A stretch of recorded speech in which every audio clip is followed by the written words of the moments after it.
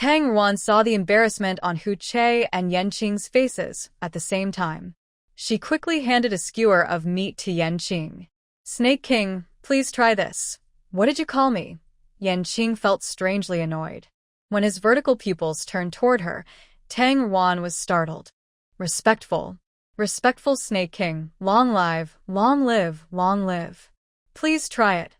For a moment, the air fell into an awkward silence. Fortunately, Yanqing finally took it. He took a bite, and the tender chicken mixed with oil, salty and spicy, with a hint of heat. It was a flavor he had never tasted before. It was so delicious. What kind of meat is this? In snake tribes, chicken is the lowest prey. He didn't expect it to taste so good. Yanqing ate another skewer. Seeing his expression soften, Tang Wan took the opportunity to tell him about the orc hunting grounds outside the city. Yanqing looked very surprised. Do they not eat meat? Apparently, in his mind, all orcs should be carnivores like the snake tribe. They do eat, but mainly herbivores, Tang Wan explained again carefully. Yanqing nodded as if he understood but was not quite sure. Yanqing has a very handsome face, but he exudes a cold, ruthless, and fearless aura. However, in Tang Ruan's impression, he is also a very gentle person.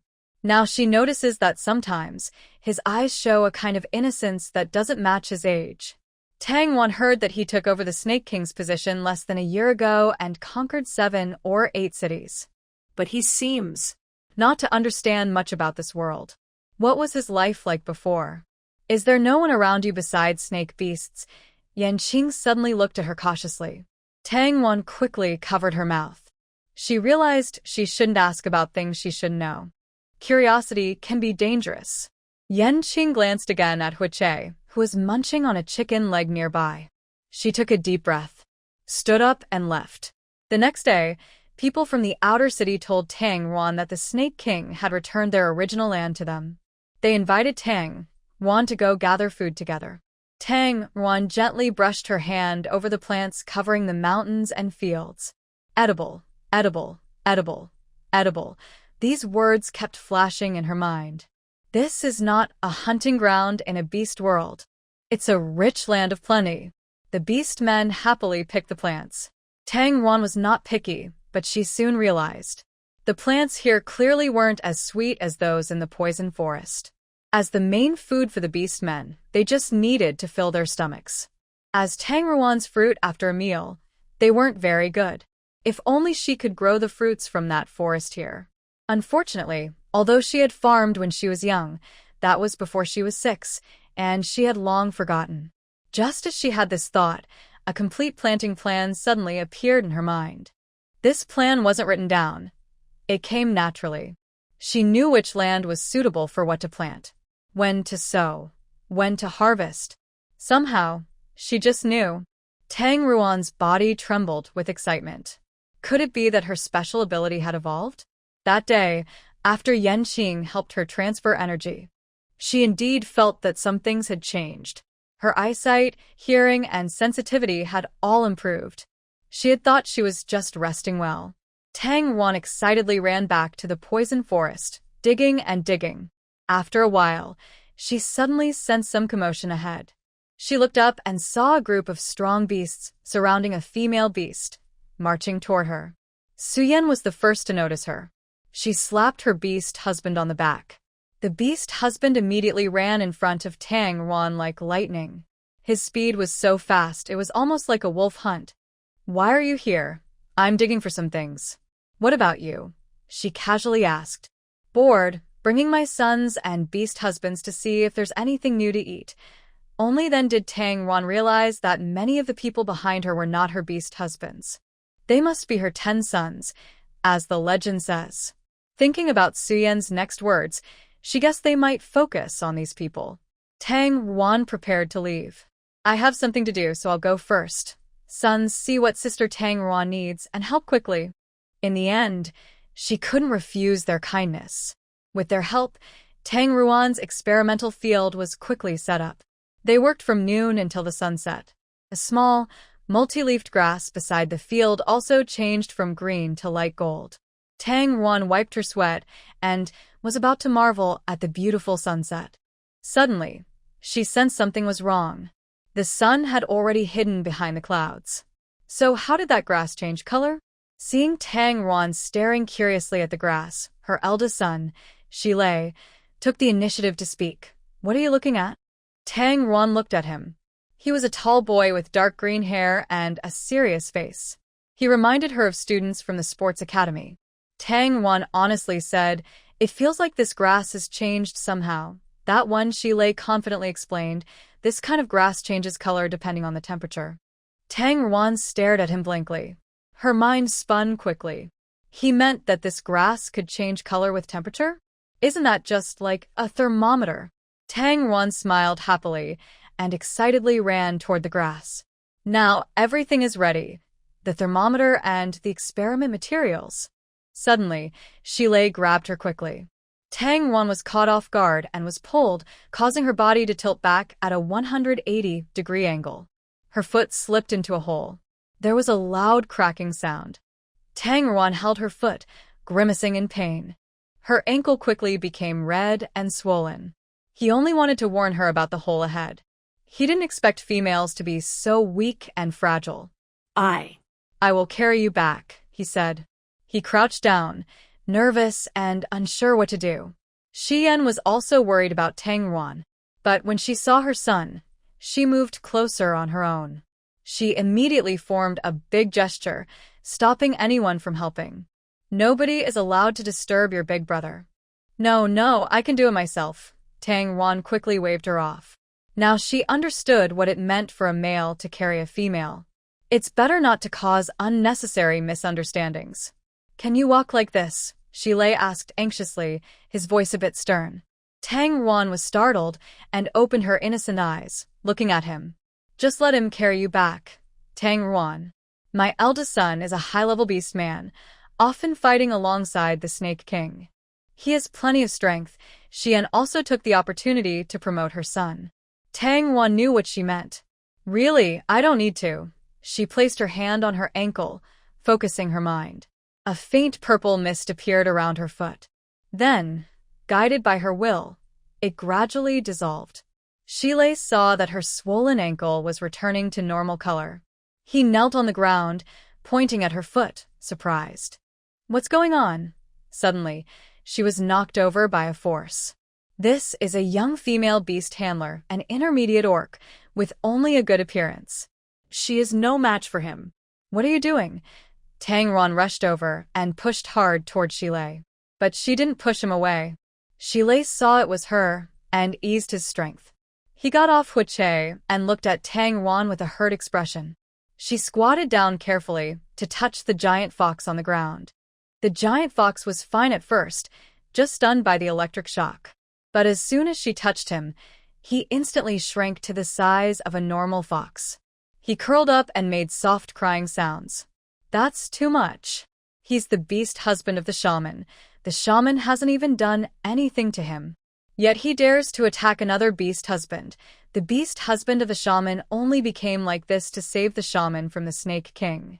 Just now, he must have thought this male was bullying the shaman and rushed in without thinking. So pitiful."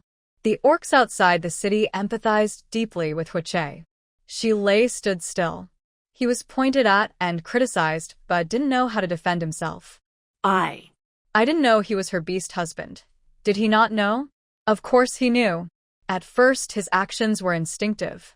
But later, after he saw clearly, he could have explained everything. Yet he used his special power. He just wanted to prove to Tang Ruan that her beast husband was not as good as him. Most females would blame their own beast husband for being useless in such a situation. And then look at him with admiration. Why was her reaction different? Tang Ruan picked up Huiche. She glared fiercely at Shilei. "He's just a little fox. Do you need to use your special power? Do you want to kill him?" At this moment, Tang Ruan's protective instinct reached its peak. In Wanshou City, the first person she met was Huiche. Huiche not only saved her twice but also depended on her for life, whether as a friend or as a pet. Huiche had become important in her heart. Who is this strange orc? How dare he hurt Huiche? Tang Ruan held Huiche and stood up. Her foot was still not fully healed. She carried Huiche and hobbled away into the distance. The orcs from the outer city hurried over to help. Shi Yan, feeling awkward, watched everything happening in front of her. She wanted to help, opened her mouth to speak, but didn't know what to say. She walked up to Shi Lei and slapped him on the back. "What are you doing? Why are you so harsh?" Shi Lei looked at the direction where Tang Yuan disappeared, his eyes full of jealousy. That cunning fox. Why does he get to have such a good partner? Tang Yuan refused to let anyone carry her. In the end, she was handed over by the orcs from the outer city to friends in the middle city, then to friends in the inner city. They all sent her back along the way. Actually, Tang Yuan was fine. She just felt sad for Huiche, holding him all the way without holding anything else. Huiche was shocked by the electric shock, and after 2 hours, he still trembled occasionally in her arms. Tang Yuan felt very guilty. It was wrong for Huiche to throw himself at her.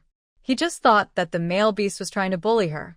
He should stay away from that male beast in the future. Yanqing looked down over the entire bee city. "King Shi, Lord Qiling asks about your next plan." Behind Yanqing, a young man with white hair tied in a high ponytail bowed and asked, "Most of Bee City has been settled. We're preparing to attack the next target." The young man raised his head. He had beautiful, fluttering peach blossom eyes with red pupils. He looked handsome but strange. "Lord Qiling asked me to stay with you," Bai Yi said. "All right then." Suddenly Yanqing's gaze was caught. He looked at a group of female beasts surrounded by males below. He saw Tang Yuan holding Huiche. Behind her, 7 or 8 males eagerly helped carry her things. They were all males from their snake tribe without mates. She was clearly popular. "King Shi, what do you want to say?" Bai Yi reminded him. "Nothing. From now on, you follow Shi Ming. Tang Yuan, if you're tired, I can carry your partner for you." "No need. I caught a cow today. I'll bring it to you tonight. Your partner probably can't go hunting lately," he added. "No need." The males around chattered excitedly. Tang Yuan looks up at the sky with a tactical gesture. From afar, she makes eye contact with Yanqing on the mountaintop. Yanqing has excellent eyesight and notices her tightly holding Huiche's hand. But Tang Yuan only sees a figure. She guesses that only someone daring enough to stand so high, with a commanding view of the world, would be there. She thinks he probably didn't see her. So she lowers her head and keeps walking back. All the fierce beast's eyes are fixed on her, but no one notices him. Did she not see him either? She just walks away silently. Thinking of this, Yanqing's breath suddenly catches. What is he expecting? Tang Yuan looks at several small caves on the back mountain. Each cave has a different temperature, perfect for testing the best incubation temperature. She goes to find the beast man responsible for her placement to ask if these empty caves can be used. She searches for a long time but can't find him. Instead, she sees 2 figures in the distance, one black and one white, especially eye-catching. They are people close to Yanqing, one of whom is probably called Shi Ming. Tang Yuan doesn't have a good impression of him. She heard that Huiche was beaten badly by him and has never recovered. Tang Yuan turns her back. Suddenly, she hears someone call her name. "How is your beast husband, Huiche, doing?" Shi Ming runs up to her. Tang Yuan doesn't want to pay attention to him, keeps her head down and walks on, but he stops her. "I was impulsive when I hit Huiche that day. I have a few spiritual fruits from the Beast God Mountain that can help restore his powers. Take these back to Huiche and tell him I'm sorry." Tang Yuan, why is this person suddenly so kind? Could it be that there are fruits in the beast world that can restore powers? No wonder Yanqing was so generous, willing to spend level 3 energy to save her. She thought he was someone who would always repay kindness. Tang Yuan is angry and doesn't want to accept. But she's also curious about how powerful these fruits are. And this is the compensation Huiche deserves. When her finger touches the fruit, she suddenly pulls back her hand. A scene flashes in her mind, a raging black sea with a burning red island in the middle. Where did this fruit come from? Snake Ming scratched his head in confusion. The spiritual fruit from Beast God Mountain must have come from Beast God Mountain. Oh. I got this from a beast man I captured. He didn't even want to eat it himself. Although he was reluctant, it was more important to please the Snake King's future partner. So, was what she saw just now from Beast God Mountain? He saw other plants, all with different attributes. Why was this one only a picture, with nothing else? Tang Yuan didn't understand. She guessed it might be an ability she hadn't fully developed yet. Without hesitation, she took it. Snake Ming, I have something else I want to ask for your help with. I saw some empty caves on the back mountain. They're not very big, and I want to use them for. No problem. Before Tang Yuan finished speaking, Snake Ming readily agreed. The caves on the back mountain are damp, and the beast men don't like to live there. They're empty, so they stay empty. Tang Yuan's gaze fell behind him. She quickly looked at him again. Do I need to tell the Snake King about this? No need. I'll tell him myself. Snake Ming breathed a sigh of relief. Finally, he had settled the matter with Huiche. He happily turned around and saw Yanqing standing nearby, looking coldly in their direction. Why does she want the cave? Yanqing asked. Snake Ming thought for a moment. He remembered that recently, rumors had been spreading in the inner city. That Tang Yuan might be planning to make the snake's son her mate. I don't know. Maybe it's for another beast man to live in. It's probably for her new beast man partner. Female beast men usually don't live together, only eating or during group activities. Tang Yuan had already started looking for a new beast man partner. Soon, Huiche would be with the Snake King. The more Snake Ming thought about it, the happier he felt for the Snake King. He had been lonely for nearly 300 years. Finally, he had a companion. Suddenly, he felt a bit of heat at his feet. Looking down, he saw the grass at his feet had caught fire. It was about to burn him. Snake Ming quickly jumped back 2 steps. Yanqing still looked expressionless and turned back into the cave. It seemed like he wasn't the one who started the fire. Snake Ming scratched his head and wondered, are there other fire elemental beast men in the City of Beasts? Tang Yuan quickly arranged the burrow.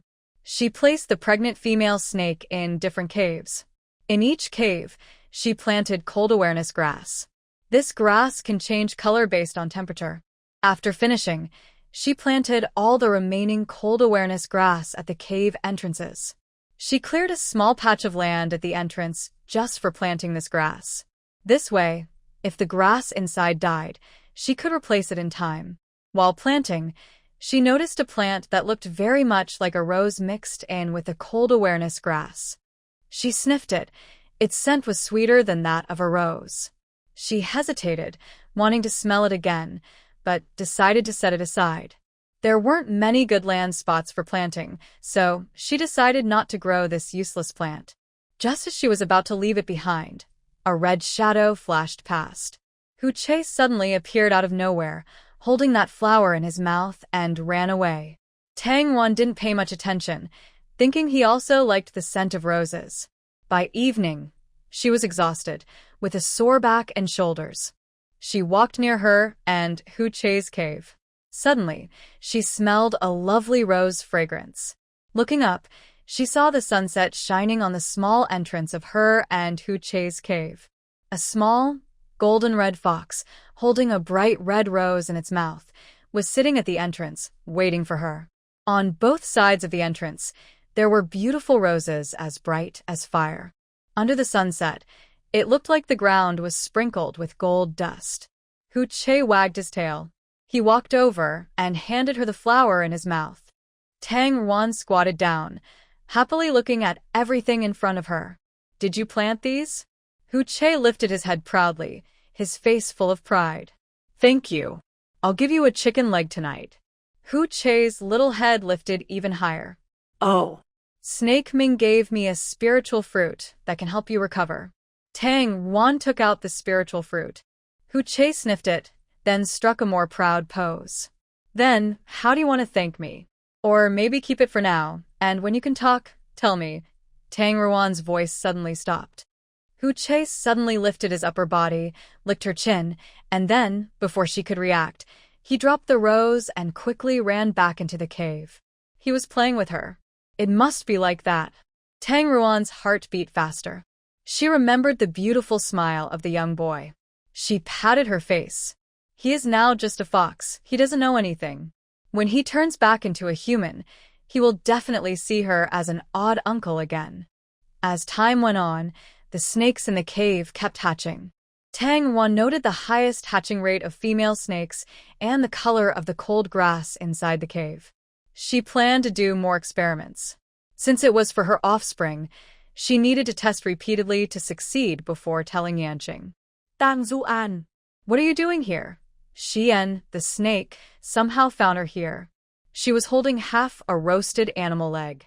Big sister, why are you here? Xian looked into the cave and saw a bunch of bright red little snakes. What are you raising these for? Tang Wan wanted to give a quick excuse.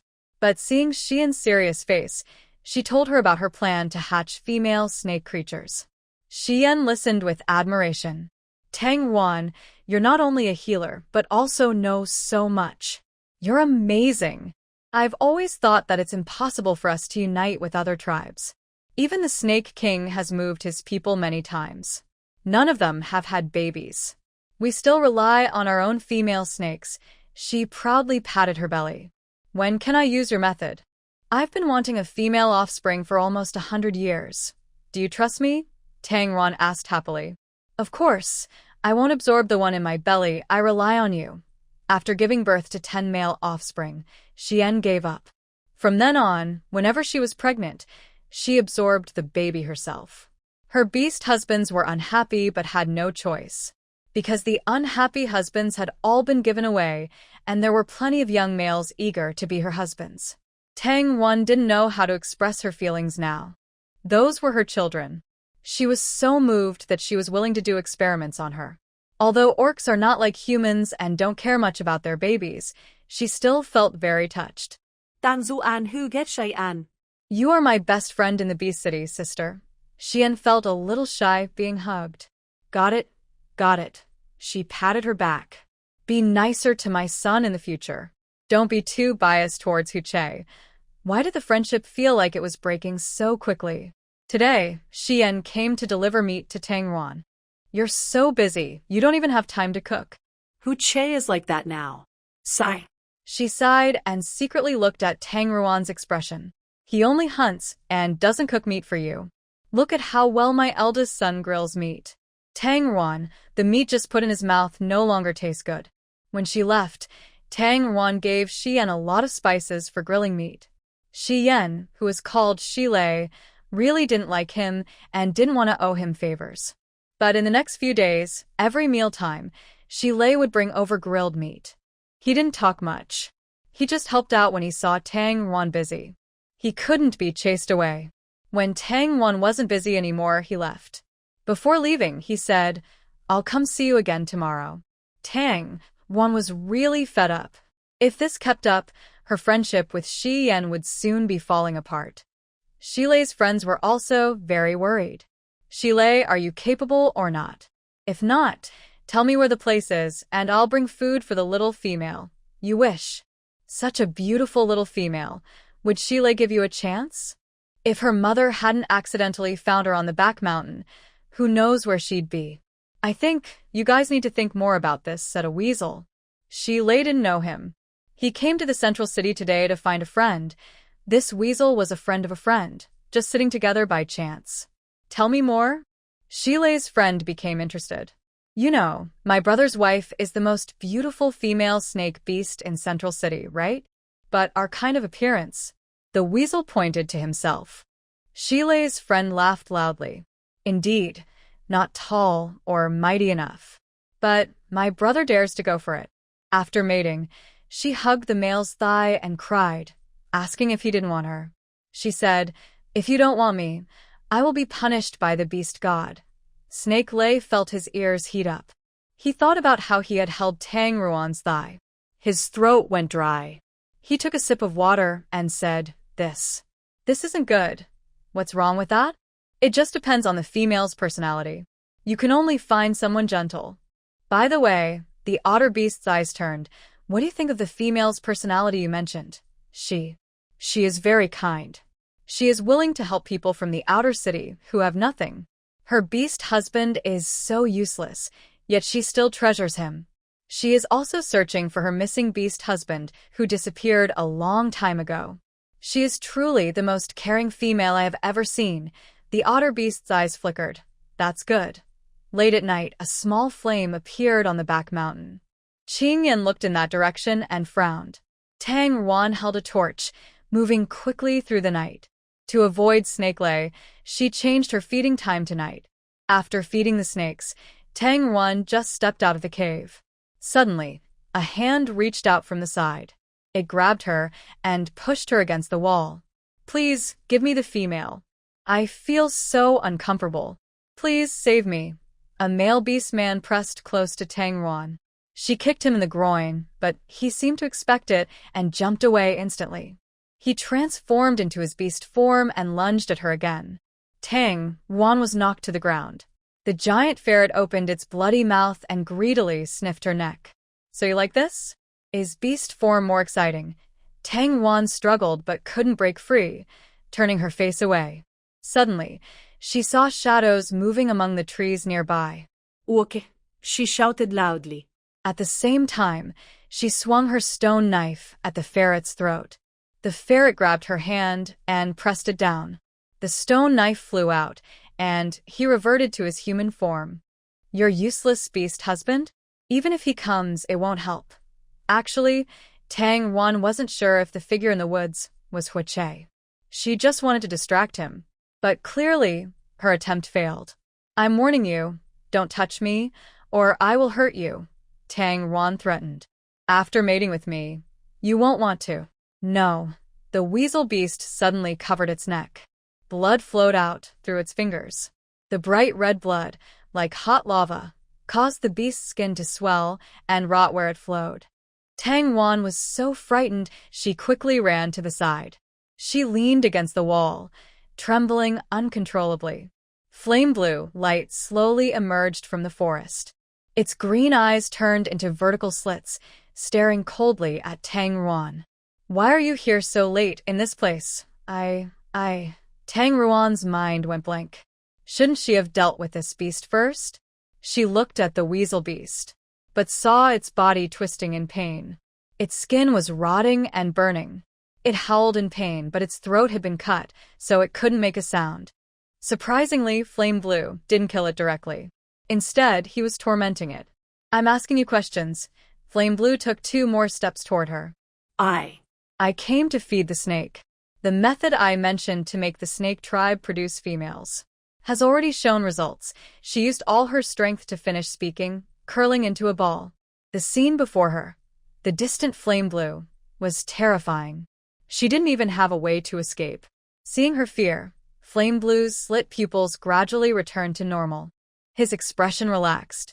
He reached out his hand to her. If you're scared, come to me. Tang Ruan's legs went weak, and she slowly took 2 steps forward. Suddenly, Flame Blue took a step and pulled her over. He embraced her shoulders but looked away. I'll take you back first. He half-formed into a snake shape, quickly weaving through the forest with her.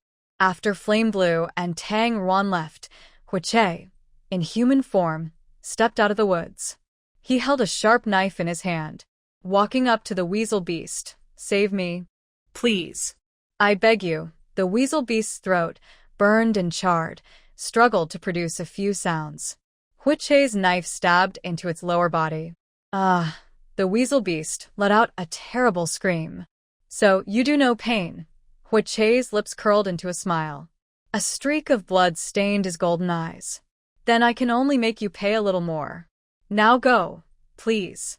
I beg you. The scream of the beast echoed through the forest.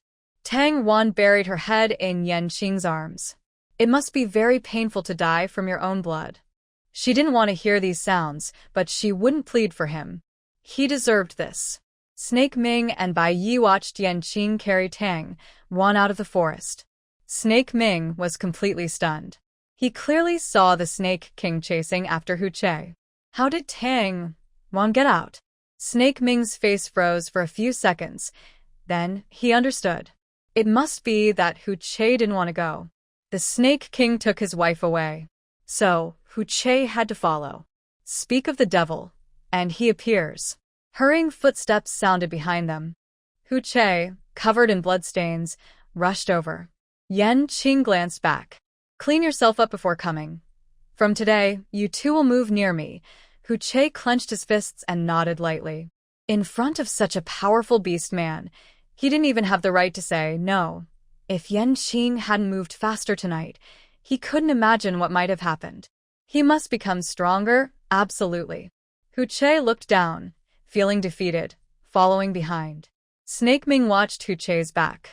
Ah, Did Snake King just tell him to clean up and follow? And that they should move nearby? Does that mean today he needs to stay a little farther from Snake King for safety? If he saw something he shouldn't.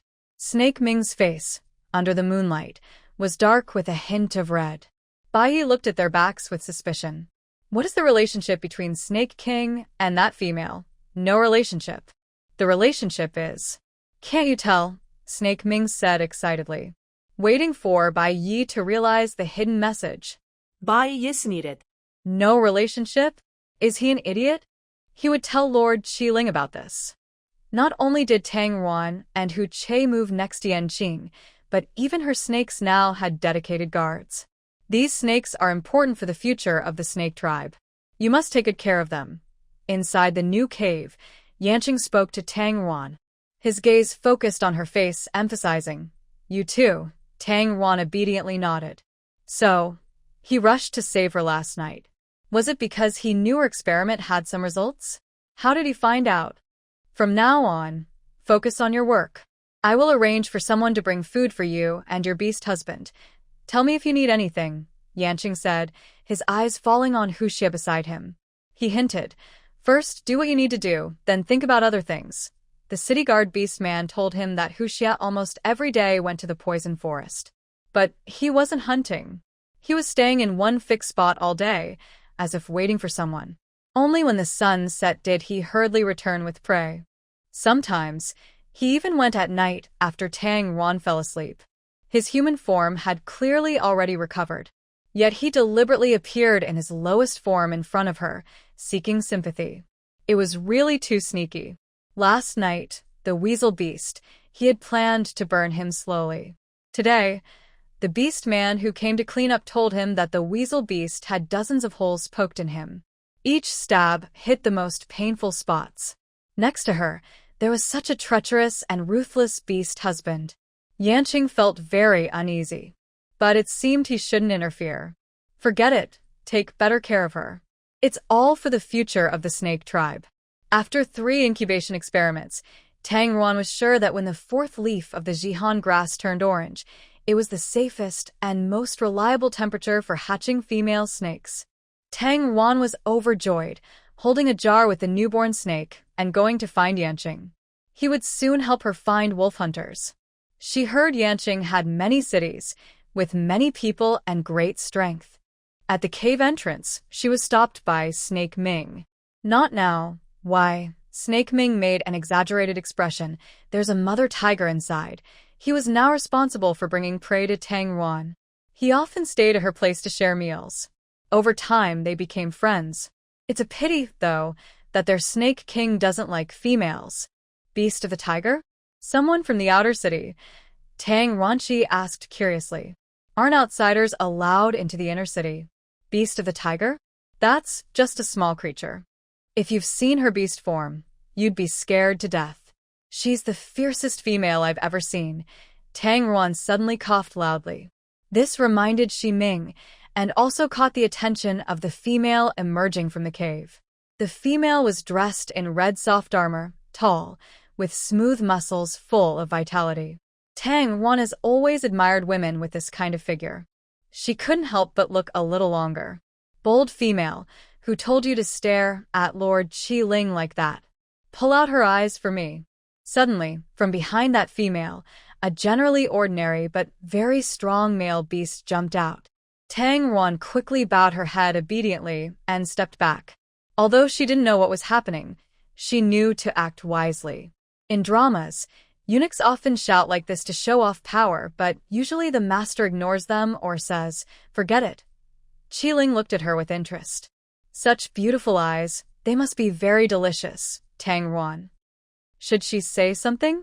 Like, "Queen, spare my life." But she clearly hadn't done anything wrong. And they were still at Yanqing's cave entrance. Isn't Yanqing the Snake King?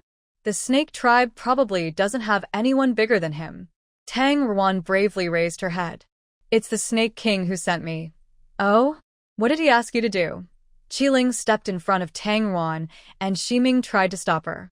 Suddenly, a red whip appeared out of nowhere in her hand, and she whipped Ximing to the ground. "Ximing!" Tang Ruan shouted. Qiling took a step forward. She lifted Tang Ruan's chin with the red whip. She was more than 10 centimeters taller than Tang Ruan. Her commanding presence made Tang Ruan swallow the words, "Queen, spare my life. Such a beautiful face should be torn apart." Tang Ruan. "What are you holding?" "A female snake that just hatched." "Female snake." "Snake hatchling." The red spirit seemed to be suddenly stimulated. She whipped her whip and struck Tang Ruan. Tang Ruan closed her eyes. It's over. She's really going to die this time. The whip she swung was caught by a large hand. A clash of blue and red energy collided with the red energy on the whip. The two powers fought against each other. The red spirit loosened her grip first. Her palm was burned by the fiery blue energy, and she stepped back several paces. Immediately, 7 or 8 fierce beasts rushed forward. "Madam, are you all right?" The beast husbands of the red spirit glared fiercely at Tang Ruan. Seeing the warning look from the fiery blue energy, they all quickly lowered their heads. Fiery blue energy wrapped around Tang Ruan's shoulder as they walked into the cave. The red spirit screams came from behind. "Fiery blue, can she give you cubs?" "Haha. There's no female in this world who can give birth to your offspring. Little female. You can't produce cubs of the Fire Snake clan, so he won't accept you as his wife. The Fire Snake clan will be destroyed sooner or later." "Ha ha." The red spirit's laughter sounded like it came from Tang Ruan tightly held the jar in her arms. She had never known before that Fiery Blue had such a crazy admirer. The problem was her strength seemed really strong. Tang Ruan placed the jar in front of him. Quickly explaining her purpose, she said, "I've confirmed the incubation temperature. Don't be afraid, I will protect you." They both said almost at the same time. Tang Ruan looked up and instinctively looked into Fiery Blue's eyes. But he wasn't looking at her. He was lowering his head, lost in thought. "Understood," she said again, repeating her plan. When they came out of the cave, she saw Snake Ming sitting on a large stone. A whip scar from his left shoulder to his elbow was bleeding flesh and blood. "Why don't you go find the shaman?" Tang Ruan asked in surprise. Snake Ming rolled his eyes, looking like he thought she was silly. "I went to that nagging old man. It's not convenient to find you. Hurry up and use your energy to stop the pain. I'm about to die from it," he begged. Tang Ruan carefully helped him up, saying, "Let's go to my cave first." "But I need to tell you something first." "What is it?" Snake Ming grimaced in pain. "My energy can heal wounds, but it can't stop pain." Tang Ruan helped Snake Ming apply medicine, while Hu Che assisted nearby. "Stay away from that crazy female in the future," Snake Ming said painfully, still warning Tang Ruan. "What crazy female?" Hu Che asked. Snake Ming recounted what had just happened. Hu Che's face remained calm, but his hands clenched at his sides. Snake Ming patted him on the shoulder. "Hey, don't go provoking her either. Anyone who gets close to the Snake King, whether female or male, she acts like she's gone mad." "Why?" Hu Che asked. "This isn't really a secret. Actually, everyone in the Snake tribe knows. Qi Ling and the Snake King failed to form a contract. Yanqing also formed a contract." Tang Ruan stood up. "Does that mean what happened between her and him in the dream was an extramarital affair?" "Tang Ruan, why are you so excited? Our Snake King didn't like males from the start. Anyway, they didn't succeed in forming a contract, so they didn't become mates." "Oh, I see." Tang Ruan sat back down awkwardly. Hu Che looked at her with a deeper, more intense gaze. Snake Ming explained the full story to them. Yanqing's mother died after giving birth to him. The old Snake King loved his wife very much and planned to follow her, but under the tribe's plea, he stayed. Since then, he no longer involved himself in Snake tribe affairs. For hundreds of years, whenever there was a war, he usually chose to give up. Eventually, he led his people to a warm climate and lived in seclusion. He no longer managed the snake tribe, but placed all hope on Yanqing. He had two main demands for Yanqing. First, to reclaim all the land lost by the snake tribe. Second, to find a female from the fire snake tribe to be his mate. Because other tribes were not worthy of the noble bloodline of the fire snake tribe and couldn't produce offspring. Little Yanqing, from the moment he could crawl, was brainwashed with these two big goals. He studied day and night. For over 200 years, he had never left the snake tribe's territory. Yanqing is already over 200 years old. Tang Wan interrupted him. Aren't the orcs around 300 years old? Then he would be considered middle-aged. Why does he look only like a human in his 20s? The lifespan of the Fire Snake clan is much longer than that of ordinary orcs. The old Snake King lived for 900 years, Shi Mingxing proudly said. Tang Wan. So Yanqing's life is that long. But spending 200 years just studying is quite painful. Shi Mingxing continued. One day, the old Snake King brought back an egg. He said it was to find a wife for Yanqing. Yanqing has always listened to his father since he was young, so he accepted it. However, when the egg hatched, it was not a female of the Fire Snake clan. It was a member of the Red-Bone Snake clan. This is a very dangerous orc with a height of dozens of meters in beast form and red bones on the outside of its body. But the old Snake King seemed to have known about this for a long time. He said that although the Red Spirit was not part of the Fire Snake clan, she was strong enough to give birth to offspring of the Fire Snake clan. So, when Red Spirit reached adulthood, the two naturally held a bonding ceremony. However, when Red Spirit drank Yanqing's heart blood, Red Spirit was burned in her throat by Yanqing's blood. She also did not have the beast partner mark on her body. Their bonding failed. A bonding failure usually has two reasons. First, the male does not want to be with the female, and his dissatisfaction has been conveyed to the beast god. Second, the male is very powerful and does not want to form a bond. He uses his abilities to change the outcome of the bond. In any case, it shows that Yanqing does not want to bond with Red Spirit. Perhaps he is used to obeying his father, but he cannot go against his own heart. This was a big to Red Spirit, who had always believed herself to be the Snake King's wife. Later, it was rumored that Yanqing did not like females. But even so, Red Spirit still wanted to take him as her beast partner. She told him she could help fulfill the old Snake King's wish to have a child of the Fire Snake clan. But Yanqing said that only the Fire Snake clan could produce offspring of the Fire Snake clan. Since then, Red Spirit became very sensitive. She looked for 7 or 8 different species of beast partners. Although the snake race cannot have children with other races, the Red-Bone Snake clan is different. Therefore, she and her 7 or 8 mates have all been with her. But she absorbed each one afterward. She just wants to prove to Yanqing that she can give birth. However, Yanqing still cannot accept her. She finally accepted that the Snake King prefers males. But you suddenly got so close to the Snake King, of course she would misunderstand. Tang Wan listened to Snake Ming's story. She felt that Qi Ling was quite pitiful.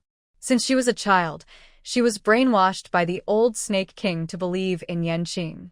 But Yanqing didn't like her, so she could only accept that Yanqing was different. She kept trying to prove her fertility with other males. It's because of her beastman body that she can handle all this. But unfortunate people often have their flaws. She shouldn't get upset just because her life isn't going well. She shouldn't always try to hurt others or tear their faces apart. Tang Wan rubbed her face. The whip Qi Ling used on Snake Ming was quite harsh. If it had hit her, she might have lost her life. Women, especially in love, really shouldn't be too stubborn. Qi Ling still plans to stay in the 10,000 Beast City for a while. For safety, Tang Wan decided to avoid her if she could. Outside the city in the experimental fields, Tang Wan was busy working. In the past few months, she had been incubating snakes. She didn't water or fertilize the fields. Yet the plants grew surprisingly well. Tang Wan bent over all day and finally collapsed onto the ground. She lay on a haystack, looking at the blue sky. She thought of the sky in Dongdong Valley. The sky in Dongdong Valley was small, surrounded by mountains. She originally just wanted everything she loved to be forever contained there. A patch of grass nearby sank down. Hu-che lay down beside her. What are you looking at? Thinking about your mate again? Yes, Tang Wan didn't deny. She sometimes mentioned wolf hunters to him. Every time she did, it felt like happiness was happening all over again. What's so good about him? Hu-che chewed on a piece of straw. He is strong, brave, kind, responsible, smart, and handsome. All right, your ears are going to get sore. Hu-che scratched his ears. Talking about it just never ends. He glanced at Tong Wan out of the corner of his eye. A male being loved so much by a female, if he died, he would probably feel happy. Tong Wan turned to look at him. Hu-che didn't have time to look away. For a moment, their eyes met. His golden eyes sparkled like stars in amber under the sunlight. Tong Wan was momentarily distracted and then asked, "Why are you here?" Hu-che sat up, resting his chin on his hand, looking down at her. "As my wife, wherever I am, you are too." He spoke seriously, his eyes shining with a smile, and the corners of his mouth curved happily. Tong Wan was unsure whether to believe him. "We're just pretending." The sparkle in Hu-che's eyes dimmed. He turned over and looked into the distance. "I know that, but I have to act fully. Don't let anything slip. It's also to protect you. That cheese spirit knows you have a very handsome beast partner, me, and I haven't caused you trouble lately." Tong Wan. Then, "Thank you. No need, it's what I should do. You've also helped me avoid a lot of trouble." Tong Wan asked, "Hu-che, I've been meaning to ask, why did you come to Wonshou City?" "I'm waiting for someone, a very important person." Suddenly, Tong Wan remembered the red fox named Huma she saw in the cave valley. He looks a lot like Hu-che. Before she could speak, Hu-che was already busy. "Do you need to pick all these fruits? Then don't be lazy. Hurry up and work together. It looks like it's going to rain." A dark cloud drifted over from the horizon. It really was going to rain. Tong Wan quickly got up to work. In the end, she still got soaked. The two hid in a beastman's cave outside the city. "Shaman, let's stay here today. When it rains in Wonshou City, it doesn't stop for 3 or 5 days. I'll bring you some animal pelts." "Thanks," Hu-che replied cheerfully before Tong Wan could speak. The orc soon brought back some animal pelts and meat. Tang Wan also shared most of the fruits and vegetables she picked today with him, asking him to distribute them to everyone. She couldn't eat so much herself, and she only picked the ripe ones before they spoiled. Tang Wan started a fire, roasting meat and fruit over it. Outside, heavy rain was falling and there was a cool breeze. Tanzuan's nedet. A wool blanket was thrown over her head. "Wrap yourself in this first, and dry your clothes before putting them on." Tang Wan looked at Hu-che and then around her. There was nowhere to hide nearby. Hu-che crossed his arms and turned away. "Don't worry, I'm not interested in you," he said. Other orcs might say they're not interested, but Tang Wan might not believe it. Hu-che said he wasn't interested, so it must be true. After all, she thought he was the most handsome and proud-looking orc she had ever seen.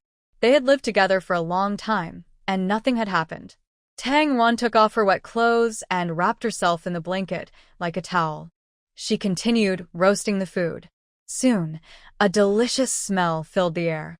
"Can I turn around now?" Hu-che suddenly asked. Tang Wan realized he was still turned away, but he was already sitting on the ground. "You can eat now." Hu-che hurried over to start the fire. It looked like he was also cold. Tang Ruan's clothes were almost dry, so she put them back on. The orc who brought the supplies probably thought they were a couple and only gave them a large piece of animal fur. The rest was small and only good for padding under their bodies. But since the outer city orcs didn't hunt much, this big fur was probably very precious to them. It was cold again, and Tang Wan didn't want to ask for another one. "Go ahead and cover yourself." "I'm fine," Hu-che said, flexing his arms and shivering. "Maybe we can share the blanket." In the next moment, Hu-che suddenly crawled inside. Hu-che happily grabbed the blanket. "Let me tell you, female, don't even think about hitting on me. I've just become an adult." Tang Wan was a bit angry, feeling like he was a lecherous old man who might take advantage of her at any moment. I'm not even a year old, as an adult. Is that so? He wanted to explain that he was a young, vigorous male. But then he realized that Tang Wan was about his age. Yet, she was so caring, had a good temper, and knew so much. No matter how he looked at her, she didn't seem like a newly grown young woman. Tang Wan also got into the bed. She placed a stone between them and helped tuck in the blanket. Sleep now, little one. I won't be interested in you. Che didn't understand what little one meant. But seeing Tang Wan angry, he found her quite adorable. Late at night, the firelight lit up Tang Ruan's sweet, sleepy face. She turned over and faced Che, stretching out her arm. Che was awakened. He helped her put her hand back and tucked in the blanket. Wolf Hunter. Suddenly, she lowered her head, burying her chin in the blanket. She started to cry softly. Tang Ruan. Che gently called her. She used to fall asleep and suddenly start crying. Whenever that happened, he would deliberately make some noise to wake her up. She was so close to him. He didn't want her to wake up. Che lowered his head and kissed her eyelids. He wanted to wipe away her tears. If only he could stay by her side. If he could, he would never let her cry in her dreams. His kiss slid from the corner of her eye to her nose, then down to her lips. But he could only act like a thief, secretly hiding all his dirty thoughts. The moment he touched her soft lips, something inside Che seemed to suddenly wake up. His body grew hot, and he couldn't help but want to deepen the kiss. He wanted her to be his and only his. Please go ahead, just keep walking until you reach. Suddenly, a beastman's voice came from outside the cave. Che immediately turned around and stood in front of Tang Ruan. The firelight inside the cave illuminated the person at the entrance. Lan Qing stood there with a cold face at the cave entrance. It was pouring rain, but not a single drop fell on him. His commanding presence created a barrier of mist and steam a few centimeters away from his body. His gaze swept over Che and then fell on Tang Ruan, who had just woken up behind him. Tang Ruan sat there, instinctively clutching her blanket. She looked at him in shock. Flame. Snake King? Why are you here in the middle of the night? Yanqing stared at her, his mind filled with the images he had just seen. He realized he had delayed their good moment. He was happy to see him kiss her openly. At that moment, he suddenly felt jealous and wanted to hurt this male. Your cave caught fire. What? Tang Ruan stood up. Snake Ming hurried over from behind, as if he had just caught up with Yanqing. Tan An. Are you okay? I'm fine. Seeing Yanqing's icy-like face, Snake Ming shrank back. Qi Ling set a fire, and your cave was burned to nothing. Luckily, you two didn't go back today. When the Snake King finds out, he will search the whole city for you. Snake King, wait for me. Before Snake Ming could finish, Yanqing looked deeply at Che again. Then he turned and walked back into the rain. So, the cold expression he had earlier was because he was worried about them? Thinking about the last look Yanqing gave Che, was he worried about her? Or about himself? Sometimes, after hearing too many rumors, she started to believe some of them. They stayed outside the city for 2 more days. Finally, when the weather cleared, Tang Ruan and Che packed up to go back. The beastmen outside the city came to see them off. A female beast hesitated, seeming to want to say something. Big sister, do you have something to tell me? Tang Ruan asked kindly. The female beast shyly said, the fruit you gave me that day was very delicious. My cubs keep asking for more. My mate went into the forest to find the same, but it doesn't taste the same as yours. So can I pick a few from your place? I am too, and I also like sweet wheat.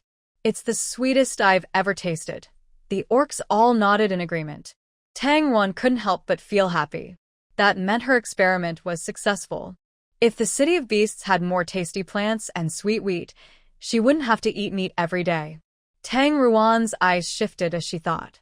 I can let everyone pick some, but there aren't many fruits, so each person might only get 1 or 2. The orcs looked disappointed. But everyone knew Tang Ruan was telling the truth. And she wouldn't just take all the hard-grown fruits from others. However, I can teach you how to grow them yourselves. Once you learn, you can grow delicious food on your own. Really? One young orc said excitedly. Can I grow food as tasty as what the witch doctor sister grows? The orcs in the city of beasts didn't have much farming experience, but they would leave some seeds under the plants they liked, hoping to grow the same next year. Tang Wan spent the afternoon helping everyone. Following the planting plan she imagined, she prepared each piece of land. As evening approached, she and Huxia started heading back. They traveled from the outer city to the middle city, then to the inner city. Along the way, Tang Wan saw several snake tribe orcs in the inner city, including Snake Yan's son, Snake Lei. Snake Lei saw her and hesitated to speak. After exchanging a warning look with Huxia, he had to hold back what he wanted to say. Tang Wan probably disliked him a lot now. If she hadn't told that weasel beast about her situation and been followed, she wouldn't have been in danger. Although he didn't know what happened that night, from the way the weasel beast died, the Snake King must have been angry. He usually kills quickly and rarely tortures like that. And Tang Ruan's mate, too, was not an ordinary person. He seemed gentle on the outside but was ruthless inside. But after that night, he understood one thing. Tang Wan was not someone he could covet because she was the one the Snake King liked. Everyone believed the Snake King preferred males. He had been fighting alongside the Snake King for over a year. It is clear that many male creatures have shown interest in him, trying to get close to him. All of them were driven away without exception. Snake Ming only recently arrived beside him and naturally doesn't know about these things. He foolishly complains about it, saying that Tang Wan is clueless, and that the Snake King has finally found true love but still refuses to let Hu Che go. It's truly laughable. Shi Lei shakes his head. If he cared about Hu Che, why would he send them to secretly protect Tang Wan and never mention her beast husband? If one day she becomes the Snake King's wife, would he still have a chance? Shi Lei dares not think further. His life is more important. The Snake King is actually a very controlling person. He doesn't want anything to be outside his control. Even after learning that the cave was burned, seeing the dark, connected cave entrances still frightened Tang Ruan. Her snakes, of course, were even more scared. They probably turned crispy from fear. "Madam, don't go in yet. Let me tidy up first," Hu Che says. As soon as he finishes speaking, he sees Yanqing standing at the entrance of the Snake King's cave. He remains expressionless, but keeps his eyes fixed on Tang Ruan. "From today, you will live with me," he declares. Tang Ruan and Hu Che move into the Snake King's cave. They stay in the same cave that Bai Yi used to occupy, right next to Yanqing's place. Bai Yi is sent back to be with Qi Ling. Tang Ruan follows behind Hu Che, just about to go in, but is stopped by Snake Ming. "Tang Ruan, you and your beast husband can't live separately." Tang Ruan blurts out, "Why?" Suddenly, she remembers that Yanqing is still single. Their current situation is like a young couple living next door to a single friend. The cave's soundproofing isn't good, so Snake Ming might be worried they could make noise. Okay, she quickly changes her tone. Finally, she can live alone. She feels freer. Snake Ming looks as if he understands and agrees. He watches as Snake Ming moves Tang Ruan to a cave farther from him, near Yanqing. He had them move in to protect Tang Ruan from being hurt by Qi Ling. What does this have to do with Hu Che? But he opened his mouth but couldn't say what he was thinking. What kind of identity could he have to say such things? "Can I also use the hole next door?" Tang Ruan asks Snake Ming. Snake Yen is about to give birth. She needs to start helping her hatch eggs. The incubation room is warm and needs a separate space. Snake Ming looked at Snake King. Last time, he acted on his own and got scolded for several days. After getting Yanqing's approval, Tang Ruan immediately smiled. "Thank you, that's great." Seeing her smile for the first time because of his words, Yanqing's eyes suddenly softened and a small smile appeared on his lips. Snake Ming. Tang Ruan, that's right. In her dreams, he is just an expression. Snake Ming. Snake King actually smiled. Because Hu Che moved in, he was so happy, he went crazy. Snake Yen is about to give birth. Tang Ruan visits her almost every day. She wants to record the reactions and process of snake people before giving birth. This is very useful medical knowledge. Every time Tang Ruan goes, Hu Che stays close by her side. From afar, they see a group of people standing at the entrance of Yanqing's cave. Tang Wan immediately spun around, ready to run, but she was still noticed. Qi Ling approached her fiercely. "You really are lucky," she suddenly appeared with a red whip in her hand. "But today, luck isn't on your side." She swung the whip toward her. Hu Che immediately transformed into beast form. Behind Qi Ling, a loud shout was heard. "I told you before. I don't like repeating what I say." Qi Ling's whip suddenly caught fire. It burned her, and she dropped it in pain. She looked at Yanqing with hurt eyes. "Yanqing, you grew up watching me. And now, because of a different race, you're hurting me?" Yanqing stepped forward. It was said that he grew up watching her. But he and she were just forced together by his father. "Is that what you think?" Qi Ling's voice trembled. Seeing this, Tang Wan felt a little sorry for her. "Do you remember what I said to you when you killed Qingqing?" Suddenly, Qi Ling's face turned pale. Yanqing approached her closely. "I can only forgive you once." He didn't finish his sentence. But Qi Ling's breathing almost stopped. Because she remembered his exact words were, "I can only forgive you once. Next time, if you dare hurt someone I love, I will kill you." The pressure coming from Yanqing made the surroundings fall into a deep silence. Everyone seemed to forget how to breathe. "Are you afraid?" Yanqing's voice sounded in her ear. Tang Wan suddenly realized he had already come in front of her. He looked down at her from above, with a cautious look in his eyes. "Are you afraid?" he asked again, his voice softer than before. It was as if he was worried she might be frightened again. Tan Zuan not dead hon stili. "Come with me." He took her hand, his large hand completely covering hers. Hu Che retreated slowly, keeping close behind her. He was afraid she might attack unexpectedly. Yanqing pulled Tang Wan a few steps. Seeming to think she was moving too slowly, he suddenly bent down and picked her up. Tang Wan just said one word. When he looked into his vertical pupils, she immediately swallowed the rest of her words. Yanqing's cold face was very frightening. The noise earlier had attracted many snake tribe beastmen. They stood far away, watching Yanqing carry Tang Wan away. At this moment, they were so shocked that their jaws almost dropped.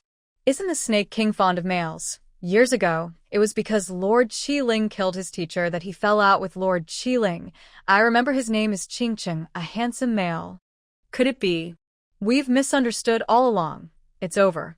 I was even thinking of making Tang Wan the mistress. How dare you say that? Are you crazy? Qi Ling suddenly whipped out a whip, creating a deep hole in the ground. The beast men immediately fell silent. At the cave entrance, Hu Che suddenly turned around. His gaze swept over the two beast men beside Qi Ling. The most muscular one was clearly from the crocodile tribe, with a pair of eyes unique to that tribe. He knows of one member of the crocodile clan, the former ruler of Wanzhou City. It is said that when the ruler was killed, his son was not seen. There is another, who is so beautiful that she stands out among others. She is from the Red Fox clan. Hu Che's gaze lightly meets hers. Then he looks into the distance. Deep in the forest, a few fox calls are heard. Hu Che stands by the stream looking around. Suddenly, a reddish-brown fox rushes out of the woods. In an instant, it transforms into a handsome young man at his feet. "Lord Hu Che, Hu Shao, it's really you." Hu Che quickly helps Hu Shao to stand. "How did you become the beast husband of the Spirit of Red?" Hu Che asks curiously. Hu Shao lowers his head. "After we got separated, we were attacked by the White Fox clan. They actually tried to wipe us out." Hu Che is shocked. They are, after all, blood relatives. The Fox clan was originally made up of the White Fox clan and the Red Fox clan. The first wife of the old Fox King was the leader of the White Fox clan. After she died, the old Fox King became the leader of the White Fox clan. Later, Hu Che's mother, who was the leader of the Red Fox clan, took him as her beast husband. He has a good way with wives. After Hu Che's mother died, she entrusted the tribe to him. Since then, the two clans merged, leading to unprecedented prosperity. The old Fox King also changed from tribe leader to Fox King. However, the child of his first wife, who was believed to be Hu Che's mother, was thought to have caused their mother's death. Harboring deep resentment in his heart, it finally erupted after the old Fox King died. War broke out between the White Fox clan and the Red Fox clan. The Red Fox clan was driven out of their territory. Hu Che clenched his fists in anger. Although they are not biological brothers, when he was young, he truly regarded the White Fox clan siblings as family. When I barely escaped with my life, I happened to meet the spirit of Red. To survive, I had no choice but to follow her. Later, she didn't mind having me around and took me in, Hu Xiao says shamefully. Now she also trusts me greatly. I manage one of the Snake King cities, Hu Che sighs softly. Even if they leave the Fox tribe, they still cannot escape the fate of being treated as objects for exchange of benefits. Have you seen my older brother? Hu Che asked. Hu Xiao shook his head. Since I settled down beside Qi Ling, I have been looking for you all. There is no news of the eldest prince. Aren't you with the second princess and the eldest prince? Hu Che recalled the days when he was captured by the lion tribe. His nails dug deep into his flesh.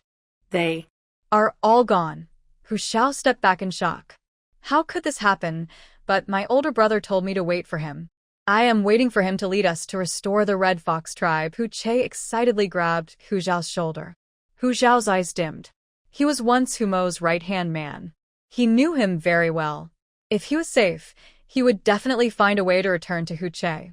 He would never rest easy leaving his most innocent younger brother alone outside the tribe. Lord Hu Che, Hu Xiao hesitated before speaking.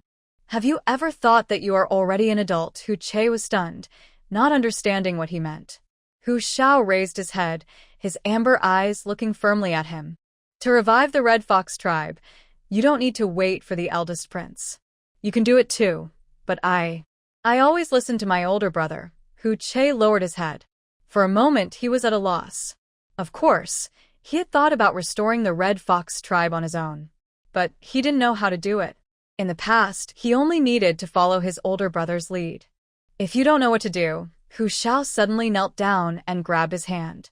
Join me in seeking Lord Qi Ling. The cities of the Snake tribe are all managed by Lord Qi Ling. She highly values her beast husbands.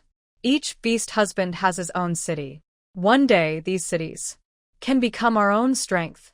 Hu Che hesitated. Even if they controlled 2 cities, they could not claim them as their own. He has seen the Flame Blue attack a city. Actually, the other snake tribes are just responsible for cleanup. He has the power to sweep through a city alone. If they want to serve the snake tribe, then betraying it means only one way, death. But it's not entirely useless. At least, they can use resources to gather the scattered Red Fox tribe members, to provide them with food and shelter. What are you hesitating about? Is it because of that female? Hu Xiao tightly holds his hand. Is she your wife? Uke remains silent. Hu Xiao looks disappointed. How can the Fox tribe choose a wife casually?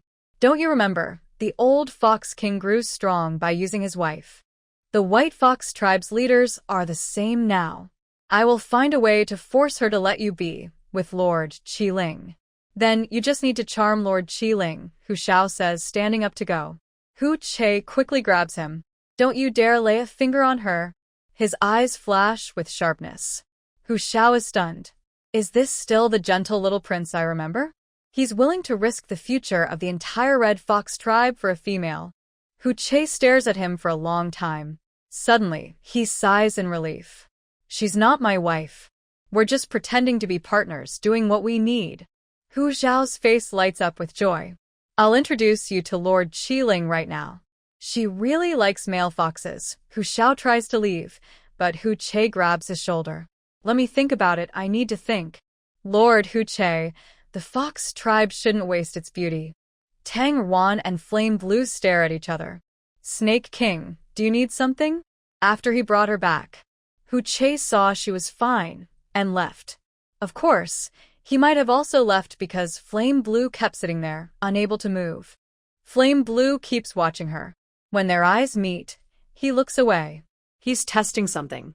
And the result is, he really wants to stay by her side. As long as he stays close to her, he feels very safe. Once she leaves his sight, He begins to imagine all sorts of bad things happening to her, because she is really too fragile. Such a weak female cannot possibly give birth to the offspring of the Fire Snake clan. He remembers his mother. She died because she carried him in her belly. His father never mentioned this to anyone, but the high-level beast was already aware when his mother was pregnant. So, Yanqing clearly remembers that his ordinary snake mother left her mate for a long time to give birth to him. When she returned, he had already grown too big to be easily cared for. His father could only accept it helplessly. His mother's wish was that her mate could love her child, but he could only do what looks like love, because he couldn't forgive Yanqing, the one who caused his wife's death. Yanqing is actually very afraid of falling in love with Tang Ruan. Loving a weak female might put her in danger, and she already has a beast mate by her side. He can't even find a reason to stay close to her. Reluctantly, Yanqing stands up. He prepares to leave the cave. As he steps out, from the first time he felt a spark of attraction to now feeling jealousy and possessiveness. Tang Ruan quickly stands up too. "You're leaving." She looks very happy. A cold-faced Yanqing is really not cute at all. Suddenly, Shiming brings in a deer leg. "Tang Ruan, help me roast this. I'm crashing at your place today." "Shiming, Snake King, you're here too, so should we eat together?" Yanqing, who is already unsure, sits back down again. "Tang Zuan." "Tang Ruan, doesn't anyone ask for her opinion?" Shiming casually eats a few pieces and then leaves. It seems that, whether in Tang Ruan's original world or in the beast world, eating with the leader is always very uncomfortable. To make Yanqing eat faster, Tang Ruan piles all the roasted meat in front of him. "Eat more. It won't taste good if it gets cold." She then busies herself on the stone slab. "Hurry up and finish eating, and hurry up and leave." Tang Ruan used homemade wooden chopsticks and placed a seasoning that Yanqing had never seen before. She also gave him a pair of chopsticks. Although they were a bit difficult to use at first, after getting used to them, he definitely wouldn't get his hands dirty. Suddenly, he felt that living with her might be very interesting. "If you take in another beast husband, what kind would you want?" Yanqing blurted out without realizing it. Tang Ruan was even more surprised. The chopsticks in her hand suddenly broke, and her wrist hit the stone slab. The bracelet on her wrist immediately emitted a burnt smell. Tang Ruan quickly jumped back. Yanqing waved his hand. The stone slab instantly lost its heat, and the fire underneath went out. A layer of white frost appeared. Tang Ruan looked at this scene in shock. He could actually absorb heat. Controlling fire, absorbing heat, burning the blood of beast men. He was incredibly powerful. Why did she initially think he was the most gentle beast man in her dreams? Yanqing grabbed Tang Ruan's scorched wrist. Within seconds, the burning sensation disappeared. Instead, a cool feeling took over. Yanqing released her hand. Her delicate, white wrist looked so fragile in his palm. It seemed that if he pressed a little harder, it would break. Looking at the slightly wrinkled skin on her wrist, he showed a displeased expression. He wondered why she was still hurt, even though he was already so timely. Tang Ruan was really afraid of his cold face, especially when he stood so close with that cold expression. The natural aura of authority he exuded made her, an ordinary person, want to kneel and worship. "I'm fine." Tang Ruan wanted to pull her hand back, but he grabbed it again. The bracelet woven from fox fur on her hand was burned and broken, revealing the beast man mark underneath. It was a wolf fang. She had said her missing beast husband was called Wolf Hunter. He was a high-ranking beast man of the wolf tribe. He looked back and forth at her. On her wrist, there was only one beast man mark. In females, the location of the beast man mark is usually very fixed.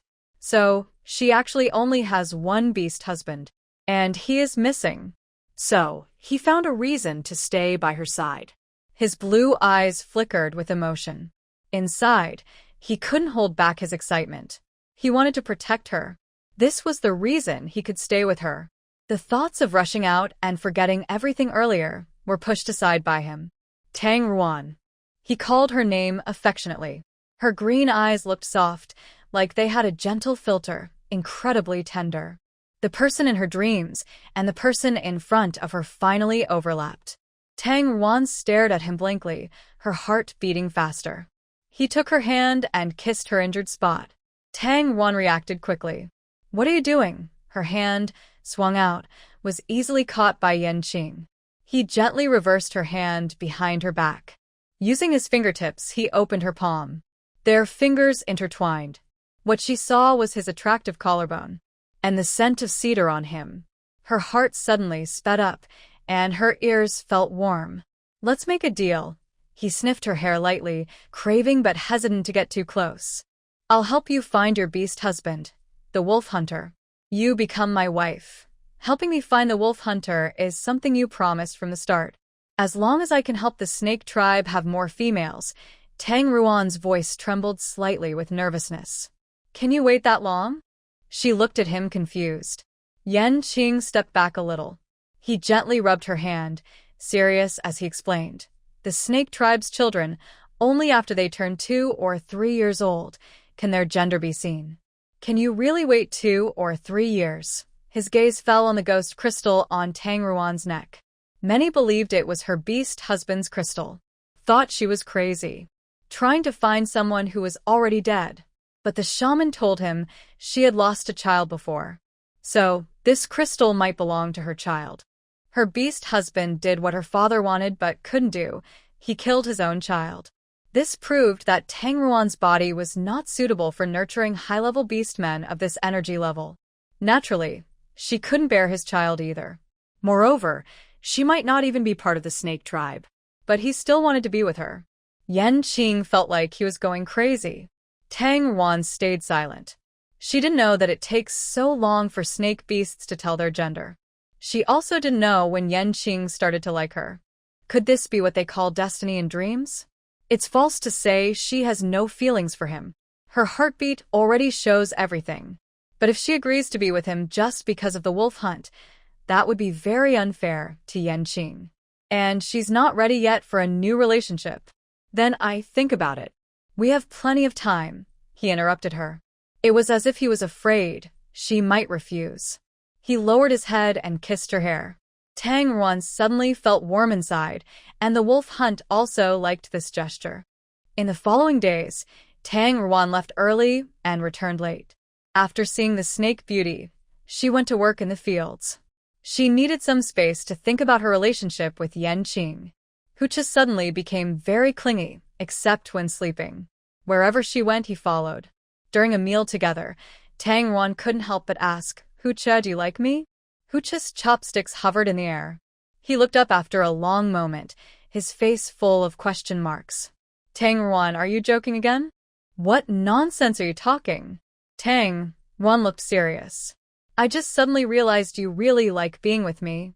If all the beasts in her dreams were destined to like her, then Hucha should be the same." Hucha stared at her, his eyes flickering. The sunlight shone on his handsome face.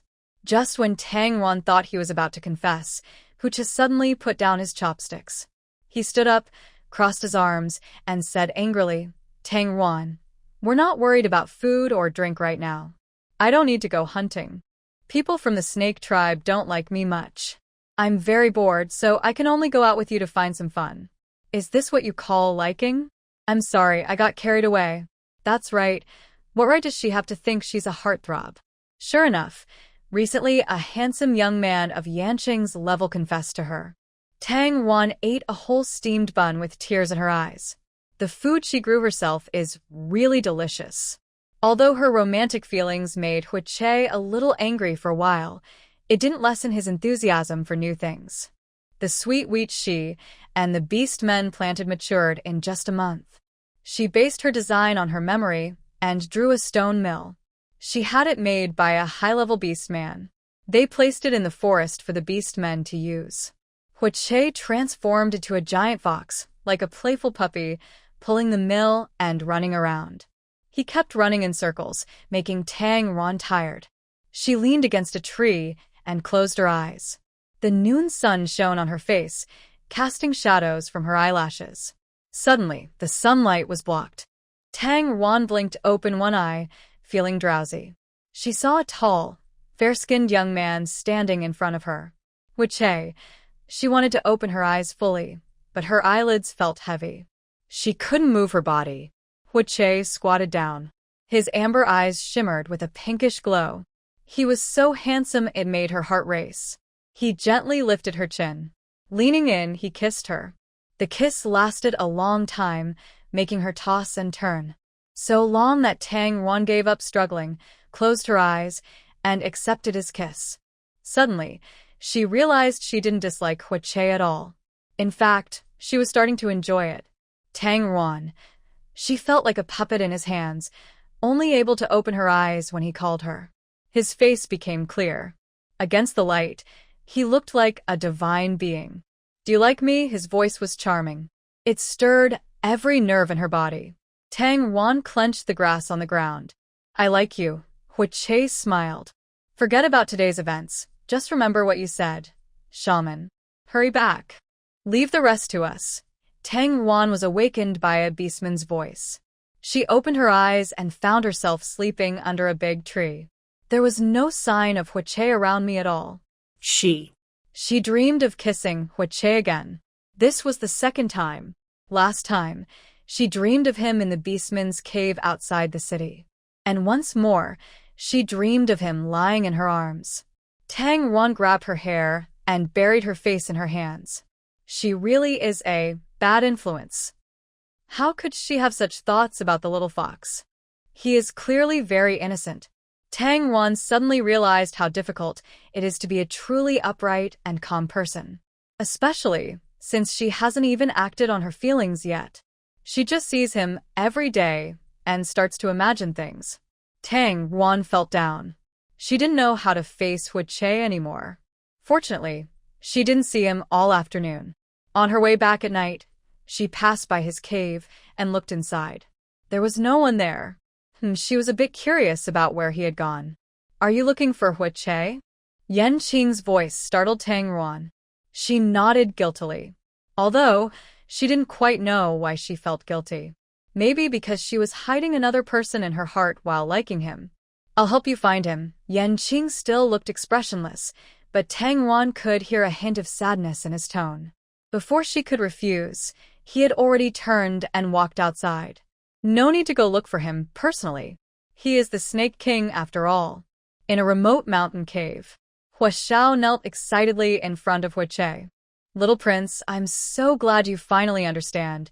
I only agreed to meet her. The rest is up to me. You can't be there, and you can't promise anything to her," Hui said. Hui Xiao hesitated before speaking, "But if I don't tell Lord Qiling, what if she's angry?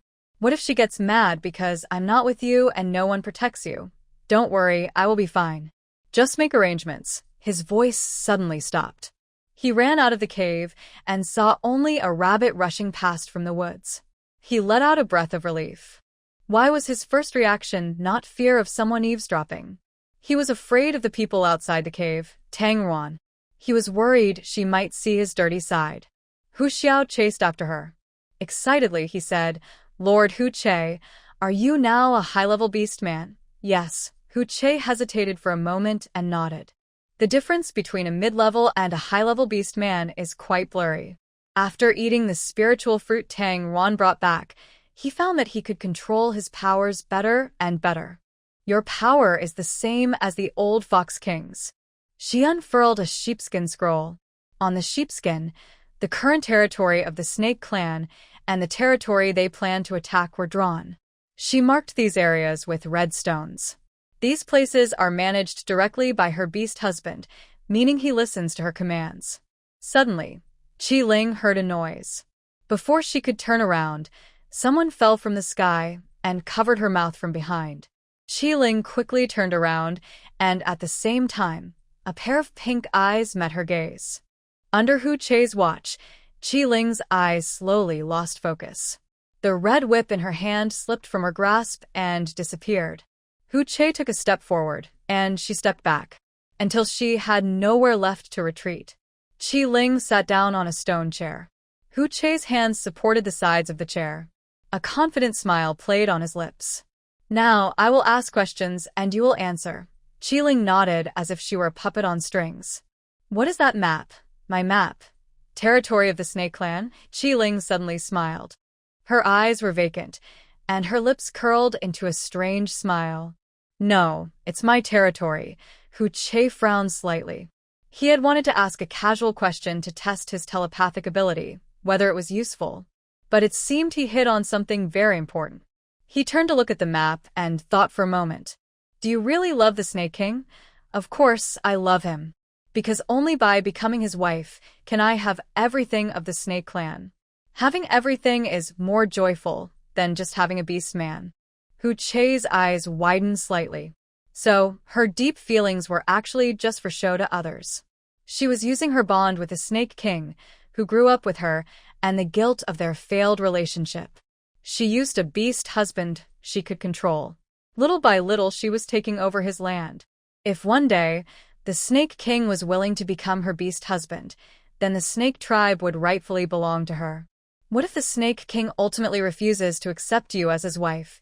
A deep, cold voice lifted, and she looked up, staring into Fox Che's eyes. At that moment, Fox Che even thought his special power had stopped working. Then kill all the snakes, including Yanqing.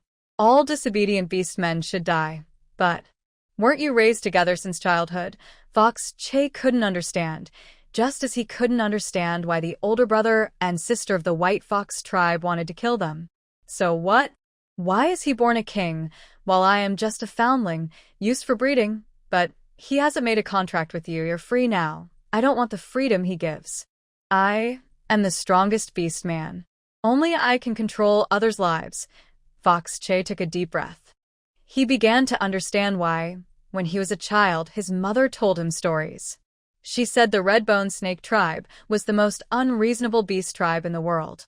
They always wanted to be the strongest and control others' lives. Because they were powerful, they saw life as nothing. Whenever they were unhappy, they would kill other tribes at any time. Eventually, they were wiped out by an alliance of tribes. He never expected this one to be left behind. Fox Che took another deep breath.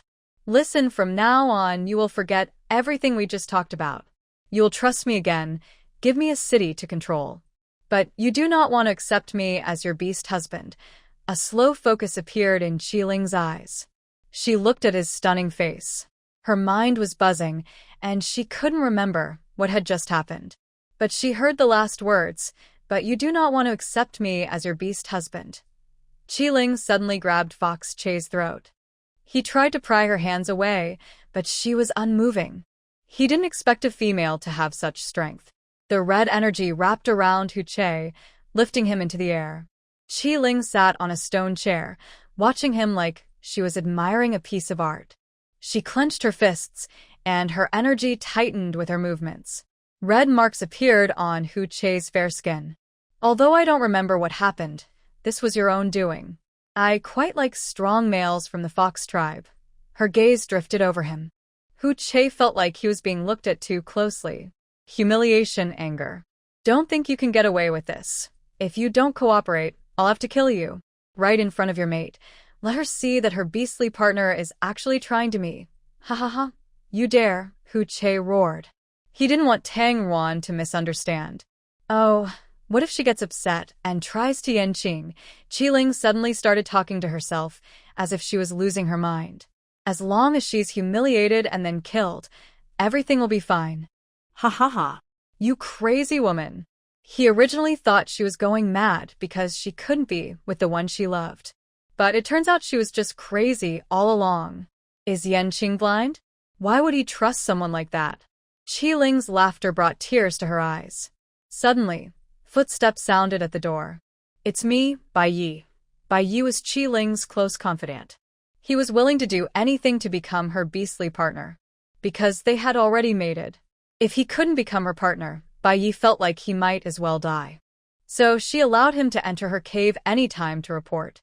The Snake King wants to see you. He has something important to tell you. Qiling's hand suddenly loosened. Hu Che fell to the ground. But he was still tightly bound by the red energy. She stepped on Hu Che's stomach with her foot. Little fox, wait for me to come back. We'll play slowly then. Hu Che slowly moved toward the sheepskin scroll. He struggled to stand, memorizing the position on the map. He had a good memory. He only looked at it twice, and he could redraw it clearly in his mind.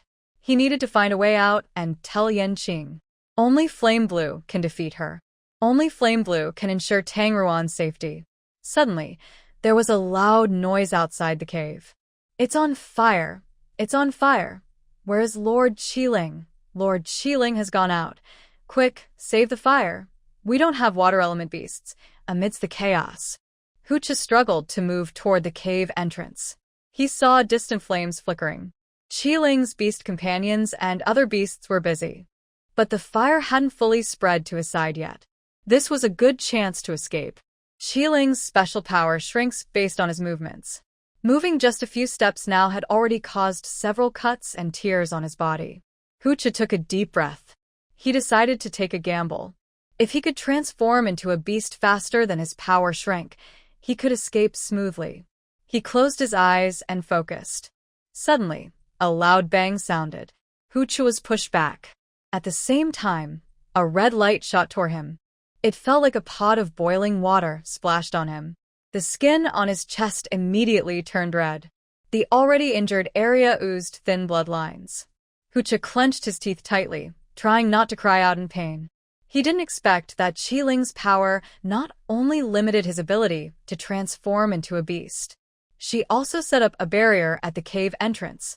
The barrier was like poison, and after the burning sensation disappeared, a strange, unbearable pain spread through his body. The chains of his power seemed to sense his attempt to escape. They suddenly thinned and stretched longer, wrapping around him more tightly. Suddenly, tightening. Ugh. Ah, blood dripped onto the ground. Hu Che fell to the ground, trembling from the pain. He endured until his gums were bitten through, and blood flowed from the corner of his mouth. Suddenly, he heard footsteps. He immediately raised his eyes alertly. He suddenly smiled. It's you. Tang Wan waited for several hours, but did not see Flame Blue return. She felt confused and restless inside. Before it got completely dark, she decided to go for a walk. Passing by a mountain, she suddenly smelled a strong smoke. Thick smoke was rising straight into the sky from behind the mountain. On this side of the mountain, dozens of orcs were standing around, pointing and talking. How did it catch fire?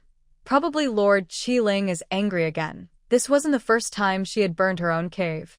When the old Snake King was still alive, she had burned it once before. I heard she has several mates who were burned to death, and the new one, I think his name is Bai Yi. It looks like the fire was quite big this time. The Redbone Snake Clan is really scary. If she wasn't raised by the old Snake King, we might all be killed by her easily. Her mate is so unfortunate. By the way, what did she do to make her so angry? Nothing but because of Tang Ruan. Hearing her own name, Tang Ruan immediately spun around, ready to run away. When Qiling gets angry, she even kills her own mates. No wonder she was so afraid. Her mate. Hearing this, Tang Ruan suddenly stopped in her tracks. How could Hu Che be involved with Qiling? I don't know. Someone saw him go into Qiling's cave. Tang Ruan pushed into the crowd. She grabbed the orc who was talking. Did you just say Hu Che went into Qiling's cave? The orc who was speaking recognized Tang Ruan. For a moment, she was speechless, not knowing what to say. Her mate voluntarily went into another female's cave. This alone was enough to make people think all sorts of things. I only heard about it. Who told you? Tang Ruan asked again. That orc grabbed another orc from the crowd. Hey, did you see Hu Che go into Qiling's cave? I heard it from Bai Yi. Bai Yi is already dead. Tang Ruan looked at the frightened expression on the orc's face. Then she saw several charred orc bodies lying in front of the mountain. After orcs die, they turn into the lowest form of beast. The blackened bodies faintly showed shapes of a snake, a dog, a big bird, and a fox? Tang Ruan wasn't sure, but the size was definitely that of Hu Che. Her legs suddenly felt weak and powerless. She took a soft step forward and almost fell. The surrounding orcs quickly helped her. Tang Ruan, don't rush. Among the beast husbands of Qiling, there is also a fox clan. Tang Wan looked up and saw Shi Lei. He looked at her with concern and pressed his lips together. What about Hu Che? We don't know the full situation yet. The fire is too big, and we can't get in. We can only wait for the Snake King. He didn't finish his sentence when he suddenly felt a cool breeze. Everyone looked up and saw Yanqing standing on the mountaintop. The fire behind the mountain gradually died down, finally forming a red light spot that landed in his palm. He absorbed it. That's great. Shi Lei immediately led people toward the mountain. Tang Ruan also followed. Suddenly, an arm blocked her in front of her. She looked up and saw Yanqing frowning slightly, looking at her. Don't go over there, he said seriously. Hu Che, she suddenly saw several snake tribe beastmen carrying another fox corpse out. Hu Che, she tightly held his arm, trembling. Her eyes looked at Yanqing with a plea, pleading him to tell her she was mistaken, that she misunderstood, that there was another fox in the cave. But Yanqing spoke in the calmest tone, saying the cruelest words. It was him. Tang Ruan's heart felt like it was suddenly torn out. She had just experienced this feeling 6 months ago. She swore she never wanted to feel such pain again in her life. She had just realized she was starting to like Hu Che. And then this happened. Could it be true? As the fortune-teller said, every person she loved would love her back, but she couldn't have them. She would rather never love anyone than see him die. Why did she suddenly realize she liked Hu Che? Come back with me. Yanqing bent down, trying to carry her away. Tang Wan suddenly pushed his hand away. She ran madly toward Hu Che's body. She had to see it with her own eyes. Otherwise, she wouldn't believe it. Why did this happen to her? There must be a mistake. Tang Wan took a few steps forward, but she was pulled back by Yanqing. The mark of the beast husband on Hu Che had already disappeared. He suddenly shouted loudly. Tang Wan had never heard Yanqing speak so loudly before. She was startled and shivered. Yanqing grabbed her hand. He held her wrist, so it was facing the orcs, then repeated loudly, "Stay calm. Hu Che is already dead." No. Not having the mark of the beast husband doesn't mean he's dead. We are. Yanqing suddenly hugged her tightly. So tight that she could hardly breathe. Tang Wan struggled to hit him, but she couldn't move at all. His big hand supported the back of her head, protecting her in his arms. A muffled cry came from her chest. Soon, her tears soaked his shirt. Every sob she made felt like someone was stabbing her with a knife, cutting into his heart piece by piece. He suddenly realized how much Tang Wan loved Hu Che. Love that went beyond his expectations. He lowered his head and kissed her on the top of her head. In a quiet voice only the two of them could hear, he said, "Don't be afraid, I promise." When she heard his words afterward, Tang Wan suddenly opened her eyes wide. She felt her tears stop. Only then did Yanqing loosen his hold on her. Tang Wan looked up, confused, and asked, "You mean?" "I promise." Yanqing said 3 words, then suddenly lowered his head and pecked her on the lips. It seemed like that wasn't enough. He kissed her again. Seeing her crying, he really wanted to kiss her properly. So, what about Hu Che? Before Tang Wan could fully understand what he meant, Yanqing had already picked her up again. In the blink of an eye, he disappeared from everyone's sight. Hu Che is dead. The Snake King should be very happy, said an orc. I suspect the fire was started by the Snake King, another orc said. Hu Che is dead, so Tang Wan is his alone now. Hey, what are you talking about? Snake Lei's voice startled the 2 orcs. He was a high-level orc they couldn't afford to offend, so they immediately fell silent. The Snake King, who usually defends a snake's honor, secretly had similar thoughts in his mind. Even he himself secretly wished for Fox Che to die so he could be with Tang Wan. The Snake King, with such a strong desire for control. How could he not? Yanqing, where are you taking me? You just said it will be fine, but is it because you saw Fox Che? Tang Wan struggled desperately on his shoulder. Yanqing said nothing. He walked slowly and steadily, leading her into a hidden tunnel deep inside.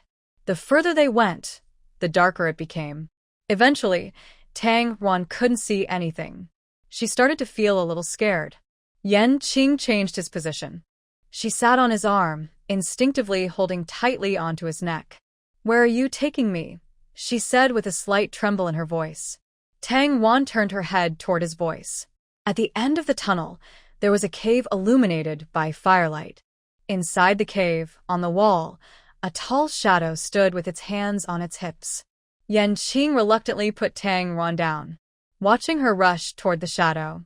Fox Che. Tang Wan stood at the entrance of the cave. Her face was streaked with tears. The boy inside the cave turned around, covered in red marks. She blinked again to confirm. Tang Wan rushed toward Fox Che. She hugged his waist, her forehead pressed against his shoulder. "I thought you were dead. Boo-hoo. You scared me so much. Why am I so unlucky? I thought you were dead." Wow. Her tears fell on his wounds, making him flinch a little. But he didn't want to push her away. Tang Wan cried for a while. Finally, Fox Che gathered his courage. He raised his hand and wrapped his arms around her waist. He bent his back, resting his head on her shoulder, affectionately rubbing against her. "All right, I'm still alive. Keep your tears for when I really die." Tang Wan kicked him. Pushing him away, she glared at him angrily. "If you dare to die, you'll be dead for sure." Fox Che rubbed his chin, looking at her with interest. "Your temper's gotten so big after not seeing me for so long. Someone giving you support?" He spoke and looked up at Tang Wan behind him. Only then did Tang Wan realize that Yanqing had been standing behind her all along. She felt a little embarrassed. Changing the subject, she asked, "What exactly is going on?" Hu Che sat down on a large rock and said, "It's because of that Qi Ling, who covets my beauty. She wants to take me as her beast husband. But I am very loyal to you. I would rather die than give up, and that's why I was beaten like this." Just then, the Snake King happened to pass by and casually set a fire, saving me. Hu Che looked at Yanqing. Suddenly, Tang Wan thought that Yanqing probably knew from the start that Hu Che was not her beast husband. That day, when they were eating a deer leg in the cave, he kept looking at her wrist. Then, he suddenly confessed his feelings. So why did he then publicly prove that Hu Che was dead in front of so many beastmen? Could it be to protect Hu Che from being targeted by Qi Ling in the future? The cave was also set up so secretly to protect him. Tang Wan felt a little touched. Yanqing was truly a good person. "Snake King, thank you for saving my life." Hu Che stood up and bowed deeply to Yanqing. Huh. "No need to thank me," Yanqing said calmly. For some reason, Tang Wan felt that his tone was not very friendly. Tang Wan used her supernatural power to heal Hu Che. His wounds were numerous, but luckily not very deep. They chatted for a while longer. Finally, Tang Wan reluctantly followed Yanqing back. It seemed inappropriate for her to stay here. After Tang Wan fell asleep, Yanqing returned to Hu Che's side. "You really know how to flatter yourself, you cunning fox. Likewise, you also took the opportunity to claim I was dead. So I couldn't appear in the 10,000 Beast City anymore, and it was easier for you to pursue my wife." "She's not your wife." Yanqing's emerald eyes suddenly turned into vertical pupils, and the fire in the cave shot straight to the ceiling. Oh. "You knew all along. Then why don't you just kill me?" Hu Che sat on a stone and continued, "You originally planned to use me to get into Qi Ling's cave. Set a fire to confirm Qi Ling's reputation for cruelty and killing innocents, and burn all her beast husbands who are unfavorable to you." Hu Che looked at Yanqing. "You two are really a perfect match, one pretending to be deeply emotional, the other pretending to be clueless." Yanqing also sat down across from him. He didn't expect that Hu Che had learned so much from Qi Ling. He realized Hu Che was much smarter than he thought. So he decided not to hide anything anymore. The snake tribe needs a strong and kind king. But the land they are claiming is growing too quickly, so they need a beast man who can make other tribes afraid. That female is indeed scary enough.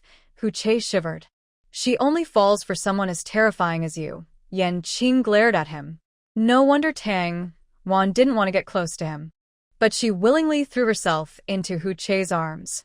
Thinking about the scene he saw not long ago, Yanqing clenched his fists, and the flames in the fire grew brighter. Be careful. This place might catch fire. Hu Che shrank back slightly. Unwisely, he asked, You probably want to burn me alive too, right? I can't understand why you saved me. Such a good opportunity, Yanqing said. I don't want her to be sad. Then he gave a sarcastic smile. Maybe I don't want her to find out that you killed me. Yanqing also looked back at him with a mocking smile. If I don't want her to find out, she never will. Being stared at by those piercing eyes, Hu Che felt a bit scared. The beast men who liked Tang Wan were all so powerful. Compared to them, he was just weak. Hu Che clenched his fists, feeling a little angry at himself. You don't deserve her, Yanqing said casually. Hu Che immediately felt like a cat with its tail stepped on, jumping up. Does this guy have mind-reading abilities? Yanqing stood up, as if he was about to leave. But I can give you a chance to be worthy of her. You're so kind. Even if the beast god came, Hu Che wouldn't believe it. Come with me, whether he believed it or not. Yanqing was already walking out on his own. Hu Che hesitated for a moment, then followed. This tunnel actually connected to many caves. Hu Che followed Yanqing as he circled around and arrived at a wide cave. Inside, there were faint sounds of whispering.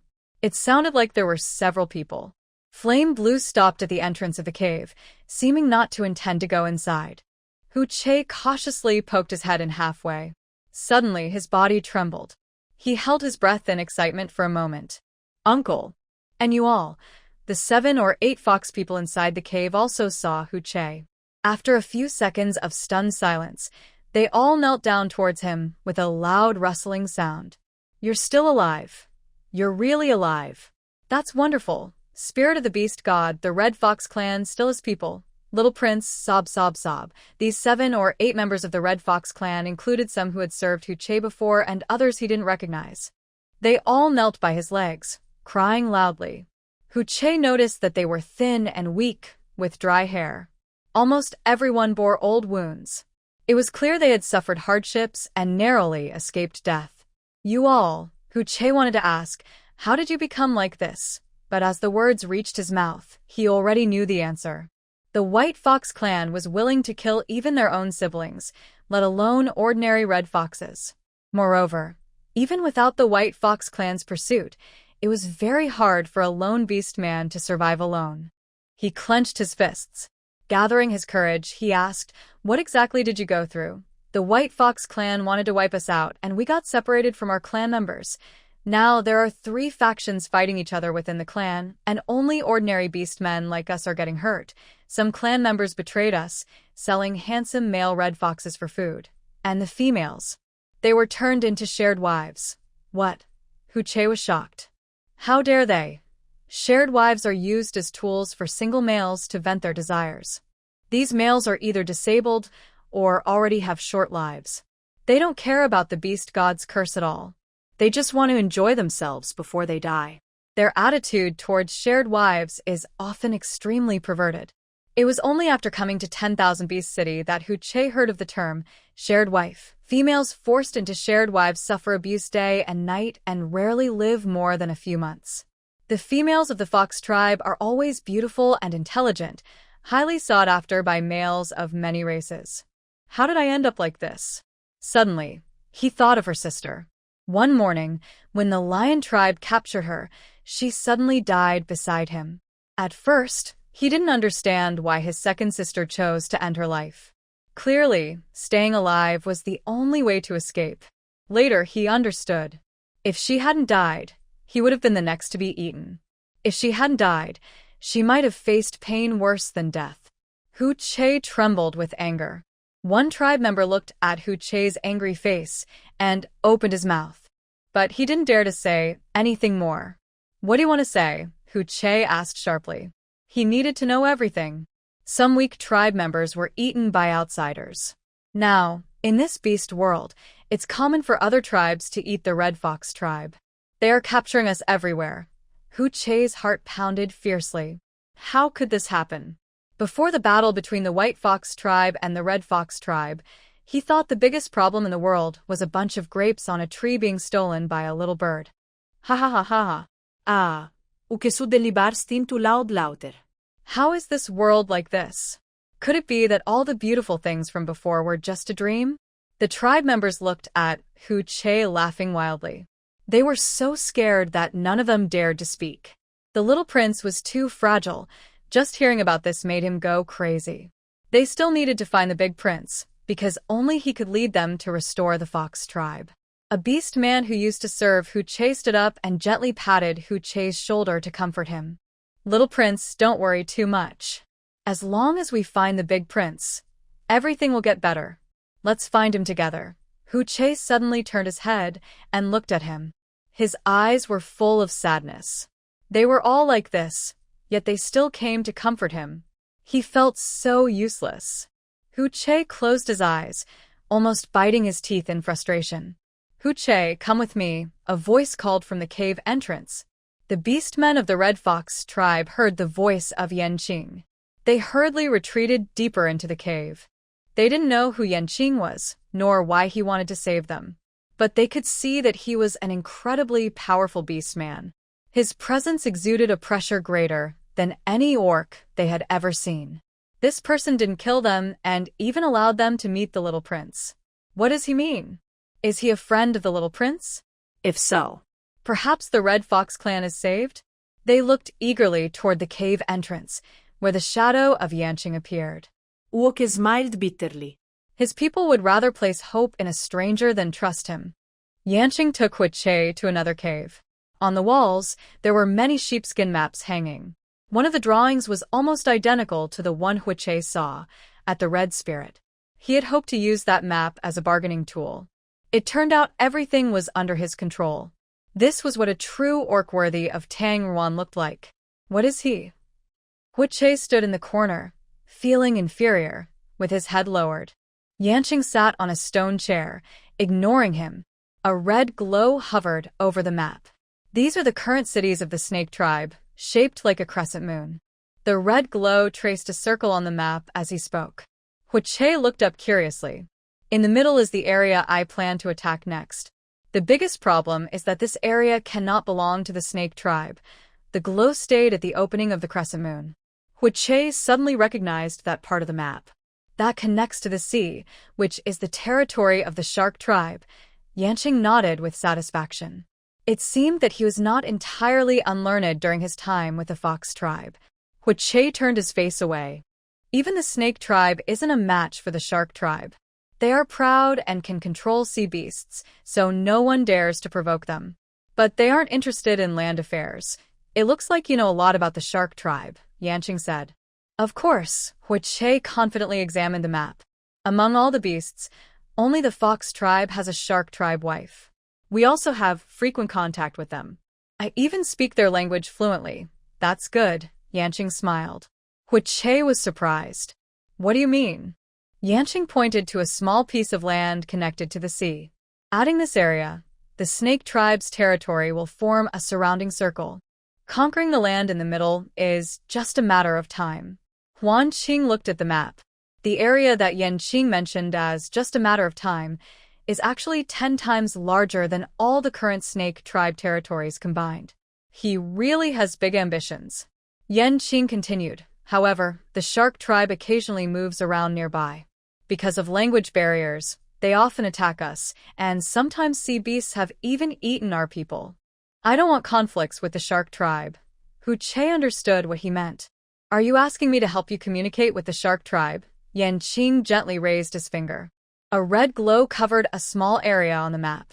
I want to give this place to you. Seeing Hu Che frown and look at him as if he didn't believe, Yanqing added, I conquered this place a long time ago, but I lack someone to manage it. You're asking me to help manage the city? Hu Che felt a little tempted. When he was young, he had visited this place. He knew there were plenty of prey, and since it was connected to the Shark Tribe, there were no fierce orc settlements. The Shark Tribe was proud, but not cruel. As long as he could communicate well with them, he would have a place to settle his people. Plus, with the protection of the Snake Tribe, they could rest and recover here. I told you it's a gift. It won't be managed by my Snake Tribe. Yanqing interrupted Hu Che's thoughts. Hu Che thought he had misheard. Why? I said, I will give you a chance worthy of her, Yanqing replied. Hu Che looked at the area and thought for a moment. He quickly understood Yanqing's true purpose. He stepped forward, pointing at the area. If you fight with Qi Ling, this will be your boundary. Who I help might determine success or failure. But if this area belongs to the snake tribe and you don't want to completely fall out with her, Qi Ling can freely move around inside and place her people there. Yanqing curled his lips slightly. If the Hu tribe controls this area, it seems to occupy an important part of the snake tribe. But at the same time, you are also within your control. You can always eliminate us whenever you want. There is no need to worry. Yanqing nodded confidently. Hu Che, for the first time, realized what it meant to be a tribe leader. From a big-picture view, he had to think about the future of his people. His palms were slightly sweaty, like a student answering a teacher's question. He was a little eager to see what Yanqing would do next. The shark tribe likes the fox tribe, and the fox tribe speaks their language well. We are the only ones who can make friends with them and keep this area peaceful. That's not important, Yanqing said, placing his hand on a stone chair and nodding. Hu Che frowned and thought for a moment. Suddenly, he lowered his hand. Rebuilding the Red Fox tribe here will take years. By the time I am strong enough, Tang Wan might have forgotten me. And you even plan that I might find a shark tribe wife to help rebuild the tribe. Hu Che clenched his fists. If you kill me or break us apart, she will never forget me. Only if I hurt her heart myself will she be truly disappointed in me. Yanqing raised a hand, resting his chin, and chuckled softly. This is a good deal for you, no loss at all. But I lost Tang Wan, he said excitedly. Not necessarily. Yanqing stood up, walked to face him, and looked down slightly. If you have the ability, unlike your father and brother, who rely on their wives, you rely on yourself. Then you still have a chance. Hu Che pressed his lips tightly. He deeply regretted learning from his older brother. He had been watching bees gather honey outside the cave. He didn't know how to be a leader. If he failed and didn't want to let his people down, he would probably have to do what his father did, use mind control to get a powerful wife. Hu Che shook his head hard. Thinking that his future wife wouldn't be Tang Wan, he felt it might be better to just die. What if I don't want to? Hu Che looked up and stared directly into Yanqing's eyes. Of course you can, Yanqing said with a mocking smile, tilting his head. You can choose not to care about your people's lives. Every day, she hides here, waiting for her to be free so she can see you. If her partner is the Snake King, do you think she would still look at you? Hu Che was hurt by this. Tang Wan is not that kind of person. Then you can try and see.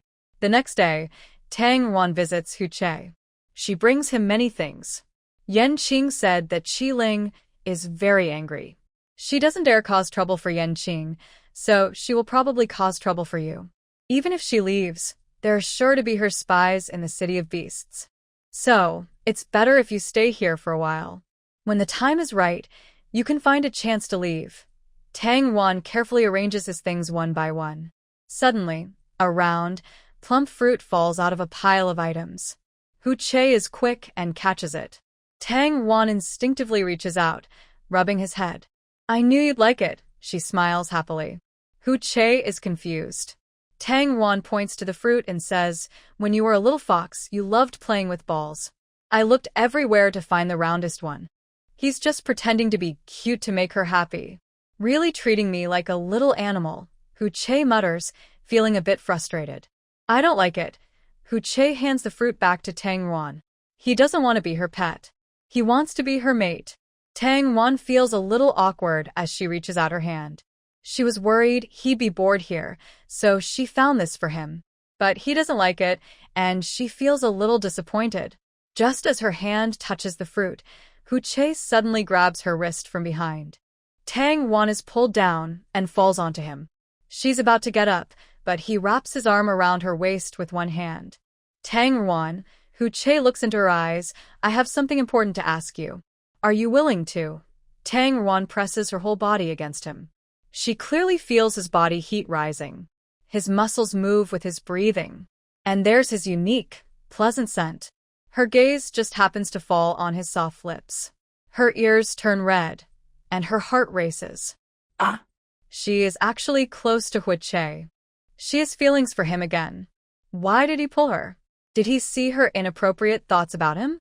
Tang Ruan's heartbeat was louder than everything around her. She didn't hear what he said afterward. o que lifte der chin. Tang Ruan finally reacted. What did you just say? The hope in Hui-Che's eyes slowly disappeared. Does she not know how to refuse, so she pretends not to hear? It's nothing. Hui-Che reached out and tapped her forehead. I'm just joking. I didn't expect you to be so weak. One pull and you fell. Can children stop playing such flirtatious games with adults like her? She really feels like she might faint. Tang Ruan hurriedly got up. If you play this kind of game with me again, I'll be angry. She turned her back and dared not look at him. I'll come see you tomorrow. Then she quickly left. That night, Tang Ruan lay on her soft bed, tossing and turning, unable to sleep. Does Hui-Che like her? Did he intentionally hold her today? What exactly did he say today? Is he willing? Willing to make her his wife? Tang Ruan suddenly sat up on her bed. It must be like that. Although his face is small, he is actually an adult male. They have been together day and night, sharing life and death experiences. He must have feelings for her. She has grown up and, for the first time, really wants a man. Sure enough, people must go through questioning the King Zhou, understanding him, and becoming like him. No. She needs to find him and ask clearly. Tang Ruan turned over, grabbed a torch, and entered the tunnel. After walking just a few dozen steps, suddenly, a gust of wind blew in from somewhere, extinguishing her torch. Is it bad luck to start with? Should she go back? Love-struck decision. Light the torch again and go. Tang Ruan squatted down, took out a flint and some straw from her waist pouch. 2 soft sparks sounded. Suddenly, she stopped moving. She looked up at the path she had just walked. Something was moving toward her, making a rustling sound. She quickened her hand movements. At the moment the straw was set on fire, a shiny metallic glow appeared before her eyes. Tang Ruan looked up along the huge snake tail. She saw the half-human, blue flame figure looking down at her from above. Why are you here? Tang Ruan asked nervously. Why are you here? He replied. She couldn't say she was here to confess to Hui-Che. I left something at Hui-Che's place. The blue flame figure chuckled softly. He seemed to think her feelings were with Hui-Che. Today, outside the cave, he heard everything clearly. But Tang Ruan didn't respond directly. He was quite surprised. Did she suddenly realize this late at night? If he hadn't appeared, would she have gained another partner tonight? Bring it tomorrow, the blue flame figure said with a slightly bad tone. Tang Ruan had been around him long enough to understand his temper. He just looked fierce. But as long as she didn't break any important rules, he usually just showed his anger. She gathered her courage and said, No, it's very important. The blue flame figure's snake tail curled around her. He trapped her like prey in the middle. I also have something important to talk to you about. Tang Ruan swallowed hard. Was he trying to hunt her? What is it? Snake Yan has laid an egg. Tang Ruan took a human-sized egg from Snake Yan's partner. The egg was heavy, smooth, and warm to the touch. Thinking about a new life being born from it, she felt a serious sense of duty. Please take care of it. This is my first child. Snake Yan's partner didn't look much bigger than Hui-Che. He looked at the egg with loving eyes. Don't worry, I will protect it. The blue flame figure stepped forward. With the Snake King's promise and the incubation room in the Snake King's cave, Snake Yan's partner had no worries. If this egg could hatch the first female snake beast in nearly 100 years, then Snake Yan and he would have a different status among the snake tribe in the future. Tang Ruan's incubation room was already prepared. Inside, there was a hatchery made of stones and mud. Around the hatchery, a circle of cold-resistant grass was planted. In the distance, there was a campfire controlling the temperature inside the cave. On the first night, Tang Ruan hardly slept, keeping her eyes fixed on the changes in the cold-resistant grass. The next day, after confirming that the temperature wouldn't change much, she was about to rest for a while. Suddenly, a loud thunderclap woke her up. It's going to rain. She remembered what the outside city beast men had said. The rain in Wanshou City rarely stops for more than 3 or 5 days. Rain means it will get cooler. Tang Wan didn't dare to sleep anymore. The rain lasted about 10 minutes, and the temperature inside the room indeed changed. The cold-resistant grass started changing color. Hastily, Tang Wan added some firewood to the campfire. But soon, the grass showed signs of being too hot. She quickly removed some firewood. Every time she added firewood, she had to take it out after about 10 minutes to keep the temperature just right. She kept going back and forth for several hours, almost crying. Would she have to do this for the next 3 or 5 days?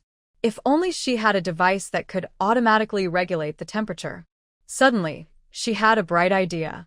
Temperature control equals controlling heat energy equals fire element supernatural power equals. Yanqing. I need your help. Tang Wan pushed Yanqing into the incubation room. This was the first time she actively asked him for help. Yanqing looked a bit expectant but also nervous, with a serious face. What's the matter? Tang Wan briefly explained the situation. I just want the 4th leaf of the cold-resistant grass to stay orange. I'll try. He opened his palm, and a semi-transparent red light sphere appeared in it. Yanqing raised his hand, and the light sphere quickly dispersed, like a giant fishing net covering the entire room. In an instant, it became transparent and disappeared. The fire in the campfire suddenly shrank a little. The 4th leaf of the cold-resistant grass also turned orange. That's amazing! She couldn't help but marvel. Will this effect last forever? Tang Wan looked at him eagerly. Yanqing smiled slightly. My special power is with me. As long as I live, it will stay effective. Tang Wan almost cried with happiness. You really saved my life. Saved your life? Who would want to hurt you? Yanqing immediately became serious, his eyes turning into vertical pupils. Tang Wan quickly waved her hands. No. I just haven't been able to control the temperature well, so I didn't dare sleep. Now I can finally rest for a while. She couldn't help but yawn. Yanqing looked at the big dark circles under her eyes. He gently raised his hand and lightly rubbed the skin under her eyes with his thumb. Tang Wan felt uncomfortable and took a small step back. Anyway, thank you. I'll cook something nice for you another day. Yanqing found a seat and sat down. Tang Wan. Shouldn't this person be the one to leave first? She already said she wanted to sleep. I plan to sleep in the incubation room for the next few months. Okay. Yanqing looked at the egg, seeming to look forward to the new life. I'm going to sleep now. She pointed to the bedding not far away. Sleep well. I'll stay here with you. Tang Wan. How can I sleep with you here? Does this person not realize how overwhelming his presence is? In the end, Tang Wan pushed him out. I'm not used to having someone in the room when I sleep. Oh? Really? Yanqing raised an eyebrow, implying something. You weren't like this before. I used to. Tang Wan stopped herself. She really used to live with Hu Che. Suddenly, she realized that Yanqing's expressions, even when he had them, were worse than no expression at all, because every one of his expressions perfectly hit her nerves.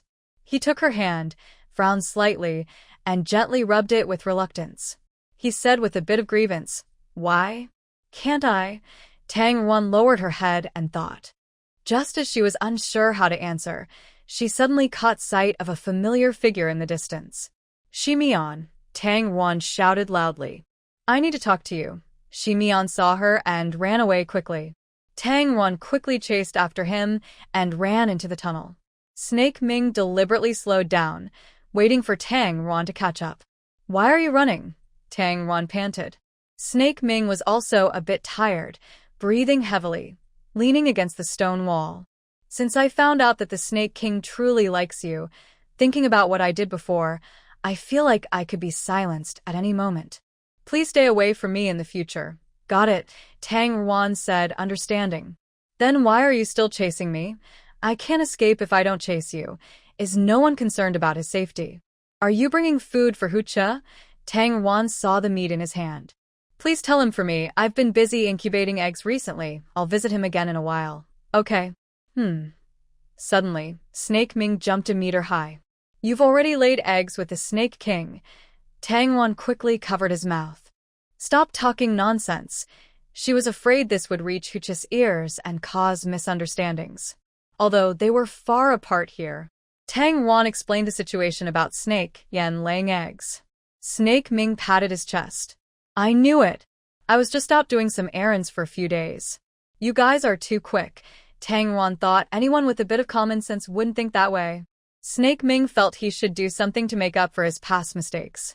Otherwise, the matter of arranging for the Snake King and his rival to be together would be enough for him to be kicked out of the Snake King's den 3 times. He didn't want to go home and be forced by his mother to marry a wife. Snake Ming approached Hucha. He threw the meat onto the stone table. Hucha, Tang Wan asked me to deliver a message to you. Hucha, who was lost in thought, looked up. He had been waiting for Tang Wan all morning. She said she would visit him every day.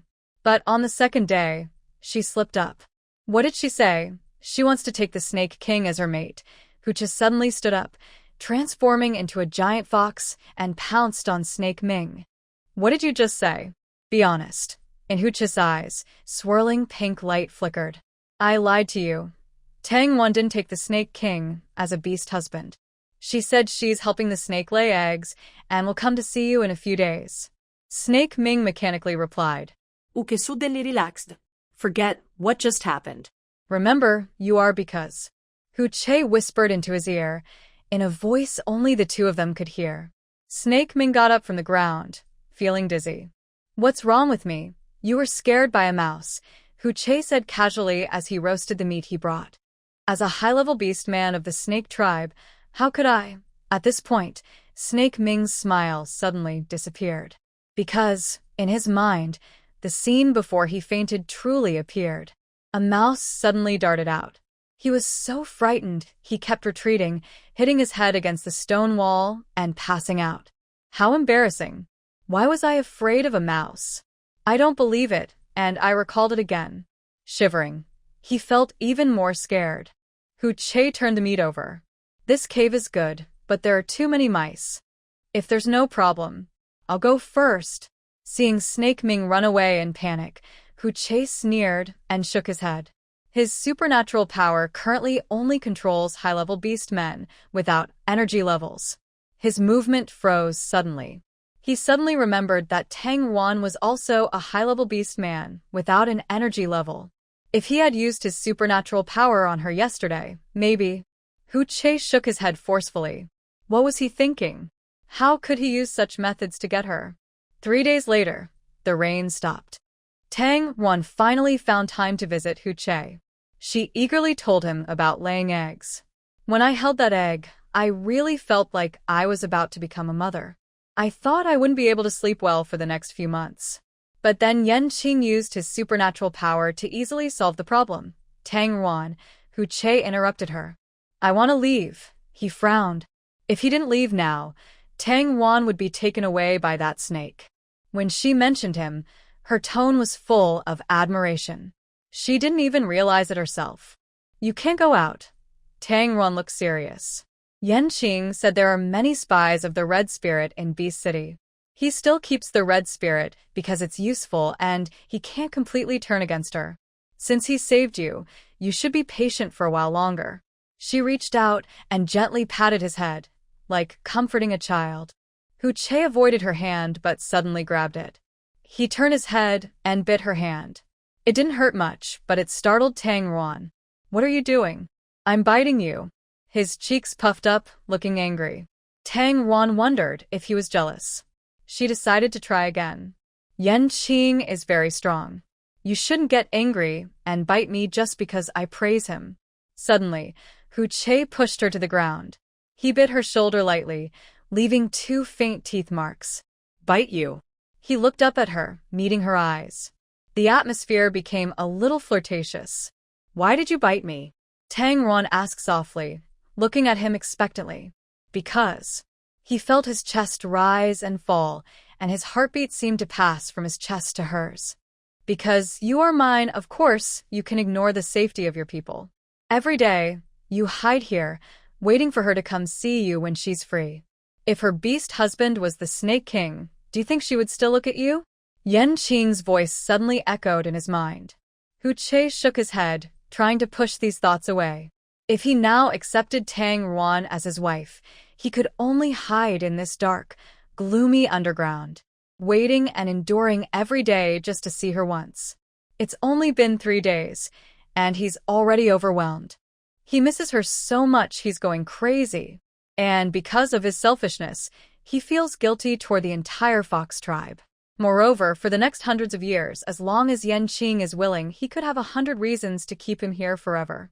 But he could stay by Tang Ruan's side every day, showing her how good he is. Tang Ruan would soon forget that he was still underground.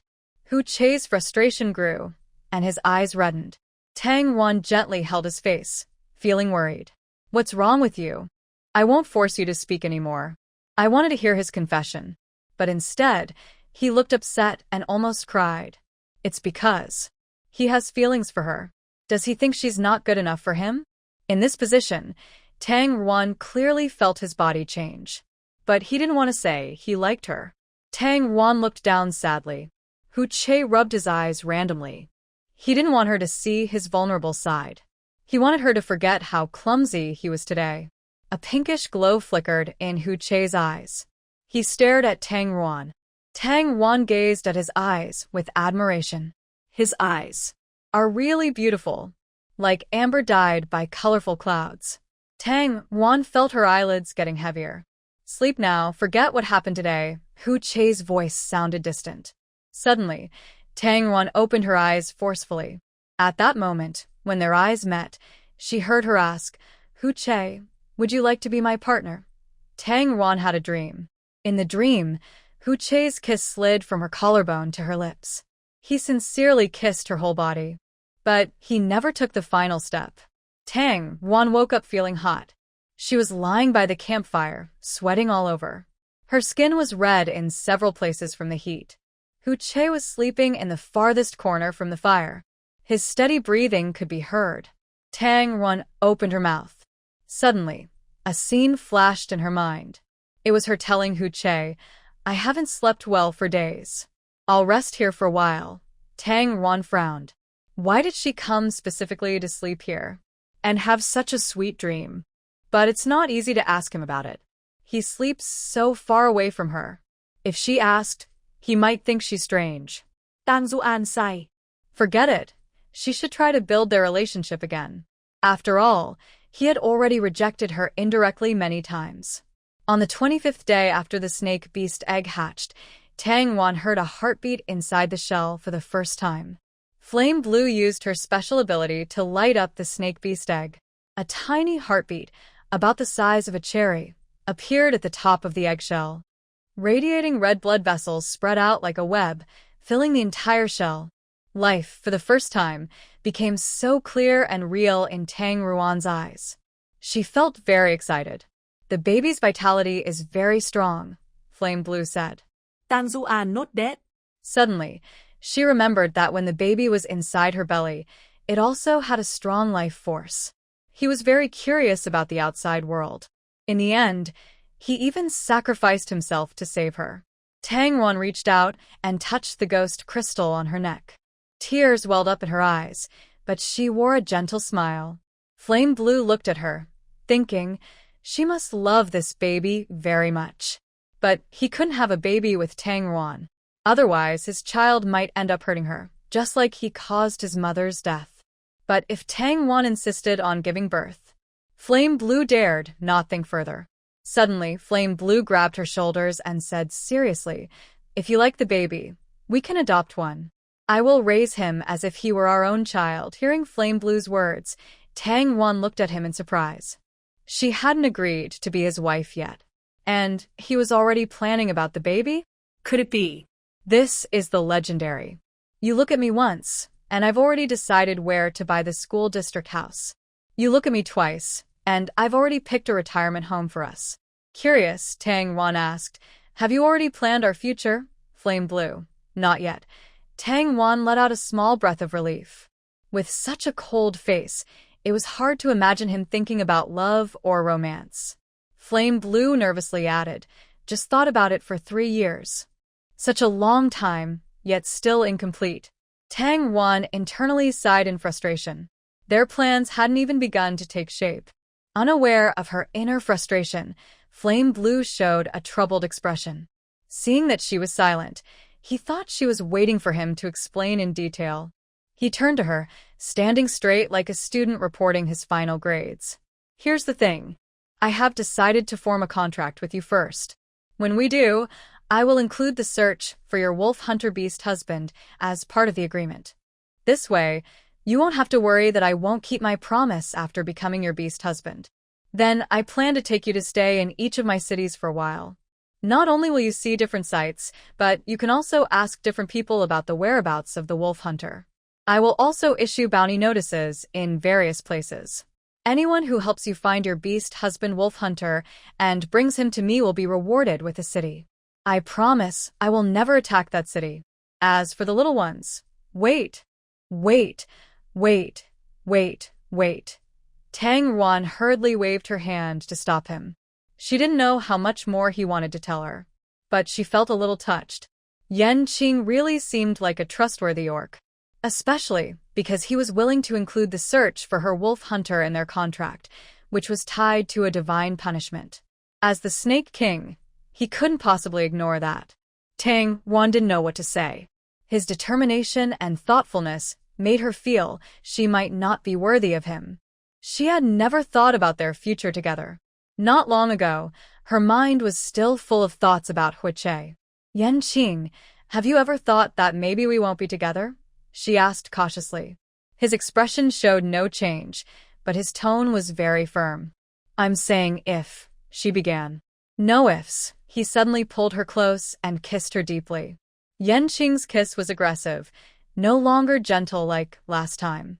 He held her tightly with one arm, while his other hand ran through her long hair, caressing the soft skin behind her neck.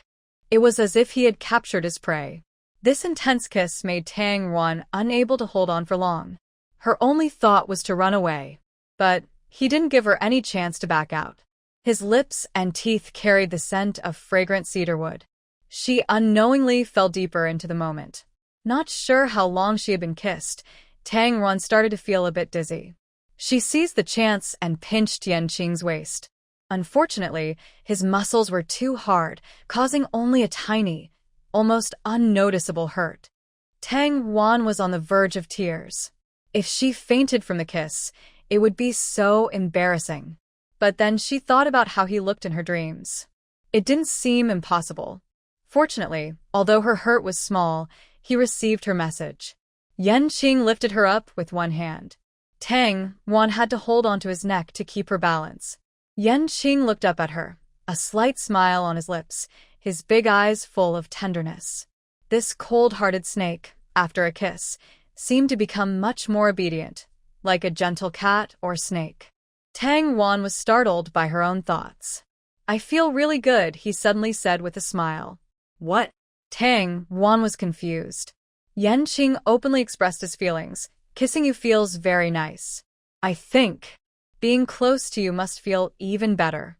Tang Ruan's face, already a little pale from dizziness, turned red instantly. Wait. Can someone really say such things casually? And you? He looked at her expectantly. Making his wife happy was something every beast husband should do. She stammered, feeling so shy she wanted to hide somewhere.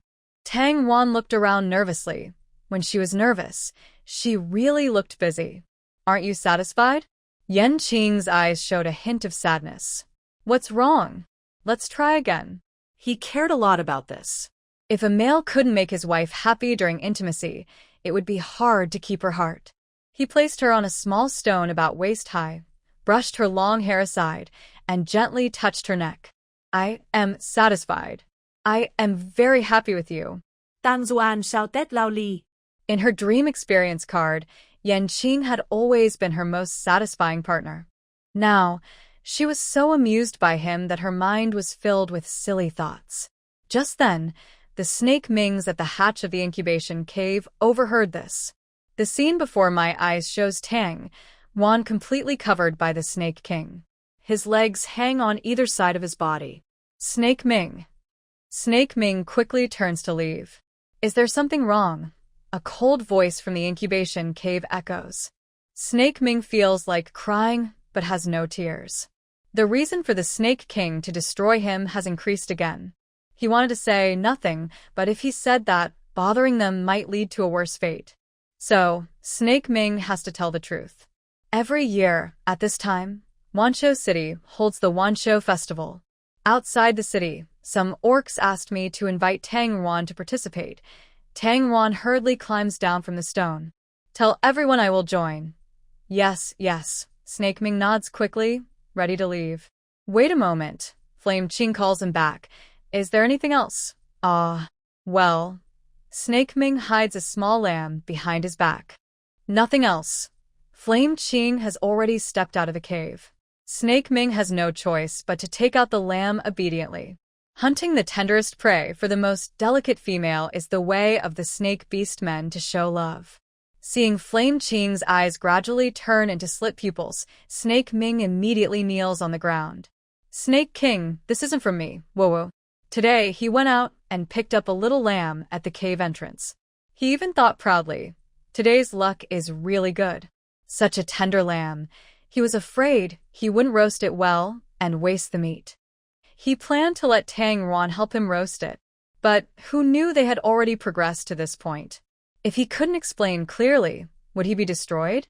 Flame Qing coldly glances at the lamb, noticing the residual lightning fire energy on it. He sneers softly. I know who it is. The last time Snake Ming saw Flame Qing smile like that was during the attack on Wanshou City. When he smiled, the city was engulfed in flames. Thousands of orcs struggled in the fire, turning to ashes. He shivered. Who was the reckless one bringing the lamb to confess to Tang Ruan? But he just wanted to say, goodbye, brother, and wish him have a good journey. The Beast Festival is a traditional holiday in Beast City. Low-level and mid-level orcs from Beast City carry various items through the city center and walk around the walls for a week. During this event, they get to meet high-level orcs, whom they usually don't see often. When high-level orcs see something they like, they exchange it for other items. They can trade for many things, some of which they might never see in their lives. Mid-level orcs care a lot about this festival because if they exchange enough crystals, they might even advance to become high-level orcs. So, orcs try their best to come up with new and interesting things. A male deer uses a soft method to steam bread in a stone pot. He takes a bite and says, it's really tasty. I think mine tastes just as good as the shaman's. A female deer, also with horns on her head, takes a bite and says, brother, it's exactly the same. Maybe we can trade the bread for crystals. Then you might have a chance to become a high-level orc. Their mother gave birth to 4 children. Only the brother is a mid-level orc, and he is the hope of their family. But the male deer looks worried. I don't think high-level orcs will like it. Most of them prefer eating meat. Then we can grill meat. People in the middle and inner city also grill meat. While they are feeling down, a voice comes from behind. Do you want to try some steamed buns? The male and female deer turn around at the same time. They exclaim happily, Shaman, I thought you wouldn't come to see us again. The female deer says, holding Tang Ruan's hand. Tang Ruan smiles and says, of course not. I've just been busy lately, unable to come. The male deer asks, Shaman, what are these steamed buns you mentioned earlier? They are a kind of meat-filled bread. Seeing Tang Ruan arrive, nearby orcs who are busy also gather around. They only have one set of tools for steaming bread, kept in a communal hole for everyone to use. Do high-level orcs like to eat them? The male deer asks eagerly. Tang Ruan thinks for a moment. I don't know, but I will do my best. Then I can bring it back for the high-ranking orcs to try and tell you the results. That's great. The deer family cheered. Even the other orcs watching nearby were caught up in the excitement. A female cow orc swallowed hard. Shaman, I don't usually like eating meat, but can I try some later? The steamed buns she made were the best she had ever tasted, soft and sweet. The buns must be just as good. Of course. Tang Ruan happily agreed. Everyone started to help out. Some picked scallions, some kneaded dough, and others ground spices. Tang Ruan chopped the meat filling until her hands went numb. The blades in this world weren't very sharp. At times like this, she missed wolf hunting even more. If Wolf Hunter were here, just a few quick cuts. Suddenly, an orc approached Tang Ruan and said, "My relative's wife is from the Wolf clan." Tang Ruan immediately stopped what she was doing and excitedly grabbed his shoulder. And then, the orc was startled by her. He hesitated and said, "I looked into it for you, but she said all the wolves are dead. Only she survived, trapped under the bodies." Tang Ruan's hands slowly lowered. She knew the heavens weren't so kind to her. How could she find Wolf Hunter so quickly? Her mood sank. The dull knife kept hitting the meat, each strike feeling like it was hitting her heart. She was distracted, her mind full of scenes of cooking with Wolf Hunter. Suddenly, a large hand firmly grasped her own. "Don't want your hand anymore?" Yanying's voice was cold. Tang Ruan was stunned, turned to look at him. Before she could react, the surrounding orcs all knelt down with a loud noise. A few even lay flat on the ground. Only then did Tang Ruan realize she also wanted to kneel. When Yanying was angry, his presence was so intimidating. But why was he angry? He just said something about hand. Tang Ruan finally understood. She noticed her other hand had somehow been placed on the edge of the stone table. Although such a distance might not necessarily cause injury if it did. Tang Ruan shivered, certain her finger was doomed. She gratefully looked at Yanqing. "By the way, how did you end up here?" Yanqing took the knife from her hand and threw it 2 meters away. The originally kneeling orcs were now lying flat, frightened. These outer city orcs must have seen Yanqing attack the city before. So, how terrifying was his attack? Their current state was no longer just submission from pressure. They were genuinely scared out of their wits. "I saw you were about to hurt yourself, so I came," Yanqing said. "Where did you see that?" Of course, Tang Ruan didn't know that Yanqing's eyesight could see things several kilometers away. Yanqing didn't explain further. With a cold face, he said, "You must not do such dangerous things again. If something happens to you," he looked at the kneeling orcs around him. It was these people who wanted to involve his future wife in such dangerous acts. "No one will survive." Yanqing's voice was very soft. But all the orcs' blood seemed to freeze in that moment. They didn't even dare to breathe. Seeing everyone so scared, Tang Ruan quickly tried to smooth things over. "Don't say that. It was all my choice. Besides, I want to eat buns." "What are buns?" Yanqing frowned. Tang Ruan explained simply how to make buns. Yanqing thought for a moment. Then, he raised his hand, and a red energy ignited the stove fire. With a gentle lift of his fingertips, several green streaks flashed, turning meat and all ingredients into powder. He beckoned with his finger. A large piece of dough flew over and was automatically cut into the right size. It landed on the stone table. In just a few seconds, what they had been working on for hours was easily done by Yanqing. Finally, only one step remained, making the buns. Yanqing took a piece of dough, tore it into a circle. Tang Ruan was stunned, her mouth wide open. Could he really be planning to help her make buns?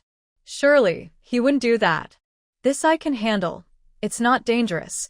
Tang Ruan tried to take the bun wrapper from him. Yanqing raised his arm. He followed her earlier instructions. He carefully wrapped the bun, slowly and steadily. At first, the buns weren't very good, but they got better as he went along. He had never even seen a bun before. Yet, he could wrap them almost perfectly. Tang Ruan felt a bit of admiration for him. He was handsome and he was strong. Being strong was impressive. And he was a leader. Being a leader was great. Plus, he could make buns. Tang Ruan thought, he's really amazing. Yanqing worked seriously until the first batch of buns was ready. Only then did Tang Ruan find a chance to speak to him. "Yanqing, can you let them get up now?" Yanqing glanced indifferently at the orcs kneeling on the ground. "Get up." Then he turned to look at her. Immediately, his tone changed. "Tang Ruan, try one." He pulled her onto his lap and offered her a cooled bun. Just as she was about to take a bite, she suddenly noticed everyone was still kneeling. "The Snake King told you to stand up," Tang Ruan said. One orc boldly spoke. "Shaman, it's not that we don't want to stand up. The Snake King is just too powerful. Seeing him, I just want to kneel." What a loyal comment. She thought for a moment, but decided she couldn't let everyone kneel. She sat down. Everyone watched her eat. Please get up now. Tang Wan jumped down from Yanqing's lap. We agreed to eat together. We're afraid. We're too scared to stand up. The orcs mumbled loudly. Yanqing looked at his empty thighs. There was still her body, heat lingering on them. Suddenly, he felt very disappointed, then angry. Can't you understand? Just now, she once again saw how frightening he could be. Suddenly, she remembered how obedient he was yesterday. Tang Wan hesitated for a moment. She walked over and sat back on his lap. She raised her hand and wrapped it around his neck. When Yanqing looked down at her, the vertical pupils that appeared earlier had disappeared. He still had a faint smile on his lips. Yanqing is just a love-struck fool. Yanqing, they're all my friends. Can you please not be so harsh to them? Tang Zuan spoke softly. Yanqing couldn't help but peck her lips. I'll listen to you. Tang Wan pursed her lips, holding back a smile, feeling proud inside. It seems like she has found a switch to control him. She tried hard to hide her joy. She thought she had hidden it well, but he still saw through her. Are you proud? Because I listened to you, Tang Wan wondered. Is this a threat? Will he get angry if I answer wrong? Did she underestimate Yanqing? Suddenly, Yanqing leaned in with focused eyes, startling Tang Wan, who quickly backed away. He gently held the back of her neck, applying slow pressure, leaving no room for her to retreat. Yanqing kissed her on the forehead. Tang Wan thought he was going to hit her. Be proud all you want. The beast husband is supposed to listen to his wife. He nudged her nose. From now on, no need to hide. I am definitely one of the beast husbands you can be proud of, Tang Wan thought. Yanqing really has the male virtue, typical of the beast world. He doesn't care how many beast husbands she has. He just wants to be her pride. Tang Wan patted her chest and saw him turn to look at everyone. Hurry up and eat. His tone was a bit better, but his gaze was still intimidating. A few beast men finished their buns with tears in their eyes. They gave a tearful but honest review. It's delicious. Tang Wan also thought it was tasty. But in this situation, even if they didn't like it, no one would dare to say so. Tang Wan decided to bring some back for Shi Yan and the others to try. Their opinions would be the most honest. She noticed that there was still a lot of meat and vegetables left. They wouldn't eat it here, and it would be a waste to leave it. She suddenly thought, Yanqing, can you make a stove? What is that? Tang Wan drew a picture of a stove on the ground. Yanqing took half a minute to carve it out with a large stone. Tang Wan was so excited she couldn't speak clearly. Then, what about a pizza tray?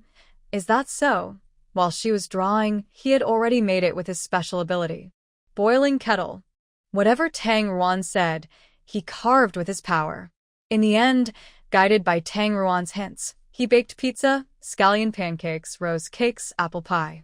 Seeing the table full of food, Tang Ruan's eyes filled with tears. He is not a snake king. He is like Doraemon. Having Yanqing is like having a temperature control device and a food factory. At this moment, Tang Ruan's desire to win Yanqing's heart reached its peak. Just one beast companion is enough. Mainly because this beast companion is incredibly useful. Tang Wan shared some of the food with the outside city orcs. The rest he planned to take back to let the snake tribe taste. After they choose their favorite, he would teach the outside city orcs how to make it. Anyway, now she had a full set of kitchen tools, haha. But with so much, how to carry it all? Tang Wan looked at Yanqing. You probably still have space, right? Yanqing sneered. Such an intermediate beastman's ability. Tang Wan patted her chest and let out a breath. Luckily, she wasn't perfect either. Otherwise, she would think she was dreaming. But when she looked up, all packed up for you. Let's go back. Tang Wan, Doraemon Yanqing. After making so many things, returning to the snake tribe, it wasn't even dinner time. Tang Wan took some to the familiar orcs in the inner city to try. Yanqing originally wanted to send someone, but what he sent, in the orc's eyes, should be called a reward. Who dares say it tastes bad? When they arrived at Xian's house, she also explained the situation with the snake eggs. They heard the snake eggs developed very well. The snake's father was so excited his eyes filled with tears. Shi Yan didn't show much surprise, dismissed the orc beside her, and wanted to speak privately with Tang Ruan. Tang Zuan. There is something I want you to tell the Snake King for me. What is it? Tang Ruan asked curiously. Sly Yan is an elder of the snake tribe, and her adult sons all work under Yanqing. Is there something she can't say herself? It's about the sheep at the entrance of the Snake King's cave. I sent it, not Snake Lei. Can you ask the Snake King not to arrange for my son to be sent to another city? So, it was Snake Lei who sent it. Tang Ruan suddenly understood. If Snake Lei was the one sending it, there was no need to hide and leave it at the door. Also, that day, Yan Ming told Tang Ruan, sending the freshest food to the most delicate female is a tradition of the snake tribe to show affection. The sheep still had residual energy from lightning and fire elements. Snake Lei had shown her affection for a long time. That's why Yanqing said, I know who it is, but she didn't expect him to act so quickly. Now he wants to send her away. Sly Yan hoped to take responsibility for this matter herself, so her son wouldn't leave. Such is the love of parents. The animal world is the same. I'll ask for you, Tang Ruan said. If she directly pleaded for Snake Lei, she was afraid he would get even angrier. Tang Ruan picked out a few of the best foods she made and took them to find Hu Che. He probably hadn't eaten these before. As soon as Tang Ruan entered the cave, she was startled. On the walls inside, there were countless scratches from claws. Tang Ruan rushed inside. The giant fox form of Hu Che was lazily lying on the ground. When he heard Tang Ruan's voice, he slowly lifted his head and transformed back into his human form. Tang Ruan hurriedly set down her things and ran over. What's wrong? Are you sick? Hu Che looked up at Tang Ruan kneeling before him. Suddenly, he shifted slightly, resting his head on her lap and nuzzling. Hu Che, are you feeling unwell? He was rubbing his face against her belly, and this position felt a bit too intimate. Maybe he found it very comfortable. Hu Che reached out a hand and hooked her waist. Bringing them closer together, he rubbed even more freely. Hu Che, where exactly do you feel uncomfortable? Tang Ruan asked nervously. Having a dream? Why are you so noisy? He used both hands to hold her waist tightly. Tang Ruan's forehead showed 3 black lines. So he thought he was dreaming. Does that mean in the dream, Hu Che was so close to her? Tang Ruan waited a few minutes, hoping he would realize on his own. But he didn't seem to want to wake up. She had to gently push him. Hu Che, you're not dreaming. I'm here to see you. Hu Che's body trembled. He slowly looked up, with an innocent look on his face. Then he sat up slowly. Got it. He was not embarrassed at all. Hu Che sat facing the wall, looking up at the scratch marks on it. What's going on here? Did you fight with someone? At this moment, Tang Ruan realized these marks looked like he had scratched them. Hu Che didn't answer. If it's not a dream, can I hug you? If he can't, does that mean he's indirectly rejecting Hu Che? So, is he secretly confessing to her now? Tang Ruan bit her lip, feeling nervous. It's not impossible. Hu Che suddenly turned around. He pulled her into his arms. His head buried in her shoulder, he sniffed her scent happily. What about this? That. That's okay too. Tang Ruan's heart was pounding. She really felt nervous around Hu Che. How about this? Hu Che tightened his arms around her waist and gently bit her shoulder. Tang Zuan. She was completely stunned. What was he about to do? If he made a move next, how should she respond? Before they even formed a contract, if they got intimate, she might be cursed. Tang Ruan's mind raced with wild thoughts. No, she must control herself. She absolutely cannot respond. I miss you so much, Hu Che's voice, lazy and low, came from her shoulder. Every time I think of you, I scratch a line on the wall. Tang Ruan looked up again, glancing at the wall. There were at least a few hundred scratch marks on it. I haven't been here for just a few days. Yes, so I've been thinking about you all along. Tang Ruan's heart softened. She finally confirmed Hu Che's feelings. So, as long as she asks him, he should agree to be her beast husband, right? Hu Che is different from Yanqing. Few beast men dare to provoke Yanqing. But Hu Che is very handsome, easy to get along with, and has average abilities. He is like a girl from her old world, beautiful but without a strong background, easily targeted by bad men. So there are always females interested in him. Even knowing Tang Yuan is his wife, she has been asked several times if they could exchange crystals or beast husbands for Hu Che. Therefore, she must win him over when he's most attached to her. Tang Yuan silently clenched her fists. Hu Che suddenly sniffed. "What did you bring? It smells so good." He stood up and went to the food. Seeing him enjoy the meal made her happy too. "Which one do you think is the best?" Tang Yuan asked eagerly. "This one." Hu Che pointed at the meat bun in his hand. This was made by Yanqing. Hu Che put down the meat bun and picked up a slice of pizza. "But this one is even better. This one was also made by Yanqing." Hu Che squinted at Tang Yuan. "Don't tell me all these are made by that nasty snake." Tang Yuan chuckled softly. "Aren't they all delicious?" "Hu Che, do you think Yanqing is especially capable and talented? With him here, we can both be safe." She wanted Hu Che to accept Yanqing. In her dreams, everyone's feelings for her came true. So, sooner or later, they would have to accept each other. She wasn't worried about Yanqing because he was strong and confident enough. It seemed he didn't care about Hu Che or whether she would have other beast husbands. Tang Yuan was more worried about Hu Che. She didn't really understand him. She only knew he was lonely, waiting alone in the beast city. But he never said who he was waiting for. Could it be that he's waiting for someone he likes, and that's why he hasn't accepted her? Or maybe something else. Suddenly, Tang Yuan remembered she had seen one of his clan members. She saw Hu Che lowering his head, arms crossed, and looking angry but silent. She decided to change the subject. "Hu Che, I just remembered something. When I was in Dongdong Valley, I also saw someone from the Red Fox clan." Dongdong Valley? Hu Che suddenly looked up. It seemed he had heard the name before, but he wasn't sure. "Where is Dongdong Valley?" Hu Che asked eagerly. Tang Yuan thought for a moment, but didn't know how to describe the place. "There's a volcano above Dongdong Valley. Inside the volcano there are hot springs. I fell into the hot springs and was swept to the 10,000 Beast City." Hu Che quickly grabbed her shoulders. "You said you saw someone from the Red Fox clan? What is his name? What does he look like?" "His name is Huemo. He looks a lot like you." Tang Yuan recalled Humo's appearance.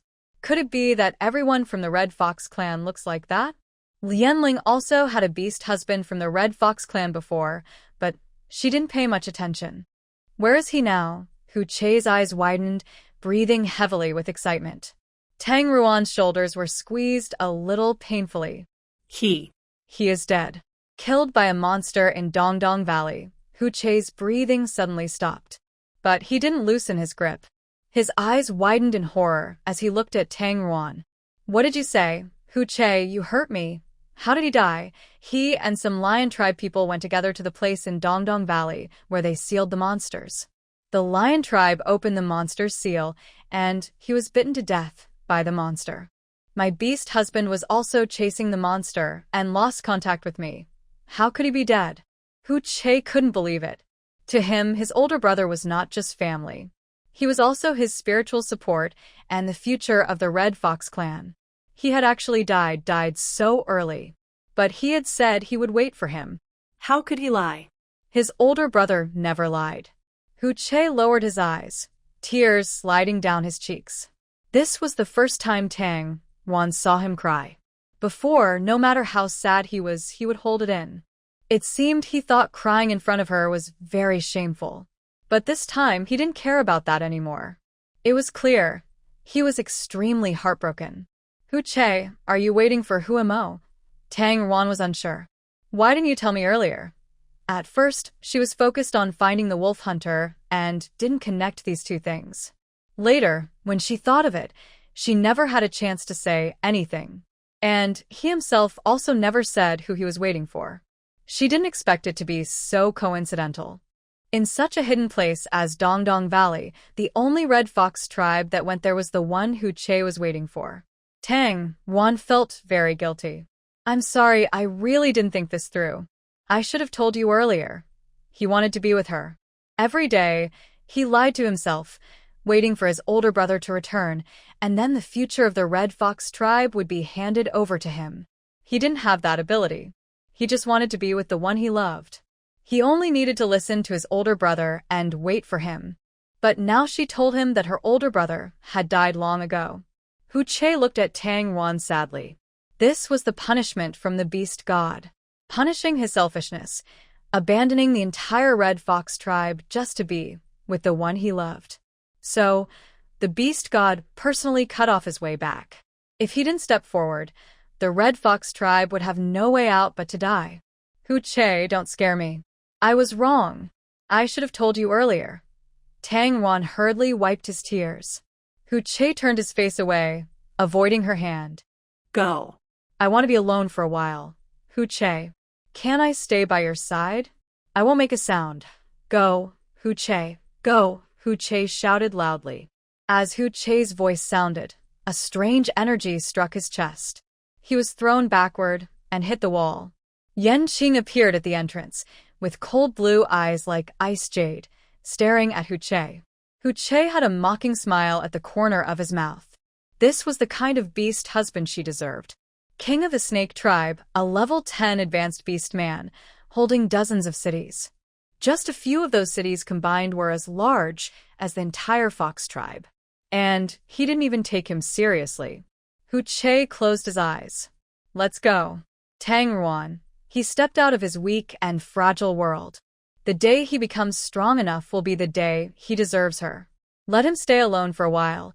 Yanqing came over and carried Tang Ruan away. Yanqing approached Hu Che. Have you made up your mind? Hu Che asked. You knew long ago that my older brother was dead, didn't you? I didn't know, Yanqing said with a blank face. Hu Che was silent for 2 seconds. I believe you. Why do you trust me? Yanqing asked, surprised. Because you're so strong that you don't bother to lie to me about such things. Yanqing lowered his eyes and thought for a moment before speaking. Tang Ruan is very sad. You shouldn't be so cold to her.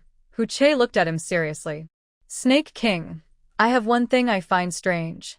Why don't you care that Tang Ruan likes me? Yanqing's brow furrowed slightly. How could he not care? He simply understood that in the beast world, females can't have only one male. Especially fragile females like Tang Ruan need more protectors to survive. He is very powerful, but there are times he can't be with her. I'm not indifferent. I just love her very much. That's why I want more people to help protect her. You are young, reckless, impulsive, naive, fragile, and avoidant. Enough. Hu Che clenched his fists and interrupted him. Yanqing sneered slightly. He continued, apart from your appearance, you're useless. But your feelings for Tang Ruan are genuine. She likes you very much too. I hope she is surrounded only by people who truly care for her. He didn't expect the Snake King to be so generous. Compared to himself, who is always jealous, he felt tiny. But right now, you're not worthy, Hu Che said. I understand. No need for further reminders. Yanqing smiled. But you shouldn't feel inferior. After all, I have lived over 200 years longer than you, so I only have about 600 years left to be with Tang Ruan. The average lifespan of ordinary beasts is about 300 years, but the fire snake tribe has a long lifespan, rumored to reach 1,000 years. When he helped Snake Ming bandage his wound that day, he had already heard this. But hearing him say it himself still made her very angry. This means Snake. Did he come tonight just to make her mad? Hu Che took a deep breath and decided not to continue this topic. That place, consider it a loan from me. When I develop the Red Fox clan, I will return you an even bigger one, he said confidently. Yanqing also agreed quickly. Deal. He took a few steps toward the outside of the cave, then turned back and asked, Are you going to say goodbye to Tang Ruan? Hu Che clenched his fists and turned away forcefully. No need. I'm afraid I might regret it. The next day, by the stream, Yanqing told Tang Ruan Hu Che's story. Thank you, Yanqing, Tang Ruan said sincerely. He even gave her a city to help develop the Red Fox clan. It was all because she liked Hu Che. Are you going to say goodbye to him? Yanqing asked. No. Tang Ruan shook her head. Her feelings for Hu Che were more important than the enemy's life and death feud. She didn't want to be a burden to him. But even though she understood the big picture, she couldn't help but worry that when he left, he might forget her. Her heart still ached painfully. Maybe next time they meet, he will be someone else's partner. Yanqing wrapped his arms around her from behind and pulled her into his embrace. Do you want to cry? If I cry in front of you for another male, won't you be angry? Then let me see you cry, Yanqing said softly. Don't cry it out. I'm worried you'll feel bad. If you feel bad, I'll feel worse. He naturally rested his head on top of her. Yanqing really cared for her deeply. Tang Yuan felt even more wronged and started to cry softly. Suddenly, Yanqing leaned down and kissed her lips. Tang Yuan, I can't cry anymore. On the Beast Festival night, it's a full moon. Let's make a contract then, Yanqing suddenly said. Tang Yuan, so soon. Seeing her seem to want to refuse, Yanqing didn't give her a chance this time.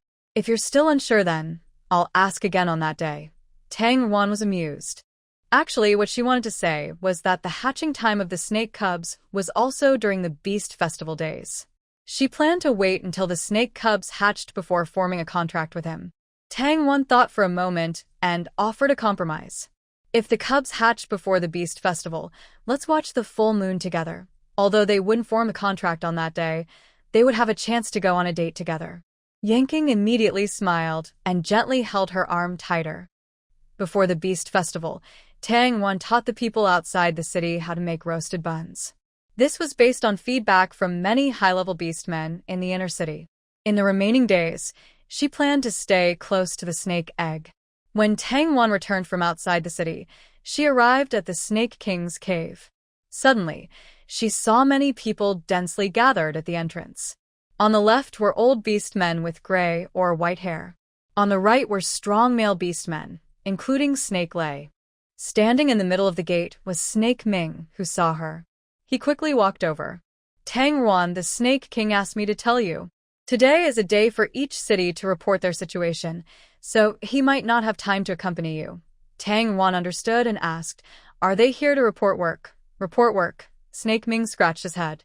Sometimes her words were a bit strange, probably because of her background.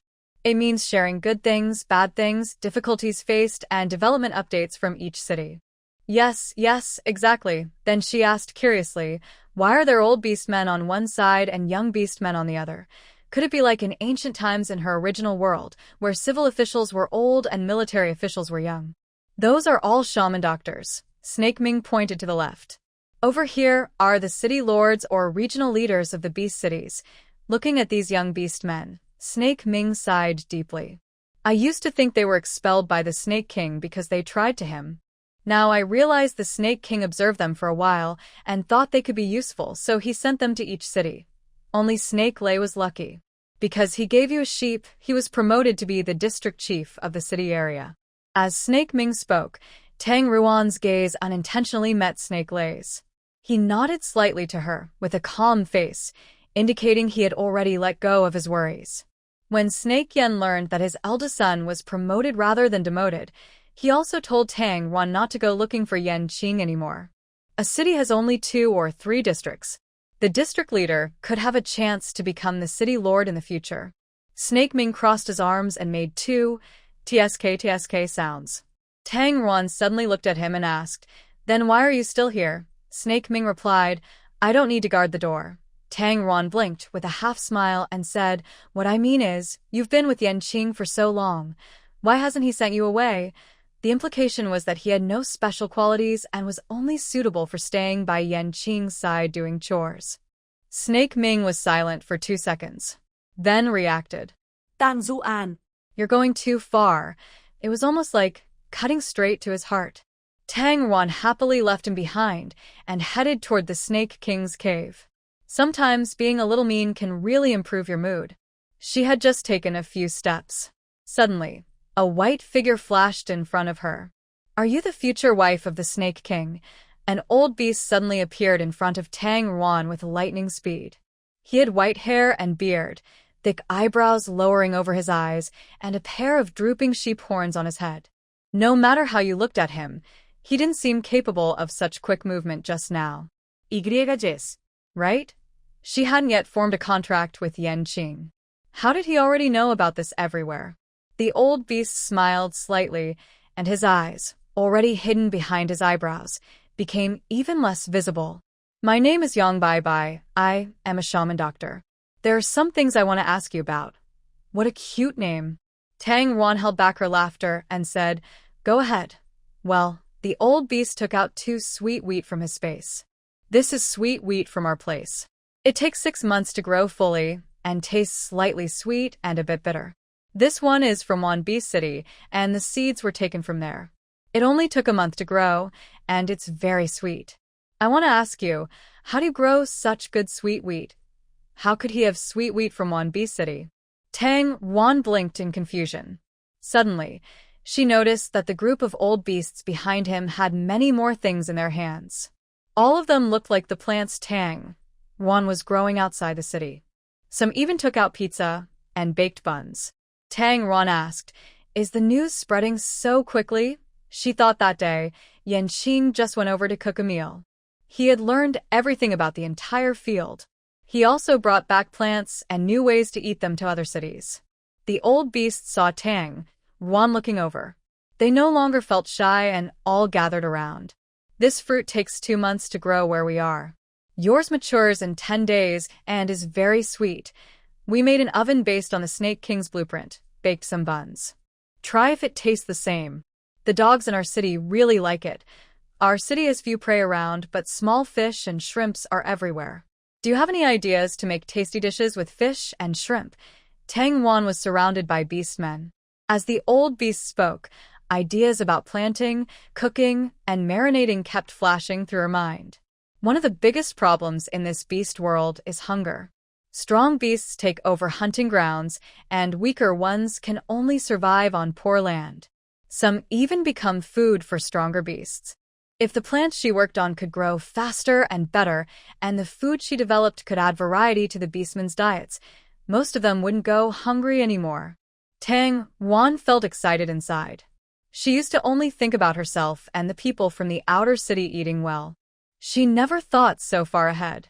Yanqing had perfectly amplified her special abilities.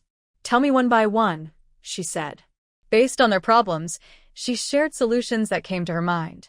In this beast world, there is no writing, but some old beasts use their powers, charcoal, or drawings to record things very carefully. But when it came to why plants grown through her methods grew better, she didn't know. She scratched her head. I don't know either, but as long as I touch them or use plants I grow to breed the next generation, they tend to grow better. No, you can go to the fields outside my city and pick freely. After a dozen old beasts finished listening, they suddenly fell into deep thought. They turned around and whispered to each other for a while. Bai Bai stepped forward and asked seriously, Excuse me, future wife of the Snake King, what kind of beast are you? I don't know, Tang Ruan honestly replied. I have lost my memory before, she added. Bai Bai thought for a moment and said, Among us, some beastmen can see their animal form with their special abilities. If you don't mind, let him help you check, okay? Tang Ruan had always been curious about what she truly was. Since she had special powers, she couldn't still be human, right? After getting Tang Ruan's approval, an old beast with gray hair pushed through the crowd. Sorry to bother you, the old beast said, placing his hand on Tang Ruan's head. A white light shot out from his palm. After a moment, the wrinkles on the old beast's face twisted like a knot. Could it be sealed? He asked. Who sealed it? Someone else asked. Let's try someone else, the old beast suggested. Another old beast came over and placed his hand on Tang Ruan's head, but he shook his head too.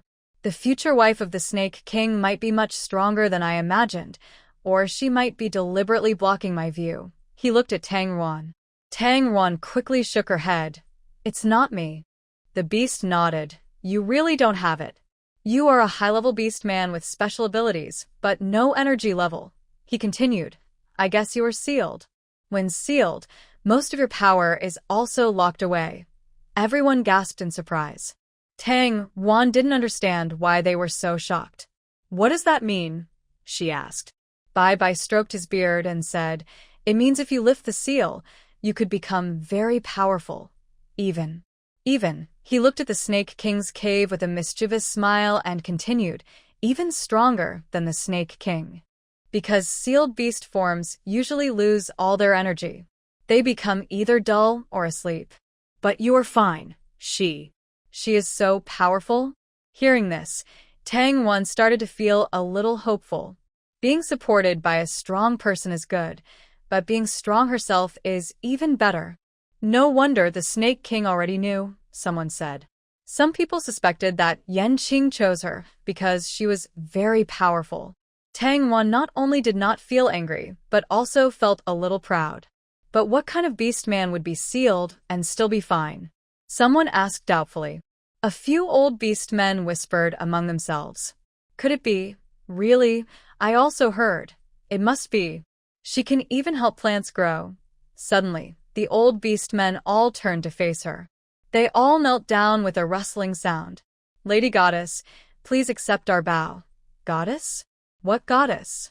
In her dreams, she heard Yanqing call her goddess, and in the dream with Hu Che. So, did it all start from here? Why do you call me goddess? She asked. Yang Baibai knelt and said, only the servant of the beast god can have their energy sealed by the beast god. The female servant of the beast god is called the goddess. Legend says the goddess comes from the deep sea and has the power to help all things grow, just like you. Are you talking about mermaids? Tang Wan guessed. Legends of mermaids have existed since ancient times. It's not strange to see them in the beast world. Yang Baibai shook his head proudly and said, mermaids only have the ability to control beasts. In front of the goddess, they are insignificant. The goddess, following the beast god's orders, helps the beast mend the beast god values. Look, you brought food to us. Tang Wan smiled awkwardly. That probably wasn't the goddess they were talking about. Because she was a goddess herself, she didn't feel any sense of nobility. Seeing a group of people older than her grandfather kneeling before her, Tang Wan was worried she might shorten her lifespan. Please, get up quickly. The old beast men stood up. One old beast man shyly said, Goddess, may I see the palm of your hand? The palm and inner side of the arm are the most delicate parts of a female. Usually they are not shown to males voluntarily. Unless she wants to attract this male and make him her beast husband. But his special ability is to judge the energy level of others through the palm. Although he knew Tang Ruan's energy was sealed, he still wanted to try. Tang Wan looked at these little old men, each one looking at her with a pitiful expression, full of curiosity. And each of them looked old enough to call her great-grandfather. When her heart softened, she said, All right. The beast who was speaking reached out his hand to her. Suddenly, his movement stopped midair. Then, he quickly withdrew his hand and stepped back into the crowd. The old beast was very fast and moved very secretly. This made Tang Wan unable to find him among the crowd for a moment. What does this mean? Before she could figure it out, the old beasts quickly parted to both sides, making a path, and all knelt on the ground. Yanqing had a slight smile at the corner of his mouth and slowly walked toward Tang Wan. Only then did Snake Ming feel Yanqing's pressure, and hurriedly knelt down as well. Tang Wan was the last to notice. As they say, experience is the best teacher. This group of old beasts immediately sensed the Snake King is angry. Yanqing reached her and took her hand, gently rubbing it with his thumb. The palm of a female's hand shouldn't be shown to others casually. Showing your palm to someone means you're asking for love. He looked down and explained seriously. Tang Wan obediently nodded. She really didn't know this. Fortunately, Yanqing didn't seem very angry either. Do you need my permission to look at my wife's palm? Yanqing suddenly turned around. Instantly, flames rose 2 meters high around him. A wall of fire formed, surrounding everyone, including Snake Ming. Tang Zuan. The city lords standing far away. Those are their city's healers. Healers are rare, not only because they can treat beasts. It's also because they are very knowledgeable. For example, the items Snake King brought this time are what they are researching. The city lords exchanged glances, not knowing what was happening here, but they also knelt down. Tang Wan, she took back what she just said. Yanqing was angry. Tang Wan quickly hugged him. I understand, she said with a firm look, as if she was joining a party. It won't happen again. Yanqing rubbed his forehead. Fortunately, he still had things to do. And seeing Tang Ruan act spoiled, he lost all his temper. Yanqing then continued with his work. He just wanted these old beasts to stand under the sun until sunset. A mild punishment, which may earn their future respect for their master's wife. Tang Ruan stayed in the incubation room. In the afternoon, she suddenly heard a cracking sound. She shivered and stood up quickly. She went to the eggs and saw a very thin on the shell. She had previously used her fiery ability to scan the eggs and confirmed that inside was a humanoid beast, not an animal-shaped one. So, the creature coming out would be a baby similar to a human. Tang Ruan watched the egg nervously. Time passed, second by second. Finally, the top of the egg was chewed open enough for a head to poke out. Tang Ruan didn't dare look inside, afraid she might scare the newborn. Anyway, she would see him very soon. Suddenly, the baby inside turned over, and one leg stretched out. Tang Ruan wondered, is this a breech birth? Then, she heard the baby crying softly. Was it hitting itself inside the egg? Tang Ruan wasn't sure about the situation inside the egg. She wanted to help peel the shell but was afraid that the snake tribe beast and ordinary snakes might hurt him. Suddenly, she thought of something. Will you help the baby break out of the shell? Tang Ruan rushed out of the Snake King's den. Under the sun, more than a dozen shaman doctors raised their hands at the same time. The baby of the Snake Beauty was born in front of more than a dozen senior shamans. This was like inviting all the top obstetric experts in the country to give advice. They had heard about Tang Ruan's plan to hatch a female snake beast and had studied the baby repeatedly. In the end, they concluded, it seems to be female. Not just seems, it definitely is. But snake beasts only become fully recognizable at 2 or 3 years old. Still, there are differences. It's obvious you haven't studied snake beasts enough. Are you sure? A light cough came from the cave entrance. Yuan Qing stepped in, scanning the crowd with his gaze. He asked clearly, are you sure it's female? Why yes, an old beast was about to speak when Yang Baibai stepped on his foot. We'll only be sure after 2 or 3 years, Yang Baibai said. The snake tribe hasn't hatched a female beast for hundreds of years. Is it okay to say that casually? In 3 years, if they find out the hatchling is male, the Snake King won't blame his wife. He will only blame them for their mistake. This made the snake beast people happy for 3 years. Tang Ruan saw how the old shamans reacted. They were afraid of Yanqing. They didn't dare to say that the baby might be female, because he had once told her that snake beast people need 2 or 3 years to tell the gender. So, if she wanted him to help find a wolf hunter early, would she have to make him her beast husband? Tang Ruan looked at Yanqing and saw no sign of doubt on his face. But at this moment, she felt a little sad. She felt used. After the old shamans finished checking the baby's body, they called Snake Yen and took the baby away. Before leaving, Snake Yen happily said to Tang Ruan, I've never given birth to a female baby before, but this one is really different. She looked at the Snake King behind Tang Ruan. She bowed deeply and hurried away. Tang Ruan lowered her eyes. So, did Yanqing really deceive her? 3 days later, the Beast Festival was held. Most shamans and city lords had gone back, but a few stayed until the end. It seemed there was something important to discuss with Yanqing alone. Tang Ruan was thinking about whether he had deceived her. Plus, he was busy, and they hadn't spoken for 3 days. At the festival, outside the city, beast people sang and danced. Their performances attracted many people from inside the city.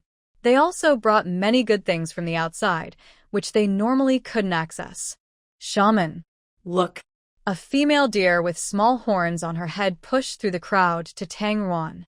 She was the younger sister of the deer siblings. She came to Tang Ruan, opening her palm. It was a shiny gemstone like pink crystal. Crystal stone? Tang Ruan asked. She had always heard that this thing could boost energy and help intermediate beast people upgrade to advanced beast people. But because her food was always supplied by the snake tribe, she didn't need to exchange things. So, she hadn't had the chance to see one before.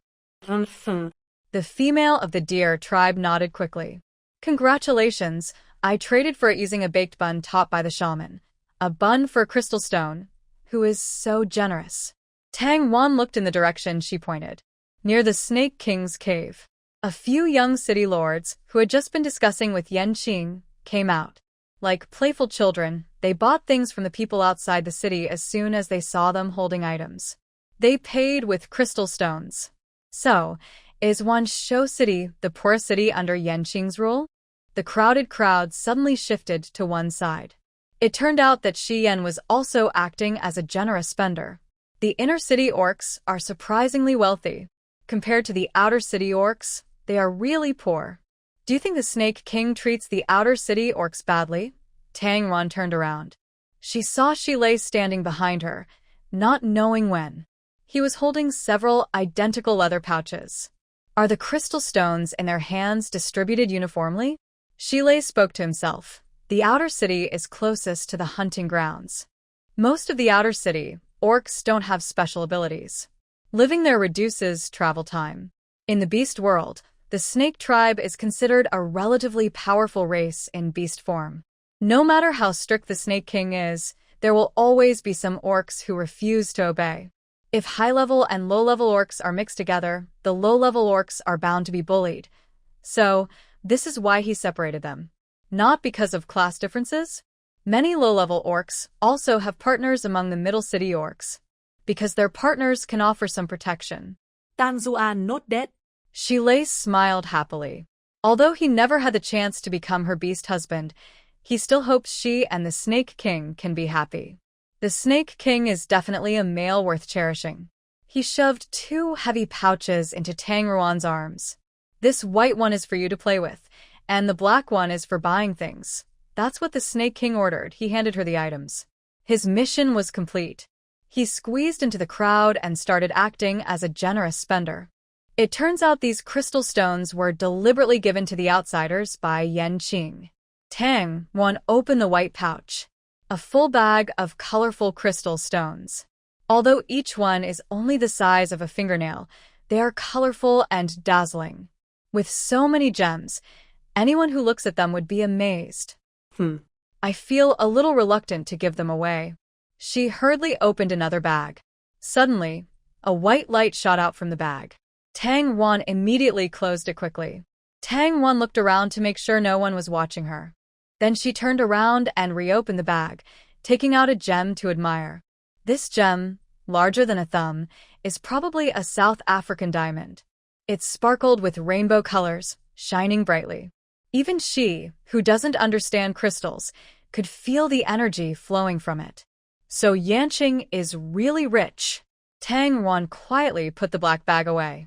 Although she also wanted to support the outsider city people, she felt her baked buns weren't worthy. The Beast Festival continued lively until night. Tang Wan handed out the last gem from the white bag. She returned to her own cave inside the Snake King's lair. She turned around and poured all the gems from the black bag onto the stone table. The light instantly lit up the cave.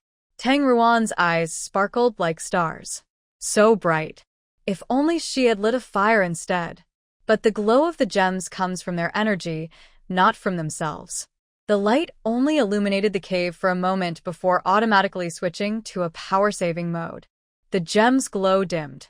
But Tang Ruan's excited mood didn't fade. Even without external light, the gem's own shimmering was still very beautiful. This one is so pretty, and that one is also beautiful. But orcs don't usually wear jewelry. It would look even better as rings or necklaces. She held one in her hand and gestured. Do you like it?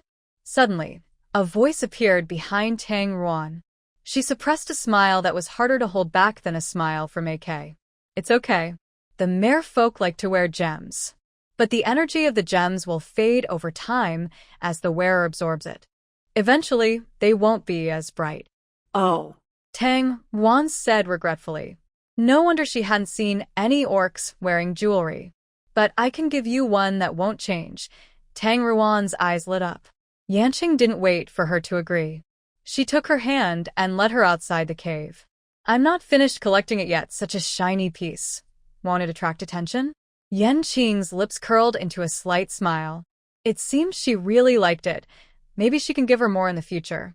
That little thing, if it's lost, it's gone. Tang Wan still felt a bit uneasy, but then she thought, who would come to the Snake King's cave to steal? That made her feel better.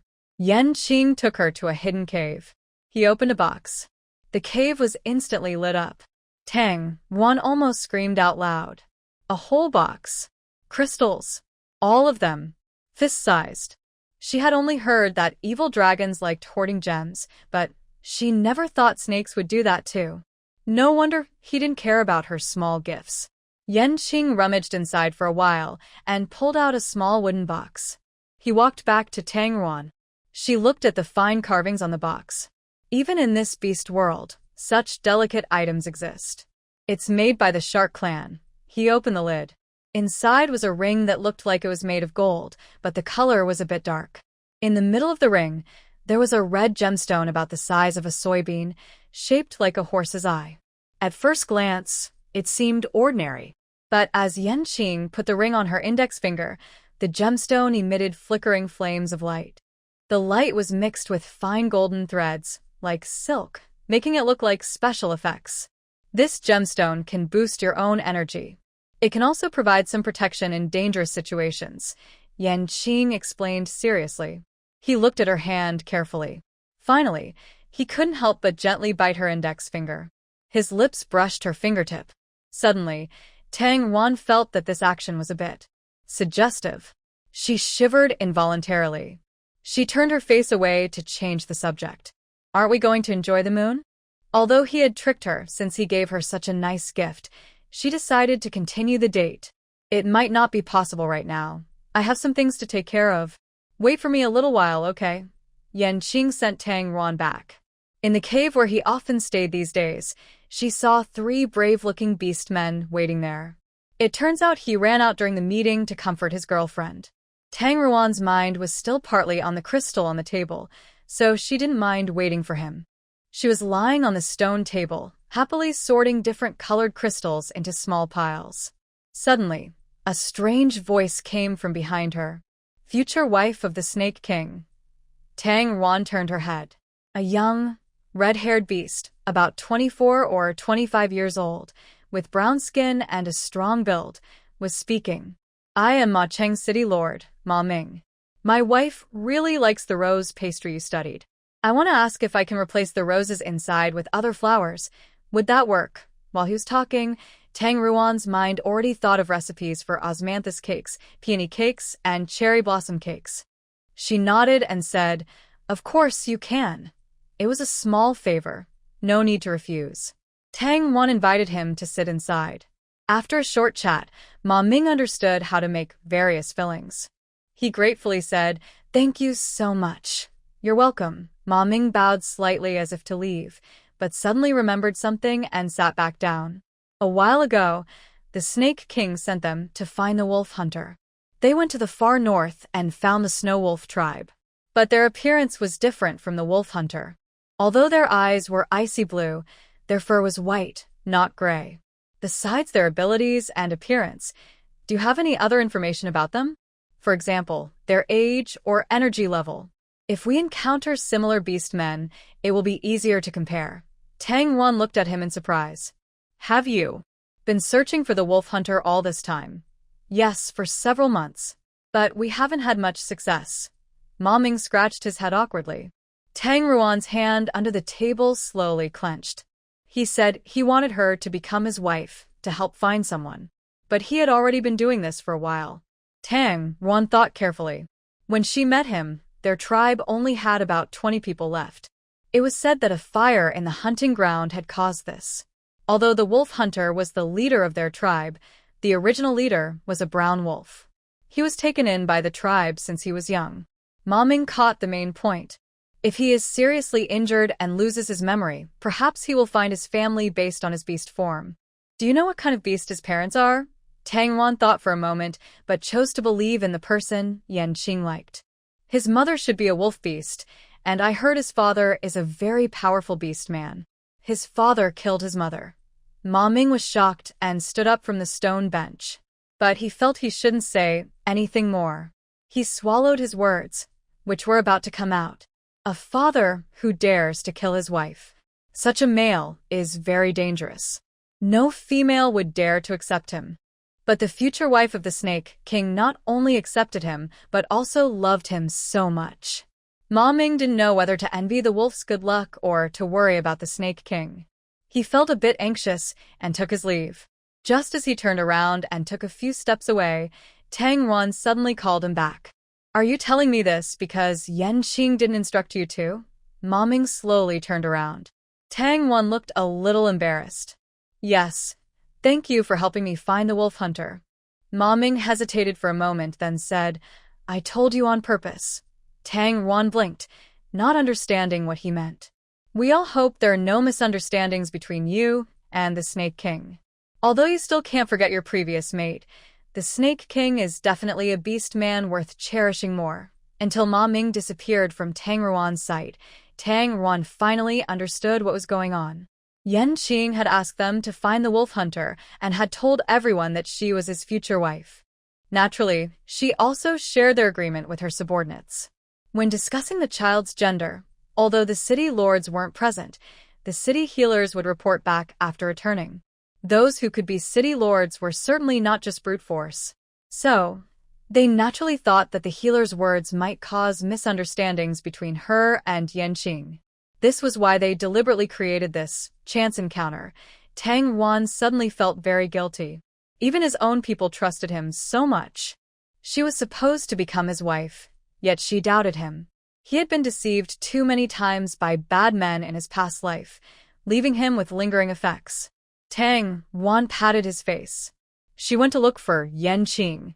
After searching for a while, she finally found him in the largest cave of the Serpent King's lair. Above the cave was a skylight, and the bright moonlight poured down, falling on Yan Qing's figure. He was standing in front of a wide stone chair, lost in thought. That was the seat he usually used when meeting with the orcs. It could be called a throne. Tang Ruan tiptoed over. Suddenly, she hugged him from behind. Yan Qing, who had already noticed her, curved his lips into a smile. So bold today. Do you have something to tell me? Tang Ruan felt a little guilty, since she had doubted him before. Nothing. I just wanted to hug you. Is that not allowed? She spoke with confidence, and then realized how warm and comfortable his back felt. Just a hug won't be enough for me. Yan Qing slowly turned around, bent down, and lifted her up.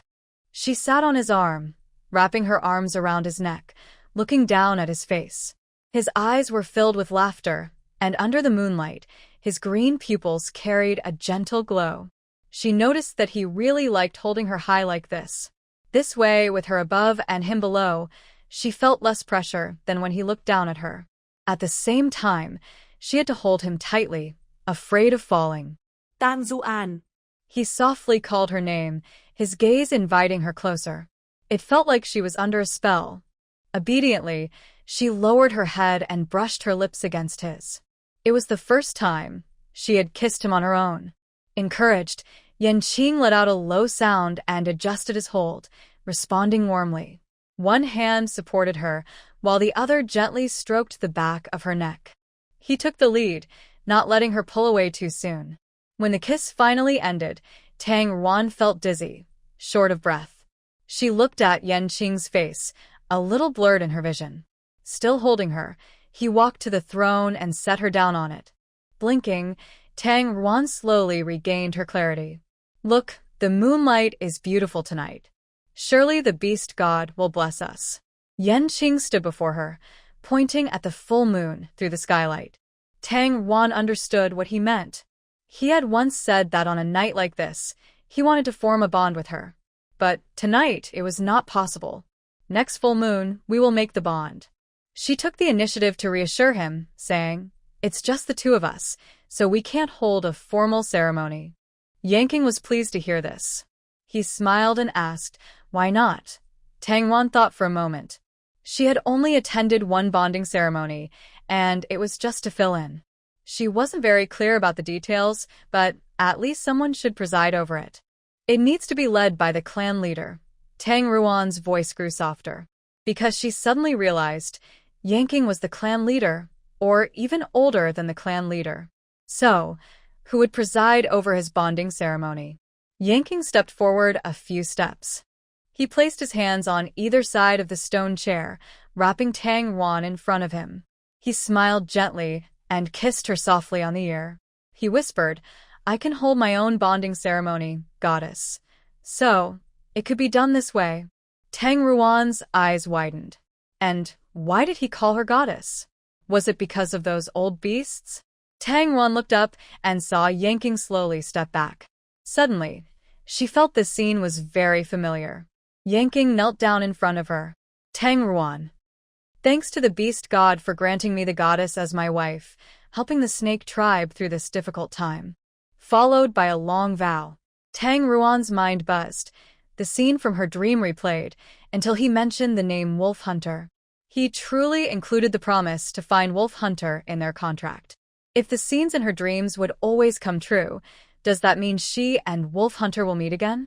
Tang Yuan looked at Yanqing, her eyes full of happiness. After finishing the long vow, he stood up and strode toward her. Somewhat eager, he bit her lip. "Now, I belong to you." His voice was hoarse as he grabbed her hand. He lightly licked the spot where the beast husband mark appeared. Tang Yuan Shiver. Above the wolf fong mark, a beautiful, enchanting purple snake-shaped mark appeared. It was stunning and alluring. Tang Yuan asked curiously, "Is a heart-blood sacrifice not needed? Could it be that, in their bonding, this step was unnecessary? If the king betrays the wife, the beast god's punishment will not only fall on him but also on his entire tribe. If you want to drink my blood, you can do so anytime." In her bright green eyes, a vivid red flash appeared. No, that's not necessary." Suddenly, he pulled her into his arms and nuzzled her face. He was eager to be close to her. Tang Yuan was a little scared. Yanqing. "Here. Could someone come here?" "Don't worry, my wife. I will be careful." What happened next? Tang Yuan had known for a long time, but experiencing it again was still shocking. She spent the first half of the night being intimate with him, then fought with his half-serpent form in the second half. For the first time, Tang Yuan experienced what it means to be wide awake for a long time and sleep briefly. Several times, she felt exhausted. She was about to pass out. Suddenly, energy flowed from his lips into her body. Tang Yuan knew he was passing energy to her. Who passes energy like this? She really didn't know whether to praise his strength or feel she was too weak. When the first sunlight shone in, Tang Yuan finally had the chance to fall asleep holding his tail. She slept straight through the afternoon. Tang Yuan was awakened by Yanqing's kiss. "Get up and eat something." He was worried she might be exhausted from their night together. But, thinking that he had finally gotten her, he couldn't help himself. Tang Yuan was groggy, with only one thought in her mind. Being alone for over 200 years with a snake was truly frightening. She ate a little. Then Yanqing carried her to a cave where she could bathe and washed her. He helped her dry off and laid her on a soft bed. As she touched the soft mattress, Tang Yuan rolled around comfortably, curling up to continue sleeping. Yanqing watched her wet hair fall over her rounded shoulders. In the sunset, her skin glowed with a hint of pink, looking even more delicate than a newborn. Yanqing's eyes deepened, and his green gaze shimmered with a charming light in the sunset. A powerful energy surged within his body. "Madam." He leaned in and gently bit her earlobe. Tang Yuan didn't even know what she said. She just wanted to sleep. "Are you done resting, Tang Yuan?" No. Wait. Tang Yuan's words were cut off. Besides his kiss, she felt a steady flow of energy entering her body. She was no longer sleepy or tired. But does this mean she has to go on like this, in an endless cycle? Will there ever be a day when she can leave the bed? Fortunately, on the third day, Yanqing finally let her go. He looked like a satisfied cat, lying on her. He greedily sniffed the scent of her hair. Being with her made him feel very safe. Tang Yuan reached up and stroked his soft black hair. The ring on her finger shone brightly, like flames. Yanqing propped himself up. He took her hand and gently kissed her index finger. This ring will slowly and steadily boost your special powers and protect you from harm when you're hurt. Tang Ruan nodded. He had told her this before, so she didn't understand why he was explaining it again. But actually, it has another function. Yanqing lowered his eyes, carefully looking at her. He seemed worried she might get angry. Tang Ruan couldn't help but ask, what other function? Women who wear it won't get pregnant unless they take it off. Tang Ruan blinked. Could this really be a good thing? Seeing her silent, Yanqing quickly became nervous. He knew she liked children, or she wouldn't keep the crystal stone of her own child. But before she transformed into her beast form, he absolutely couldn't let her get pregnant with his child. That would be a dead end for her. Tang Ruan.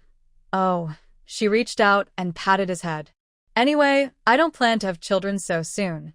Before finding the wolf hunter, she had no plans to have children. Bringing another beast partner to see him was already awkward enough. If she had a child too, Tang Ruan couldn't imagine what that would look like. Would the wolf hunter be so angry that he never wanted to see her again? She sighed.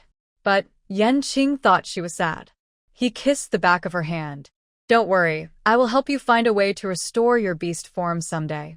Then we can decide what to do next. Tang Ruan nodded and smiled, saying, Got it, you don't need to worry. However, Yanqing felt she was forcing a happy face. His wife is really wonderful. Suddenly, Tang Ruan heard faint noises outside the cave. Are there many people outside? She asked. Yanqing looked at her happily. It seems her energy has increased along with his. Are you tired now? He suddenly asked. Honestly, isn't she tired? But she wants to see the outside world. Although being with Yanqing makes her happy, life shouldn't just be spent in bed. Yanqing stood up from the soft bed and started dressing. Tang Ruan suddenly realized she misunderstood him. When did she become such a big girl? I'm not tired anymore, she said, daring to speak once he was dressed. Then come out with me to see everyone so they won't worry. Tang Ruan held Yanqing's hand, and they left the Snake King's cave. Outside, the area was crowded with snake people and beast men. Some of them, Tang Ruan recognized as the city lord and shaman who visited a few days ago. Yanqing went to the crowd and raised Tang Ruan's hand, showing her beast husband mark on her wrist. Tang Ruan looked at his side profile. At that moment, Yanqing looked like a top student who just got first place, a proud smile that couldn't be hidden. Everyone saw the purple snake-shaped mark and suddenly grew quiet. After a few seconds, they all sighed in relief. Great. The Snake King is safe. I was so scared. Luckily, Tang Ruan was here.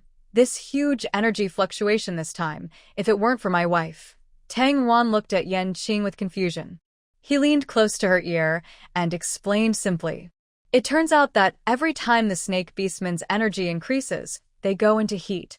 If they don't get comfort from their wife during this time, they might go berserk and kill innocents, or even die suddenly. In the past few days with Tang Ruan, Yanqing's energy just happened to increase. Because his energy level is very high. All the nearby high-level beasts sensed it. They worried that he might have trouble during this energy boost. Plus, he hadn't shown up for 3 whole days. He also set up a strong barrier in the Snake King's cave, preventing anyone from entering. Everyone was imagining scenes of the Snake King going berserk, being killed, and the snake tribe suffering. Fortunately, the Snake King has a wife now. A few emotional male beasts wiped their eyes with the back of their hands and looked at Tang Ruan with a look of relief, as if they had survived a disaster. So her responsibility is so important. Luckily, she didn't refuse him that day. But she probably can't refuse him either.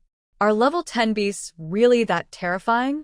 And he used 3 levels just to save her, right? Plus this energy boost. So now he should be an 8th level beast. 8th level beast. What level is that in the beast world? Tang Ruan was thinking about this. Suddenly, young Bai Bai stepped forward.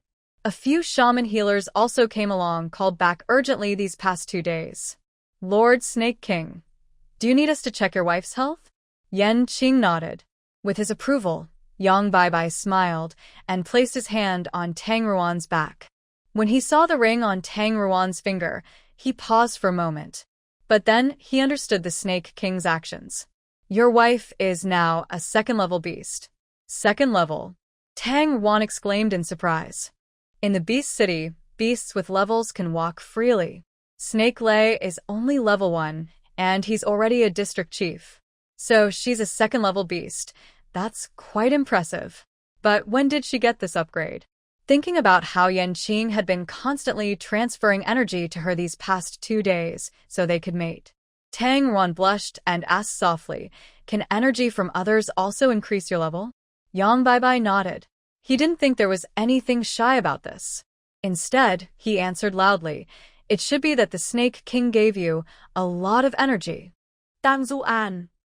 She felt like her head was about to explode.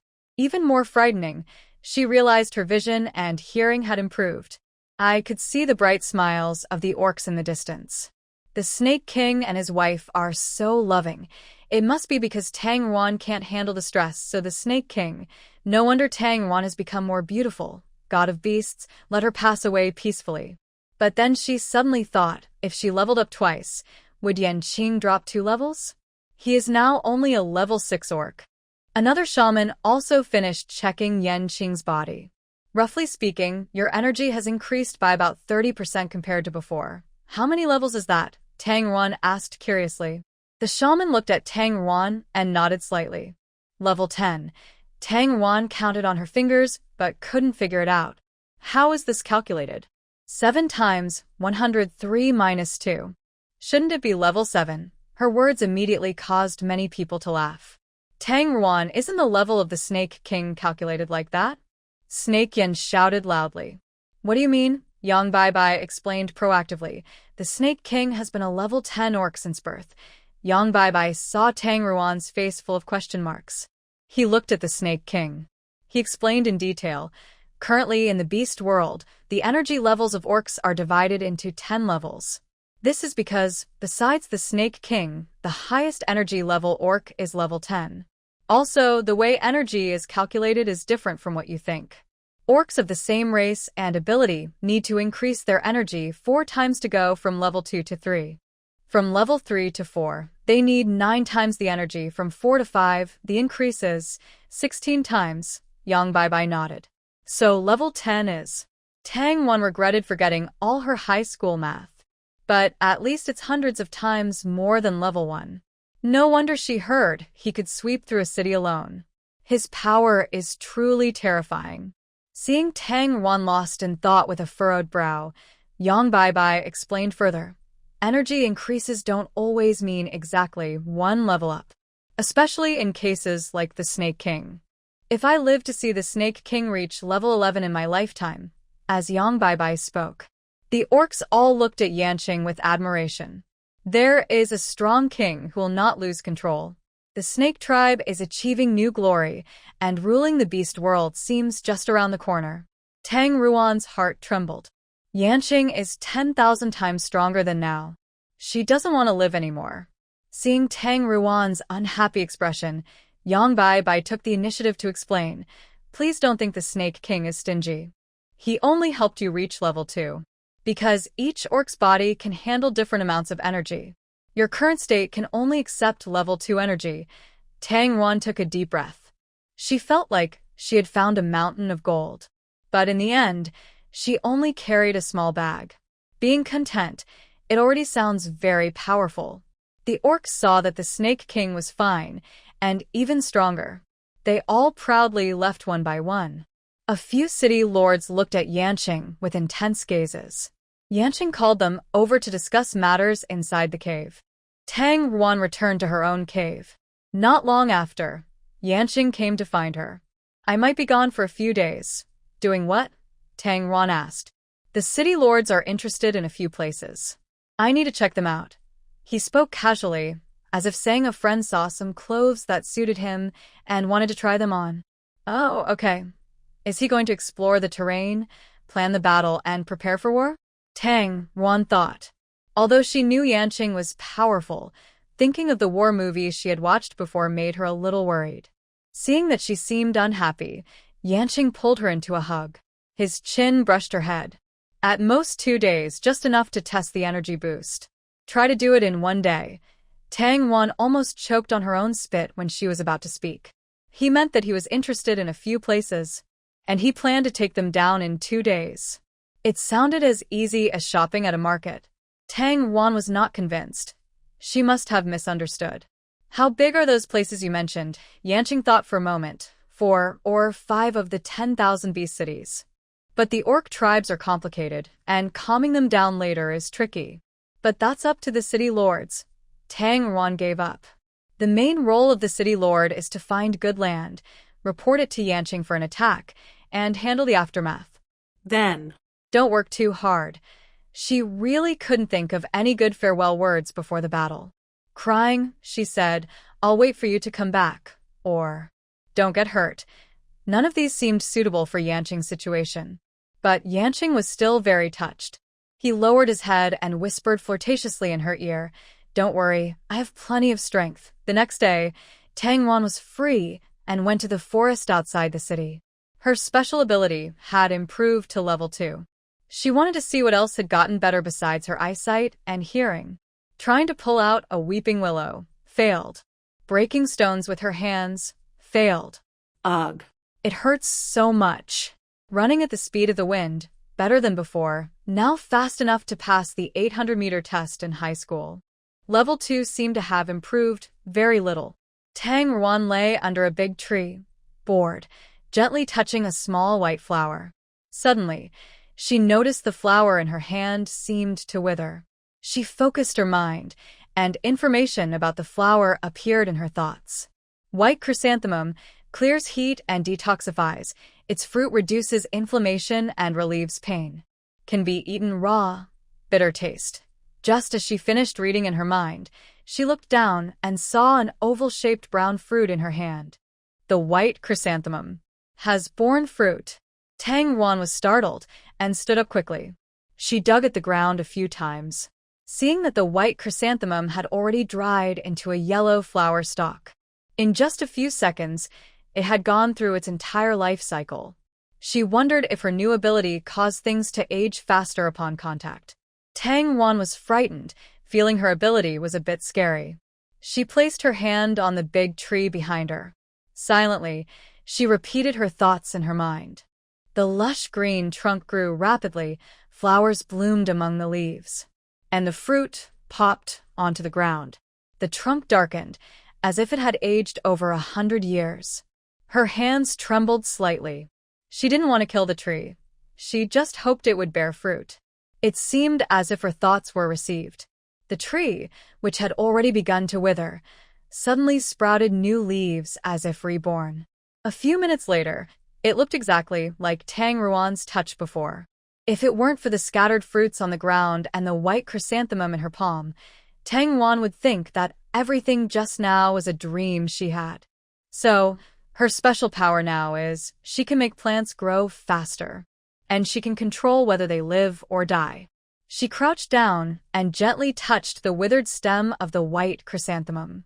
Come back to life. It seemed as if the chrysanthemum heard her call. A new sprout grew from the ground. In a blink, the new sprout twisted and bloomed into 2 small flowers. So, she didn't kill it. She just helped it regenerate. In that case, could she make plants mature in just one day? Tang Ruan's eyes lit up. She tried several other plants, and all confirmed her idea. Finally, she proudly stood in front of her first experimental field. She closed her eyes and focused. Suddenly, she saw a white glowing sphere in her mind. When she opened her eyes, the sphere was still there. Inside the sphere, a clear, shimmering liquid rolled around, like water. The sphere floated above the field. Was it going to pour the water inside down? Tang Zuan wondered. She concentrated, feeling a surge of energy burst from her body. It struck the sphere. Raindrop-like water splashed down, falling on various plants, sparkling as if they were decorated with tiny diamonds. After a moment, the plants started to grow wildly. The water inside the sphere seemed endless, pouring down endlessly. Flowers bloomed, fruits appeared and fell. Bigger flowers grew, larger fruits formed, and they fell too. Tang Ruan's heart pounded. She realized she could not only control growth speed but also its size. She could hold a cherry the size of her hand and eat it after cooking, or grind a single leaf into a jar of herbal powder. All these were her childhood dreams. Today, they could come true. A purple fruit had already grown to the size of her head. Tang Ruan stared at it excitedly, watching it grow bigger and bigger. Suddenly, Tang Ruan felt as if she was losing control. The purple fruit seemed alive, constantly drawing energy from her body. She wanted to stop, but it felt like a voice was urging her on. Hurry up, let all the plants here bloom and bear fruit. Give all your strength to nature. Tang Ruan felt like a small spring, the water running low and about to dry up. Tang Ruan! Tang Ruan! Yanqing called out from behind her. Tang Ruan stood with her eyes closed in the field, the plants around her growing wildly, as if they had a life of their own. Blooming and bearing fruit. Maturing again and again. The fruits piled up like small hills. One purple fruit, swollen to over half a person's height with energy, seemed ready to explode at any moment. Yanqing reached out and placed his hand on Tang Ruan's shoulder. Suddenly, he felt a surge of energy flowing into his body. The beastman's special power usually attacked others or drew energy from them. But Tang Ruan's power was different. It was about giving. He guessed that if Tang Ruan couldn't stop herself, the stronger her connection to things around her, the more energy she would give away. Yanqing dared not touch her again. Tang Ruan, I am Yanqing. Don't let your power control you, he shouted loudly. It was all his fault. Unknowingly, he had boosted her power to level 2.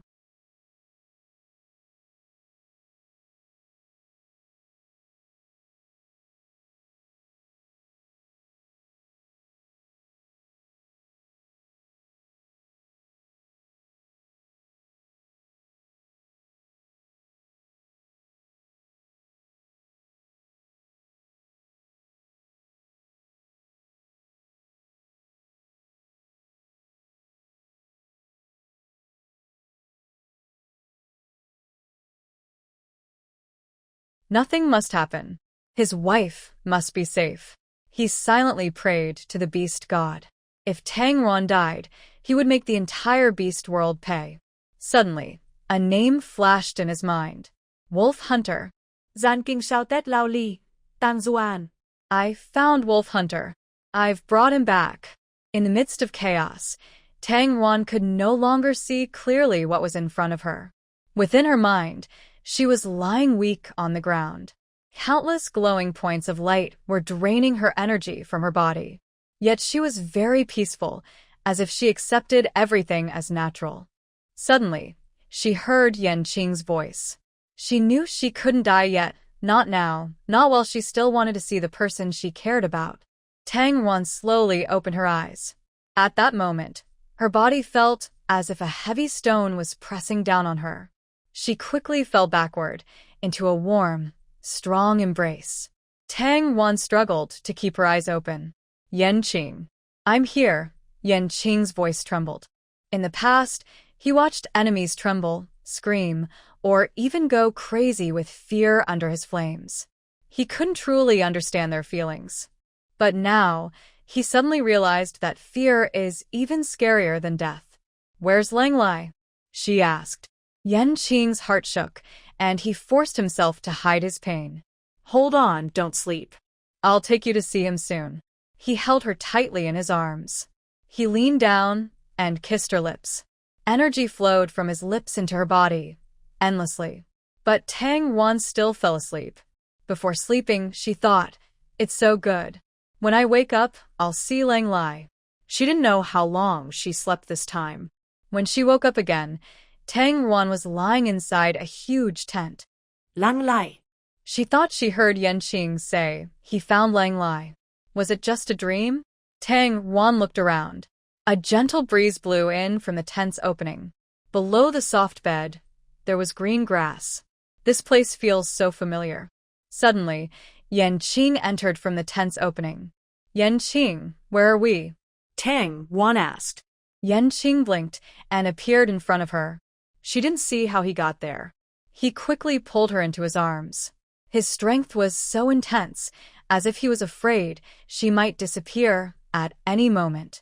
Tang Wan sensed his unusual mood, so she let him hold her. After a while, Yanqing slowly released her. His brows were still tightly knit, and his eyes were full of worry. This expression on Yanqing made Tang Wan feel very strange. Shouldn't he always appear confident and in control of everything? "What's wrong?" she softly asked, gently patting his hair to comfort him. "You can't use your special powers anymore." "Why?" Tang Wan blurted out. Suddenly, a memory from before she fainted flashed through her mind. Did she almost reveal everything then? At that moment, she truly felt she was giving herself to nature. Even dying would be a very happy thing. Seeing her change in expression, Yanqing understood she was recalling the past. Tang Wan nodded. "All right then." Seeing that she seemed unhappy, Yanqing added, "You can still use your old powers. For the new ones, wait until you fully master them." Tang Wan nodded again. Now, she didn't dare to use her powers. She had almost lost her life. Yanqing called a healer to check her briefly, confirming she was fine. Only then did he relax a little. "Want to go for a walk?" Yanqing suddenly asked. "Where is this?" Tang Wan was curious. The smell of grass here was very familiar. "This place, you should know better than me." He pulled her up and headed out of the cave. Tang Wan didn't know how many days she had been lying here, but her legs felt weak. She staggered, and almost all her weight pressed down on Yanqing. "Yanqing, my legs are weak," she pouted, looking at him pitifully, hoping for a hug. Yanqing pinched his fingers. "I'll support you. Walk by yourself." Was Yanqing already immune to her? Tang Wan supported Yanqing as they walked to the tent entrance. About 100 meters away, she finally felt her legs again. Feeling her weight, she no longer pressed on him. Yanqing finally relaxed completely. When powers go out of control, energy crashes inside the body. For beast men, it's a matter of life and death. Even if they survive by luck, they often end up disabled. For someone like Tang Wan, it's a miracle. It must be related to her special powers. Tang Wan stepped out of the tent. Suddenly, a warm breeze blew over her. The sky was clear, the grass rippled like waves, and in the distance, a volcano was surrounded by a sea of flowers. "This is Dongdong Valley," she exclaimed happily. Flame Blue finally revealed herself, showing her first smile since she woke up. "Good. I didn't come to the wrong place."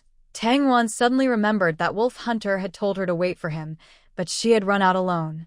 So, had he already returned? Tang Wan turned and ran toward the entrance of the cave valley. Flame Blue quickly grabbed her and pulled her back into her arms, holding her tightly. "I'm sorry." Tang Wan was surprised inside. "What's wrong with him?" She struggled to break free from him. "Did something happen to Wolf Hunter?" Flame Blue looked at Tang Wan. Because of her anxiety and worry, her body trembled slightly. Her eyes flickered, and a kind of deep sadness appeared in her heart, something she had never felt before. Wolf Hunter was definitely not the same as her and Huiche. He was her first male. They would never surpass his place in her heart. He felt helpless and extremely jealous. "No, I just couldn't find him. At that time, I lied to you to wake you up from the space created by supernatural powers." Tang Wan breathed a sigh of relief. "It's okay." She didn't blame him. In that situation, doing anything to save her was right. But Flame Blue's expression didn't improve. "We'll go down the valley later. Before we go, can you tell me about your life in the cave valley?" Only then did Tang Wan remember. How did Flame Blue know she was from the cave valley? She didn't seem to have mentioned it to him. "You talked about it in your dreams," he said, seeming to see through her thoughts. Flame Blue took the initiative to tell her. Tang Zuan suddenly understood. So it was just because she said a few words in her sleep that someone found her here. Tang Wan was once again amazed by Flame Blue's influence. Having many people really meant more power. But from another perspective, so many people searched for Wolf Hunter for months and still didn't find him. He was really here. Tang Ruan's eyes fixed on the direction of the cave entrance. "Come here and tell me everything." He was already sitting on the grass, waving for her to come over. Tang Wan didn't understand why he insisted on listening to her talk. She just wanted to go down into the valley. Hurry up and come over. Under Yanqing's urging, Tang Wan had no choice but to walk over. He found the cave valley just for her. She was also unreasonable. She didn't even meet his small request. Yanqing believed he had a good reason to listen. Tang Wan briefly told him about the major events that happened in Cave Valley before. After listening, Yanqing's eyes showed a hint of surprise. So, your child is to repair the seal of the legendary beast god. Only when the energy is exhausted. Tang Wan lowered her head, clutching the ghost crystal tightly. Your little one is really sensible. Yanqing didn't know how to describe his feelings right now. He felt a bit happy. Tang Wan could carry a level 7 beast man, which might mean she could even carry a level 10. But he didn't dare to take risks. He wanted to be sure of her beast form first. Can we go down now? Yanqing looked at her deeply. Okay. Tang Wan was excited and just about to stand up, but Yanqing pulled her back again. Just like before, he wrapped her in his arms. Yanqing. Tang Wan was a little angry. He brought her here, so did he really want to go down into the valley with her? What's wrong with you? She asked. I'm scared. She thought she must have heard wrong. Yanqing said he was scared? She must have misheard. He's a level 10 beast man. Someone who can destroy a city alone. What is there to be afraid of? I am scared, Yanqing repeated.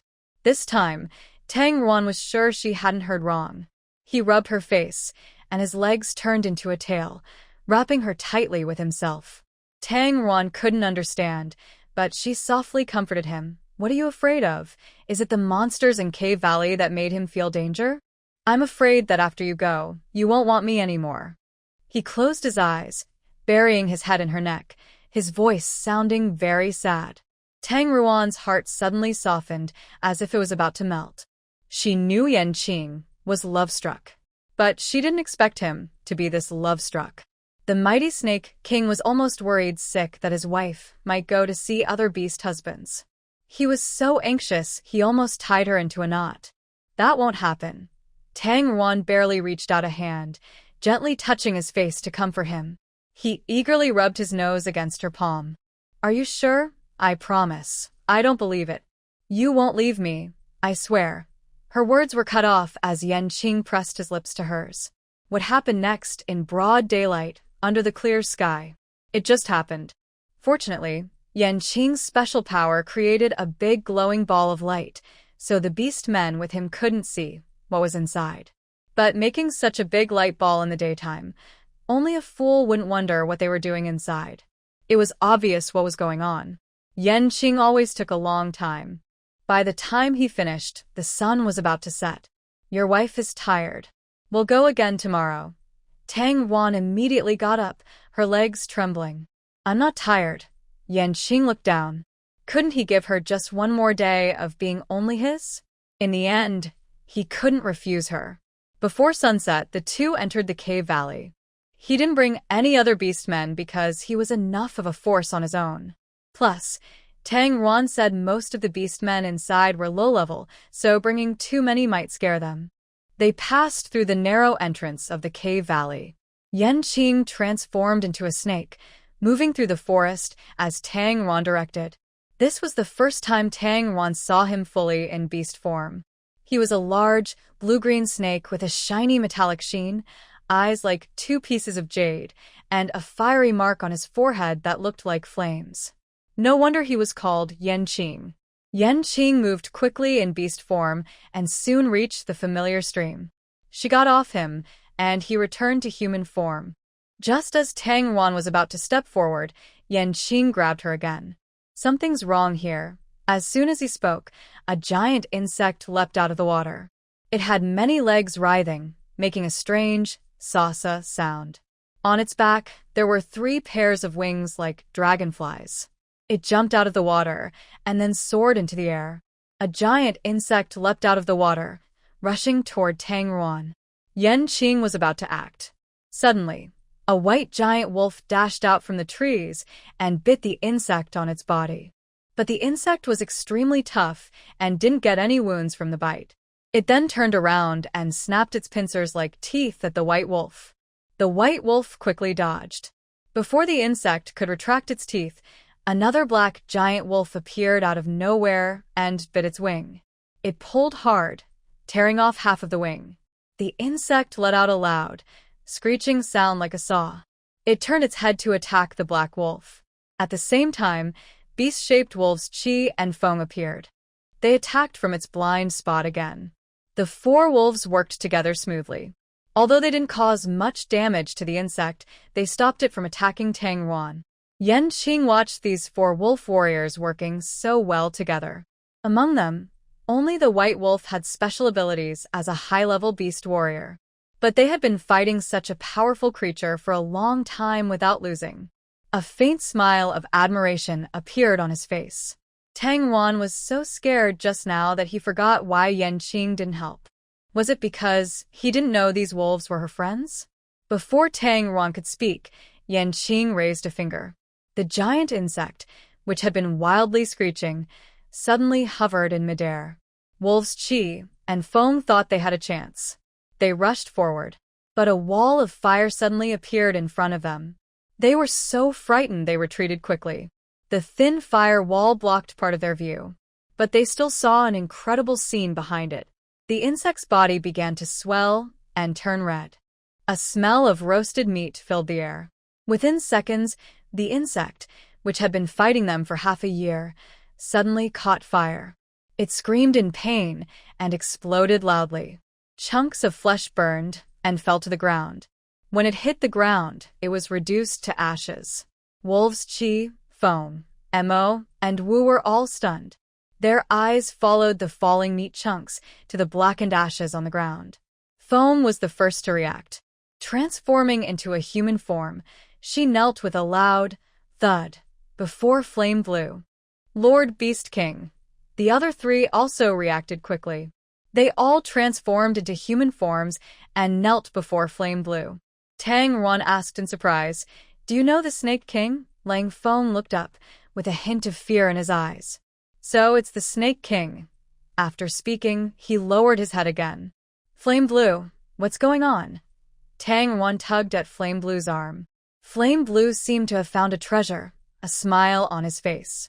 Loyalty, understanding, intelligence, and maturity. If he could recruit the wolf tribe, they would make good subordinates. Flame Blue grabbed Tang Ruan's hand. He held it naturally. "Master Wife, if I may say, even a slightly gifted mid-level beast man can feel the difference between a king and an ordinary beast man.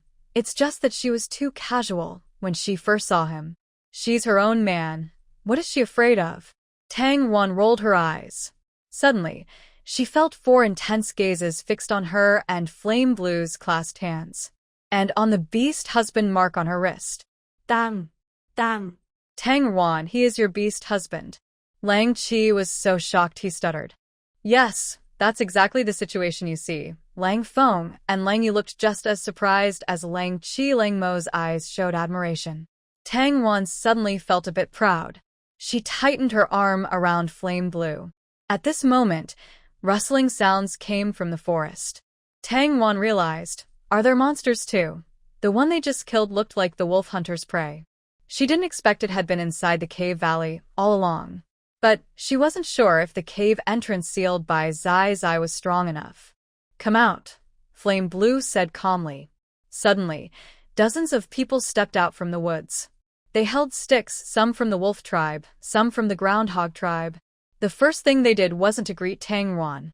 Instead, like Lang Qi, they knelt before Flame Blue. The groundhog tribe even pressed their faces directly to the ground. Tang Ruan understood this was due to the pressure. "Get up. Tang Ruan is now my wife, so I will protect your safety," Yi Qing said calmly. Tang Ruan looked at him in surprise. She thought he was just coming along to hunt wolves with her, but she didn't expect him to make such a promise to the beast men of Dongdong Valley. Was it because she had said they were his friends and family? Potato Mama's voice trembled with excitement. "With such a strong king protecting us, Dongdong Valley will have no more threats." "Thank you, Lord Snake King. Thank you, Lord Snake King." Everyone bowed to him together. Tang Wan watched everyone's reactions and suddenly felt sad. She wondered, if she had met Yiqing first, would the wolf hunt have gone differently? That night, Dongdong Valley prepared the best food to entertain Yiqing: roasted bamboo rats and roasted sweet potatoes. Tang Wan looked at these familiar dishes and asked Potato, who was standing far away and dared not approach Yiqing, "Potato, are you not full?" Potato winked at her and gestured for her to come over. Leaving Yiqing behind, Tang Wan hurried over. Little Potato suddenly hugged her tightly, crying loudly. "Tang Wan, I thought you were dead. I cried for a long time. I even promised the beast god that if you came back alive, I would never have female offspring in this life." Tang Wan said, "Such a harsh vow, but you're back." "Boo-hoo," Potato sobbed. Seeing her best friend crying so sadly, Tang Wan wiped her tears and joked, "So, are you worried about me, or worried about not being able to have female babies? Of course, it's you." Potato cried and punched Tang Wan. As her fist landed, all the marmot beast men gasped in shock. Tang Wan turned to look at everyone. That's when she realized something was wrong. The meal was too quiet. Was it because Yiqing was here? She looked at him, and he frowned, staring at a roasted bamboo rat, not paying attention to her and Potato. But Potato still grabbed her hand and hit her on the shoulder. There was no need for that. It made her feel very pressured. Tang Wan pulled Potato to a spot farther from Yiqing. Potato finally let out a sigh of relief.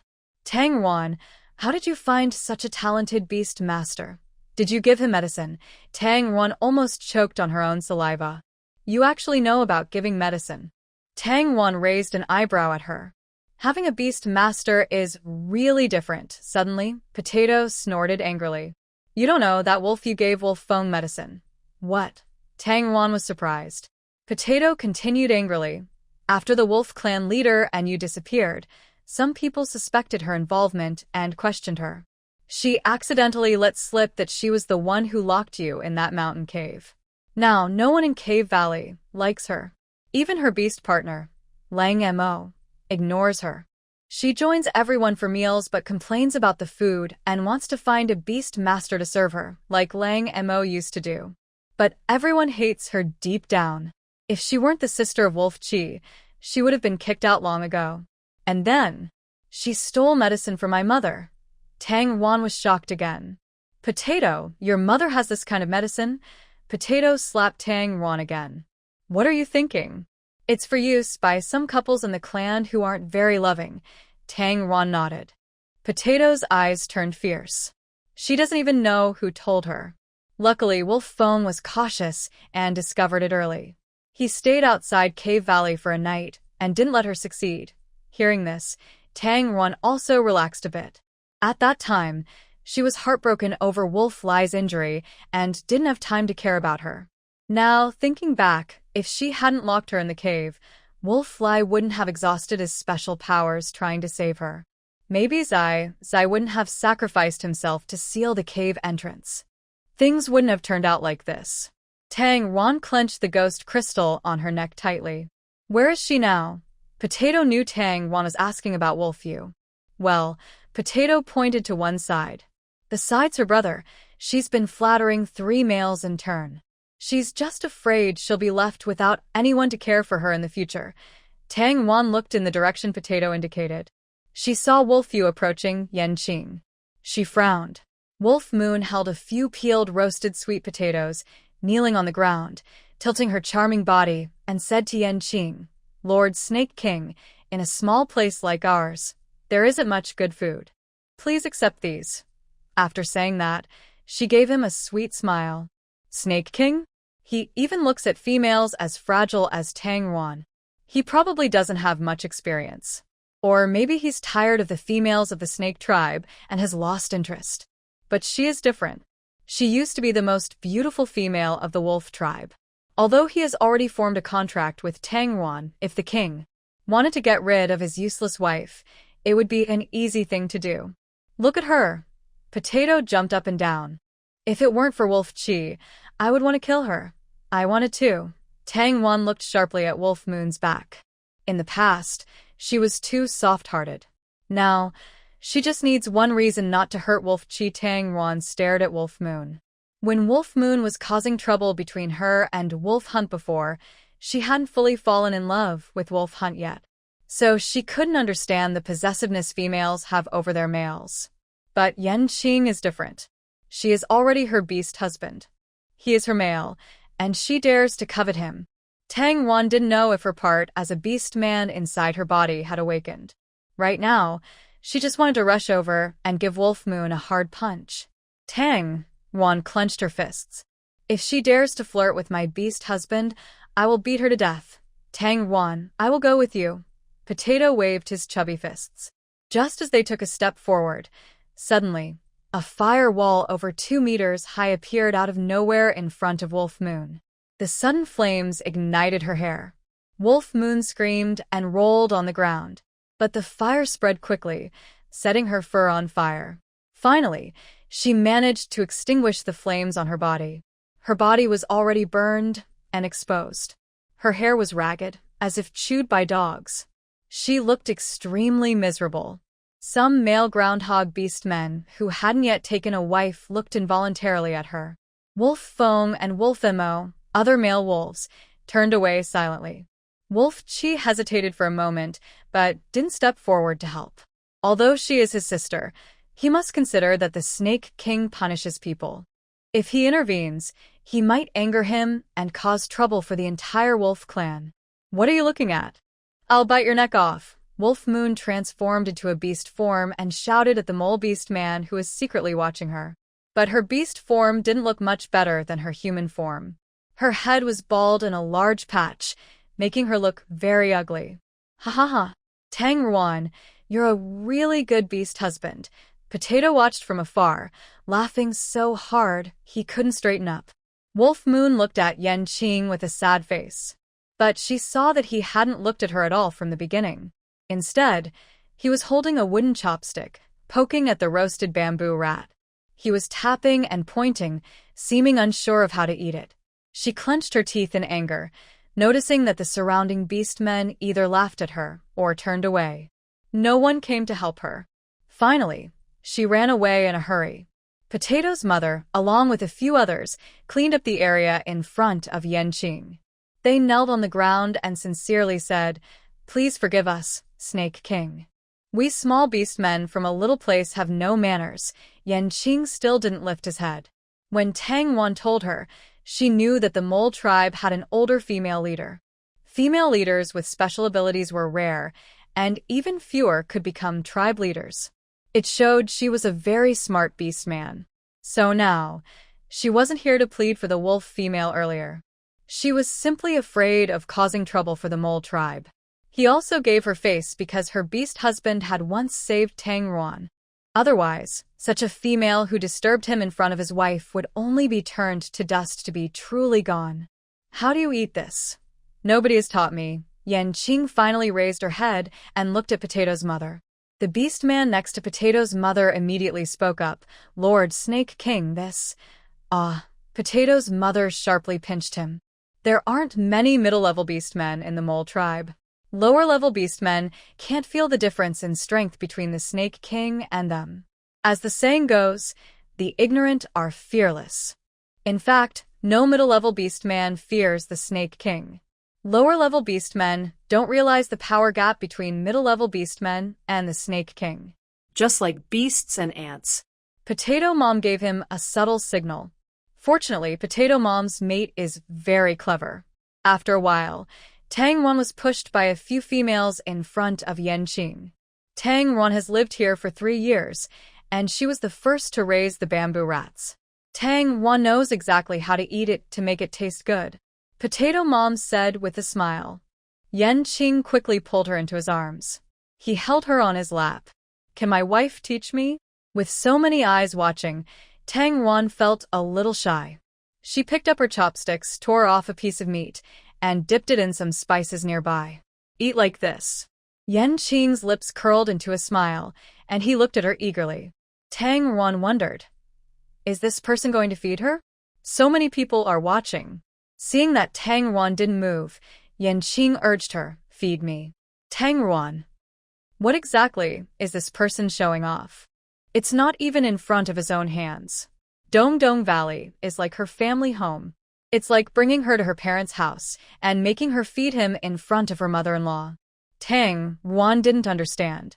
Why is everyone watching her? You're not even bad at it. Oh.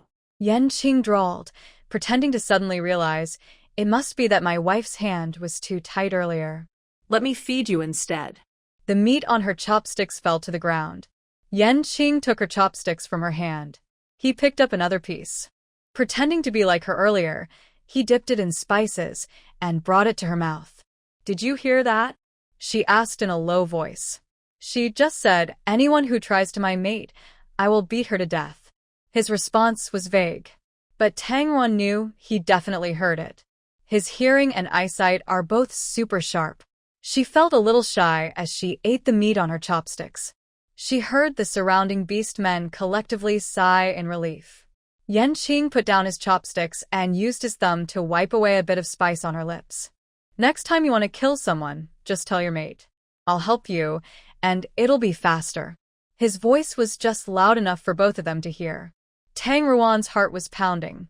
Why does such a bloody thing sound so romantic coming from his mouth? She blushed with embarrassment. Of course, she knew that if Yanqing made a move, dealing with Wolf Moon would be easy and quick. In fact, he could have done it just now.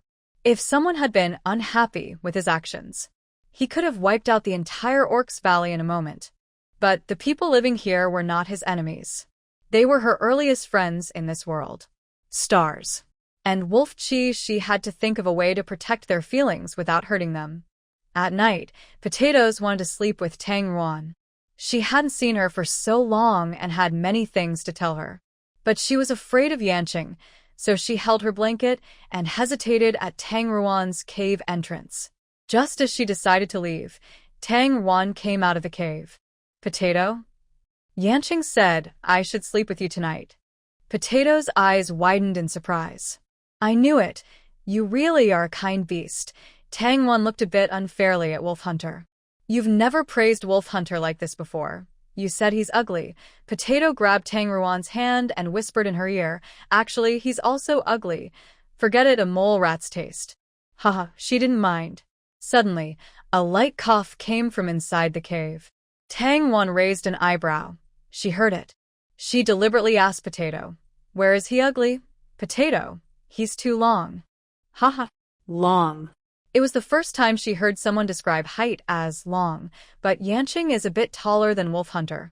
She hadn't measured exactly, but he was at least over 190 centimeters. Well, it's okay. Tang Wan tried not to laugh. Her beast form was even longer, not really long. She elongated her voice, teasing Yanqing inside the cave. Suddenly, another light cough came from inside. The tone seemed a bit displeased. Tang Wan immediately changed her tone. Long, long, long. Quite long. After saying this, she felt something was off. Potato pursed her lips, silent, saying nothing more. But Tang Wan always felt that just now. They seemed to have talked about something inappropriate. Is it because people's hearts are yellow that everything they see is color? Tang Wan also lightly coughed and pulled Potato away. At night, the two talked for a long time. They confirmed that the Wolf Hunter had not returned. They also couldn't find the orcs in Dongdong Valley, nor any new news about the Wolf Hunter. Tang Wan looked up at the cave ceiling with a disappointed expression. She heard Potato mumbling, Tang Wan, please don't go to die again. Even if the Wolf Hunter really died, please don't go to die anymore. I'm so scared. Got it. That day, I wasn't actually trying to kill myself. She helped Potato tuck in her fur, unsure how to explain that she came from another world. At that time, she was just lost in her mind. She thought that jumping down would let her see the Wolf Hunter. She was greedy, vain, and afraid of death. Someone as simple as her never thought about suicide. Thinking of this, she suddenly remembered her recent out-of-control supernatural power. In that space, why was she able to calmly accept the idea of dying? And now, her supernatural power can control the life and death of plants and their growth speed. Could she also control animals further? Tang Ruan suddenly let go of Potato's hand. She was afraid her supernatural power might suddenly go out of control and hurt her. Potato turned over, facing Tang Ruan. Seeing her small, round face, Tang Ruan felt very safe, and she was about to fall asleep. Red Wolf. Don't. Suddenly, Tang Ruan opened her eyes. She quickly pulled Potato up from the soft bed. What did you just say? What's going on with you two? At this moment, Tang Ruan's curiosity was burning. Potato was completely startled awake. No, nothing. I don't believe it. Really nothing. Potato's eyes flickered. Tang Ruan sat up straight and looked at her beast mark. She felt a little disappointed that she didn't get to hear gossip from her best friends. Does Hongshu know? He doesn't oppose, but Potato suddenly stopped speaking. Tang Ruan grinned mischievously. She had caught her. Tang Ruan, it's not what you think. Potato jumped up, looking a bit scared. There's no need to react so strongly. She shifted into a more comfortable sitting position. Then just tell the truth. What exactly happened? It's a pity, in the beast world, there are no sunflower seeds or cola. Potato slowly sat back in her original spot. On the day Tang Ruan had an accident, everyone went out to find her. Unknowingly, it became dark. That day was the first time the giant insect appeared. Everyone ran in panic, scattering everywhere. By chance, Wolf Chi and she hid in the same cave. It seemed the giant insect sensed their presence. It lingered around for a long time, unwilling to leave.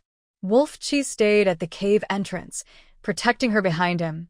Later, the giant insect finally found them. Wolf Chi ran out to distract the insect to protect her. From that day on, Potato developed a good feeling for Wolf Chi. Later, there was a heavy rainstorm. Potato's cubs developed a high fever. She and Red Sweet went into the forest, following Tang Ruan's previous method. They looked for herbs that could reduce fever. In the forest, they saw Wolf Chi soaking wet. So, the three of them searched together. They didn't find many herbs. Wolf Chi gave them all the herbs he found. At that moment, when Potato touched Wolf Chi's hand, she felt he was very hot. She thought maybe it was because she liked him a little, so she was overthinking. But that night, members of the wolf tribe came to ask Potato's mother for help. She then learned that Wolf Chi also had a high fever. He had gone into the forest that day to find medicine. When he was young, he had been seriously injured. He was not as strong as he seemed. When he was bitten by a poisonous insect before, he was the first to have skin ulcers like that among the beasts. Potato, feeling grateful and guilty, stayed by his side to take care of him after his fever subsided. Later, maybe he was feverish and confused, and he kissed me. And then, Red Sweet saw it. Potato's face turned as red as an apple. She was glad that Tang Ruan's night vision was poor. But what she didn't know was, as her own powers increased, Tang Ruan's night vision also improved a lot. She looked at Potato. So he likes you and you like him too? Isn't that pretty good? Moreover, most males in the beast world are very generous. She herself said that Red Sweet didn't oppose it. No way, Potato suddenly shouted. Absolutely not. She really couldn't bring herself to tell Tang Ruan the full truth. Because, in a half-dream, half-wake state, Lang Chi was actually calling Tang Ruan's name. He mistook her for someone else and kissed her. Although, after waking up, Lang Chi apologized to her. After that, their relationship became a bit ambiguous. Lang Chi even said she was round and cute, like a little fruit. He also asked if she planned to find a beast partner from the wolf tribe, like him. But she felt that Lang Chi's feelings for her were not genuine from the start. And, besides, he was a wolf. He had said he longed to see the outside world. Although the cave valley was nice, he wanted to see a bigger world. She couldn't keep him here, just because he liked her temporarily. Tang Ruan didn't know what she was worried about. She reached out and patted Potato's head. Just remember, whatever decision you make, I will support you. I'll always be on your side. Potato threw herself into Tang Ruan's arms. Tang Ruan, if you were a male, I would definitely take you. Be my first beast partner, Tang Ruan. I like tall ones. The next morning, just before dawn, Tang Ruan left the cave. She had stayed up late talking yesterday, and Potato was still asleep. When she passed by Yan Qing's cave, She peeked inside to make sure he was sleeping too. Only then did she quietly sneak off to the place where they raised bamboo rats. The bamboo rats were also sleeping. She casually caught one, then suddenly covered its mouth with her hand to stop it from making any noise. Tang Wan carried the bamboo rat. She went to a hidden corner. The sky was just beginning to lighten. Her heart pounded as she slowly activated her special power. If her power could control plants' life and death, could she also take animals' lives? The appearance of a beast man wouldn't change for a long time. If she took away the wolf's 200 years of lifespan, would he soon die mysteriously? In this way, no one would suspect her. Stars and Wolf Chi also do not hate her. Tang Wan looked sharply at the grass bamboo mouse in her hand. The mouse stared with big, round eyes, looking at her in fear. At her feet, weeds grew wildly and then quickly withered. I'm sorry. Although Tang Wan had seen many scenes of beastmen hunting and killing prey, male beastmen usually did not let female beastmen do it. Even if she was not their mate, they still wouldn't allow it. They believed that letting females kill prey was a sign of weakness in males. So, this was actually Tang Ruan's first time killing an animal. She had eaten many grass bamboo mice before, but seeing an innocent little creature look at her with fear, desperately kicking to survive, and then slowly dying in her hands, her eyes grew darker. Suddenly, she released her grip. The mouse darted into the grass. She still couldn't do it. After having breakfast with Yanqing, he suggested they go for a walk. Tang Wan agreed. Maybe they could find new clues about the wolf hunt. They walked together to the stone wall that Wolf Hunter had once shattered with a punch. Yanqing saw her staring blankly. He asked, "What's wrong?" "Nothing." This was the first time she officially refused Wolf Hunter. Yanqing stroked his chin thoughtfully. He has ice-type powers. Tang Wan turned to look at him, worried he might be jealous. Just as she was about to say something, Yanqing spoke first. "That's good. When it's hot, he can keep you company. Is that really okay?" Actually, she wanted to say that Wolf Hunter wasn't cold at all. But since he was so generous, she didn't say anything more. Seeing her smile, Yanqing let out a sigh of relief. He hated seeing her frown or look sad. Every time he saw it, he wished he could give her the entire beast world. They walked a bit further and arrived at the mountain cave, where the monsters were kept. The opening in the cave had now been completely sealed. it was done by Zazai. "Want to go in and take a look?" Yanqing asked. Tang Zuan instinct kito for Linchet. That scene I saw that day still makes me feel scared when I think about it. But then I remember the memories left by Cabbage and Wolf Hunter. It makes me want to go inside again. Yanqing saw her hesitating. He simply picked her up. Together, nothing will dare to hurt you. The inside of the cave was completely dark. A small flame floated into the air, lighting up the cave. On the walls, faint bloodstains could be seen. But no beastman's bones were left behind, because at that time, the monsters had eaten everything. Tang Wan trembled in his arms. "If you really don't want to stay here, we can leave." Yanqing's eyes quickly scanned the cave. There was indeed a powerful formation here, used to seal the monsters behind. He could still hear the monsters' calls inside. At least, hundreds of them. Dealing with them one by one was possible, but even for him, it would be a tough fight. And he couldn't spare energy to protect Tang Wan anymore. Such a strong thing, controlled by this powerful formation, hidden in such a secret place. Yanqing suddenly felt a shock in his heart. He didn't know who made it before. But later, the repair of the formation was done by a young one who hadn't been born yet. How could he possibly do that? Unless his ancestors were the beast men who sealed these monsters. Tang Wan, do you know what kind of beast man Wolf Hunter's father was? He suddenly asked seriously. Tang Wan looked at him. He must have learned about their conversation from Ma Ming. Tang Wan didn't hide it either. He doesn't want to talk about it. He only knows that when he transforms into his beast form, he can't control his power. He killed Wolf Hunter's mother. That must have been a very terrifying beast form. Yanqing had seen many beastly images on Snake Tribe murals, tall, terrifying beast men. But since he was born until now, the most powerful beast form he had seen was from the Crimson Bone Snake tribe. His gaze fell on the ghost crystal on Tang Ruan's neck. The higher the level of the beast man, the better they could identify the race and abilities of the ghost crystal. But for Tang Ruan's cub, besides recognizing that the energy level was about level 7, he couldn't tell anything else. Let's go back. Yanqing held Tang Ruan as they walked out. This place is indeed dangerous. They left the cave.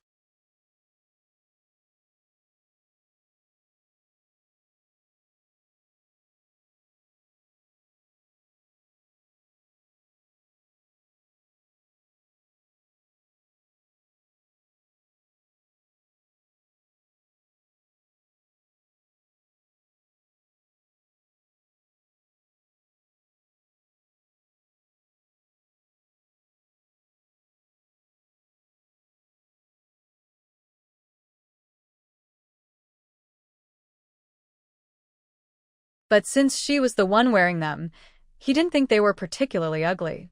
Instead, he thought they had a unique tribal style. He even thought it was a local custom. But now he wondered, is this for repelling insects? There are many poisonous insects here. Tang Wan exaggerated as she unwrapped the bug-repellent belt and reached behind him to help tie it. Suddenly, she saw a tiny bug, about the size of a fingernail, flying toward Yanqing's waist. She was about to wave her hand to shoo it away. But the bug suddenly turned into black powder about 10 centimeters from him. With a light breeze, it disappeared. Not a single speck of dust landed on him. So, you don't need it after all. She knew nothing about the world of level 10 beastmen. How could he be troubled by a tiny bug?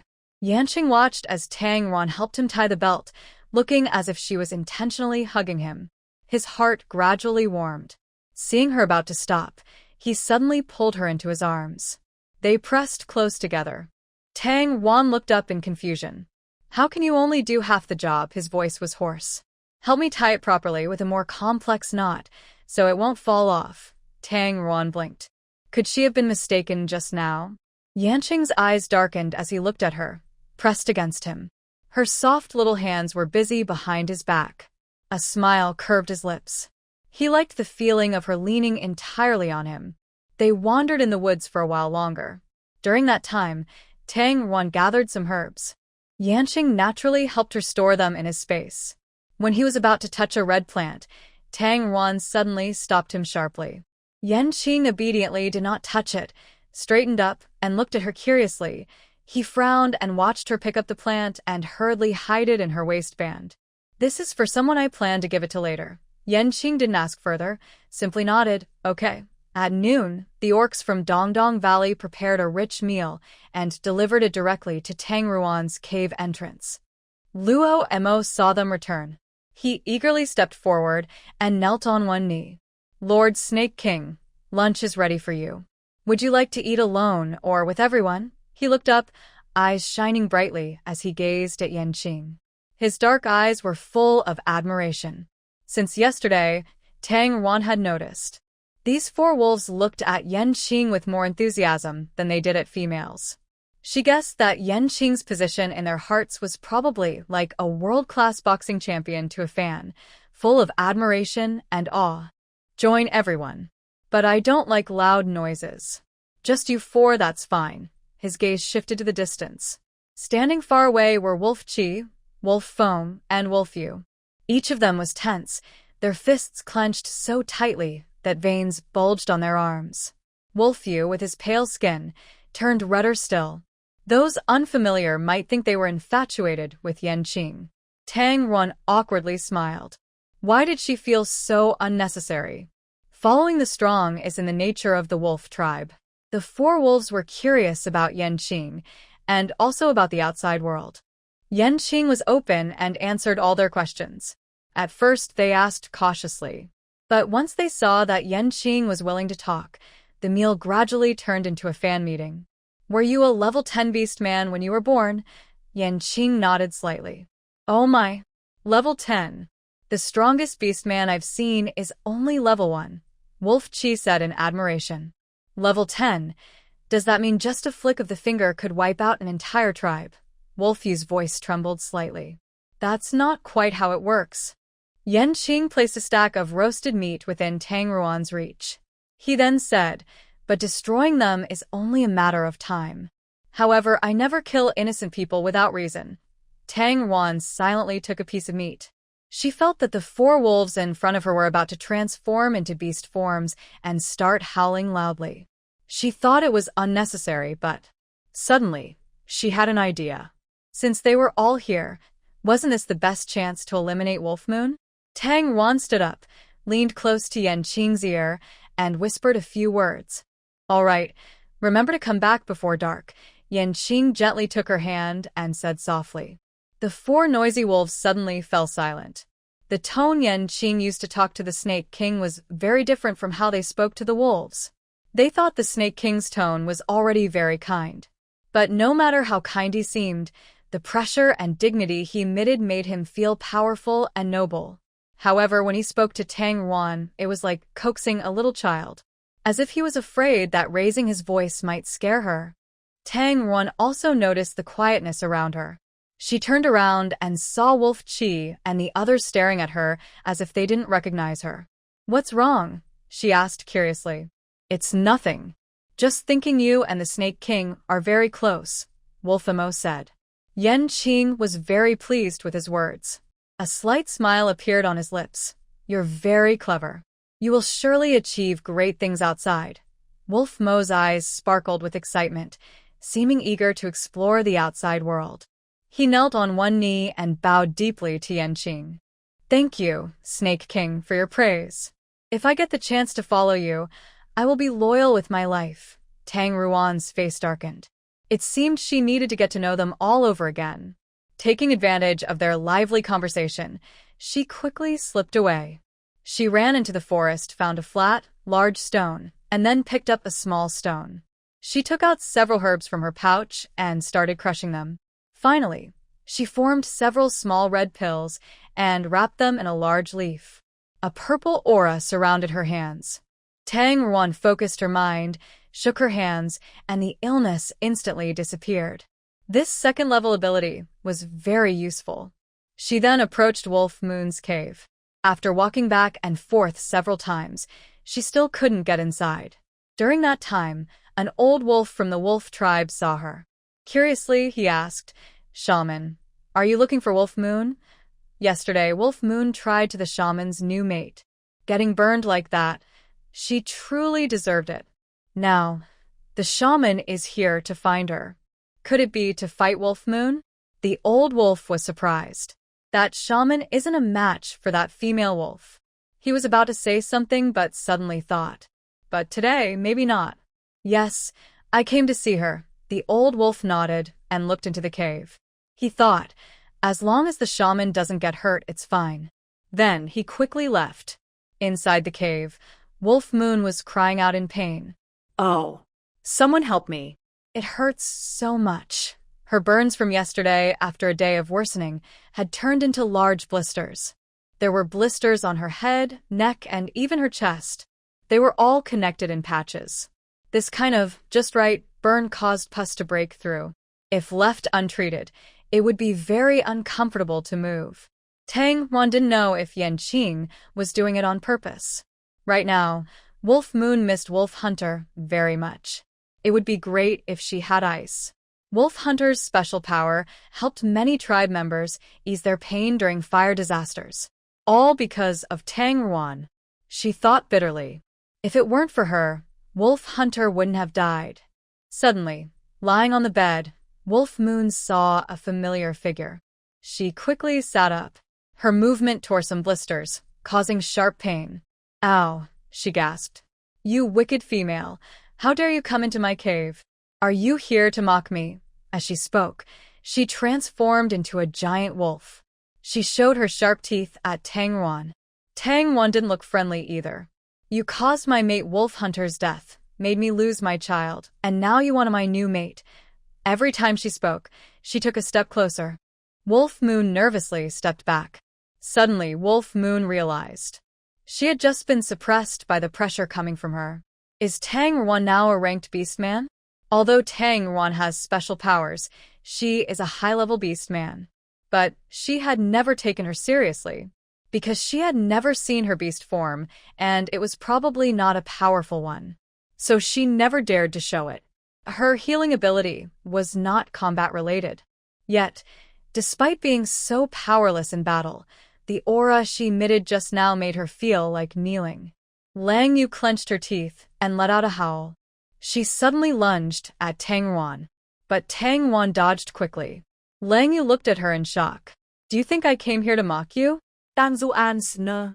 "What you did, I could just kill you today and it would make sense."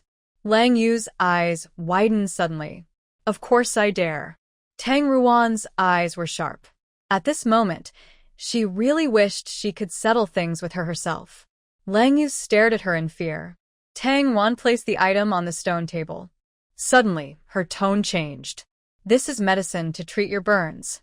If you don't want scars, take one every 3 days." "You're so kind?" Lang Yu didn't believe it. "I wish I could kill you. Do I really care about being kind to you?" Tang Ruan's honesty made Lang Yu unsure of her true intentions. Plus, she didn't know Tang Ruan's current strength. For a moment, her whole body tensed up. "Whether you want the medicine or not, I'll tell you my condition." What is it? Lang Yu asked eagerly. "Set Wolf Mo free." Then she laughed wildly. "Ha ha ha. I didn't expect the male you like to be my beast partner. You actually like that lowly black wolf. What does having the Snake King matter?" In the end, the one she liked was still someone she had once possessed. "Yes, I like Wolf Mo," Tang Ruan admitted openly.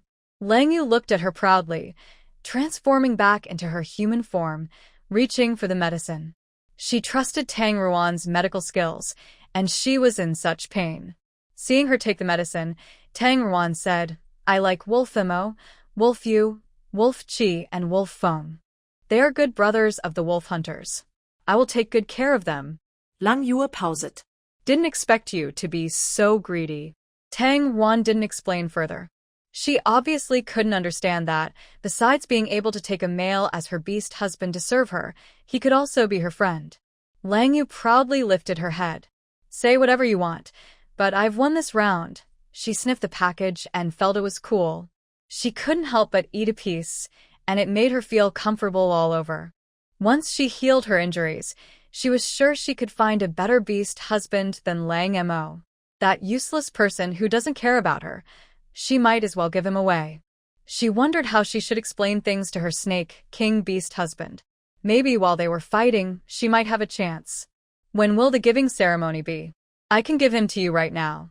Tang Ruan didn't expect that Lang Mo was so unimportant in her mind. She clenched her fists. "Wait for my news." On the way back, Tang Ruan sat down on a large stone. She sat there from noon until it was dark. When the last rays of sunlight disappeared, she suddenly raised her hand and tapped her head. What are you saying? "Are you crazy?"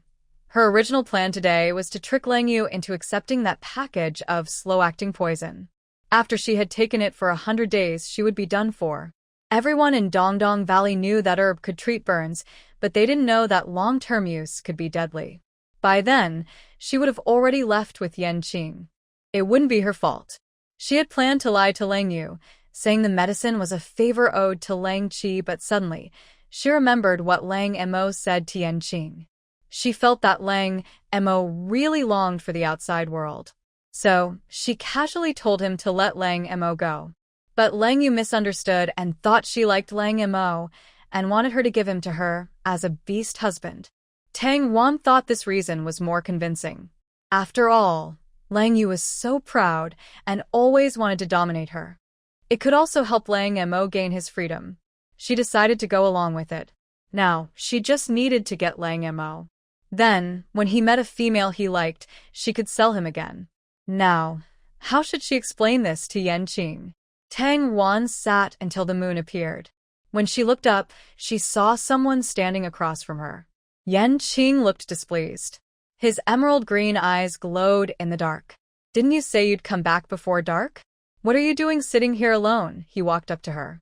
Tang Ruan gathered her courage and decided to act quickly. Better to strike first than suffer later. She suddenly hugged his waist tightly.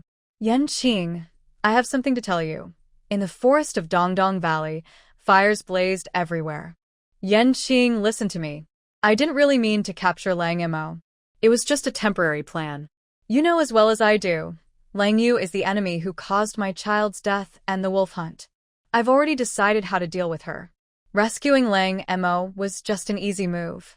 After all, he's a good brother of the wolf hunt. Tang Ruan's face pressed against Yanqing's abs. She closed her eyes and spoke quickly. Around them, the fire burned fiercely. Although she knew it wouldn't burn her, she was still very scared. Even Yanqing could accept Huiche. Why was she so angry about this? A fireball formed around Tang Ruan, extending dozens of meters in radius. The plants inside the fireball had long turned to ash. She felt like a piece of meat in an oven. Only holding Yanqing tightly could she avoid the heat. Temporary plan, Yanqing raised an eyebrow. Suddenly, his steps moved slightly. Tang Ruan immediately climbed onto him like an octopus, wrapping her arms around his neck. Please don't be angry. Yanqing looked down at her with an unreadable expression. Tang Duan xoa lao ne vào xin. Before she could say more, Yanqing spoke calmly. I'm not angry. You don't like him, so why would I be? This is just a temporary plan to achieve our goal. But, Tang Ruan pointed at the fire around them. He was almost setting the entire Dongdong Valley on fire. And he said he wasn't angry. She had finally come back, only to burn her home. Potato and the others would probably hate her forever. Yanqing suddenly sneered coldly. Tang Ruan's heart skipped a beat. She felt that something even more terrifying was about to happen. But in an instant, all the flames around them went out. Only a large black area remained. There's a lot of bugs here. Burn them, he said. Tang Ruan nodded desperately. He agreed with everything said. Yanqing supported Tang Ruan with one hand. They had just taken a few steps. Suddenly, they saw 4 big wolves running quickly toward them from afar. Boss isn't here. We don't have ice elemental beast men, Wolf Feng said. He is the oldest among the 4 and ran at the front in an emergency.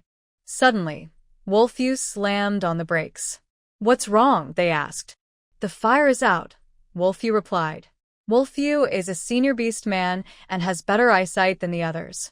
They looked over and saw that the firelight that was there just now had disappeared. For safety, let's go check, Wolf Feng said. Wolf Chi and Wolf Mo nodded. Then they heard Wolf Yu's trembling voice say, The fire. It seems the Snake King started it. What? Wolf Chi exclaimed. The 4 looked at each other. Such a big fire. Who made the Snake King angry? They all thought of Wolf Yu at the same time. She wants to kill us, Wolf Feng said angrily. Wolf Chi and Wolf Mo looked down. Wolf Chi spoke first. Although she's my sister, for the sake of the wolf tribe, sacrificing her doesn't matter. And she caused the death of the boss. The boss won't die. Wolf Mo suddenly raised his head. Wolf Yu didn't say anything, but his determined look said everything. They all believed the boss was still alive. And Tang Ruan, hasn't he been looking for the boss all along? The Snake King is so powerful, he can definitely find her.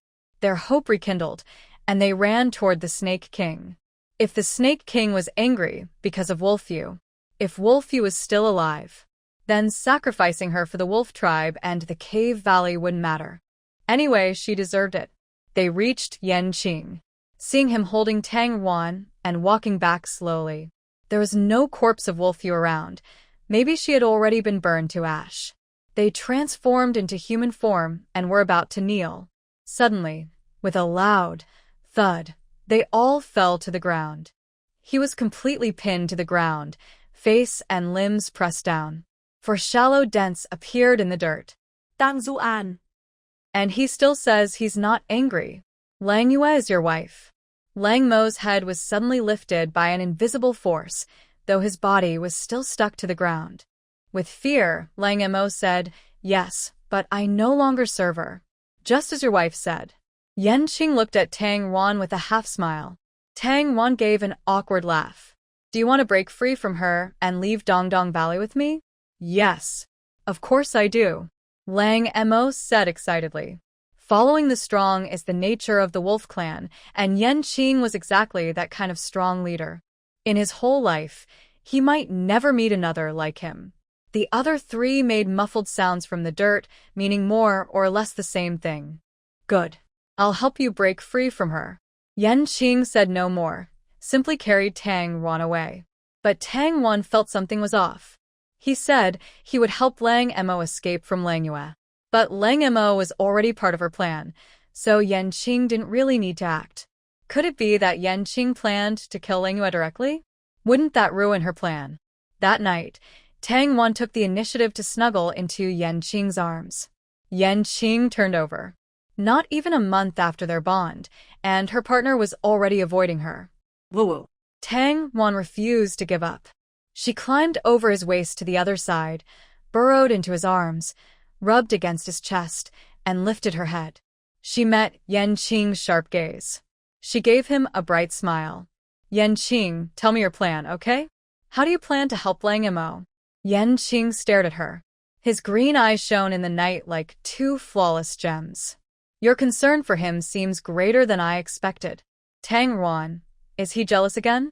She quickly sat up, raised 4 fingers and swore, Yanqing, I can swear to the beast god. In my heart, there's only you and Lang Lai. Ah. And maybe a little bit of Hu Che. Yanqing closed his eyes and took a deep breath. Your heart is really too big. My heart is quite big, so I didn't think much and just went along with Wolf Moon's words. Tang Wan suddenly realized that wasn't what he meant. He was saying her heart was too big, with too many people inside. What should she do now? According to the fortune teller, there are 5. She might need to split into 2 separate rooms in the future. Tang Wan thought for a moment. She playfully pushed Yanqing's arm, saying, Yanqing, you don't seem like someone so petty. You're the Beast King. Who are you afraid of? You don't care about Hu Che, so why care about Lang Emo? Seeing that Yanqing ignored her, she closed her eyes and pretended to sleep. Tang Wan put one leg on his waist. She leaned down and gently touched his face, acting cute. Come on. Why? Mr. Jealousy King. Yanqing suddenly raised a hand and grabbed her calf. He pulled hard and rolled over, lying flat. Tang Wan ended up straddling him. Yanqing opened his eyes, smiling mischievously. Just tell you when I'm happy. Yanqing's abdominal muscles tensed as he moved slightly. Tang Ruan's face immediately turned red. I don't know. She really had no experience with this kind of position. Yanqing sat up straight, lowering his gaze. His index finger curved slightly, tracing her eyebrows and eyes. Actually, I don't know either. How about we learn together? He said learn, but he was completely self-taught. She suspected that beasts might have a natural talent for this. She had already tried her best to make him happy, but a level 2 beast's strength was no match for a level 10 beast. In the end, Yanqing took the initiative again. They spent the whole night being tossed around. At dawn, Tang Ruan, lying on Yanqing's chest, asked vaguely, Are you happy? Yanqing reached out and gently rubbed her head, closing his eyes, like a satisfied cat. Is the wife happy? Tang Wan was so tired she almost fell asleep, mumbling, Yanqing smirked with a hint of pride. As long as the wife is satisfied. The next morning, when she woke up, Tang Wan suddenly remembered their conversation before sleeping. Wait. How did it turn into her being satisfied? Although, she seems quite satisfied. But was Yanqing really happy? What exactly was his plan? Tang Wan looked around inside the cave, but didn't see Yanqing's figure. She went to the hot springs in Dongdong Valley to take a bath. When she returned, she found all the orcs in Dongdong Valley gathered in front of her cave. Yanqing stood at the front, speaking in a firm and calm voice. Today, I will leave with my wife.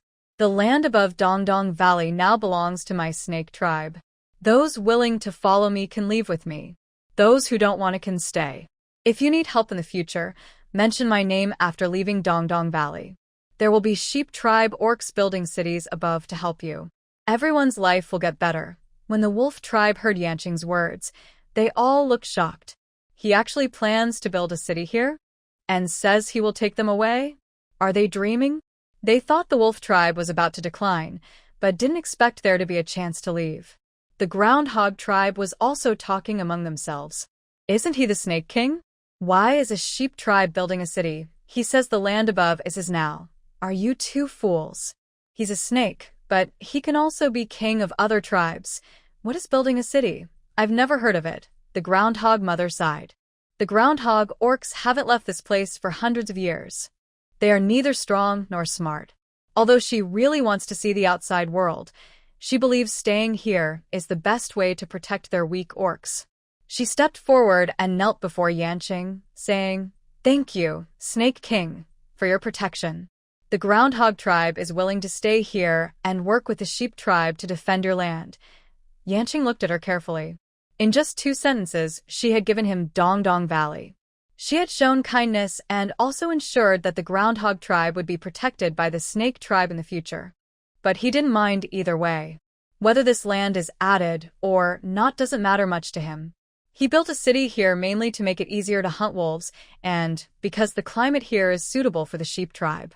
Yanqing didn't say anything more. She turned her gaze to the wolf clan. The wolf beastmen's eyes shone brightly. Suddenly, they all knelt before him. "Wolf clan, we swear to follow the Snake King forever." Yanqing smiled slightly. "I have a piece of land that's perfect for the wolf clan. I need a few people to help me manage it."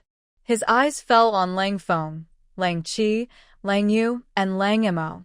The 4 wolf beasts eagerly looked ready to act. The Snake King was grateful that the wolf clan's elders and weak members could leave peacefully. He didn't expect him to try to make them join other tribes. Instead, he gave them a new piece of land, letting them develop freely. This was just like the divine blessing from the beast god, giving them new land. A few old beasts cried happily. "We have our own hunting ground again." "That's wonderful." A female beast hugged her cubs excitedly. "From now on, when we run on the grassland, remember, this land is a gift from the Snake King." Xing Xing knelt beside Lang Feng, nervously watching Yanqing. To him, the Snake King was like a god. He still couldn't connect him with Tang Ruan. A few days ago, he wanted to talk to Sister Tang Ruan, but he was afraid of Yanqing. Suddenly, someone tapped the back of Xing Xing's head. "Why haven't you been talking to me these days?" Xing Xing turned around. He was so excited he wanted to stand up. But Lang Feng held him back. Yanqing's gaze fell on Tang Ruan.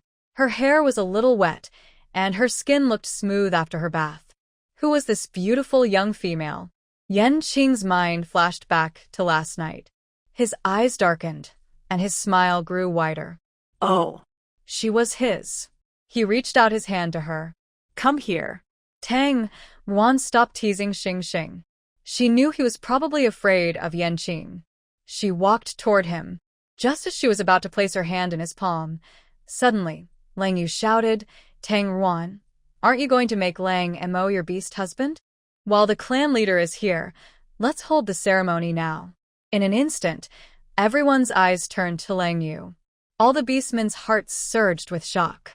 This female was crazy. What is she talking about? Angering the Snake King could not only ruin their recent happiness, but might also cause all the orcs in the cave valley to die. Wolf Moon puffs out her chest, showing a look of fierce determination. She is a low-level orc and cannot see how powerful the Snake King truly is in the eyes of higher-level orcs. At first, she thought he was just like Wolf Hunter. But today, she realized something different. He is not only part of the snake tribe, but also the king of many races. Such a strong male. Why is he with Tang Ruan? Even if she can't have him, she won't let Tang Ruan have him. All the orcs in Cave Valley kneel on the ground, trembling. Even Mother Potato is so scared by the pressure coming from Yanqing that she doesn't know what to say. But the huge pressure only lasts for a moment. Yanqing seems to ignore Wolf Moon completely. He takes Tang Ruan's hand. Wolf Imo stammers, "Lord Snake King, that female is crazy. She's talking nonsense." Actually, last night, Wolf Moon came to tell him about this. But Wolf Imo didn't take it seriously. He thought she was just like before, trying to use him to break up the relationship between the Snake King and Tang Ruan. He didn't expect her to dare to shout about it today. Yanqing remains silent, turns around, and walks to Mother Potato. He pulls out a sheepskin scroll from his space. This is a map to Wancho City. I will stay there for a while. If the moles want to leave Cave Valley and live elsewhere, they can find me using this map. Mother Potato trembles as she takes it, never daring to lift her head. She doesn't understand what the Snake King means. She already said she wouldn't leave. Besides, this is his land. Why does he want the weak and useless among them to go find him? But she doesn't dare to argue. After thanking him, she bows her head to the ground. Yanqing suddenly turns his face. At this moment, all the other orcs besides Tang Yuan are kneeling with their faces to the ground. She sees Yanqing smile at Wolf Moon. What does he mean? Soon, Yanqing looked at her with a half-smile on his face. Could it be that she was too sensitive?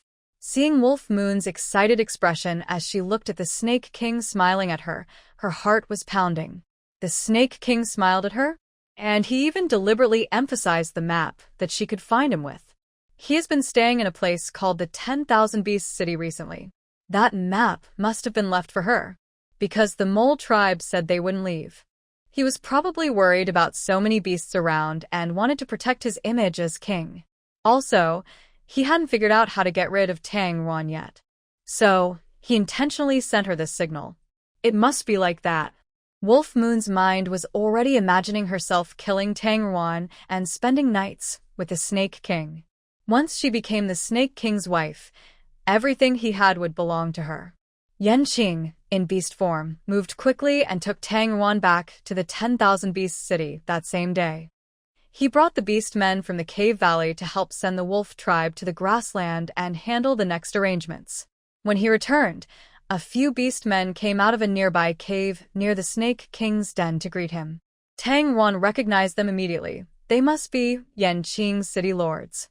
The city lords were powerful, and most of them looked quite good. Among them was a female. She was tall, with snow-white skin, bright red eyes, rosy cheeks, and a small mouth that looked shiny and moist. Tang Yuan liked her just by looking. She recognized her at once. She should be from the rabbit tribe, right? Standing next to her, Snake Ming's face was dark with a hint of red. Yes. So cute. The rabbit tribe's city lord turned her head when she heard his voice. Her eyes shot out a sharp glare. Scared, Snake Ming and Tang Yuan immediately stood straight. Tang Yuan thought, such a fierce rabbit. Snake Ming thought, so fierce, but so cute. Another older city lord came over, smiling warmly. Don't be afraid, the rabbit lady is here to complain today. So she's a bit emotional. It's because most female rabbits are very pretty, but the males have little ability, so more and more of the rabbit tribe. Tang Yuan perked up her ears, feeling curious. From a distance, Yanqing's cold voice sounded. This interrupted the city lord's gossip. Tang Yuan and Snake Mysterious Eye looked eagerly at his departing figure. So, what happened? Tang Yuan, come here, Yanqing suddenly called out to her. Tang Yuan was surprised and quickly ran over. She entered the cave, where Yanqing often discussed affairs, and saw that his stone chair had been replaced with a larger one. It could comfortably seat 2 people. Yanqing sat on the stone chair and waved to her. Sit next to me. Is he asking her to participate in politics? She doesn't know how to do that, and she doesn't want to get involved. Her mind is better suited to figuring out how everyone can eat well and be happy. But with so many beastmen watching, Tang Yuan didn't want to embarrass Yanqing. She obediently sat beside him. Yanqing didn't say anything else and talked to the city lords as if no one else was there. The first city lord's territory experienced a drought. The beastmen had to travel far to find water. Naturally, they couldn't grow the plants Tang Yuan cultivated. This caused a famine. Tang Yuan immediately thought of digging wells and setting up irrigation. She had never seen wells in the beast world. They relied on the weather, which seemed to be a habit. Irrigation projects are large, but if some high-level beastmen with special abilities work together, it shouldn't be too difficult. Another city lord had recently taken over a city that Yanqing had just attacked. Many beastmen inside were injured, and a sudden snowstorm caused many to fall ill. The shaman healers were overwhelmed and exhausted, unable to calm everyone. Listening, Tang Wan knew these weren't serious illnesses. But if left untreated, they could become severe. She thought of common treatment methods. Although there was no writing in the beast world, she could draw diagrams and make a treatment manual. She could even make samples of herbs to include in the manual. This way, basic illnesses could be treated without a shaman healer. It would greatly speed up treatment. Next was the rabbit tribe leader. She stepped forward and suddenly knelt on the ground, bowing her head to Yanqing. She then looked up, her fair forehead red and swollen. Seeing this, Tang Wan felt pain herself. She was very earnest. Snake Mysterious Eye, standing beside her, looked so distressed that he started tapping his toes on the ground. Snake King, please help the rabbit tribe, the rabbit matron tearfully begged. She looked at him with a pitiful expression. Tang Wan instinctively looked at Yanqing's face, but he remained calm and expressionless. His tone was even colder than before. If you have something to say, just say it. If all you can do is cry, then I will find a city lord who doesn't cry. The rabbit girl immediately stopped crying. She pointed at the other city lords standing nearby and angrily said, "It's all their fault. Our rabbit tribe is almost out of people now." Finally, Tang Wan reached the part she was curious about. She perked up her ears and listened carefully. It turned out that because female rabbits had strong reproductive abilities and short pregnancy periods, they were very popular among males in the beast world. At first, the rabbit girl admired female rabbits, marrying beast men from other tribes. She thought this could help increase the number of rabbits. At the same time, since the rabbit tribe was weaker in strength, having these beast men added some power. But these beast men from other tribes were better in many ways than the male rabbits. This made the female rabbits very happy. They took the opportunity to introduce other males from their own tribe and married them. In the end, the female rabbits became very infatuated. Under the influence of the beast men from other tribes, they all followed them to their own tribes. 6 months passed, and the rabbit tribe's population of beast people actually decreased. If this kept up, the rabbit tribe might become an empty city. The other city lords listened to her story and tried not to laugh. One young male city lord said, "The main problem is probably that the male rabbits are too useless." The rabbit girl shot him a sharp look. The city lord shut his mouth. He thought to himself, "So cute." She then said, "I will set a rule. Anyone who makes a contract with the rabbit tribe must settle there." The rabbit tribe's leader immediately looked at Yanqing with bright eyes. She bowed to him again. "Thank you, Snake King." "Thank you, Snake King." One city lord stepped forward, feeling dissatisfied, and said, "Lord Snake, this way. Female rabbits won't be able to choose their own mates. There are many female rabbits in their city, and they rely on them to increase the number of beast people." Yanqing looked at him. The city lord quickly stepped back and lowered his head. Yanqing said, "If they can't stay in the rabbit city for their wives, then it shows they don't really want to be her beast husband." He then turned to the rabbit girl. "And also tell the female rabbits that choosing a beast husband shouldn't be done too casually." The bunny girl happily said, "Yes, Lord Snake King." Tang Wan felt like she was being pointed at. Hadn't this matter already been settled? She didn't succeed in capturing Wolf Mo. But Yanqing promised to help Wolf Mo escape from Wolf Moon. What exactly does he plan to do to help him? He hasn't revealed his plan yet. And why did he smile at Wolf Moon? Could it be that his way of helping Wolf Mo is to flirt with Wolf Moon, making Wolf Moon dislike Wolf Mo on his own? Tang Wan suddenly thought this might be possible. She looked at the back of the bunny girl who had stepped back. The bunny girl was so pretty, yet Yanqing didn't even smile at her. But he smiled at Wolf Moon. He probably wouldn't sacrifice his dignity just to do that. Tang Wan felt more and more uncomfortable the more she thought about it. She imagined that Wolf Moon might be fantasizing about Yanqing right now. She almost wanted to go and confront her. "How do you feel about the things we discussed today?" Yanqing suddenly asked. "How can you smile at her?" Tang Wan blurted out. Immediately, she covered her mouth. Fortunately, Snake Ming had sent the city lords away, or it would have been awkward. Yanqing looked at her for a couple of seconds. He leaned back, found a comfortable position, and rested his chin on one hand while sitting on the stone chair. It's a temporary solution. A temporary solution? Tang Wan looked at Yanqing, feeling like she had heard that phrase before. What kind of temporary solution? Smiling at another female. And he's a beast man who doesn't like to smile. If he were like Snake Ming, always cheerful when seeing others, she wouldn't feel so awkward. But you shouldn't deliberately smile at her alone. She's my enemy and I'm unhappy about it. Tang Wan decided to speak her mind openly. Yanqing stroked his chin, seeming in a good mood. It wasn't deliberate, just a casual smile. Tang Wan suddenly stood up. She finally understood. This person was trying to tease her. Yanqing quickly pulled her back. He wrapped his arms around her tightly, his nose brushing her cheek. Softly, he asked, just joking. Are you angry? Tang Wan pouted. He knew she would get angry, but still said that. Today, she had to make things clear with him. I don't like jokes like that. Tang Ruan's expression was serious. Although I know you probably don't like Wolf Moon, just thinking that she might have feelings for you, and that you might get involved with another female. It makes me very upset. Yes, I am also very unhappy. Yanqing rested his chin on her shoulder. Suddenly, he remembered it was she who did that first. She was the one who said she wanted to take Wolf Mo in. He must feel just as uncomfortable inside. But you're the king, so powerful. I thought you didn't care. You didn't show that you cared about Hu Che and Lang Lai. She lowered her head, her voice quieter. He probably also showed some feelings. Yanqing loosened his grip and turned Tang Wan around. He reached out and gently held her chin, facing her directly. Madam, I do care, he said seriously.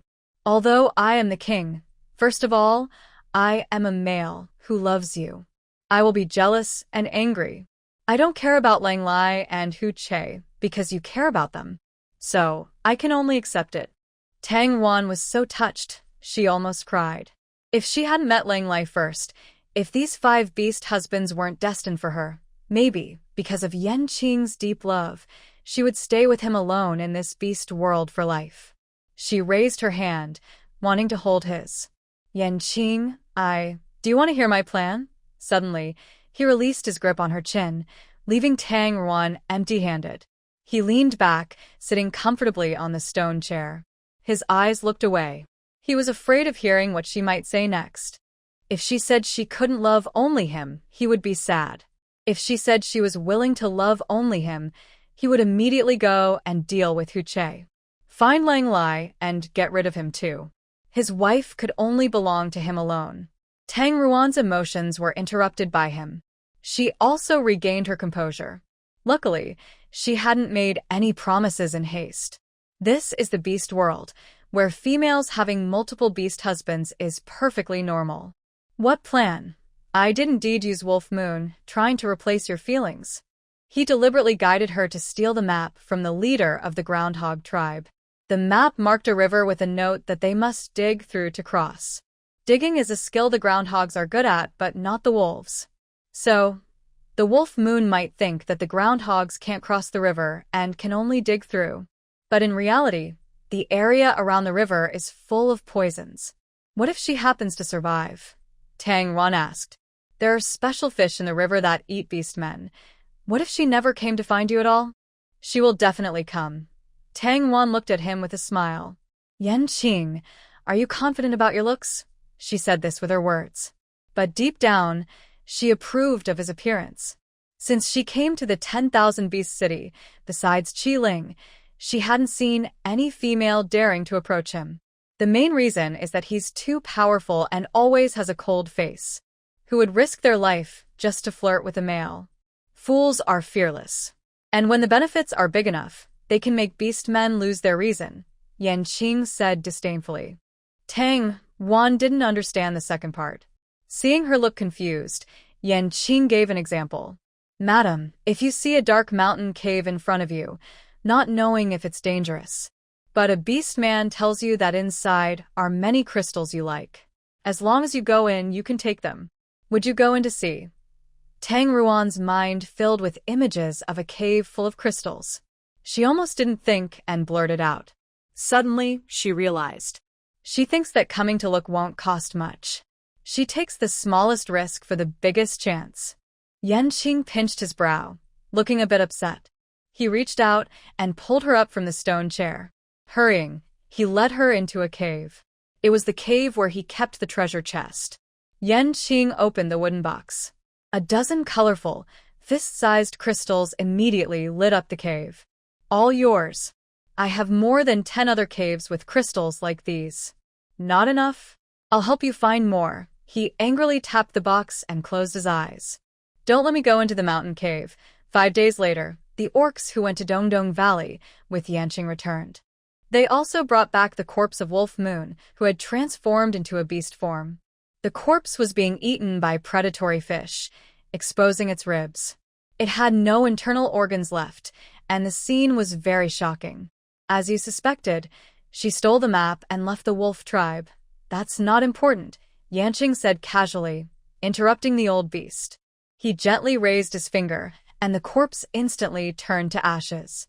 He then looked at Tang Yuan. Seeing her suddenly breathe a sigh of relief, he felt reassured. His wife was timid and couldn't stand such disgusting scenes. There is one more important matter to report to you. On our way to deliver the wolf tribe and on our return, we saw predatory fish in different rivers. Predatory fish are probably piranhas, Tang Yuan guessed.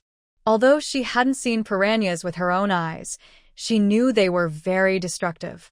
Besides fish in the water, any animals near the water could be attacked and eaten by them. When she was young, she watched a movie about foreigners whose boats sank and piranhas leapt out of the water. They quickly devoured the people, leaving only skeletons. Thinking of that scene, Tang Yuan shivered. The old beast said, the predatory fish bite and kill animals coming to drink water at the riverbank. Many orcs collecting water were also attacked. We discussed and hope that Lord Snake King can use your special powers to make the water in these rivers boil, killing all the predatory fish. Yanqing pondered for a moment and nodded in agreement. There are many predatory fish. Killing them one by one would be impossible. Listening to their conversation, Tang Yuan fell into deep thought. If the entire river boiled, other animals besides the predatory fish would not survive either. Plus, dead fish would pollute the water, possibly spreading germs. Do you have any ideas, wife? Yanqing suddenly asked. In the past few days, Tang Yuan had told him about digging wells, redirecting water for irrigation, and healing manuals. He thought her ideas were feasible and had already arranged for people to do it. Now, he always included her in decision-making. Although his wife was a bit naive, she had good problem-solving abilities. You see the trusting gaze of Yanqing. Tang Yuan also shared her opinion. When the beast-eating fish die, other fish will also die. And there will be too many fish corpses, which can cause disease. She knows about germs and bacteria, but orcs don't understand these, so she explained simply. Moreover, without fish, what will the orcs who rely on eating fish do? The old beast's face showed confusion. Yanqing explained to Tang Yuan. The orcs here don't eat fish. Especially the beast-eating fish, which are said to taste fishy and smell bad. So that's the situation. Tang Yuan couldn't think of a better solution for now. She said to Yanqing, I want to see the scene myself. Yanqing hesitated. He didn't want his wife to face danger. But under her serious gaze, he finally agreed. Yanqing held Tang Yuan and stood on a sturdy tree by the river. An orc threw a chicken into the water. Immediately, hundreds of beast-eating fish leapt out of the water. Within seconds, the chicken was reduced to just a skeleton as the fish scrambled and jumped. Tang Yuan tightly hugged Yanqing's neck. It's so dangerous. She wanted to leave. At that moment, a giant fish suddenly jumped out of the water. It opened its huge mouth and rushed toward them. Tang Yuan instinctively buried her head in Yanqing's chest. That giant fish, about 3 meters long, suddenly hovered in the air. Then, a smell of grilled fish wafted out. The giant fish fell onto the grass by the river. Yanqing was about to act again. But Tang Yuan suddenly shouted, Don't move. Yanqing looked down at her. Seeing her swallow hard, her bright eyes fixed on the fish he had just cooked. Don't move, let me handle it. The giant fish was dragged by the orc to a safe area. Tang Wan placed her hand on its body. Bone kingfish, with extremely hard scales, edible meat, sweet and fresh, rich in various minerals, has hemostatic effects. This time, the description that appeared in her mind was very long. The scales of the bone kingfish can be used for many things, and its bones can also be made into various items, all shown in great detail. There are even pictures and the process of making them. However, Tang Ruan's guess has not been mentioned until now. That is, until she saw a line, "Eat the beast fish." In her original world, one of the enemies of piranhas is the giant bone tonguefish. She watched a documentary about it. At this moment, the voice of the documentary narrator appeared in Tang Ruan's mind. Why don't piranhas overrun the Amazon rainforest? Because their enemy, the giant bone tonguefish, lives here. The giant bone tonguefish has a hard shell, so piranhas can't bite through it. Exactly, the bone kingfish in this world is like the giant bone tonguefish. Yanqing. I have an idea on how to deal with the beast fish. Yanqing tilted his head and looked at Tang Ruan, who seemed very happy. Because this was the second time she had swallowed her saliva. Tang Ruan reached out and tapped the scales of the bone kingfish, each about the size of a palm. Even after being cooked, they remained very hard, about 1 centimeter thick. Yanqing, did you bring your knife? She looked up at Yanqing. A beastman companion was about to take the knife from his waist and hand it over. But Yanqing raised his hand, and the beastman wisely put the knife away. He walked over to Tang Ruan, frowning slightly. What do you need such a dangerous thing for? Is he protecting her too much? She really couldn't explain to a level 10 beastman that they are level 2 beastmen and they don't get hurt easily. I'm cooking, Tang Ruan said helplessly. With me here, you don't need to. So, like last time, she told him the method of making the food. When Yanqing heard that the bone kingfish could produce so much food, he was shocked. Because the fish's meat has many sharp spines that could cut a beastman's throat. But he chose to trust Tang Ruan. He removed the hard scales of the bone kingfish and cut open the fish meat. Suddenly, he found that the fish's meat had no messy spines. Due to its large size, the spines inside its body are as thick as animal bones and are easy to remove. Yanqing used his supernatural powers to work on it for a while. The beastmen accompanying him were so amazed their jaws almost dropped. Because they saw that the mighty Snake King not only grilled fish and made fish soup but also personally rolled small fish balls. The aroma wafted out. Gurgle, several beastmen's stomachs growled. This smell, just smelling it, was fresh and sweet. There was no fishy smell at all.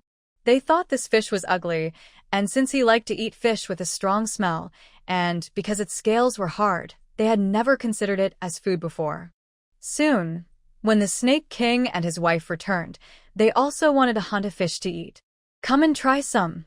The calm voice of Flame Blue came through. A few beast men accompanying him thought they must be hearing things. They looked at each other, then confirmed. The Snake King had actually invited them to eat his homemade food. They carefully walked over, kneeling on the ground, raising their hands over their heads, waiting for him to bestow the food. This event today would be a story they could tell for years. Stand up, serve yourselves, Flame Blue said as he placed the spoon into the pot. If it weren't for needing different beast men to help taste the food, he wouldn't bother with them. He carried a bowl of fish balls to Tang Ruan.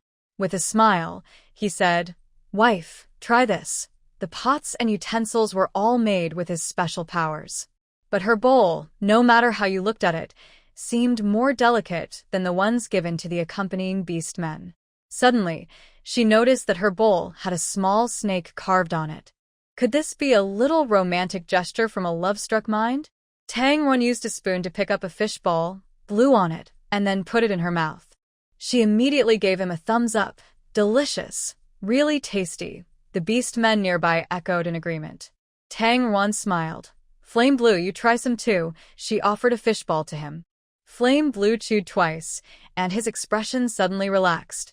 It was even more delicious than the food Tang Ruan had made before. Bone Kingfish feeds on beast fish, Tang Ruan said with a gentle smile.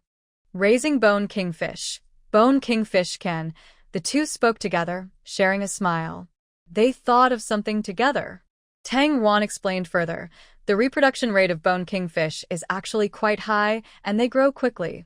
However, fish eggs are often eaten by predatory fish. So, their numbers are probably not many. We just need to raise them alone for a few months until the young fish grow big enough, then release them back into the river. This will solve the problem of the overpopulation of predatory fish. Once the bone kingfish reach a certain number, they can also be used as food for the beast men. Yanqing looked down at Tang Ruan, knowing that food is very precious in the beast world. His wife first solved the problem of food for omnivorous beast men with baked buns and steamed bread. Now, she has turned the predatory fish, which threaten the safety of the beast men, into delicious bone kingfish. What was once a threat has now become an opportunity, thanks to her. He truly feels like he has found a treasure. Yanqing couldn't help but gently bite her lips. He leaned down and whispered in her ear, "Tonight, I will thank you properly for what you've done for all the clans." Tang Ruan hit his chest lightly. How can this person be so restless every day, even on Sundays?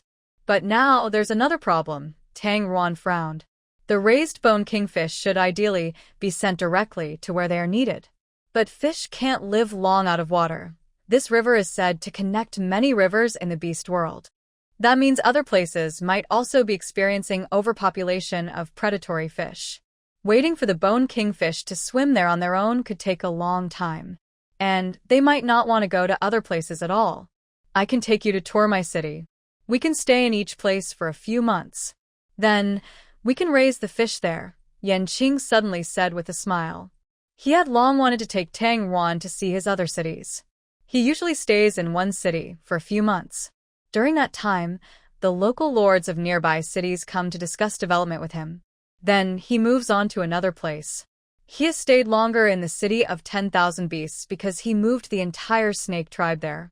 The snake tribe is used to a warm climate all year round, which suits this place. And because Tang Ruan is here. Travel? Sounds good. Tang Ruan actually likes traveling very much. Plus, she can personally go to different places to find wolf hunters. Yanqing didn't understand what traveling was, but he saw that she agreed. I happily lifted the person up. We leave tomorrow. Wait, there's one more thing. Tang Ruan suddenly thought. Do other rivers have bone kingfish? Yanqing thought for a moment and shook his head uncertainly. After attacking a place, he would stay there for a few days to learn about the surroundings. So, he remembered a few rivers where big fish lived. But since Tang Ruan came along, he always hurriedly left and returned quickly. Sometimes, he even attacked the city at midnight after she fell asleep. In the morning, before she woke up, he was back by her side. There was never enough time to understand the area. Then it's best if we can bring some fish along, Tang Ruan asked. Yanqing, can your space hold living creatures? She knew about the wolf hunter's space. Things placed inside stay fresh, as when they were put in. Living creatures die the moment they go inside. But they stay in the state of death. So, that's how it is. This means there can't be living creatures inside the space. That won't work. She was thinking about putting some fish into Yanqing's space to take with them. Suddenly, a picture appeared in her mind. It was the dark space she saw when her second-level supernatural power went out of control. There was a beam of light inside, shining on the ground, lighting up a small, mirror-like pond. The pond was surrounded by bottomless darkness. Yanqing, what is your space like? Tang Ruan suddenly grabbed his shoulders. Yanqing frowned. Can't see. The space is created by supernatural power. When needed, just think and things will appear. And the space can't hold living orcs. No one knows what's inside. Tang Ruan's eyes widened in shock. Yanqing noticed she was acting strange. Madam, what's wrong? He gently placed her on a stone table and shook her shoulders. I think I saw a space. With water inside. Thinking about Tang Ruan's past out-of-control supernatural power, Yanqing shouted loudly, "Stay away," although he wasn't sure what she saw. But at this moment, her heart was pounding in her chest. Is it enough water to put the fish in and raise them? She said happily, as if she hadn't heard his voice. She reached out and randomly grabbed at the air. Suddenly, Tang Ruan's hand touched a stone bowl placed nearby. The bowl instantly disappeared. Yanqing's eyes widened in surprise. Tang Ruan had awakened her space ability. Although space powers are not very rare among advanced beastmen, according to Tang Ruan, she could actually see what was happening inside the space. A bowl of fish balls floated above a small pond. Staring at this very strange scene, Tang Ruan suddenly became alert. The things in front of her gradually became clearer. It was Yanqing's anxious gaze. "Are you okay? I think I entered a space, and in that space there are..." Before she finished speaking, she suddenly realized the stone pot she touched had disappeared. She was startled. Instinctively, she grabbed Yanqing's arm. Then she suddenly thought, could everything she touched disappear? She immediately let go. In her panic, she collected the bowls, plates, a stone table and chairs, and even a few fish balls left half-eaten by some accompanying beastmen. In her mind, a scene flashed. By the small pond, these things were piled up. I think I can't control it," Tang Ruan said nervously, her fists clenched tightly, fearing she might accidentally take Yanqing into her space. Her hands now looked more frightening than the Silver Horn King's gourd. The Silver Horn King needed the other person's consent to send Wukong back. Yanqing wanted to get closer to her, but she was shouted at fiercely. "Don't come near me. I am very dangerous." Yanqing smiled helplessly. "That's how it is when you first awaken space powers. In a few days, you'll be able to control it." So, what she saw was really space. But didn't Yanqing say she couldn't see anything? Tang Ruan's heart was both surprised and happy. She had always wanted a space of her own. With a space, she could carry many things when she went out. No more stuffing her bag full of things. But she didn't know how to control it yet, and it was too dangerous. Tang Ruan curled up and sat on the ground. Even her toes clenched tightly. Her face was flushed with effort. Fearing that she might accidentally inhale something, she stayed very still. Yanqing looked at her with a half-smile, a bit teasing. His wife now looked a little cute. Her movements were like those of a newborn puppy. "Let's go back first, and you can get used to it slowly," he said, reaching out to touch her. But she turned her back and avoided his hand. "Don't touch me," she shouted angrily. She felt too vulnerable. Yanqing raised an eyebrow. The more he was not allowed to touch her, the more he wanted to. She successfully stirred his possessiveness. She was his wife. Why couldn't he touch her? "Go back first," he told the beastmen accompanying them. The beastmen immediately hurried out of Tang Ruan's sight. A bad feeling rose in her heart. "Yanqing, why did you let them leave?" He walked around to stand in front of her and squatted down. Suddenly, he reached out and grabbed her ankle. Tang Ruan reflexively struggled, losing her balance, but not daring to let go. She fell backward. In the next second, his hand appeared behind her, steadying her and catching her. He gently placed her on the grass. Yanqing leaned down to look at her, his fingers tucking a stray strand of hair behind her ear. "I'll ask you again. Can I touch you?" Tang Ruan took a deep breath. "Not now." His fingers moved behind her ear, pinching her earlobe twice, then slid down to her chin. He lifted her chin and lightly bit her lips. Now his voice was deep and a little hoarse. Tang Ruan was affected by the intimate atmosphere, but she still stubbornly held her head high and said, "No." His hand moved downward again. Now, Tang Ruan's body heated up. She tried to push him away with her knees, but he pressed her back. "Yanqing, you're going too far. I'm trying to protect you. Is protecting me the only way you can, by not letting go of me?" he asked, knowing her answer. Tang Ruan not dead family. "That's simple then." As soon as he finished speaking, a red energy appeared around her wrist, binding her hands tightly together. Now, she didn't need to use her strength. Her hands were no longer free to move. That force lifted her hand above her head, exposing her completely to Yanqing's gaze. Although this was not the first time he looked at her with such longing and obsession, but in broad daylight, it made Tang Ruan feel very ashamed. She saw the desire swirling in his deep blue eyes. "Yanqing, let's go home and talk. Does the wife not want to go back?" He looked at her delicate wrist, wrapped with a red special power, like a beautiful prey caught and bound by him, totally under his control. He liked this feeling. Then let's go back a little later. Yanqing has a strong desire to control. He seems very accommodating to Tangruan, but actually, he's using his way to keep her within his safe range. If she wants a crystal stone, he can give her all of them. He won't let her enter that dangerous cave.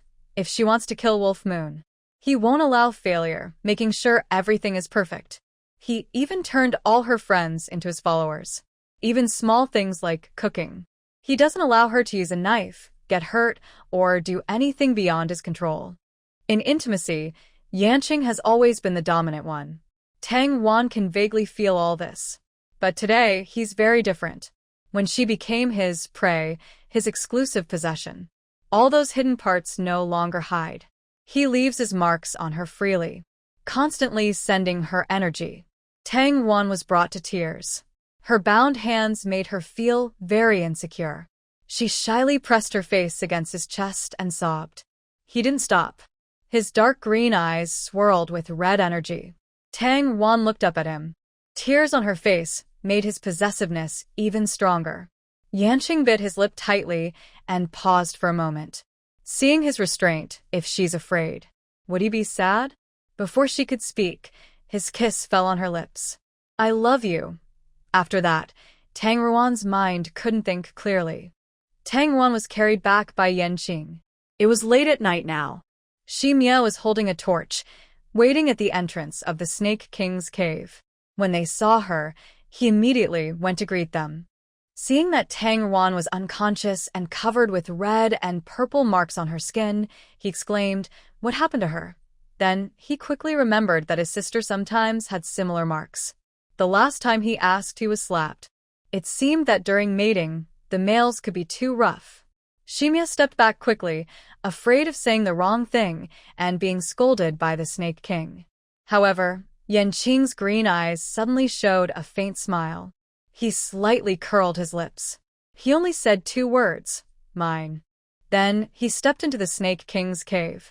Because Tangruan was unconscious, she couldn't heal herself. Usually, she could recover quickly from such injuries. He admired his work under the moonlight. He reached out and held her in his arms. If only she could be his forever, just for himself.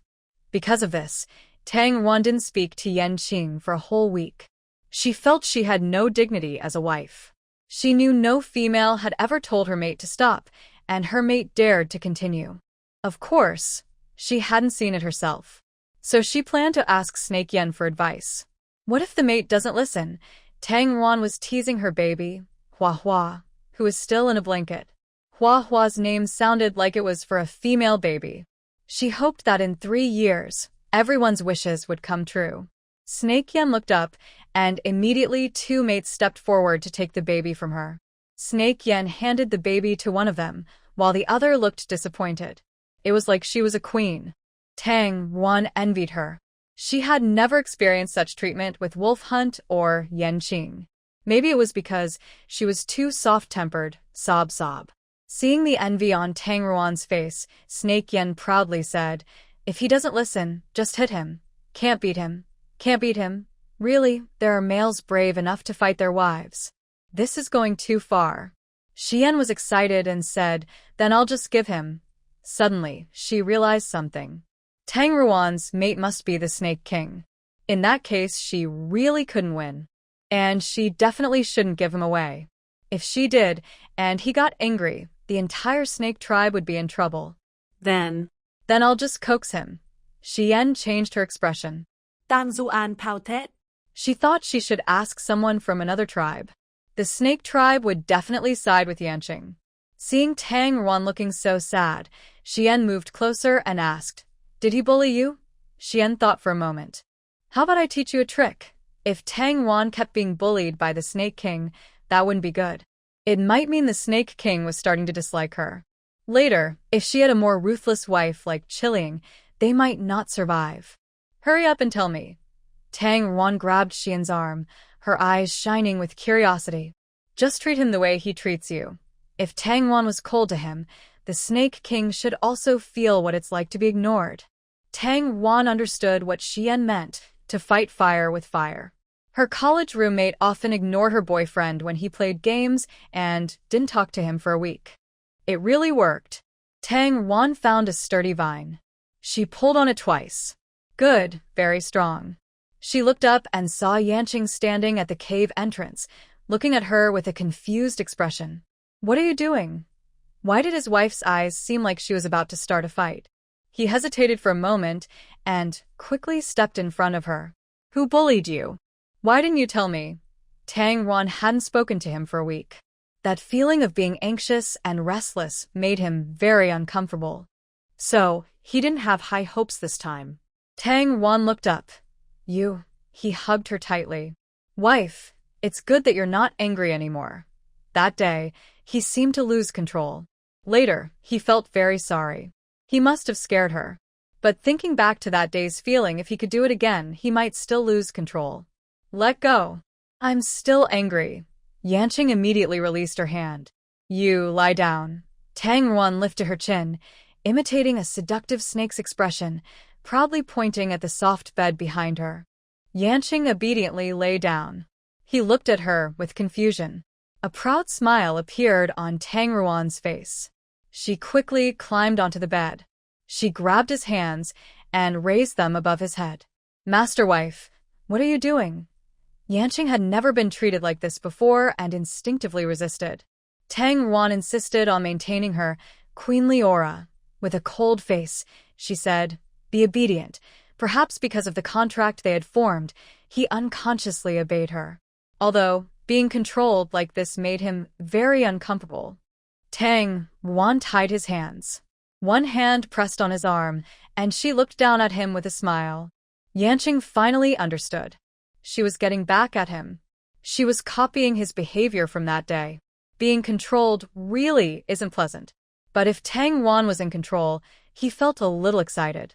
Next, what are you going to do to me? He asked in a hoarse voice. His blue eyes grew deep and mysterious. Suddenly, Tang Wan sensed something was wrong. Looking down, her face immediately turned red. Why was his reaction so different from hers? She was supposed to punish him, but it felt more like she was rewarding him. Nothing, she swallowed hard. Just want you to feel what I felt that day. After you feel it, I'll leave. She was about to get up. Yanqing suddenly turned over, covering her beneath him. His hands were still tied. He supported himself on his elbows, forming a triangle on either side of her head. Snake. Indeed, her waist and abdomen were very strong.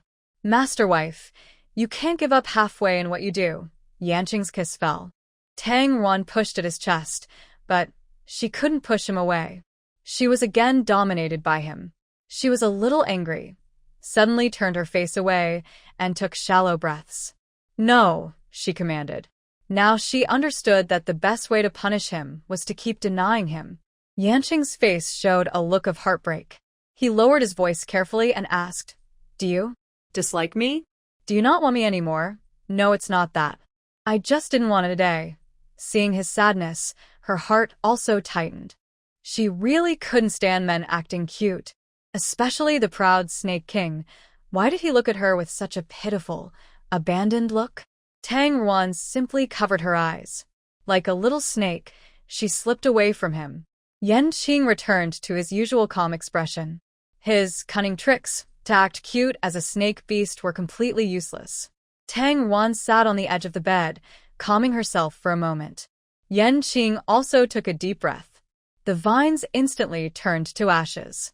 He sat beside her and gently put his arm around her shoulders. Next time you disagree, I won't do that again. Tang Wan looked up. Yanqing changed back to his normal self. Why was there a hint of disappointment? She really liked men who acted cute. No wonder she was so captivated by Hucha before. Seeing she was no longer angry, Yanqing smiled and took her hand. Come on, I want to show you something. You'll definitely like it. They left the Snake King's cave, and Yanqing transformed into a snake form. Tang Wan climbed onto his back. Last time, when she held him, because his snake form was so large, her hands couldn't fully wrap around him. She almost fell off him. At that moment, Yanqing was so scared he immediately shrank his form. This time, he changed directly into a size suitable for her. Yanqing moved quickly in beast form, flying through the air using his special powers. So, in about half an hour, the two arrived at a completely unfamiliar land. In the dense forest, tiny white lights shimmered. "What's that?" Tang Ruan asked. Yanqing darted into the woods, blinked into human form, and caught her steadily. As soon as he set her down, Tang Ruan excitedly rushed into the white light. "Fireflies." Yanqing's lips curled into a smile. "We call them moonlight bugs. The groundhog tribe seems to have different names for many things, so sometimes his wife says strange things." "Moonlight bug," Tang Ruan repeated. "Such a beautiful name. When she was a child, there were fireflies in the countryside. But after moving to the city, she never saw them again. Many classmates in the city had never seen fireflies. Some even thought these glowing little insects were special effects." Tang Ruan stretched out her finger, and a small bug seemed to sense her affection. It voluntarily landed on her fingertip. Yanqing walked over to her side. Startled, the moonlight bug shot into the sky like a shooting star. He knew she would like it. His wife loved shiny, sparkling things. Suddenly, Tang Ruan looked up and shouted, "A shooting star!" A star streaked across the sky in an instant, disappearing into the night. But soon, a second and third star appeared. It was a meteor shower. She was so lucky. Every time there was news about a meteor shower, she was either working late or it was raining, so she never got to see it. Her first time seeing a meteor shower was in the beast world. Tang Ruan immediately clasped her hands together, ready to make a wish. "Did you just say this is a meteor shower?" Yanqing asked curiously. In the beast world, seeing stars fall is considered an ominous sign. But his wife seemed very happy. "Yes. Making a wish under a meteor shower can make it come true." She pulled Yanqing, asking him to make a wish with her. Yanqing frowned, doubtful. Really well. If she said it was true, he might actually believe it. Actually, it's a kind of beautiful hope people hold. Whether the wish comes true or not doesn't matter. What matters is that you can tell your wishes to the people around you. Is that so? Yanqing imitated her, clasping his hands together. "I hope to be with my wife forever." His tone was sincere, as if truly making a wish to a divine being. Tang Ruan bit her lip, nervously saying, "I hope to find Wolf Hunter." "I hope to be with Yanqing and Wolf Hunter." She secretly looked at Yanqing's expression. The glow of the fireflies lit up around him. His stern face looked like a deity. Suddenly, he turned to look at her, his eyelashes illuminated by the fireflies. Tang Ruan felt a bit guilty, unsure if he was angry. "Madam Wife," he suddenly called her very seriously. Qing Yan said earnestly, "Make a wish.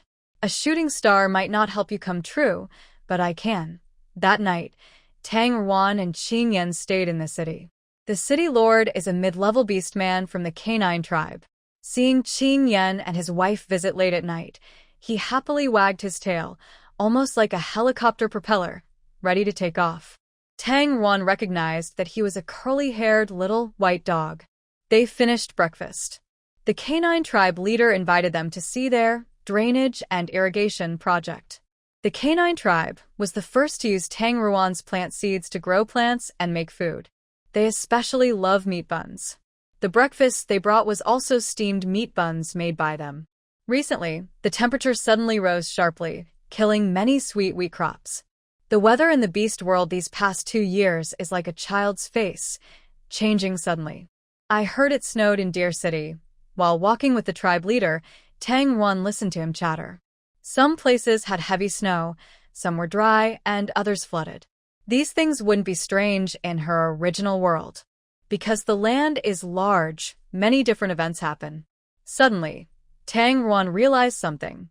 "Qing Yan, how many cities do you actually have now?" 26 places, not all are cities, he answered immediately. Tang Zuan Berlin Ket. Wait, why does she remember someone telling her Qing Yan had about a dozen cities? More than 20 if they are all as big as the 10,000 beast city, that's quite large. Having various problems is very normal. As the tribe leader spoke, What she saw was an endless, lush wheat field. The wheat wasn't yet ripe, still green and upright, full of life. Goddess, look, are we doing the right thing? The tribe leader came over to Tang Ruan. He let her see first, not Qingyan. Qingyan had a proud look on his face. His wife, after all, is very knowledgeable. Tang Ruan looked around. There's no problem at all, but this dam can be improved. Tang Ruan's mind came up with a more complete plan. I'll draw it for you later, she said. Great, the leader of the dog tribe excitedly said, bowing to the sky.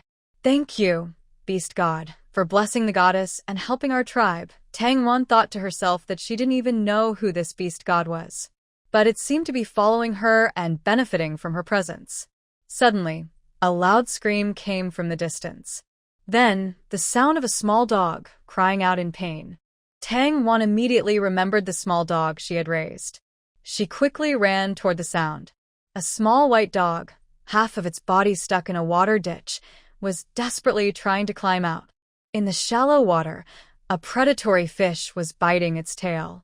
Although the dog was out of the water, it was frantically tearing at the fish, like a zombie attacking prey. Tang Ruan reached out to grab the fish. Suddenly, the fish burst into flames before her eyes, turning to ash, along with the dog's tail, which also caught fire. Tang Ruan quickly pulled out the small white dog and used dirt to extinguish the flames on its tail. The small white dog, frightened, curled up and trembling, clutching Tang Ruan's leg. Flame Blue. Don't be afraid, little white dog, it's okay now, it's okay. Tang Ruan patted the dog's back to comfort it. The small white dog, reassured, stopped trembling. The leader of the dog tribe suddenly knelt down with a loud thud. The small white dog, which had been happily being petted by Tang Ruan, suddenly bristled. It jumped 2 meters away instantly. Could a dog this big jump that far? She suddenly realized. Could it be? Goddess, forgive me. The child was just scared silly. The small white dog instantly transformed into a young man of about 18 or 19. Behind him, a large, bald tail, burned and stripped of fur, was trembling on the ground. It's okay, Tang Ruan said awkwardly. Flame Blue suddenly stepped forward. The 3 of them shivered in fear. Tang Ruan stood up and hugged his waist.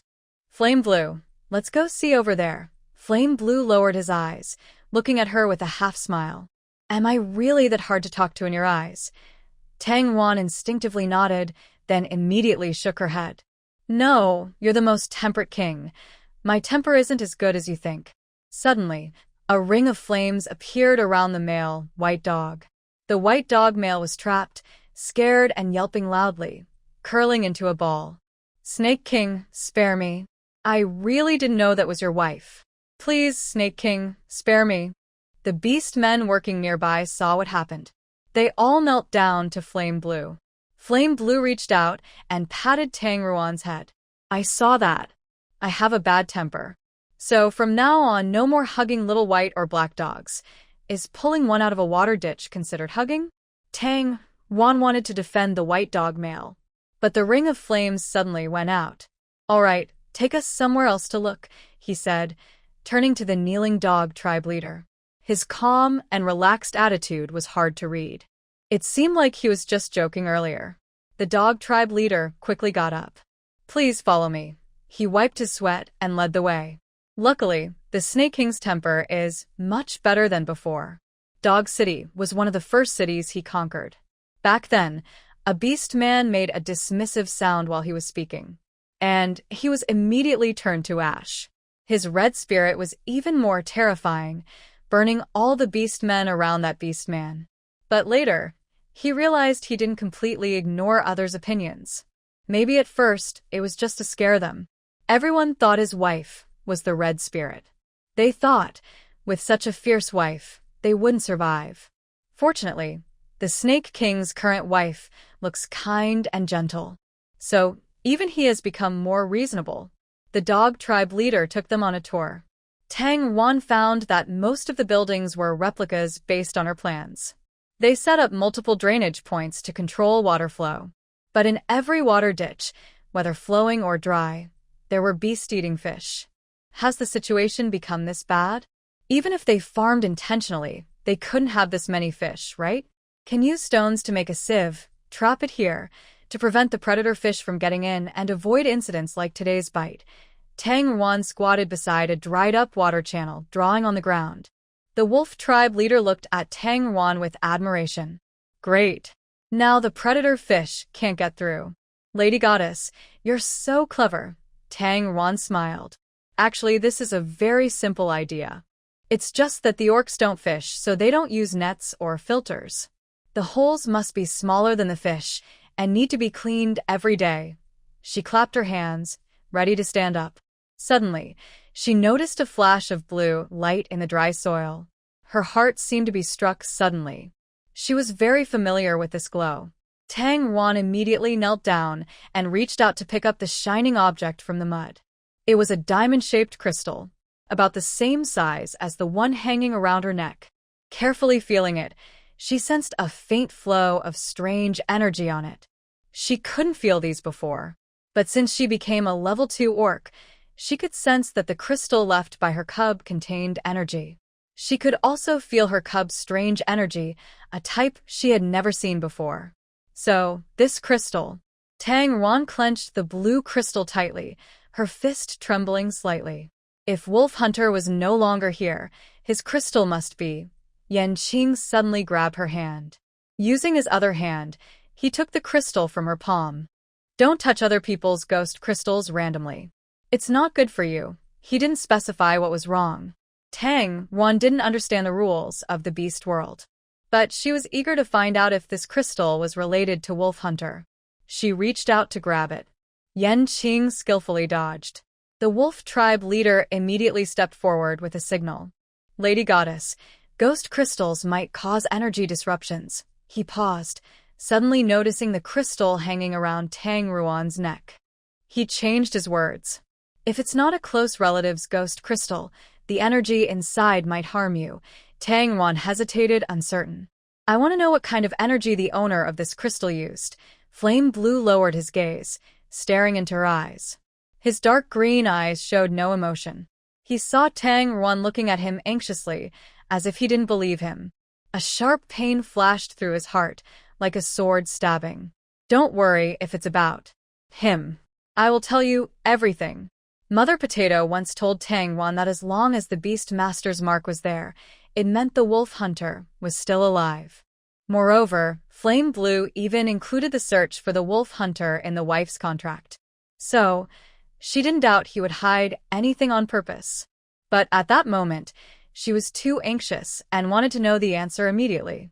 Flame Blue took the ghost crystal and went to find the special ability orc.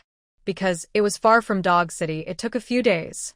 A wind element orc used his power to split the water surface. He caught a bone kingfish and threw it into a small pond nearby. Goddess, I've caught 8. Is that enough? He asked breathlessly. The wind element orc from the dog tribe was a mid-level orc. His ability was sometimes effective, sometimes not, so he was probably a bit exhausted and asked this. Tang Wan nodded. That's enough. She pointed to the water channel connected to the small pond. No need to add stone nets here. Fish that swim in can be eaten directly. You can also throw in leftover bones from your hunts. The bone kingfish will eat anything. The orc nodded, scratching his head. Although everyone knew about the goddess's plan, they wondered if eating such ugly fish was really tasty. Tang Wan thought for a moment. Maybe we should catch one more. We can eat it tonight. That evening, the bone kingfish, with its fresh and delicious meat, won over all the dog tribe. How can the meat be so fresh? I'm drooling. If I make buns with it, they'll be so good to eat. Tang Wan, always thinking about meat buns. A young one saw how the bone kingfish was prepared. He was frightened by the fish's big mouth. I won't eat it. I'd rather starve than eat this ugly fish. His father took advantage of his crying to quickly stuff a piece of fish into his mouth. The kid, it smells so good. The puppy grabbed its father's hand, opened its mouth, and showed 2 small puppy teeth. It quickly swallowed all the fish meat from its father's hand. This made the surrounding beastmen laugh. Tang Wan reached out and touched the ghost crystal on her neck. If the puppy hadn't died, it should be just as cute. Are they really high-level beastmen? We all saw it, the blue one, it seems to be ice-type. Tang Ruan suddenly heard two beastmen talking. It shouldn't be. How could a beast-eating fish hurt a high-level beastman? The dog beast swallowed a fish ball, looking unconvinced.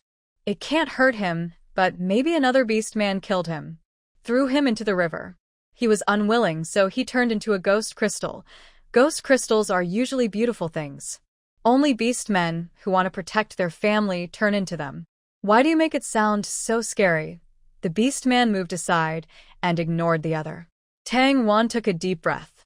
So, if the wolf hunter really died, it would also turn into a ghost crystal, right? She took a deep breath to stop herself from overthinking. She stood up and went to the small pond where the bone kingfish was kept to relax. The bone kingfish is a simple animal with poor eyesight, and it swallows food as soon as it sees it. That's why it dared to attack the flame blue and her that day. Although it has no teeth, its throat pressure is strong. If bitten, it could break an arm and spit it out. So, Tang Wan had a fence set up around the pond to prevent accidents. Suddenly, a bone kingfish leapt out of the water. It fell to the ground, flopped a few times, and hit the fence. Lying on the ground, it opened its big mouth weakly. It was clearly not very smart and had hurt itself. She was afraid to send it back into the water herself. Just as she was about to ask for help, she suddenly remembered. Could she also raise bone kingfish in her space? Her space appeared when she thought about raising bone kingfish. And plants she nurtured there grew quickly and well. Now that her supernatural power had increased, animals might be the same. She took 2 steps back, recalling the method Flame Blue had taught her. She opened her palm, aimed at the bone kingfish, and focused her mind. Once again, a dark space appeared in her mind. Inside the space, there was a small pond like a clear mirror. She silently recited in her heart. Suddenly, ripples appeared on the calm surface of the pond. A bone kingfish swam happily under the water, then dove into the deeper depths. Tang Wan opened her eyes. Since it was her first time actively using her space ability, her palms were slightly sweaty with nervousness. She didn't see how the fish entered her space, but the fish had already disappeared. She was excited and wanted to share with someone. Then she remembered that Yan Qing was not with her. Tang Wan decided to go back to the canine tribe. After taking a few steps, she suddenly noticed a huge creature in the distant forest, moving slowly toward her. Actually, Yan Qing wasn't really looking for a beast with special abilities. That person didn't exist at all. The higher the level of a beast, the better it can sense energy. So when he saw the crystal stone, he immediately felt this crystal stone is not just ice-type ability. In fact, its original form is from the wolf tribe. But that doesn't mean it is the crystal stone of the wolf hunt. His wife always believed that as long as the beast mark was still there, it proved the wolf hunt was alive. But in the over 200 years he had lived, he had seen many females whose beast marks remained after their mates died. He didn't want her to find out and see her sad expression. So he never told her. If she wanted to find out, he would do his best to help her find it, just to make her happy. But to prevent her from overthinking if she learned the truth later. It was better not to tell her about the ability of this crystal stone. Yan Qing searched along the river that the crystal stone might flow through. He didn't find any wolves nearby. Instead, he arrived at a land he hadn't visited in a long time. And he discovered that the fish-eating beasts here seemed more numerous than in Dog City. This place was home to the Mo tribe, a very honest and simple race. At that time, Yan Qing didn't really like this place because there were almost no prey, only fruits. Later, after meeting Tang Ruan, he finally understood. They were probably the kind of orcs who only eat vegetarian food. The Tapir tribe saw Yan Qing conquer the neighboring city. Maybe to save their lives, they knelt down and followed along. The Tapir tribe had only a few dozen orcs, and their leader was a low-level orc. Yan Qing planned to stay in his tribe for one night and then gather the nearby city lords tomorrow. He wanted to learn about the situation. He also wanted to find out about the crystal stone. But after searching around the place in his memory, he couldn't find a single tapir beast. The air was filled with a deathly silence. Yan Qing frowned. Could it be that all the taper beasts had left? He didn't care much either. He moved to another city to stay. Early the next morning, he called the orcs and summoned the city lords and tribe leaders nearby. Most of these city lords and tribe leaders Yanqing didn't know. When he first started reclaiming the Snake Tribe's land, he still followed his father's last wish, to share control of the Snake Tribe with Qiling. He didn't like dealing with trivial matters. So, he just attacked the city, and the rest was left to Qiling. Later, he realized she hadn't changed, and the Bone Snake Tribe liked to eat orcs. He gradually began to build his own power and weaken her influence. So, most of the people involved were her followers. A few were her orc husbands. But the Tapir tribe and the Sparrow tribe were not her people. Yanqing looked at a young male tapir orc who arrived late, stumbling and collapsing in front of him. It took him a long time to get up from the ground and kneel properly. His beast hide was tattered and torn. "What's going on?" Yanqing's voice carried a hint of displeasure. The tapir beast immediately knelt on the ground, trembling as he said, "The tapir tribe faced a drought. We went out to find food. We encountered wandering orcs, who killed all our people. Only I am left." He finished speaking in one breath, as if he had prepared for this. Afterward, he lay on the ground, body trembling non-stop. Yanqing sensed something was wrong, but he didn't expose it. He turned his head calmly and asked, "What about the Sparrow tribe?" "The Sparrow tribe was hit by a sudden snowstorm and is probably trapped." The speaker was a beast husband of Qiling, whom Yanqing had seen before in the 10,000 Beast City. Today, in the animal world, unpredictable weather is very common, and sudden heavy snowfalls happen often. Yanqing said nothing more. Then, each city lord or clan leader explained the situation of their race to him. Surprisingly, all of them were doing very well. Lord Qiling was heartbroken when he learned you had a wife. He hasn't left this place since then and is working hard to manage it well, said a beast husband recently taken in by Qiling. He looks like a red-furred marten and seems somewhat similar to her previous beast husband from the Red Fox tribe. Understood. I will leave tomorrow. If there is anything else, come find me tonight, Yanqing replied. Won't you go see her? The red-furred marten suddenly called out to Yanqing as he was about to leave. Yanqing didn't look at him and didn't mention the crystal stone.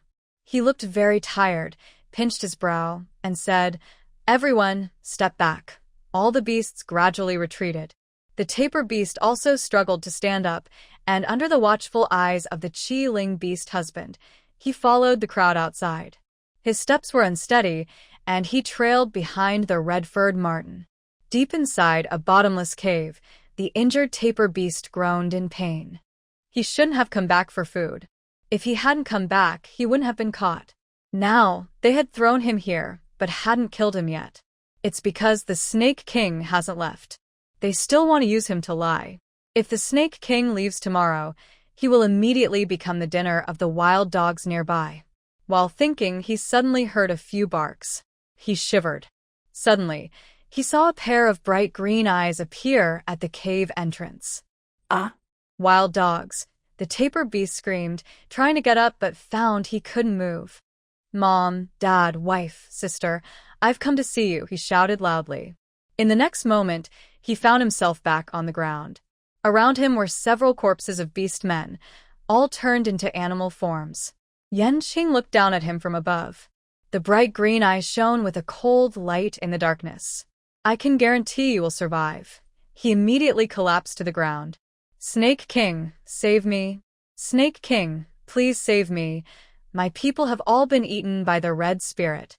They're also the Sparrow tribe and other city dwellers who refused to obey her, and she raised many predatory fish, throwing in any orcs she couldn't finish eating. Disobedient ones were also thrown in, including my wife." He grabbed his hair in distress. His words were jumbled, sounding almost crazy. It seemed he was frightened. Yanqing didn't listen further. He only left a few words, "Hide and come out tomorrow." Then he turned into a beast and disappeared from sight. The tapir beast saw such a huge beast form for the first time, but compared to the red-boned snake tribe, it was still much smaller. Is he really a match for the red spirit? Yanqing hurried forward. Soon, he reached the entrance of the Red Spirit's cave. He waved his hand, burning the nearby orcs to ashes. He strode into the cave, passing through a corridor.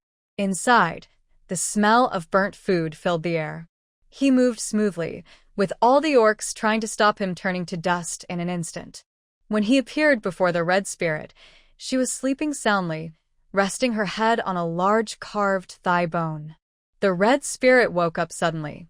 Her thin dress, made of snake-shed skin, barely covered her vital parts. She shyly covered her chest. "Why are you here so late? Does your wife know?" Yanqing sneered. "Don't pretend to be disgusted with me." The Red Spirit suddenly chuckled softly. She tiptoed over to him, trying to wrap her arms around his neck. But Yanqing quickly dodged. "When I was a child, you hugged me every day. Why, now that I've grown up, are you afraid?" Yanqing looked away. He remembered that as a child, she was also a cute little female. But as she grew older, the violent blood of the red-boned snake tribe grew inside her. The first time he saw her kill her servant and gnaw on him in the middle of the night, the little girl inside his heart was already gone. "If not for my father's orders, I would have killed you long ago." The red-boned snake tribe feeds on orcs. Other orcs eating orcs would be cursed by the beast god. At best, their skin would rot. At worst, they would die suddenly. The red-boned snake clan is very special because their bones grow outside their bodies. Every time they are hurt by the beast god and healed, their bones become even stronger. At the same time, while devouring beasts, they can also absorb the energy of the beasts. So the more they eat, the stronger they become. But she doesn't have to eat constantly. She just wants to become stronger. She doesn't see other beasts as living beings. This is the natural trait of the red-boned snake clan. "You can't bear to part with it," she said innocently, blinking. "Really?" Yanqing sneered. Under Yanqing's piercing blue eyes, Xiaoling seemed to tear off her false mask. Suddenly, she screamed and lunged at him. Yanqing quickly dodged. Suddenly, he felt much slower than usual. In the next moment, a huge wave of exhaustion hit him. He almost fell down. "What's going on?" he wondered. Xiaoling lightly jumped toward him.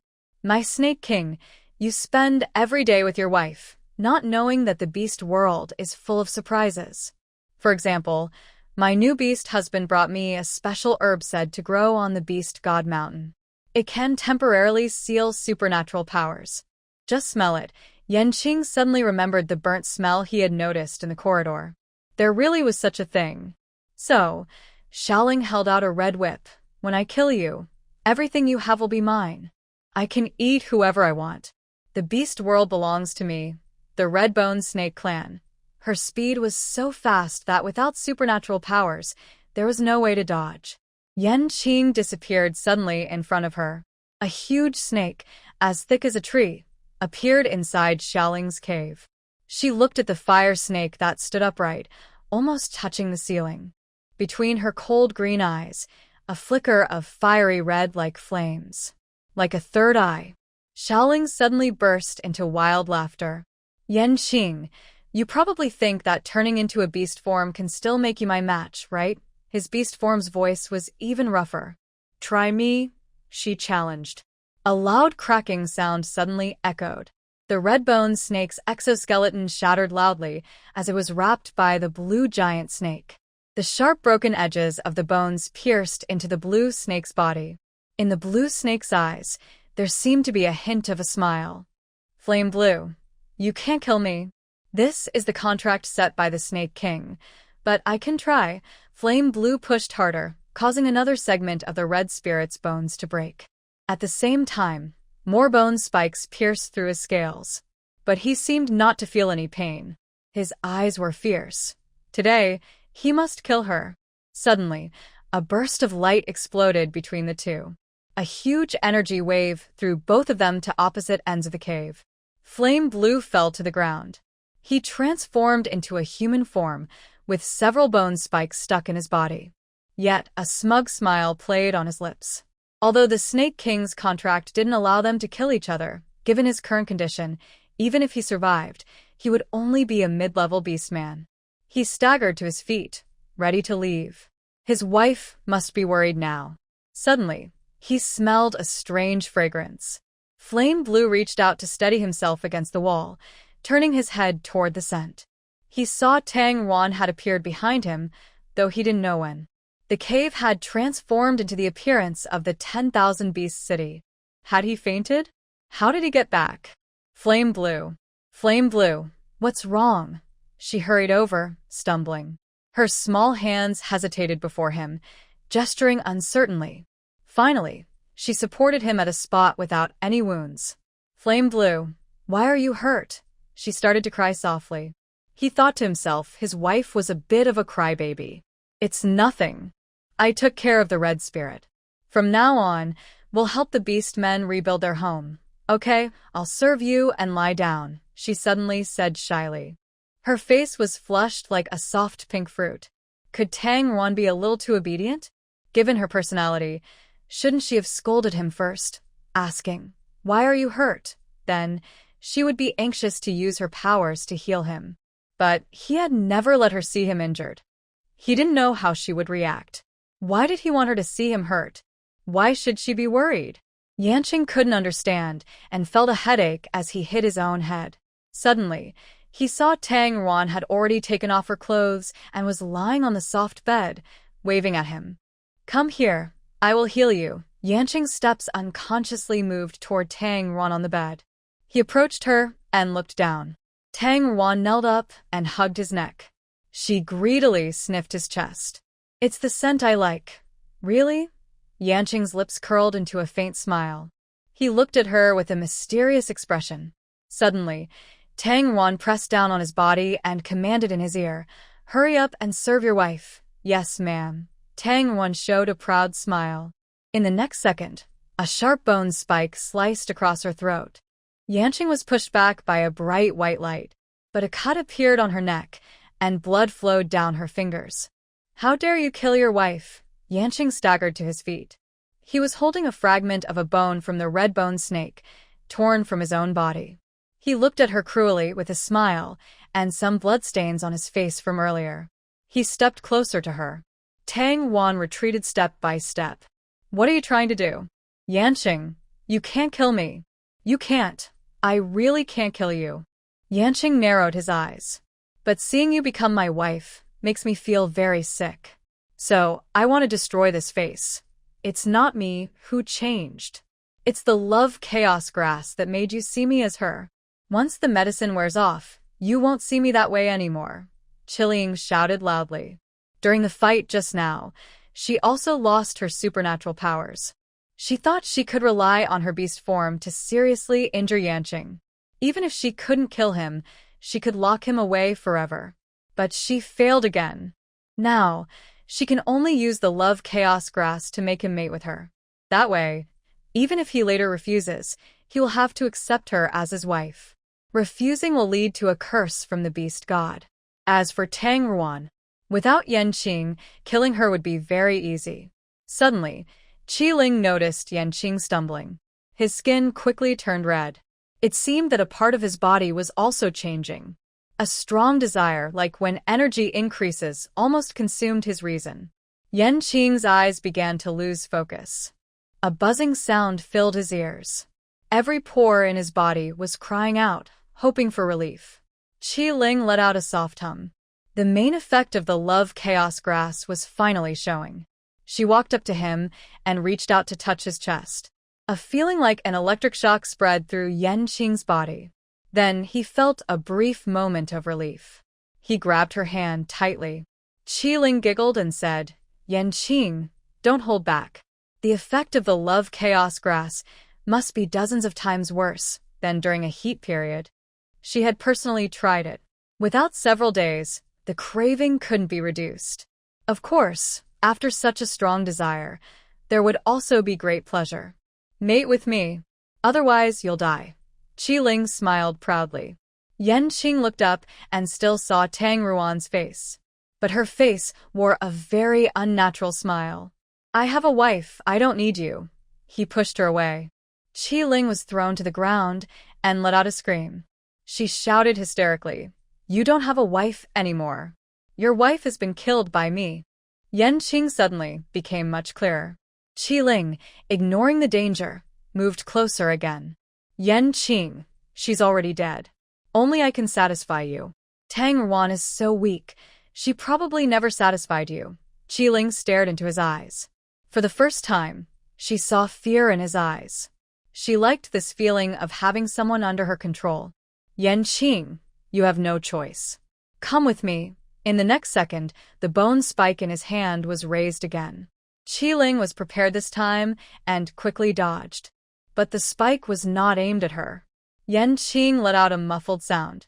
The bone spike, which was longer than his hand, nearly pierced through his shoulder. It was actually deeper than any wound on his body. Red Spirit was no longer acting like Tang Ruan. This made him feel much better. He turned around and ran out of the cave. He had lost his special power. He could only turn into a snake and quickly move through the forest. Many wounds on his body kept bleeding. A long trail of blood was left on the ground. Clearly, he was an injured giant snake. He should have been a wild beast in the forest, a creature others feared. But wherever he went, animals retreated far away. None dared to come close. He ran like this all night. The next day, Yanqing regained a little of his special power. He didn't bother to catch his breath and hurried toward the dog city again. Now he was like a level 1 beast man. Such speed was really too slow for him. Red Spirit was good at lying. Yanqing didn't really believe her words. But because it involved Tang Ruan, he couldn't help but overthink. He really shouldn't have left her alone there. What if she encountered danger? Yanqing saw Tang Ruan's shadow in the fog ahead. He deliberately rubbed his wounds against a rough tree trunk. The bark scraped his wounds, causing sharp, stabbing pain. Blood and fallen scales left marks on the tree. The pain made him suddenly alert. Because he hadn't been comforted, his desire caused by the chaotic grass grew stronger. His whole body felt like it was being bitten by bugs. He sometimes even saw hallucinations. He could only use the pain to keep himself awake. His wife must not get into trouble. Tang Ruan, don't be afraid, I'm coming. Yesterday, Tang Ruan saw an alligator in the woods. Luckily, she ran fast. The beast men from the dog tribe used stones and torches to chase it away. She returned to her cave, too scared to sleep all night. By morning, she felt a bit safer. She slept until the afternoon. Tang Ruan sat up on her soft bed. Looking at the sunset outside the cave, she suddenly felt like she was in a different world. She was most afraid of alligators. When I was in elementary school, my science teacher showed us a documentary about crocodiles. It was meant to help us learn about reptiles. However, the teacher was a big crocodile fan and explained everything in detail. Whether she fell into the water, walked on the shore, or climbed a tree, she said crocodiles could kill her in many ways. This left a deep psychological scar on little Tang Ruan. She wished all crocodiles in the world would turn into shoes. Once, she went to the zoo with her first crush. He knew she was afraid of crocodiles, but still playfully pushed her near the crocodile enclosure. When she got scared, he pretended to be a hero and said, "Don't worry, I will protect you." Every time she remembers those days before crossing over, Tang Ruan wishes she could go back and give her past self a good slap. She asks herself, which eye saw that as a good person? The eye that saw him as good should be poked out. While lost in thought, she suddenly noticed a long shadow cast at the entrance. It was as thick as a tree trunk. She frowned and asked, "Yanqing?" Tang Ruan stared at the shadow. Its thickness was similar to Yanqing's beast form. But why was he back in beast form? Tang Ruan was startled. She quickly ran outside. Her body stiffened. Then she quickly backed away. Yesterday, a crocodile was lying at her cave entrance. When she heard her voice, it slowly turned its head. It opened its mouth, showing jagged teeth. It wagged its tail and twisted its body excitedly, as if about to rush at her. Suddenly, Tang Ruan remembered what her science teacher had told her in class. Crocodiles are advanced predators. They focus intensely on their prey and chase persistently. They also use clever strategies until they catch their target. So, this crocodile had never let her go. Since yesterday, it had been trying to avoid the beast men. Right now, the beast men were gathering to prepare dinner. Until they finished, they wouldn't call her. That was the best time for a hunt. Is anyone there? Help! There is. The crocodile made a move to pounce on Tang Ruan. Frightened, she immediately fell silent. She opened her palm and aimed at the crocodile. Suddenly, many items fell out of her space. Stone pots, bowls, plates, and even a stone table and chairs. All the kitchen tools that Yanqing helped her make, she brought them all. She didn't expect they would come in handy in this way. The crocodile was buried under a pile of objects and stopped moving. Was it crushed to death? She tiptoed quietly, trying to go around the crocodile to find the beast men for help. Suddenly, the crocodile flipped over the stone stool above it. The stone stool crashed down beside Tang Ruan. She screamed in fright. She opened her space again. A giant fish with a bone-like tongue, with its mouth wide open, flew out. It twisted and swung its tail at the crocodile's face, hitting it twice with a smack. Tang Ruan took the chance, while the crocodile was stunned. The crocodile reacted and turned around, chasing after her fiercely. Her science teacher's words echoed in her mind again. Crocodiles can run at an average speed of 18 kilometers per hour, with a burst speed of up to 5 meters per second. Tang Ruan felt like crying. She, who scored less than 800 meters, was no match for the crocodile. Why couldn't she awaken some useful special powers? Suddenly, Tang Zuan Zembet. She could control the life and death of plants. Maybe that could help too. Tang Ruan decided to take a bold chance. The crocodile was already chasing her. At the same time, Tang Ruan turned around. She closed her eyes and reached out her hand toward it. A red light flashed. Her hand touched something smooth and cold. She silently recited in her mind. A muffled thud sounded. The crocodile fell to the ground. It rolled around in pain, wildly thrashing, kicking up a cloud of blinding yellow dust. Seeing that it was effective, Tang Ruan turned to look for the beast men. It wasn't dead yet, and she didn't have the confidence to go finish it off. Tang Ruan. Suddenly, she heard a hoarse, weak voice. Has the crocodile become a spirit? Why does this crocodile's voice sound so much like? Tang Ruan suddenly turned around. After the dust settled, she saw a green snake tightly coiled around the crocodile, a fiery red mark on its forehead. Under the snake's constriction, the crocodile had already lost its breath. As Yanqing released it, it collapsed to the ground. Tang Ruan quickly ran over to Yanqing. Just now, she was confused about why he used beast form. Shouldn't he be able to burn this crocodile to death with a flick of his finger? As she got closer, she realized Yanqing's beast form was almost completely battered. Everywhere were cuts and wounds. His beautiful scales on the side were missing large chunks. Her eyes instantly turned red. What's wrong? She rushed over and pressed her hand on his biggest wound. She wanted to help heal him. Yanqing blinked and transformed back into human form. He grabbed her hand. His large hand tightly held her small one in his palm. It's nothing, he said weakly. Nothing? How did you get hurt? Tang Ruan shouted angrily. Yanqing felt happy to be scolded. Yes, his wife should react like this. Help me back first. He was so badly hurt that Tang Ruan didn't dare disobey him. She took a deep breath, pretending to be strong, and carried him up. Yanqing's arm rested on her shoulder. Actually, he didn't put much weight on her. Just holding her like this made him feel as if his strength had returned. Tang Ruan supported him with one hand and carefully held his waist with the other, where the skin was uninjured. Her heart was actually trembling. She couldn't imagine what he had gone through. How much pain he must be in. Thinking of this, her hand also started to tremble unconsciously. She brushed against Yanqing's side. Suddenly, he let out a muffled groan. Tang Ruan stopped in surprise. She looked at him anxiously. Are you okay? Did I touch your wound? Yanqing looked at her worried face. A faint smile appeared. His eyes were deep, and his ears quickly turned red. Luckily, she didn't notice that his touch had caused a reaction. Tang Ruan was eager to treat his wounds. But Yanqing stopped her again. Madam, from now on, you must listen to me. Yanqing said seriously.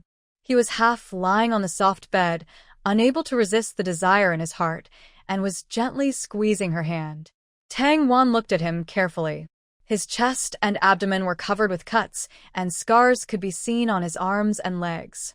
The wound on his shoulder was so deep that the bone was visible. She was momentarily at a loss, unsure where to start. Listening to Yanqing's advice, she believed he was right. Yanqing opened his space. A thick black rope slid out. Tang Wan looked at it and thought it was a snake. "What's this?" she asked. Yanqing handed her the slippery rope.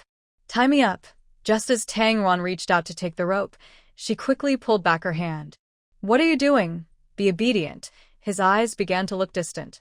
Seeing Tang Wan, the desire sparked by the wild grass seemed like a beast about to break free from its cage. If he acted recklessly, he might hurt her. As long as he could endure these few days, it would be fine. Seeing that Tang Wan hesitated, he lied to her. "I'm poisoned. This rope has healing properties. Do I really have to tie you up? I can help heal you too." He was covered in wounds. Wouldn't tightening the rope hurt? At least she could treat his superficial injuries first, then tie him up. "Hurry up." Yanqing let out a muffled groan again. It seemed very painful.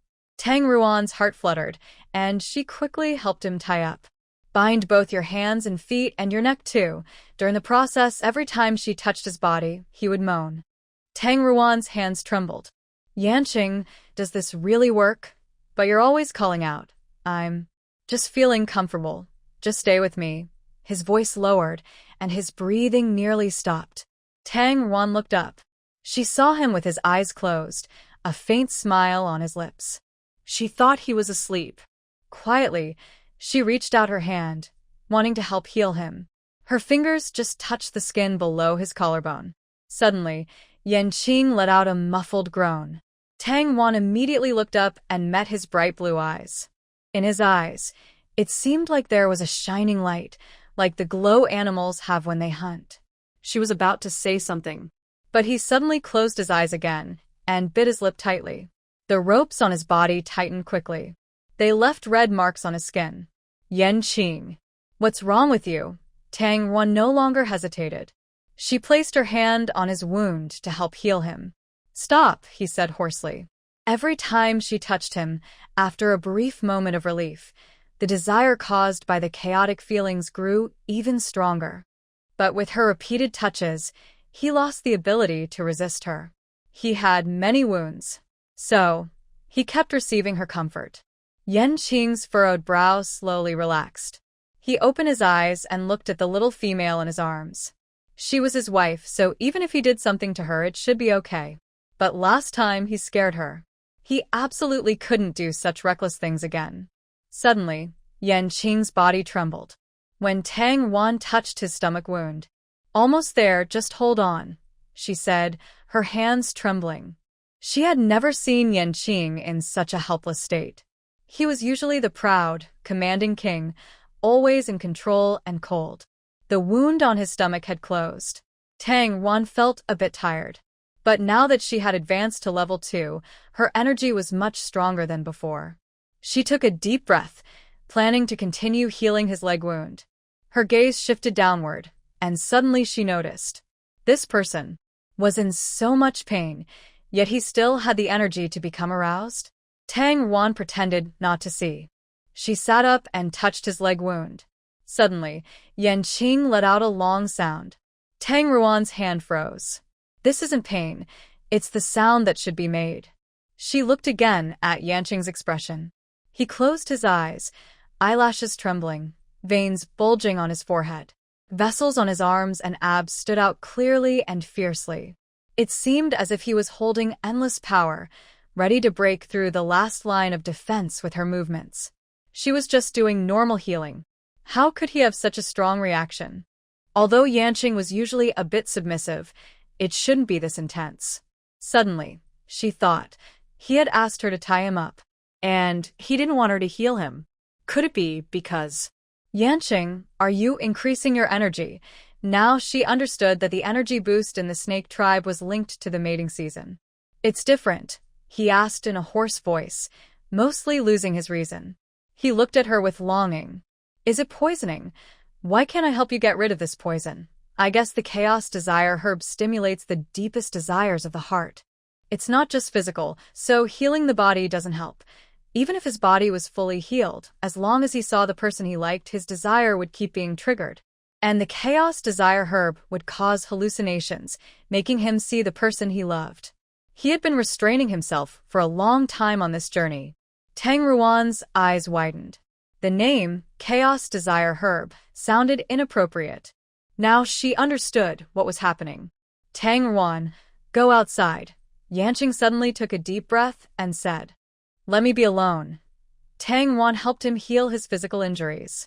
His current supernatural power had recovered to about level 5 of a beast man. This beast tendon could withstand energy from a level 7 beast man at most. So, he was very dangerous. Tang Ruan bit her lip, softly asked, why won't you let me help you? Aren't I your wife? Helping him should be natural, right?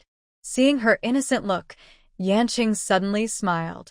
How could she be so adorable? I might hurt you. I might be even worse than that day. He clenched his lips tightly, not finishing his sentence. Tang Ruan also bit her lip. Her gaze fixed downward. Yanqing, being watched by her, grew even more restless. I was just about to say something. Suddenly, Tang Ruan reached out her hand. Maybe, she said nervously, her voice trembling slightly, I can help you in another way first. Yanqing didn't speak. He tightly closed his mouth to stop himself from making a shy sound. The leader of the dog tribe, for the 7th time, carried roasted meat to the entrance of Tang Ruan and Yanqing's cave. The barrier at the entrance was not only still there but had become thicker. They watched the snake king fly past above their heads. Before they could kneel, they saw him head straight toward the cave. He was probably eager to see his wife. The dog tribe didn't want to disturb them. They prepared some food to send over. But then, they accidentally hit the barrier. They kept hitting the barrier. Again and again. The dog tribe leader sighed. He placed the food on the ground. The snake tribe hadn't produced females for hundreds of years. Most of their mates were mostly males. The snake king was over 200 years old, and his wife was just recently grown up, so it was no wonder he was so eager. Hearing the distant footsteps of the dog tribe leader walking away, Tang Ruan finally let out a deep breath and sighed. What are you so nervous about? Yanqing propped himself up, looking at her with interest. His blue eyes, in the dark, looked mysterious and charming. That precious beast tendon had already been strained. Tang Ruan's face turned red from head to toe. Of course I was nervous. If someone heard us, it would be so embarrassing. With my barrier, they can't hear us. I know. Then why are you nervous? He asked, reaching out eagerly to touch her chin. Tang Ruan dodged him. Don't touch me. We'll have to do this again soon. My hand is already sore. Factory line female workers are never as tired as this, and they don't get overtime pay. At this moment, she realized, when your partner is a snake, there are no benefits at all. Yanqing leaned in closer. He sniffed her neck greedily. His actions were really like a snake fixated on its prey. His breath brushed against her ear. If you feel tired, you can try using both hands together. Tang Ruan. Tang Ruan worked hard with her hands until late at night, then switched to physical labor. She was busy until noon the next day before finally helping Yanqing deal with the consequences caused by the chaotic grass. She slept until evening. When she opened her eyes, a beam of golden sunset light dazzled her. She didn't expect to have a day of rest in this beast world. She instinctively reached out her hand to block the sunlight. Suddenly, she noticed that the ring on her index finger had turned black. Tang Ruan sat up suddenly. She still liked the ring Yanqing gave her very much. Why did it turn black? Could it be that last night She touched something unclean. And then the ring shut down. But Yanqing had already cleaned it with his psychic power. Tang Ruan sat up, took a piece of beast hide to wipe her hand. Still not convinced, she looked at it from a different angle. It was still black and red. It must be because of Yanqing and her colorful large ring. Tang Ruan knelt on the soft bed, holding her hand up to the light, worried and frowning. When Yanqing returned with food, he saw the scene. He immediately put down the food and walked over. Did someone bully you? Tang Wan glared at him angrily. Yanqing, that was this morning. Tang Wan took a deep breath and reached out her hand with the ring toward him. Yanqing looked at her tender hand, pursed his lips. Suddenly, he reached out and held her hand, lowering his head. The sunset shone from an oblique side, outlining his high nose bridge and perfect side profile. His eyelashes turned golden, and his emerald eyes took on an orange glow, becoming a dreamy color. He sincerely kissed the back of her hand, as if holding the most precious treasure in the world. Tang Ron was puzzled. Her heart suddenly skipped a beat. Although she always knew Yanqing was very handsome. In their relationship, he was always the one taking the initiative. At first, it was even based on hunting wolves as a trade. She only agreed to be with him then. So, Tang Wan had never actively admired his beauty like she did with wolf hunters or Hu Che. She swallowed hard. She slowly withdrew her hand. I didn't mean that. My ring isn't shining anymore. Seeing her pull back her hand, Yanqing's eyes showed a hint of disappointment. But when he heard her words, he relaxed his expression. Tang Wan watched him switch between two different moods in a short time. She realized he was so careful with her. That's why, when he jokingly tied her up that day, all the feelings he had kept inside suddenly surfaced. Later, he knew he had scared her. Even though he was under the influence of a strange herbal potion, he only planned to tie himself up and wait it out. Tang Wan felt a little sad and wondered how she could make him understand that she loved him too. The power on the ring can only be used once before it dims. But it will slowly recharge over time, though it might take several months. During this period, I won't leave your side, Yanqing explained. Used it already? Tang Wan asked in surprise. When, suddenly, she remembered when she was dealing with the crocodile. Her fingertips touched something cold and hard. At first, she thought it was Yanqing. Now she realized that from that angle, it could only have been the crocodile. That means the crocodile had already touched her fingertips. Then it was suddenly pushed away. When Yanqing returned and saw this, he rushed over and strangled it. Tang Ruan's hair stood on end. She almost lost her finger. Yanqing saw she was still shaken and gently ruffled her hair. He brought over some meat buns and roasted meat. Eat something first, then get a good sleep. Tomorrow, I'll take you to see something shiny. The next day, Yanqing took Tang Wan to a place called K City. They stood on the highest mountain near K City. Looking out, the old-fashioned city was full of bright colors, like it was decorated with ribbons. These ribbons changed color in the sunlight. She had never seen fabric like this in the beast world.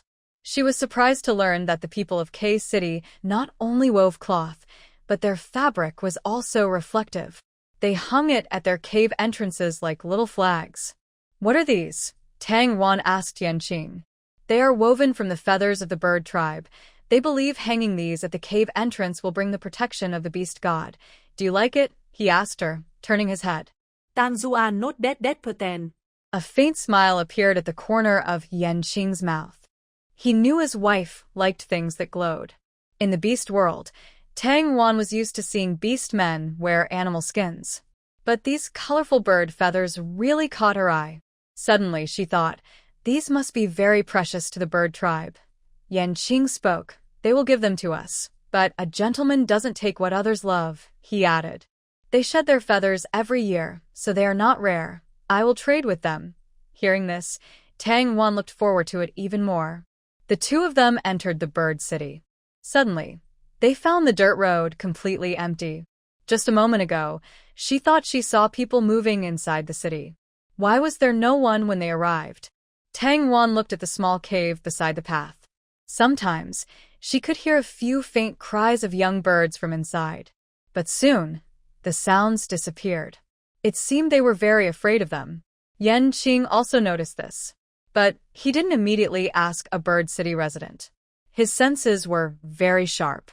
Even if no one came out, he could sense roughly how many beast men were inside. How come there are so many fewer than half a year ago? Thinking it might be the work of Qiling again, Yanqing narrowed his eyes. looking displeased. Just then, a male beast suddenly ran out from behind him. He carried a prey that was outside. Yanqing suddenly turned around, a flame shooting out.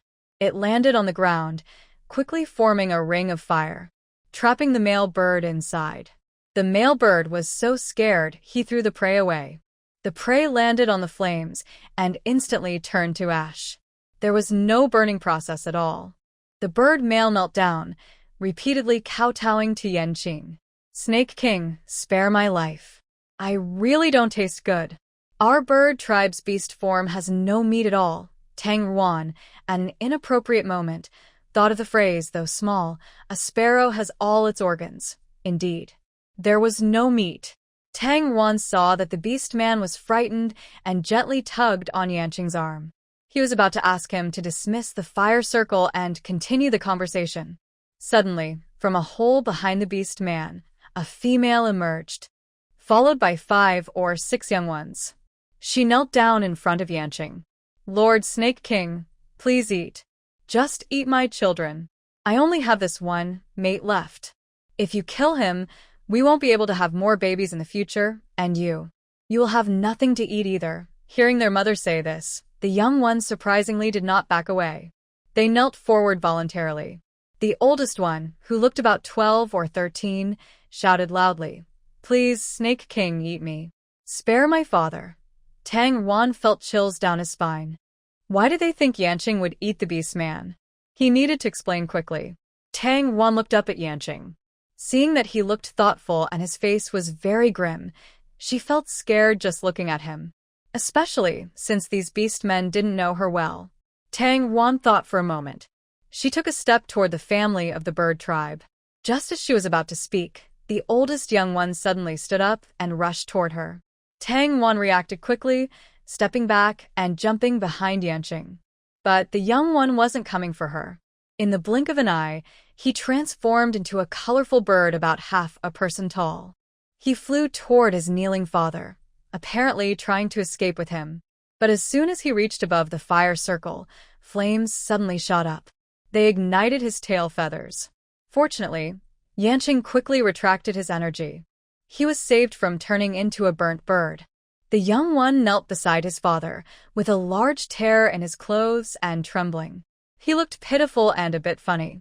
Yanqing glanced behind him. Seeing Tang Ruan hiding obediently behind him, his mood instantly improved. He pinched his brow and briefly explained to the bird tribe family. Only then did Tang Ruan learn that he was seriously injured because he fought with Chileang, and that wild love grass was also. Tang Ruan clenched her fists. Do not let her see her, or she will definitely slap her and pull her hair. But Chileang is not your wife. The male bird beast's gaze fell on Tang Ruan's wrist, where the beast husband mark was visible. They hadn't seen the beast husband mark on Chileang before, nor on the Snake King. However, when they attacked the city, they came together. Chileang also claimed publicly that she was the Snake King's wife. So, they all thought her beast husband mark might be hidden in a secret place. That female has been lying all along. We thought the Snake King was going to eat us. She said she was capturing us to feed you. Nearly 100 of our tribe members have been eaten by her. At this moment, hearing their conversation, many bird tribe members came out of the cave.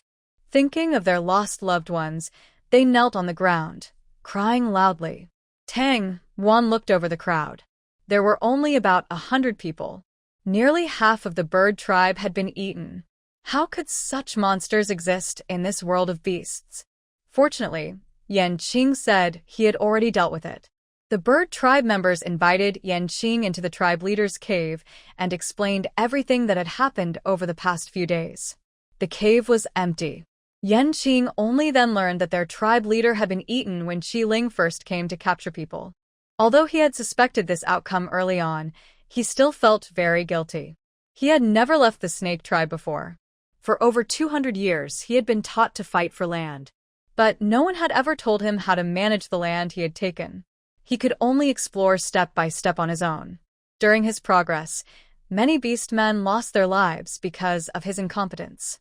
Yanqing's hand on the stone chair's armrest clenched tighter and tighter. Suddenly, appeared in the stone chair. A soft little hand rested on his back.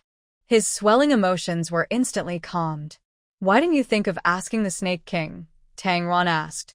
The beastmen all looked at Tang Ruan, then at the Snake King. Seeing the Snake King's expression soften, an old beast with white eyebrows reaching the corners of his mouth shakily stepped forward. I knelt again before Yanqing and said, "Lord Snake King, I am the father of the Sparrow Tribe's leader. It's not that we don't want to come and ask you questions. It's just that we simply cannot leave. First, there are always red spirit people guarding here. Even if we manage to escape, our Sparrow Tribe is weak and on the way to your place. We might encounter eagle tribes and owl tribes in the sky, and tigers, leopards, and countless stray beasts on the ground. We simply cannot reach you safely. Moreover, when we arrive there, you might have moved to a different place." Tang Ruan suddenly remembered that Yanqing had said before. He used to change cities every few months. He originally hoped to understand each city well by doing this. But now, with so many cities, visiting all of them would take a year or two. And he is always moving around. How can others find him? There are indeed many problems here. Tang Ruan rubbed her chin. Her old world's countries were so large. How did they manage? Tang Ruan is not very interested in politics. After the beastmen of the Sparrow Tribe leave, she shared her idea. Maybe you can have people in each city build your own army. The soldiers can be ranked based on their contributions and abilities, and they can receive some prey or crystals. If they can't hunt or take care of their families because of their military duties, the government can provide food and supplies. These foods and supplies should be grown, raised, or hunted by special people. Tang Ruan spoke nonstop, and Yanqing listened, somewhat understanding but also confused. What government? What soldiers? But gradually he understood her meaning. This way, he could ensure every beast man has food and also strengthen his power. Even when attacked, it wouldn't be the beast men fighting back on their own, but stronger beast men stepping up to defend. You shouldn't keep running back and forth. Find a place near all of them to build a city. For example, right in the middle of all the cities. And develop a safe road between each city. If stray beasts dare to hunt or kill beast men on this road, they will be your enemies. Actually, we could build the Great Wall. Do you know about the beacon towers? They were used to send signals with fire. Yanqing is very clever. Even Tang Ruan feels confused about what she is saying. She just repeated what she saw in ancient war movies on TV. But she doesn't know that these stories would have amazed Yanqing for hundreds of years. Moreover, he already has a plan forming in his mind. Finally, there are two very important points. There are too few shaman healers. You can deliberately train more. Also, you need to teach the orcs some basic knowledge. For example, let them know how many different races you command. Help them understand other races and build pride in being your people. And most importantly, build their confidence in you. Tang Ruan thinks the last point is the most useful. No matter which company she goes to, the first thing the boss does is make big promises. Talking about 10-year plans, 20-year plans, how many branches, going public in a few years. What college the boss graduated from, how many billion-dollar projects they've completed. Even though everyone knows these are just promises. But having a goal makes people work harder. And Yanqing's plans aren't just promises. He is truly powerful. He has many cities. He is a great king. Why not let the orcs know? Once they do, they will feel proud and safe. Yanqing stares at Tang Ruan intently. Seeing her get more excited and animated, his eyes deepen. Suddenly, he pulls her close. He wraps his arms around her tightly and hugs her. Tang Ruan, who is about to talk about business and trade. She just talked too much. Can he also get excited? Yanqing holds her for a while, then slowly releases her. His gaze is intense as he looks at her. And what else? There's more. Tang Zuan Aquadi Li Swallow. Turns out, she was thinking the wrong way. She really is a bit naive now. Also, with bartering, some places might have too many of one thing and not enough of another. Once everyone understands each other and has safe roads, they can exchange goods to make up for what they lack. As Tang Ruan's voice sounded, a picture of a prosperous, safe, and happy beast world slowly appeared in Yanqing's mind. He thought, This must be the reason why the beast god brought the goddess to him. Although he loved her, he didn't know she was the goddess at first. He wondered, does Tang Wan really not know she is the goddess? How do you know all this? Yanqing asked. Just. It suddenly appeared in my mind. She casually made up an excuse. Yanqing thought for a moment. It seemed he truly believed her. Tang Wan suddenly thought, falling in love makes you so easy to fool. Yanqing suddenly took her hand. I'll take you somewhere. He looked a bit anxious. Tang Wan didn't ask more. Yanqing transformed into a beast form and hurriedly carried her on his back. They flew for a very long time. So long that Tang Wan almost fell asleep. Suddenly, she stumbled and remembered she was in midair. She was so scared she woke up immediately. Then she saw. Yanqing had tied her with a knot, and she was right in the middle of it. Can you really fly like this? A quiet city sat among a lush forest full of blooming peach blossoms. The moonlight shone on the city, making it bright even without firelight. A few beast men wandered around the city. Tang Wan recognized them by their clothing, probably snake tribe members. Yanqing didn't disturb them. He led her quietly into a palace built into the mountain. So, the beast world also has buildings, but they are carved directly from the mountain itself. This is Snake City. Tang Wan remembered Snake Ming mentioning that after the old Snake King was defeated, the snake tribe moved to a place with year-round spring. They stayed there for hundreds of years. The temperature there was very comfortable, exactly 27 degrees. Suddenly, Tang Wan was struck by inspiration. It seemed she suddenly understood why the snake tribe couldn't produce females anymore. But before she could think further, Yanqing suddenly waved to her from ahead. Come here, wife. Tang Ruan's night vision is now very good. He walks with Yanqing down a long corridor. On both sides of the corridor, which is about 10 meters high, there are mysterious paintings carved into the walls. Some look like people on a pilgrimage, others like a sea storm. It seems like prophetic paintings, she thinks. Can you understand these? Yanqing suddenly asks. Tang Wan shakes her head honestly. No, I haven't seen them before. Yanqing smiles and takes her hand. My father says these are prophecies of the beast god, and also secrets of the beast world. They are indeed prophetic paintings. Tang Wan follows him for a while. Although she can't understand them, she can see there is a story behind the images. It's quite interesting. Suddenly, Yanqing stops abruptly. His gaze falls on a corner of the mural. He looks at it again and stands there for a moment, lost in thought. Tang Ruan's eyesight isn't as sharp as his, so she can't see anything unusual. Curious, she asks, what's wrong? Yanqing points to a corner. Tang Ruan bends down to look. In the picture, there is a huge rock with a female figure standing on it. The female has long hair flying in the wind, and the sea in front of her is stormy and wild. At her feet, 5 male beast men are kneeling. Behind them, 5 animals are carved. The first is a wolf, the second a snake, the third a fox, and the fourth. Tang Ruan's heart pounds loudly. She thinks Yanqing must be thinking the same thing as her. What a coincidence. But she can't tell what the fourth animal is, only that it has wings and seems to have horns. Isn't that the demon from her dream? The last one is a smooth, flowing line. Because of the age, a small piece has fallen off, so she can't see it clearly. So, are the paintings of her and her 5 beast husbands on the wall? She lifts her head and meets Yanqing's gaze. He frowns, looking a bit displeased. It can't be such a coincidence. This is you, he says firmly, interrupting Tang Ruan. Although he doesn't want to believe it, besides Hu Che, Tang Ruan might have 2 more beast husbands in the future. But this painting has always been like this. He grew up here and has looked at this painting hundreds of times.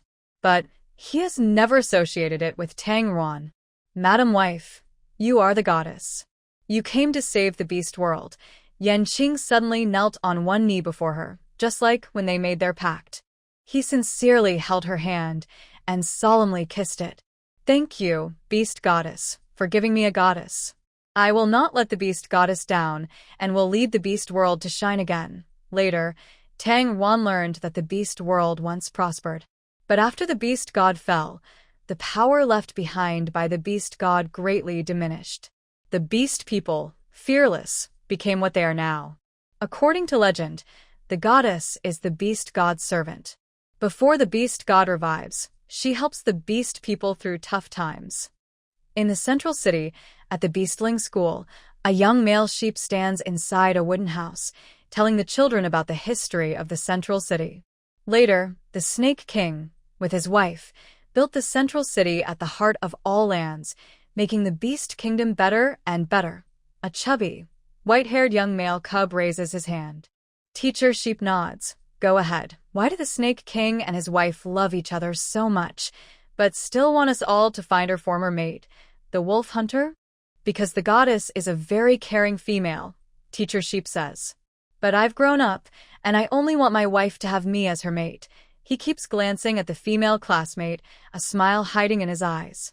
A little female, only 5 years old, stands with her hands on her hips. My mom has 8 mates.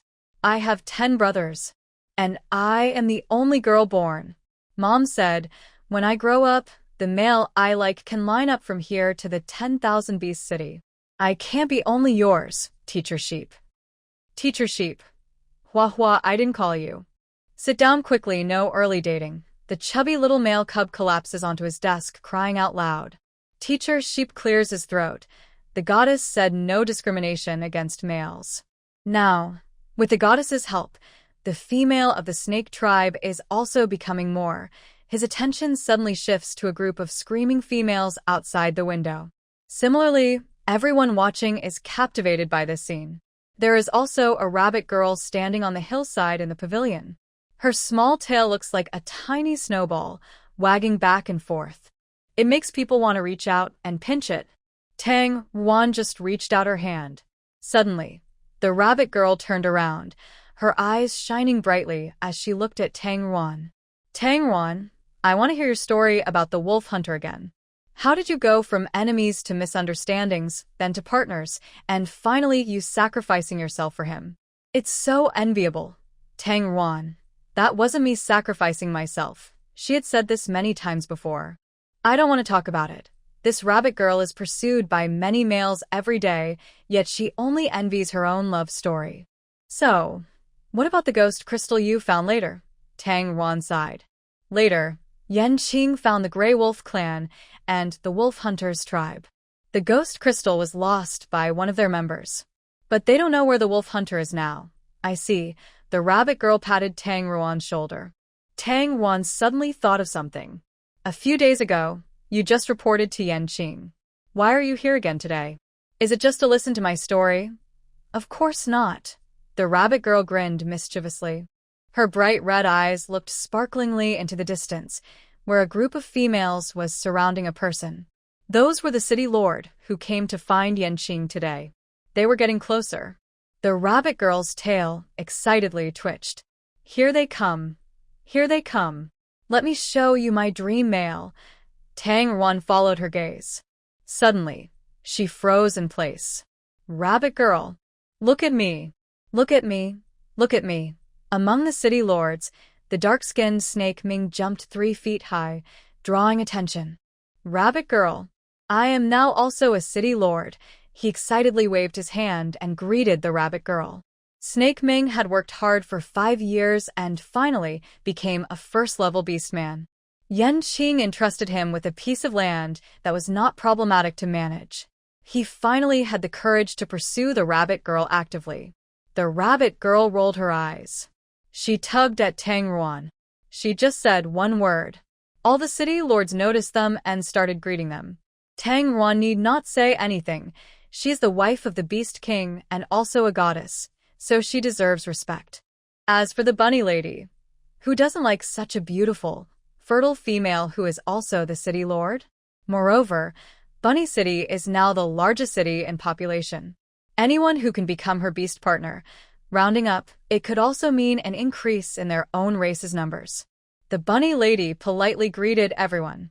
Seeing Tang Ruan staring blankly in one direction, she smugly curled her lips. She pointed her finger toward where Tang Ruan was looking. Isn't it very handsome? The orange-haired male's fair skin stood out among the healthy-toned city lords. He never lifted his face. The sunlight shone on his high nose, outlining a perfect profile.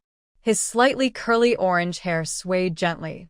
He wore a white silk scarf made especially for the merfolk, which was lifted by the wind. Under the scarf, his smooth muscles were faintly visible. His strong chest muscles looked full of life, like a sculpture of a beast god. A little more or less wouldn't matter. Tang Ruan's mind was blank, and she was a bit stunned. Although he had always been the most handsome male she had seen in the beast world. But they hadn't seen each other in 5 years. How could he be so handsome now? He looked taller and more muscular. She even thought that his face, hidden behind the scarf, must be even more beautiful. And she had once been close to this most handsome male in the beast world. Just a little more. And he would become her beast partner. But 5 years had passed. He had never come to see her once in those 5 years. So, maybe he had already forgotten her. Tang Ruan. Don't look so dazed. Hu Chu is mine. Bunny Lady pouted in dissatisfaction. She thought the wife of the Beast King would be different. But no matter how she looked at Hu Chu, her eyes were exactly the same as those females who fought over him. Did he form a bond with you? Tang Ruan suddenly realized. No. Bunny Lady sighed, then raised her small fist to cheer herself up. But I will try my best, then. Keep going, she said absent-mindedly. Tang Ruan. Bunny Lady leaned toward her. You wouldn't also like Hu Chu, would you? Let me tell you, the Beast King would never agree. Tang Ruan said nothing more, regardless of Yanqing's agreement or disagreement. At least now, Hu Chu does not agree. 5 years ago, she doesn't remember how many hints she gave him, openly or secretly. He was only ambiguous toward her. Tang Zuan so mai bitterly. Even if the beast god painted a fox. If he truly cared for her, why hadn't he come to see her in all these years? Suddenly, Tang Ruan remembered something. She turned and ran downstairs. She reached the front of the city leaders, standing nervously by the road. The orcs saw Tang Ruan and bowed to greet her. Tang Ruan nervously pressed her lips together. She watched Hu Chu walk past her without looking at her. As he got closer, his figure became more charming. And from his upper body, she could faintly see a pink color. No wonder he didn't show off his chest like other males. If he did, he'd probably be stared at all day by females. She only dared to sneak a quick glance with her peripheral vision. Finally, a dark-skinned young man caught her eye. Tang Ruan quickly pulled out Shimia. I have something to ask you. Shimia looked confused. What is it? The land of the Red Fox clan. Wasn't it given by Yanqing? Isn't it part of the Beast Nation? Shimia blinked. Yes. So, how come he's here? Tang Ruan asked nervously. A faint hope flickered in her heart. He also returned it to the Beast King. That was their agreement. Now he's the city lord. Oh. Tang Ruan felt a little disappointed. Tang Zuan. Shimia suddenly looked serious, speaking sternly. You still haven't given up on Hu Chu, have you? Shimia could tell she was still hung up on him. He reached out, covering his mouth, and whispered mysteriously into her ear. Back then, you used Hu Chu's older brother to indirectly cause your child's death, forcing him to stay close to you to atone. You made him your beast husband, I know all about it. Huh. Tang Ruan looked confused. Who told you that? I am a close confidant of the Beast King. Did Yanqing say that? Shimia nodded seriously. I guessed. Tang Ruan, your guess is wrong. You've never guessed right. She muttered to herself. Is it really reliable to hand over the city to Snakemorn? She put Snakemorn back inside. Looking at the crowd walking away, she sighed. When she first liked Hu Chu, she didn't know that Hu Mo was his older brother. Later, through her memories and what Hu Chu told her, she pieced together that Hu Mo sacrificed himself to avenge the Lion Clan by releasing monsters and dying together. It was also the story of how she lost her child and Wolf Hunter disappeared. For a while, she also hated him. But then she understood. The true culprits were the Lion Clan and Wolf Moon. If she hadn't been in the cave at that time, If the Lion Clan hadn't killed the Red Fox Clan and forced Huemo to die with them, none of this would have happened. Moreover, Hu Che didn't know anything about it. He also lost all his family. Sometimes she wondered if Hu Che knew about this and felt guilty toward her. Big Sister Tang Ruan. Big Sister Tang Ruan. Suddenly, a loud, carefree female voice reached her ears. Tang Ruan turned around. She saw a fit female wearing a tiger pelt running toward her. In a flash, she was right in front of her. How did she get here? Tiger Girl, do you need something? Tiger Girl grabbed her hand. The Beast King wants you to join the City Lord for a meeting. Tang Ruan didn't have to go to the meeting with the City Lord. It was voluntary. Since the peace was restored in each city, she rarely participated. Why did the Flame Green suddenly call her? Could it be because Hu Che came? Tang Ruan's mind was full of Hu Che. Sometimes, she really wanted to have a love-focused surgery to clear her mind. Hurry up, it's about to start. Tiger Girl transformed into a 2-meter-long fierce tiger. Tang Ruan. No need. The tiger's tail curled around her and lifted her up. Tiger Girl was rescued from a few stray beasts when they built the central city. Before that, she had been wrapped in animal skins, pretending to be male, struggling to survive here. Later, she joined them. Tiger Girl ran straight into the Beast King's hall. She suddenly stopped, almost knocking Tang Ruan over. Tang Ruan lost her balance and tilted slightly when she stepped back. Suddenly, a strange energy gently supported her from the side. Tang Ruan looked up and saw Hu Che's smooth profile face not far away. He took a step forward and walked past her. Behind him, 7 or 8 city lords made gestures to release their special powers. Then she looked at Yanqing at the front of the hall. He must have also used his power just now. Among the colorful energies, there was a bright red streak. What color was Hu Che's energy again? Before she could remember, Yanqing said, Tang Ruan, come here. Tang Ruan had no choice but to focus on the task at hand. The Beast King's throne was very grand, carved with intertwined snakes forming the seat. Yanqing wore dark robes, and his movements shimmered with golden light. His outfit was designed by the Sparrow clan. He looked more like a king now. Tang Ruan also had a set of clothes. But she felt that once she wore it, she looked like a villain from a fantasy story. So she only wore it once. Tang Ruan sat next to him. The city lords still reported to Yanqing one by one. But now, when they faced difficult problems, Yanqing asked them to brainstorm. They tried to find ways to work together to solve issues. So, everyone got along well. Suddenly, they discussed a problem. It was about the Red Fox clan gathering stray beasts and bullying smaller clans. This matter originally had nothing to do with us. They were fighting over land outside the Beast Kingdom. But over the years, they've gained some strength. If we ignore it, it might threaten nearby towns, said Wolf Wind. Tang Ruan also just noticed him now. He is the leader of the Wolf clan. But he promised that once the wolf hunt was over, he would return the leadership to him. As soon as Wolf Wind spoke, many city lords looked at Hu Che. They knew that this Red Fox clan was not Hu Che's own group. Hu Che now had good relations with the Shark clan. They did business at sea and were very wealthy. They looked down on it, considering it a poor and remote place with only a few small fruits. But this group of Red Fox tribe members truly came from the original Red Fox tribe. Their banner claimed that the Fox Prince was useless, so they had to establish their own group. In the beginning, they survived by selling their own people. Of course, later, when they saw Fox Che become wealthy, many regretted their choices. But no one dared to join Fox Che. They were afraid of being punished by him. Fox Che blinked softly, a faint smile on his face. They are no longer my tribe. If they are harmed, I have no objection. I am willing to work with all tribes to eliminate them. He looked at Yanqing, speaking calmly, as if he was talking about strangers, not his former tribe. His gaze shifted and met Tang Ruan's. He seemed to pause for a moment before looking away. Of course, Tang Ruan wasn't sure if it was just her imagination. Yanqing was pleased that Fox Che didn't ask for mercy for them. He nodded and said, "Let's do it this way. If we see them, kill without mercy." All the city lords responded together.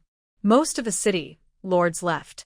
Only a few stayed behind, still unresolved, talking privately with Yanqing. Tang Wan watched Fox Che leave the Beast King's palace. Suddenly, she felt he was a stranger. Like he was a different person. How could he have changed so much? They arrived in the afternoon, and were supposed to stay overnight before leaving. Madam? What do you think? Tang Wan snapped back to reality. Yanqing slightly frowned. He repeated what the old city lord had told him. Recently, a city's sweet wheat crop was hit by a locust plague. Tang Wan knew about it. Fortunately, the area wasn't large, and she provided a remedy for the locusts. It was effective at the time. But recently, due to dry weather, the locusts returned. Since the situation wasn't too serious yet, the old city lord hurried to seek help. Over the years, the bad weather in the beast world has become more frequent.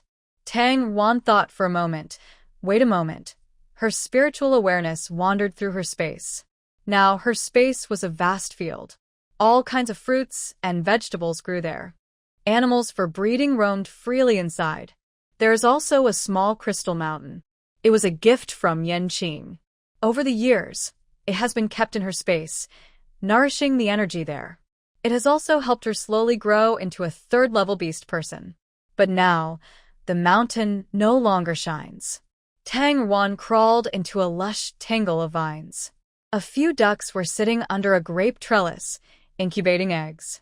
Suddenly, one duck was seized by an invisible force, as if its fate was being choked. Quack, quack, quack. After chaos in the space, Tang Wan slowly opened her eyes.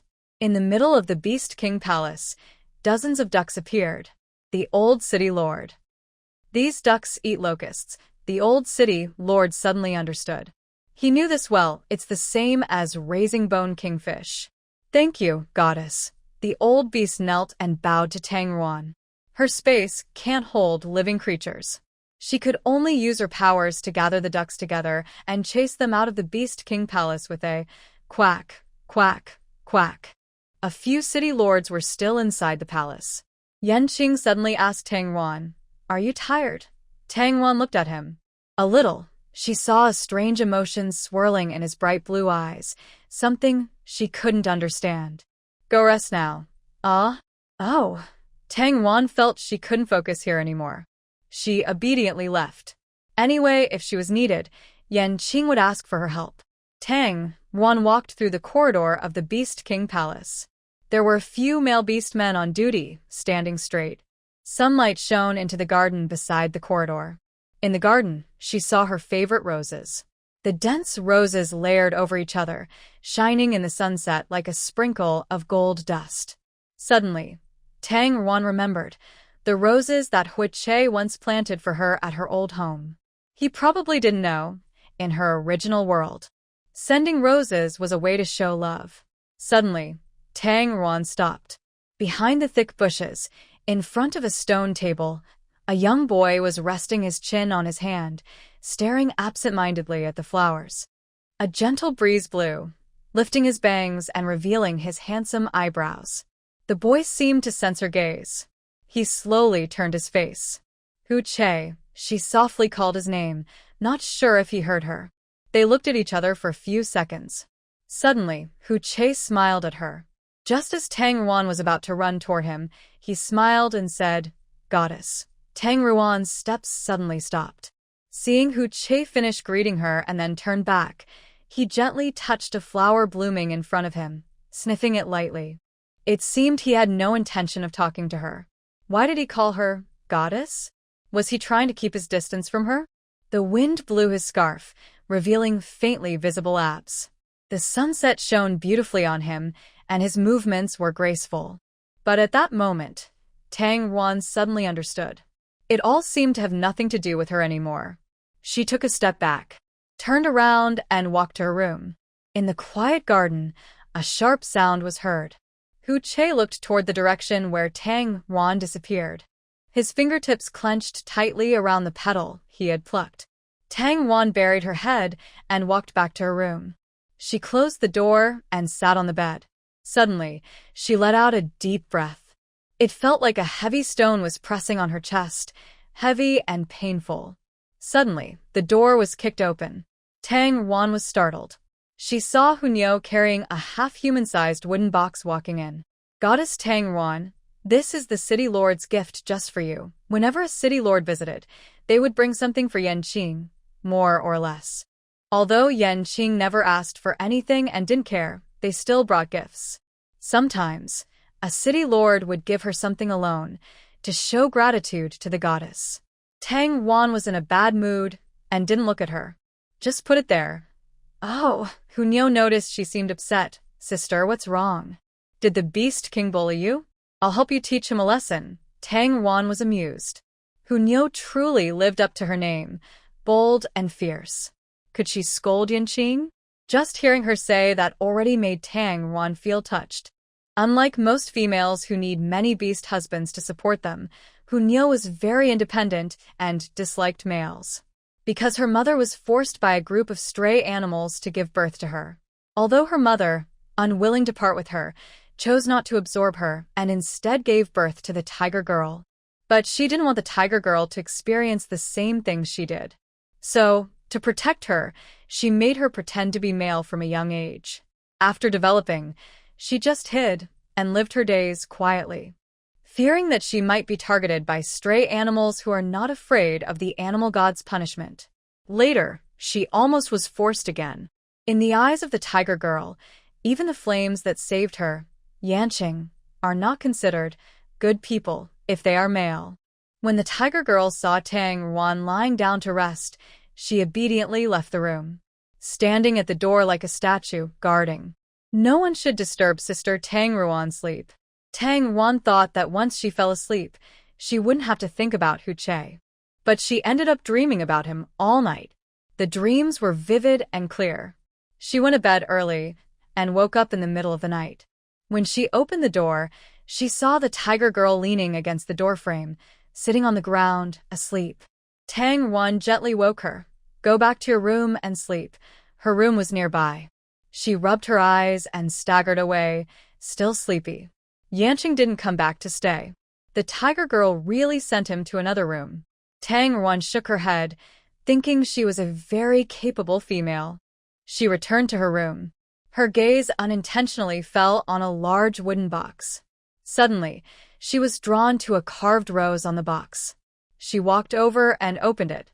Inside was a full box of clothes for all seasons: spring, summer, autumn, and winter, along with various accessories and small, fresh trinkets. She liked each one very much.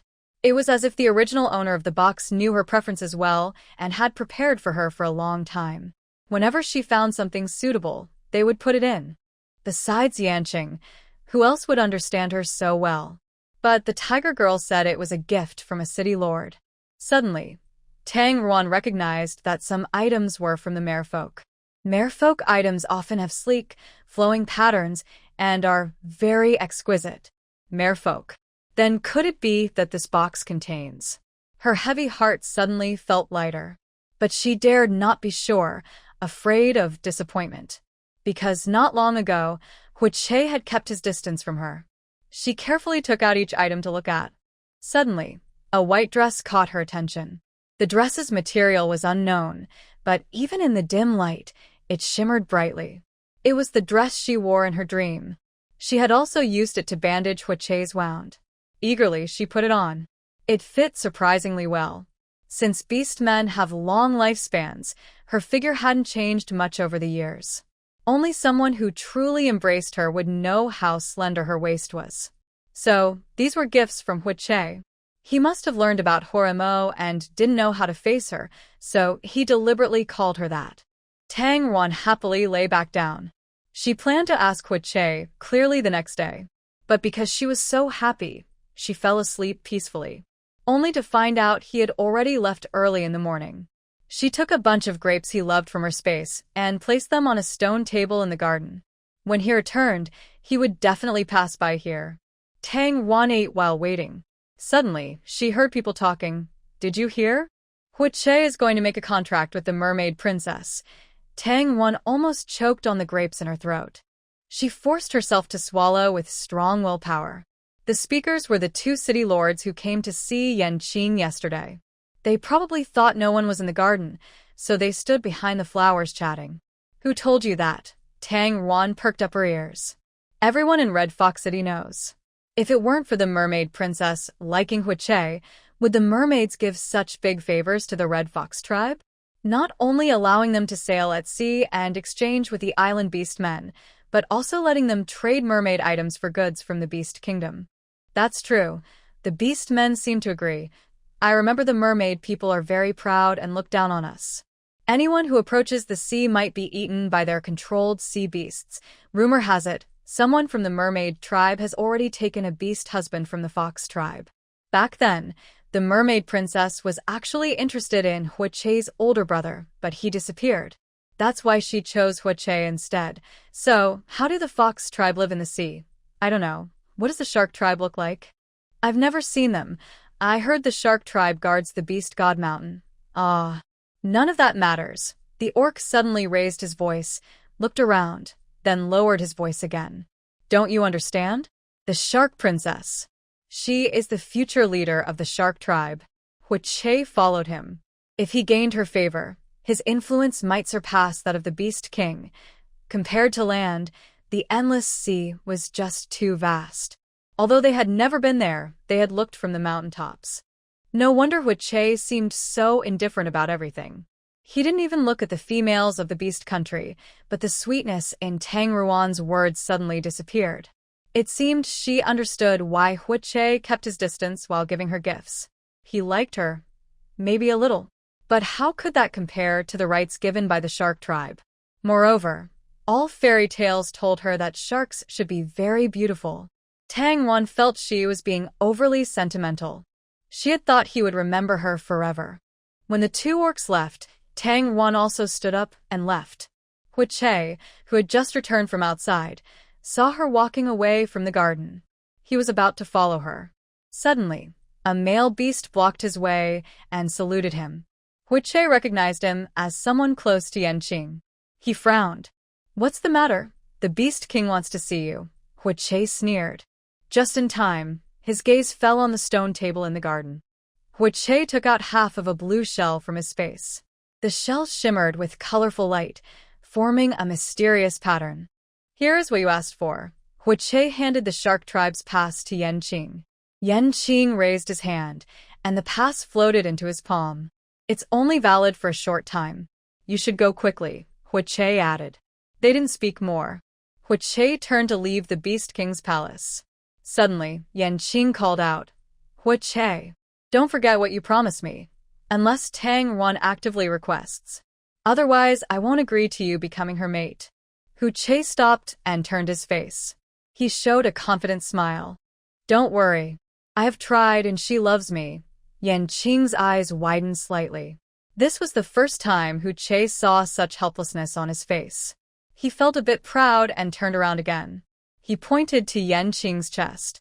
I think you should care more about yourself. It's better if she never finds out what you've done.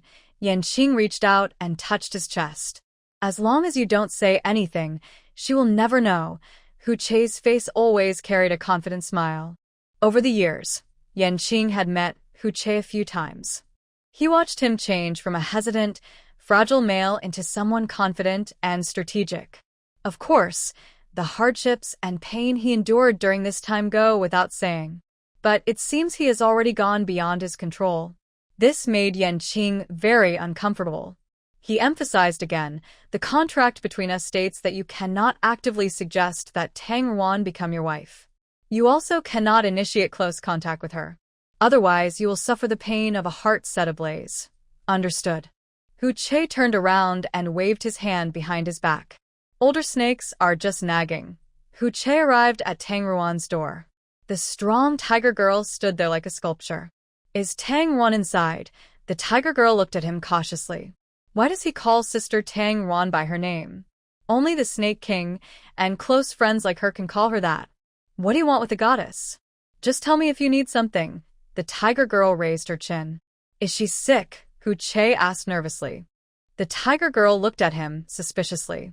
This male had brought a box of things to Sister Tang Ruan yesterday. Now he's here again. probably asking for her help. No, she's just in a bad mood and fell asleep. She'll be fine, the tiger girl repeated what Tang Ruan said before she went to bed.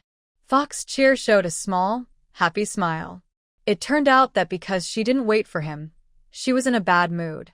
Please, tell her when she wakes up that Fox Cheer has been here.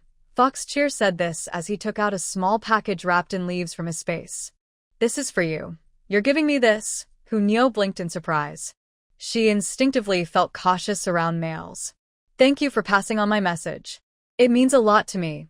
Fox Cheer smiled kindly, his beautiful eyes full of sincerity. Hunyo was a bit mesmerized. How could there be such a gentle male? She took the gift and quietly remembered it. This male named Fox Cheer must have something very important to tell Sister Tang Ruan. She must not forget. Tang Ruan said she was going to sleep. Actually, she just forced herself to sleep for a little while at first. Then she drifted into a daze. It seemed she even heard Hunyo's voice. She got off the bed. It wasn't dark yet. Hunyo sat on the ground, cheeks puffed out. Tang Ruan walked over and saw her picking up a small ball about the size of a fingernail, peeling off the dry leaf wrapping, and putting it in her mouth. With a crunch, she heard a sound. What are you eating? She asked curiously. Hunyo happily lifted her face. A gift from a male? She grabbed a handful and handed it to Tang Ruan. Tang Ruan took one, peeled it open like Hunyo did, and put it in her mouth. It was candy. Tang Ruan was shocked. She had never seen plants like sugarcane or sugar beets in the beast world. So she had never extracted sugar. Sweet foods were made by mixing high-sugar fruits. Where did this come from? Tang Ruan asked excitedly. Sweet treats could stimulate dopamine and help her forget the pain of heartbreak for a while. A male gave it to me, Hunyo said happily. Tang Ruan looked like she understood. She patted Hunyo's head. That's right. Not all males are bad. She left the room, stretched lazily. Yanqing hadn't come back for over a day. Was he busy these days? She planned to go see if there was anything she could help with. Finding something to do was also a good way to take her mind off things. Is it just a mere fox? Is it just the most handsome male in the beast world? All just fleeting shadows. Tang Ruan felt confident again. Stepping through the door, she became a strong and proud female once more. She took a deep breath, stepped forward confidently, ready to face a new world without Hu Che. Oh.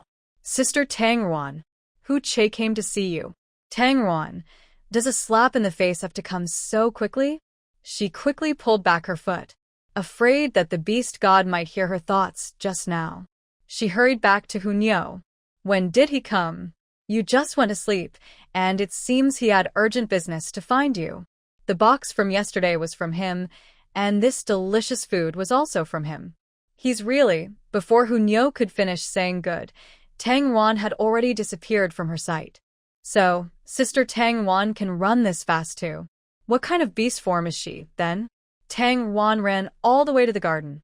The stone table was empty, but the grapes were gone. She grabbed the beast man standing in the corridor.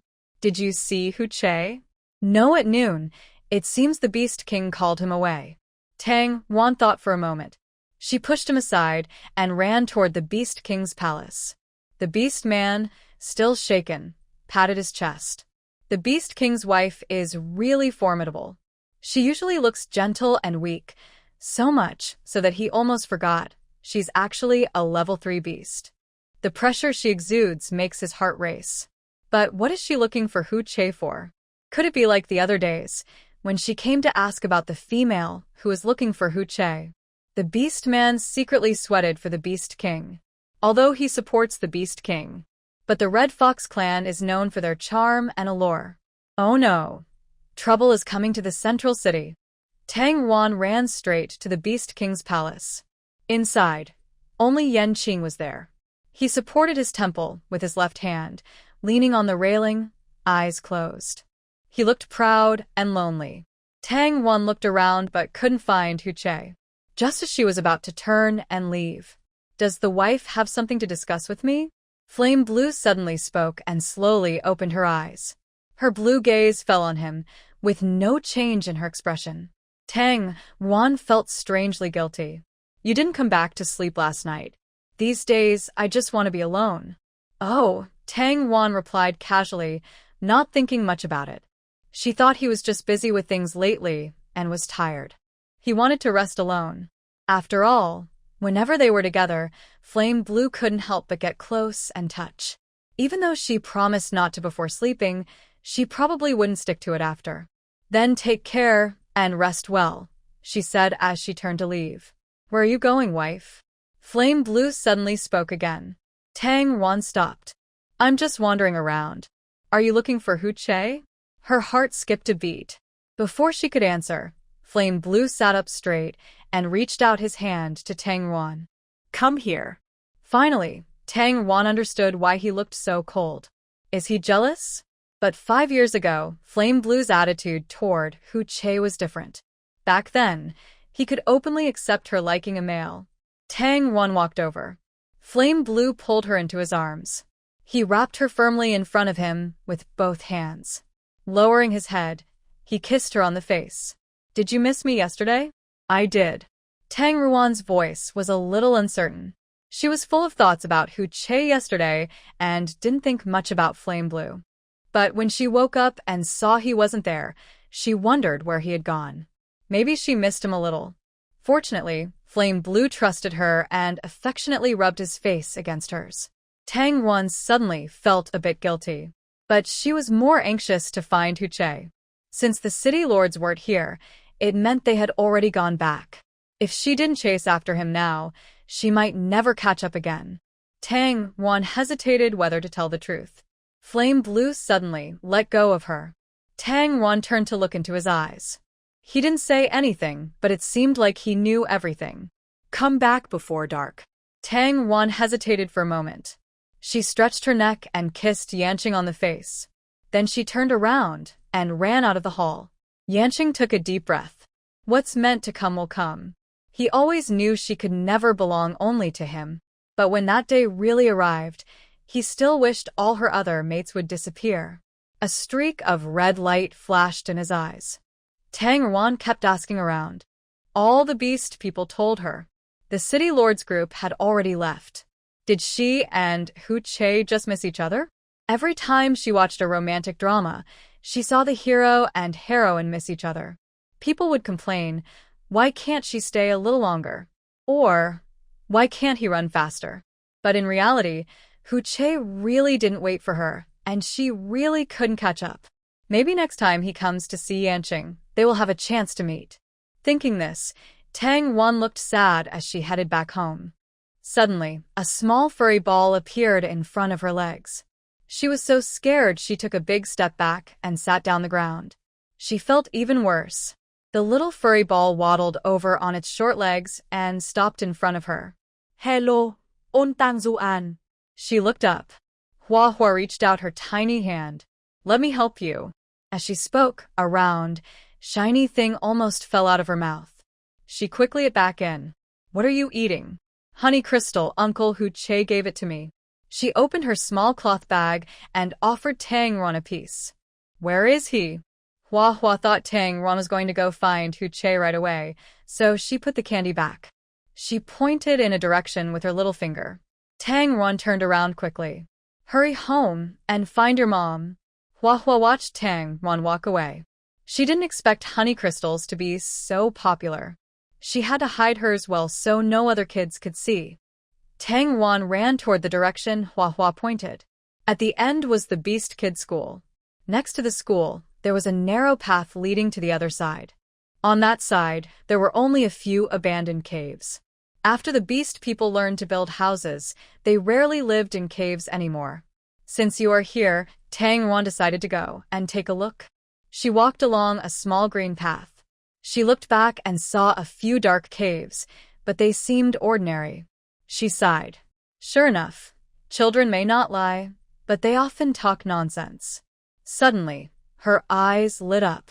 It was as if she saw a splash of red near a small cave entrance. Her feet moved automatically toward it. A row of bright roses was placed at the cave entrance. They were sparse and not very neat, just like back then. She looked up and saw a long, slender hand holding up the cave's ceiling. Hu Che slightly leaned forward and came out of the cave. In his other hand, he held a bunch of roses. I didn't expect our old cave to be so low, he said with a smile, sounding a little bit like a complaint. Tang Wan instinctively stepped closer to the entrance. It was the height she remembered. She didn't think it was short. For Hu Che in the past, it was just enough to get through. He had grown taller. Seeing him smile warmly at her, Tang Wan felt a bit shy and asked, "Why didn't you come out?" "I don't want to leave just yet," he replied, deliberately teasing her, and turned to the side to let her in. "Come in and see if this is my home in Wanshou City. I've lived in many caves and houses, but this one, where we used to live together, is still the most comfortable." Tang Wan sat down on her soft bed on her side. He sat on the other side. His hands rested on his knees. He looked much stronger than before. When Hu Che sat opposite her in the past, she didn't feel as pressured as she did now. The atmosphere became a little awkward. "Are you doing well in Chihu City?" "Pretty well. I often think about the times we spent together." Tang Wan bit her lip. Her fingers unconsciously fiddled with the soft bed beside her. Just like you. Tang Wan lowered her eyes. Hu Che shouldn't have been unaware of her feelings. Her feelings were obvious. She even asked him in her dreams if he would be willing to be her partner. If that was really just a dream. Later, Tang Wan learned from a beast man of the Red Fox tribe that some of their special abilities can make beast men forget what has already happened. However, beast men with healing powers will remember part of it. So, did she ask him in her dream? Or did she ask him in real life? Did he make her forget on purpose because he was afraid of rejecting her and making things awkward? "Did you often have dreams before?" Hu Che suddenly asked, looking hopeful as he saw Tang Wan lost in thought. He heard from the tribe that beast men with healing powers are somewhat immune to mind control. So, Tang Wan should still remember that she confessed to him. She should remember that he secretly kissed her. She should remember that she loved him. Thinking of these things made Hu Che's heart beat faster. Maybe Tang Wan still remembers everything. But back then, she didn't dislike his actions. "At that time, I often dreamed about the pups and wolf hunters," Tang Wan said with a bitter smile. Bad memories flooded her mind. The days when she depended on Hu Che were the hardest for her. Luckily, he was always there, making strange sounds to break her wandering thoughts. Hu Che suddenly stood up and walked in front of her. "I'm not talking about that kind of dream," he said. "Another kind." In her mind, she remembered every tender kiss Hu Che had shared with her. Her ears turned red. "I don't know which one you mean," she said. Hu Che squatted down and tilted his head to look at her side profile. He had wanted to kiss her openly for a long time when she was awake. His lips slowly moved toward her cheek. His heart started to race, boiling with fiery passion. He wanted this pain to remind him forever that he could never leave Tang Wan again. Suddenly, a sharp sound came from outside the cave. Tang Wan looked up. Her lips were less than a centimeter away from Hu Che's. Was he trying to steal a kiss just now? Tang Ruan's eyes widened. Suddenly, she smelled something burning. She sniffed and said, "Hu Che, your scarf is on fire. That cursed contract didn't burn him to death. It just set his clothes on fire." Hu Che raised his hand and threw the silk scarf away. He looked very serious. Tang Ruan watched Hu Che with his upper body bare, crossing his arms angrily. His part was indeed pink. How could someone grow even younger and more tender? Suddenly, she found his appearance a bit funny.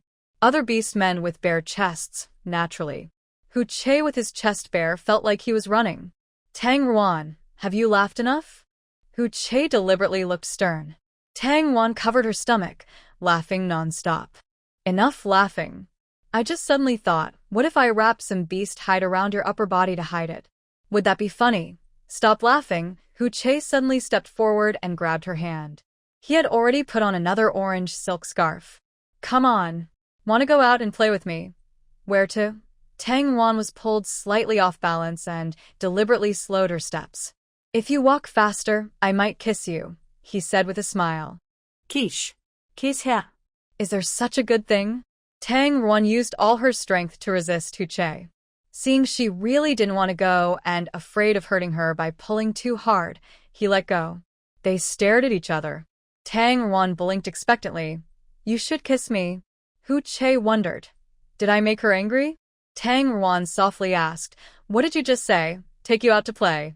Many beastmen races have the tradition of the moon-watching festival, especially in a city like the Central City, with many different beastmen tribes. The moon-watching festival is even more interesting there. He had planned to take Tang Ruan there. It's not that. You also said something else, she said, her palms sweating. Before crossing over, she never thought she could say such shameless words. Hu Che also became nervous. If you don't leave soon, I'll kiss you. Tang Ruan blinked again. So, why haven't you kissed me yet? Hu Che looked down at his silk scarf. If he burned another one, he would have nothing left to wear. Their first public kiss with Tang Ruan must not be so awkward. He cleared his throat and blushed, saying, You didn't kiss me, so why should I kiss you? Tang Ruan was so angry with Hu Che that she couldn't speak. Very well. Stubborn again, huh? If she hadn't seen him today, he would have tried to steal a kiss. Does he want to pretend he doesn't like her at all? She, a strong woman like an eagle, is she really missing just a little bit of him? But I don't want to kiss you right now. Tang Ruan lifted her head proudly and walked away. Why does Tang Ruan seem different? Where do you want to go to play? Hearing her question, Hu Che quickly chased after her. He grabbed her hand. Like a child afraid of being left behind by their parent. I want to celebrate the moon festival with you. That's right. He can't always let her take the lead. Holding hands, they walked along the street in the central city. The street was crowded with people. There were snake people from the Beast City, locals from the central city, and beast men seeking new opportunities here. But almost everyone knew Tang Ruan. She is the wife of the Beast King. At this moment, she was walking happily with a very handsome male. Is the Beast King's wife taking a new mate? Oh my. So beautiful. How about the Beast King? His wife can't just have one. If you were the Beast King, I'd give all my mates to you and keep just one for yourself. How about that? Tang Ruan watched the people on the street laughing and talking. Suddenly, she felt that she and Hu Che really looked like a couple out shopping together. Just walking side by side without a care, feeling very happy. Suddenly, she heard that familiar voice again. Look, Tang Ruan. Tang Ruan knew what that sound was. It was the traditional performance of the bear tribe at their festival, firestone striking, similar to the spark making in her original world. But instead of sparks, the bear tribe beastmen throw burning stones into the air, then jump up and smash them with stone hammers. This creates a splash of fire and sparks. Tang Ruan always thought it was a very dangerous show. She was timid and never joined in the fun before. But Hu Che seemed to enjoy the excitement. Seeing his excited expression, she also found the performance more interesting. Consort. Look at that, Hu Che suddenly shouted. Tang Ruan looked in the direction he pointed. Suddenly, she realized he might have called her the wrong name earlier. What did you just call me? Tang Ruan tugged at him. The crowd started to push closer. Hu Che turned his head back through the gap in the crowd, wearing a bright smile. Hurry up, don't get separated. At this moment, he seemed to turn back into the young boy he was 5 years ago. Tang Ruan was stunned. Hu Che came back, put his arm around her shoulders, and led her forward. Tang Ruan was still a bit dazed. Did he accidentally say what was on his mind just now? Or was she hearing things? They were already quite close to the front, but most of the beast people were tall and strong, so Tang Ruan could only see a row of backs. Some even carried their wives on their shoulders to watch, and some had transformed into beast forms, flying with their wives on their backs into the air. This was really unfair. Tang Ruan instinctively looked at Hu Che. Foxes can't fly. Suddenly, Hu Che knelt down in front of Tang Ruan. I'll carry you to sea, he said with a bright smile. He secretly felt pleased that he had accidentally called her consort earlier and she didn't correct him immediately. Tang Ruan didn't really want to watch, but she seemed to really want to carry her. So, Tang Ruan stepped onto Hu Che's neck. Hu Che held her calves with both hands, carrying her steadily. He stepped lightly onto a stone mill by the street. In the blink of an eye, he jumped onto the roof. And in another blink, his hand caught onto a small tree on the mountain behind the house. Using it as leverage, he climbed up the mountain. He held tightly onto the small tree with one hand. With the other arm, he wrapped Tang Ruan's legs around his chest. He was surprisingly strong, which was hard to associate with his appearance. Tang Ruan looked down at his hair. The more she looked, the more she liked it. His hair was so nice. Hu Che truly had every feature that touched her heart. Suddenly, a scream came from the crowd. Tang Ruan looked up and saw Shi Yan sitting on a beast husband's neck, in the same pose as her. Their eyes met. Tang Ruan au quarli baba.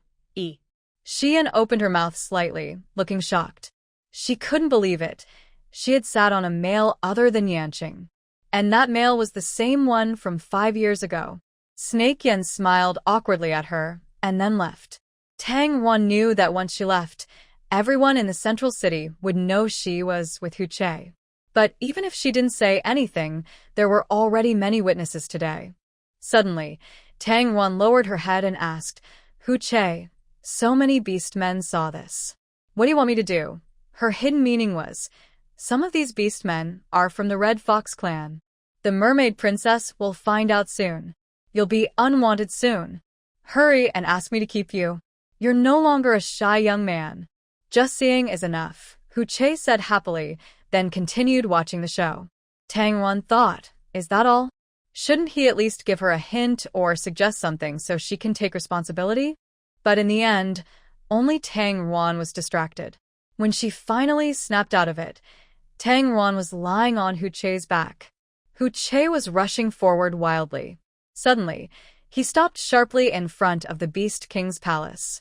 Why are you in such a hurry to go back? I promised Yanqing I'd come back before dark. Hu Che instantly turned into a human form, crossed his arms, and pouted slightly. I see. If I had known, I wouldn't have sent you back. Be good, I'll play with you again tomorrow. Tang Ruan tiptoed and quickly kissed his face. Then she turned around and ran inside. She was inside for a long time before Hu Che slowly raised his hand and touched his face. She had just kissed him and called him good boy. Tang Ruan ran breathlessly to the door of her room. Now she had good night vision, so she didn't usually light the corridor. She looked around carefully and listened. Good. Yanqing and Hu Niu weren't here. She was about to push the door open. Suddenly, she heard a familiar voice from behind. What are you looking for? Tang Ruan's hair instantly stood on end. Why was there no sound when she walked? Because I've been waiting here for you, I didn't move. Oh, then go back inside. Wait a moment. Yanqing suddenly pulled her into a hug. She moved to the railing. Tang Ruan was on the 4th floor. At this moment, a full moon hung high above. Today is the moon-watching festival. Doesn't my wife want to watch the moon with me? His index finger gently brushed her face, then slid down along her ear. His body pressed against her from behind. Suddenly, Tang Ruan realized what he was about to do. Where's Hu Niu? She's too easy to be influenced. I told her to go learn some manners from other beast men. An invisible barrier spread around them. The noise from the beast men in the distance and the chirping of insects in the garden suddenly disappeared. Tang Ruan felt like she was trapped inside a thick, clear bag. Inside this bag, only she and Yanqing were present. Yanqing's lips pressed against her temple. A flirtatious breath brushed her ear. His voice was hoarse. Did you have fun today? Tang Ruan's body tensed up. How could she think about her moments with Hu Che when Yanqing was trying to do something inappropriate? So, she only vaguely responded with, She sensed that Yanqing was acting strangely today. It seemed like he was emotional. One of his hands moved to her chin, gently pinching and caressing it. The other hand tightly wrapped around her waist. Suddenly, Tang Ruan realized he was about to do something here. Yanqing, shall we go back to the room? She took a step back. She stepped on his foot. Instead of retreating, he pressed closer, trapping her between the railing and himself. Tang Ruan bit her lip hard. She felt Yanqing start to exert more force. Although the beastmen outside couldn't see what was happening inside the barrier, Tang Ruan was overwhelmed by intense shame. She guessed he was jealous. So, she deliberately let him take the lead. Even though she didn't like this position, she tried to cooperate. After a long while, Tang Wan was completely exhausted in Yanqing's arms. His hands supported her waist. Yanqing lifted her chin with his other hand. Your wife, look. The moon tonight is truly beautiful, just like the moon on the day we made our vows. Tang Wan had no mood to enjoy the moon. She felt that today's Yanqing was a little scary, even though she could sense that he was trying hard not to hurt her. His imposing presence kept her tense all the time. Yanqing, if you're unhappy, you can tell me. Yanqing's hand rested on Tang Ruan's, tightly gripping the railing. I'm not unhappy. My wife doesn't need to worry about whether I'm happy or not. Making my wife happy is the duty of every beast husband. He took her hand and affectionately pressed his lips to it, kissing again and again. Tang Ruan, all right, she knew he was truly unhappy. But how to comfort him? Especially knowing he had been spending time with other females. Yanqing played with her hand, kneading it in front of her as if her hand was his little toy. His thumb intentionally or unintentionally brushed over her ring on her index finger. Suddenly, Tang Wan had a bright idea. Maybe she should give him a cub. If the first cub was Yanqing's, he would surely feel cared for.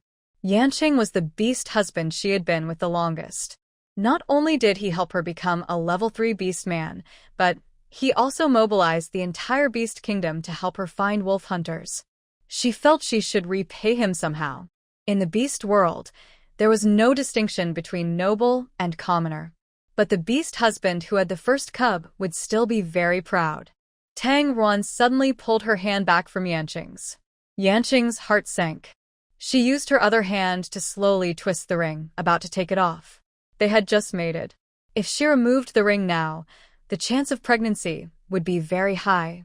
Tang Wan actually thought about having a cub for him. The idea that there would be a little one belonging only to them made her happy. Yanqing suddenly felt a happiness he had never experienced before. He truly looked forward to the arrival of this cub. His large hand completely covered Tang Ruan's hand, stopping her action. Before you transform into your beast form, you can't get pregnant with any beastman's cub, he said seriously. He firmly put the ring back on her finger. All right, I'm not angry anymore. I understand your feelings. Yanqing took a deep breath.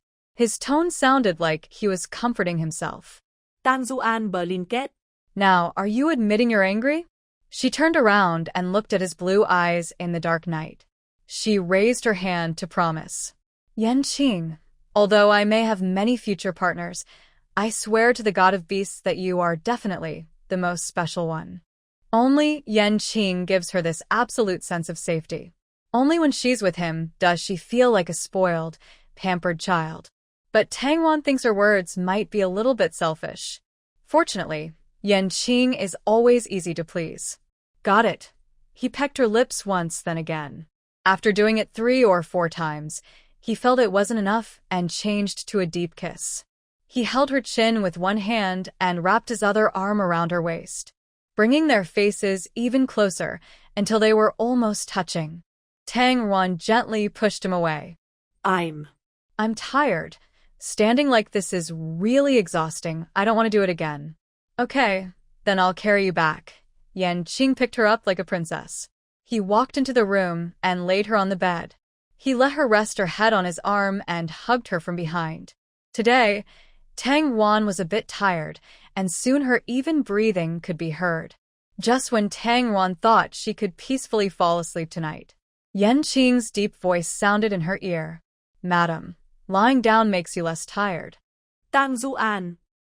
Tang Wan completely underestimated the phrase, the nature of a snake is inherently lustful. She also underestimated Yanqing's potential to act like a little jealous person. Until she woke up the next day. It still seemed like Yanqing's voice was echoing in her ears. Madam, remember how it feels to be with me. Madam, my feelings and the way I feel about you are unique. Madam, do you remember? Tang Wan shook her head. Yanqing on the other side was still asleep. Sunlight streamed through the window behind him, as if giving his black hair a divine glow. Tang Wan reached out and traced his eyebrows and eyes. She mimicked his movements, sliding her hand down his cheek to his beautiful collarbones. Yanqing softly mumbled, in his sleep. Tang Zuan sa mai Pudili. The golden, iridescent robe covered most of his chest, revealing faint muscle lines that sparked the imagination. She was about to reach her hand along his slightly open collar. Suddenly, she realized something. This person hadn't taken off his clothes all night. How much does he love this outfit? Or is he just in too much of a hurry? No matter the reason, Tang Wan felt it was just unfair. She reached out to pull at his shirt. Suddenly, Yanqing grabbed her hand. He slowly opened his eyes and quietly looked at her. After a few seconds, "Why don't you?" Yanqing sat up, got up, and tidied his clothes. His movements were smooth and natural, like a man who refuses to admit his mistakes. Yesterday, he still seemed guilty, but now he was back to his usual self. "Why don't you take off your clothes?" Before he could leave the room, Tang Wan asked anxiously. Yanqing paused. Then he strode out of the room. Something was wrong. He was in such a hurry to leave. He was hiding something from her. What was under his clothes? Tang Wan suddenly thought Yanqing might have a secret affair. But she quickly dismissed the idea. First, the king's wife contract was linked to the entire race. If an ordinary beast man betrayed the contract and got close to another female, it could cause skin sores or even death. But the king's betrayal would bring disaster to the whole race as the beast god's punishment. Yanqing now practically controlled half of the beast world. Would half of the beast world really be okay with that? Yanqing wasn't a careless king. Even if there was a beautiful female who was more attractive than her, Yanqing would still choose to be with her, even if it meant the end of the beast world. And that female was quite bold, because Yanqing usually looked at beast men as if they were insignificant. From 100 meters away, just seeing him made people want to kneel and shout, "Long live! Long live! Long live forever." Moreover, if the beast world ended, that female would be gone too. What was really under his clothes? Tang Wan touched her chin. A sudden shock ran through her. Could he be injured? Currently, in the beast world, who can beat him? Tang Wan couldn't understand. She planned to find a chance to his clothes and check for herself. Tang Wan left the room and decided to go find Hu Che. She wanted to ask if he would stay in the central city for a while. If yes, she would wait some time before visiting him again.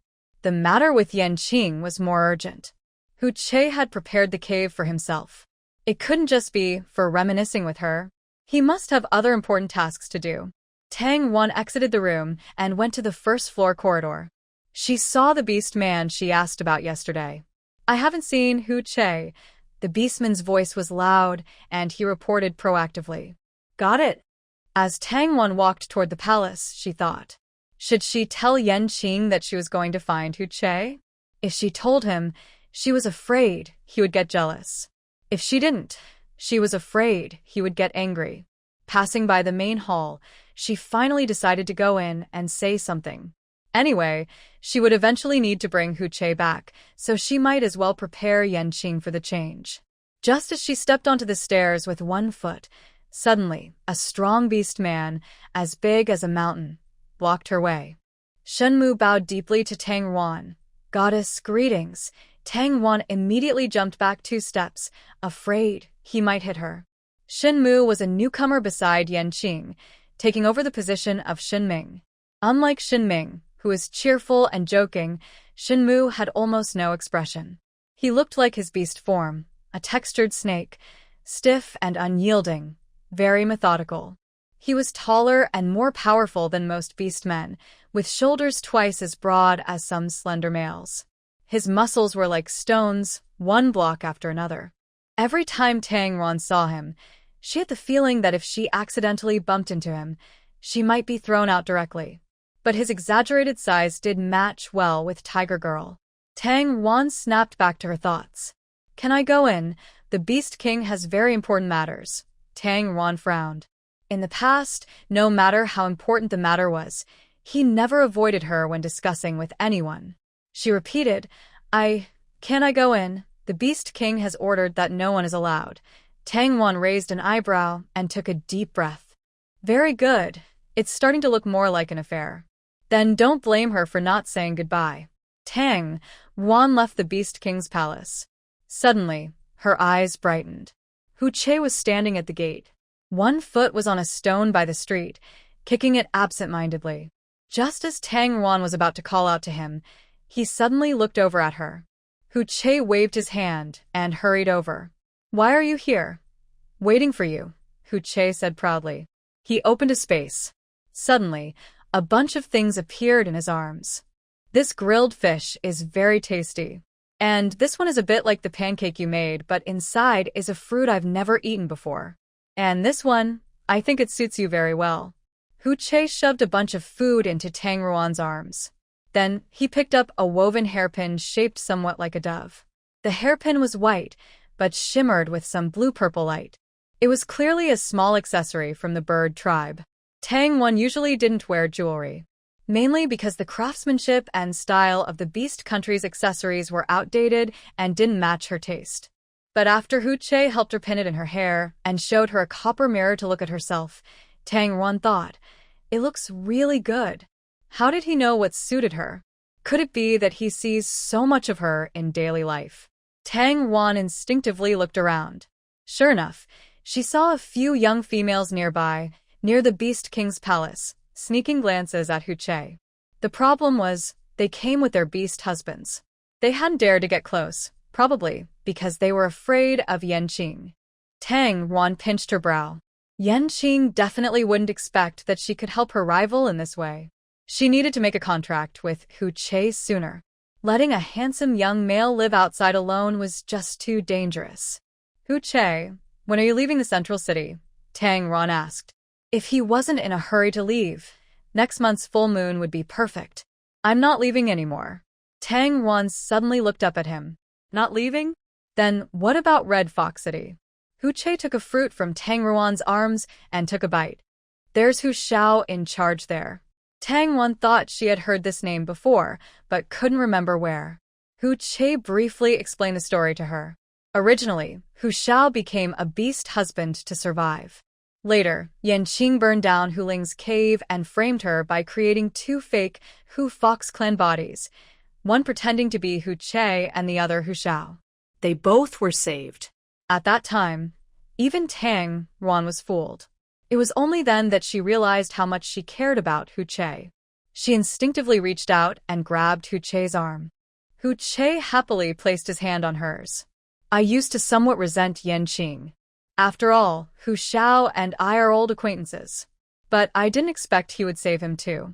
Yanqing isn't as cold and ruthless as he seems. He's quite thoughtful." Tang Wan thought about Yanqing's anxious look last night. Her voice lowered. "I didn't expect you to praise him. He is someone you like, so he must have good qualities." Hu Che couldn't help but reach out and poke her face. A sudden warmth spread through his chest, startling him, and he quickly jumped back, covering his chest. He was afraid the scarf might catch fire again. "Hu Che, is touching the face also considered close contact?" Stinky snake. So strict. He wants to take back his compliment. "Tang Ruan, does she have static electricity on her face?"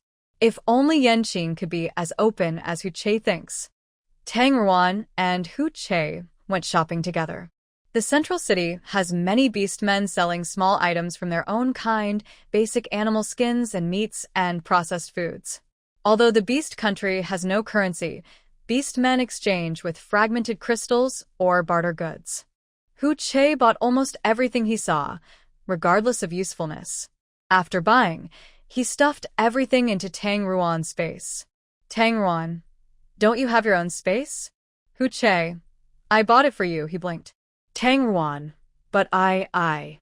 Under Hu Che's expectant gaze, she hesitated and changed her words from, "I don't need it," to, "I've already eaten." Hu Che stopped and, with one hand on his hip, said, "I know that as long as you want it, Yanqing will buy it for you. You can also buy things for yourself anytime. But if one day you suddenly want to eat something and don't want to go out, you can always take it from the space, me. Hu Che, things I bought for you." His tone is full of pride. Tang Wan feels very happy inside. So, he's good at choosing things here. In the future, Everything she uses will be Hucha's personal choice. Tang Wan no longer refuses and accepts everything.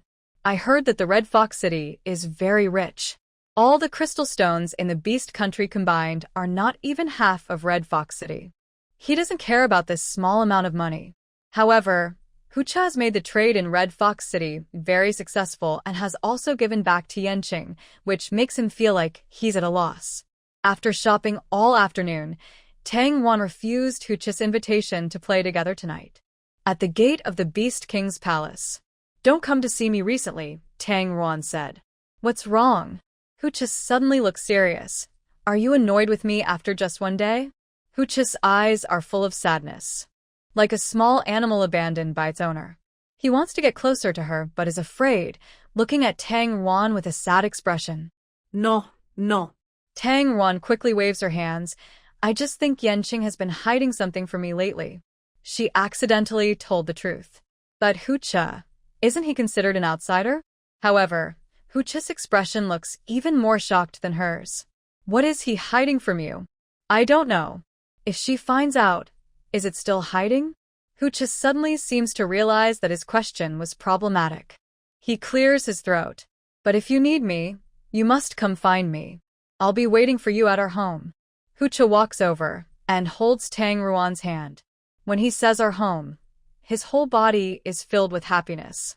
Tang Ruan opens her mouth, wants to ask if he's willing to form a contract with her next month.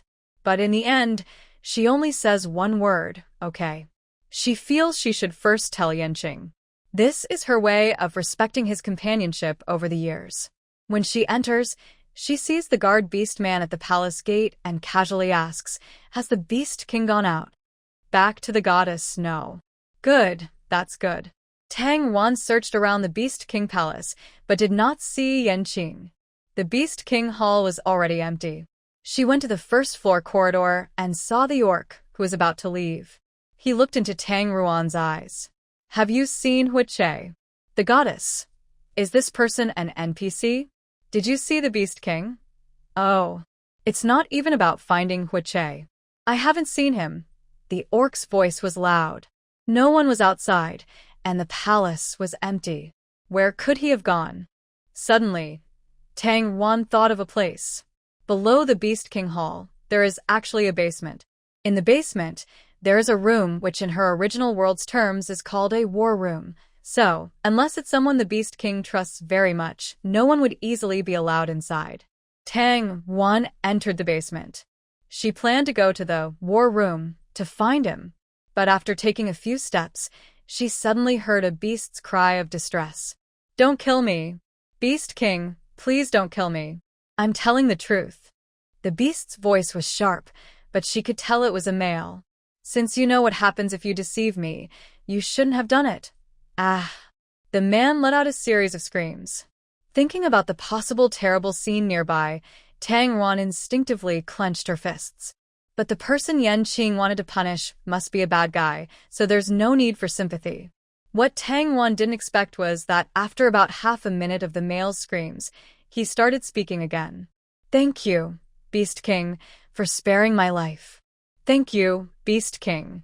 I really didn't lie to you. I truly came back from the Beast God Mountain." Tang Wan pricked up her ears. She had heard other beasts mention this place more than once. Legend says that the Beast God Mountain is where the Beast God resides, with a powerful barrier that even a fly cannot fly through. Of course, these are just legends, because the legendary Beast God Mountain is said to be in the sea, and no land-dwelling beast has ever seen it. But some beasts have sent spiritual fruits that grow near the Beast God Mountain to Yanqing. She had eaten them, and they indeed contained more energy than crystals. Tang Wan suddenly remembered that in the past, Shi Mingshi gave 2 to Huiche. 2. It seems this place really exists, and everything around is full of treasures. Is Yanqing planning to take them? No beast man can return alive from the mountain of the beast god. Yanqing's voice was cold, like a sharp steel blade. The rat tribe are very small in size. There was a gap in the barrier, and I slipped through it, the beastman's trembling voice explained. So it was the rat tribe. No wonder the voice was so high-pitched. Suddenly, the basement became quiet. Just when Tang Ruan thought that the rat tribe had died or fainted from fear, Yanqing's calm voice sounded. Keep going. The mountain is full of lightning. No one can survive coming back under the lightning. But we dig holes. I saw lightning strike me, so I desperately dug into the ground, kept digging holes. Later, I don't know how long I dug. I entered a cave. Inside the cave, I saw a cold box containing. Tang Ruan took a deep breath. She felt Yanqing was moving toward her. She quickly ran away. Suddenly, she stopped. She couldn't run. Why was she running? She needed to ask clearly. What was inside the cold box? Or was it the body of the wolf hunter? Thinking of this possibility, Tang Ruan's blood seemed to freeze instantly, her hands and feet turned cold, and her body trembled slightly. No wonder Yanqing, even using all the power of the Beast Kingdom, couldn't find it. But why did he appear on the mountain of the Beast God? Mama Potato once said that the seal of the Cave Valley was related to the Beast God. Kai Kai can repair the Beast God seal. So, what is the real connection between these? Tang Ruan hurried back, almost bumped into Yanqing's arms. Is the box the wolf hunter's? She grabbed his arm. Yanqing's brow furrowed slightly. I don't know. Tang Ruan let go of him and quickly ran toward the place where she heard the voice earlier. There was a male beast man with a pointed face, kneeling on the ground. Tang Ruan rushed over, grabbing his shoulders tightly, shouting loudly, Is what's inside the cold box the wolf hunter? That. Although Tang Ruan's pressure wasn't as strong as Yanqing's, she was still a level 3 beast man. The rat tribe orc is just an intermediate level orc. Being so close and staring at her made him tremble with fear. He instinctively looked away, but his gaze met the bright blue-green eyes again. Yanqing narrowed her eyes slightly. No. It's a huge egg. There seems to be something inside. The rat tribe orc shouted loudly. What's inside the egg? Tang Ruan asked again. Can you sense what kind of power it has? Is it ice magic? No, I don't know. I only saw an egg, and I was so scared I ran away. The rat tribe orc, terrified, covered his head and instantly turned into a tiny mouse, no bigger than the palm of a hand. Tang Ruan grabbed him. I'm asking you questions. Yanqing reached out and pushed her hand away. The mouse quickly darted into a corner and disappeared. Yanqing pulled her up and held her tightly in her arms. He wasn't going to hunt wolves. I sent him to look for crystal stones near the Beast God Mountain. But he entered the mountain and then ran away with the crystals he found. I've sent someone to catch him and ask him, why did he go into the Beast God Mountain? Tang Ruan doubted. She had a strange feeling that the icebox, or maybe the ice coffin, was actually holding the wolf hunter. He encountered sea creatures. Near the Beast God Mountain live the shark tribe. They don't care much for the crystals, but they hate being disturbed.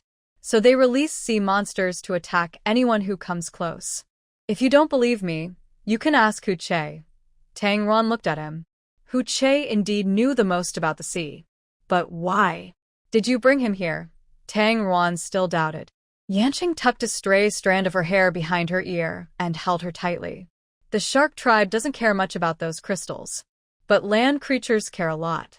So, the location of the Beast God Mountain must be kept secret from other orcs. If someone disturbs the Beast God, it could bring disaster. Tang Ruan felt that the main point wasn't quite here. Is there really a Beast God? No one has seen it, but I believe it exists. Otherwise, how could I have made a contract with you? Tang Ruan lowered her head and thought deeply. Yes, it's true. No one should disturb the gods. Yanqing sent Tang Ruan back. Late at night, after Tang Ruan fell asleep, Yanqing returned to the basement again. He pushed open a door, and the rat tribe beast man was curled up in the corner. Seeing Yanqing, he hurried over. Flattering, he looked at him and said, Beast King, how well did I hide things for you? When will you set me free? I will set you free now, so you can meet the Beast God. A flash of fire instantly swallowed the rat tribe beast man. He didn't even have time to make a sound.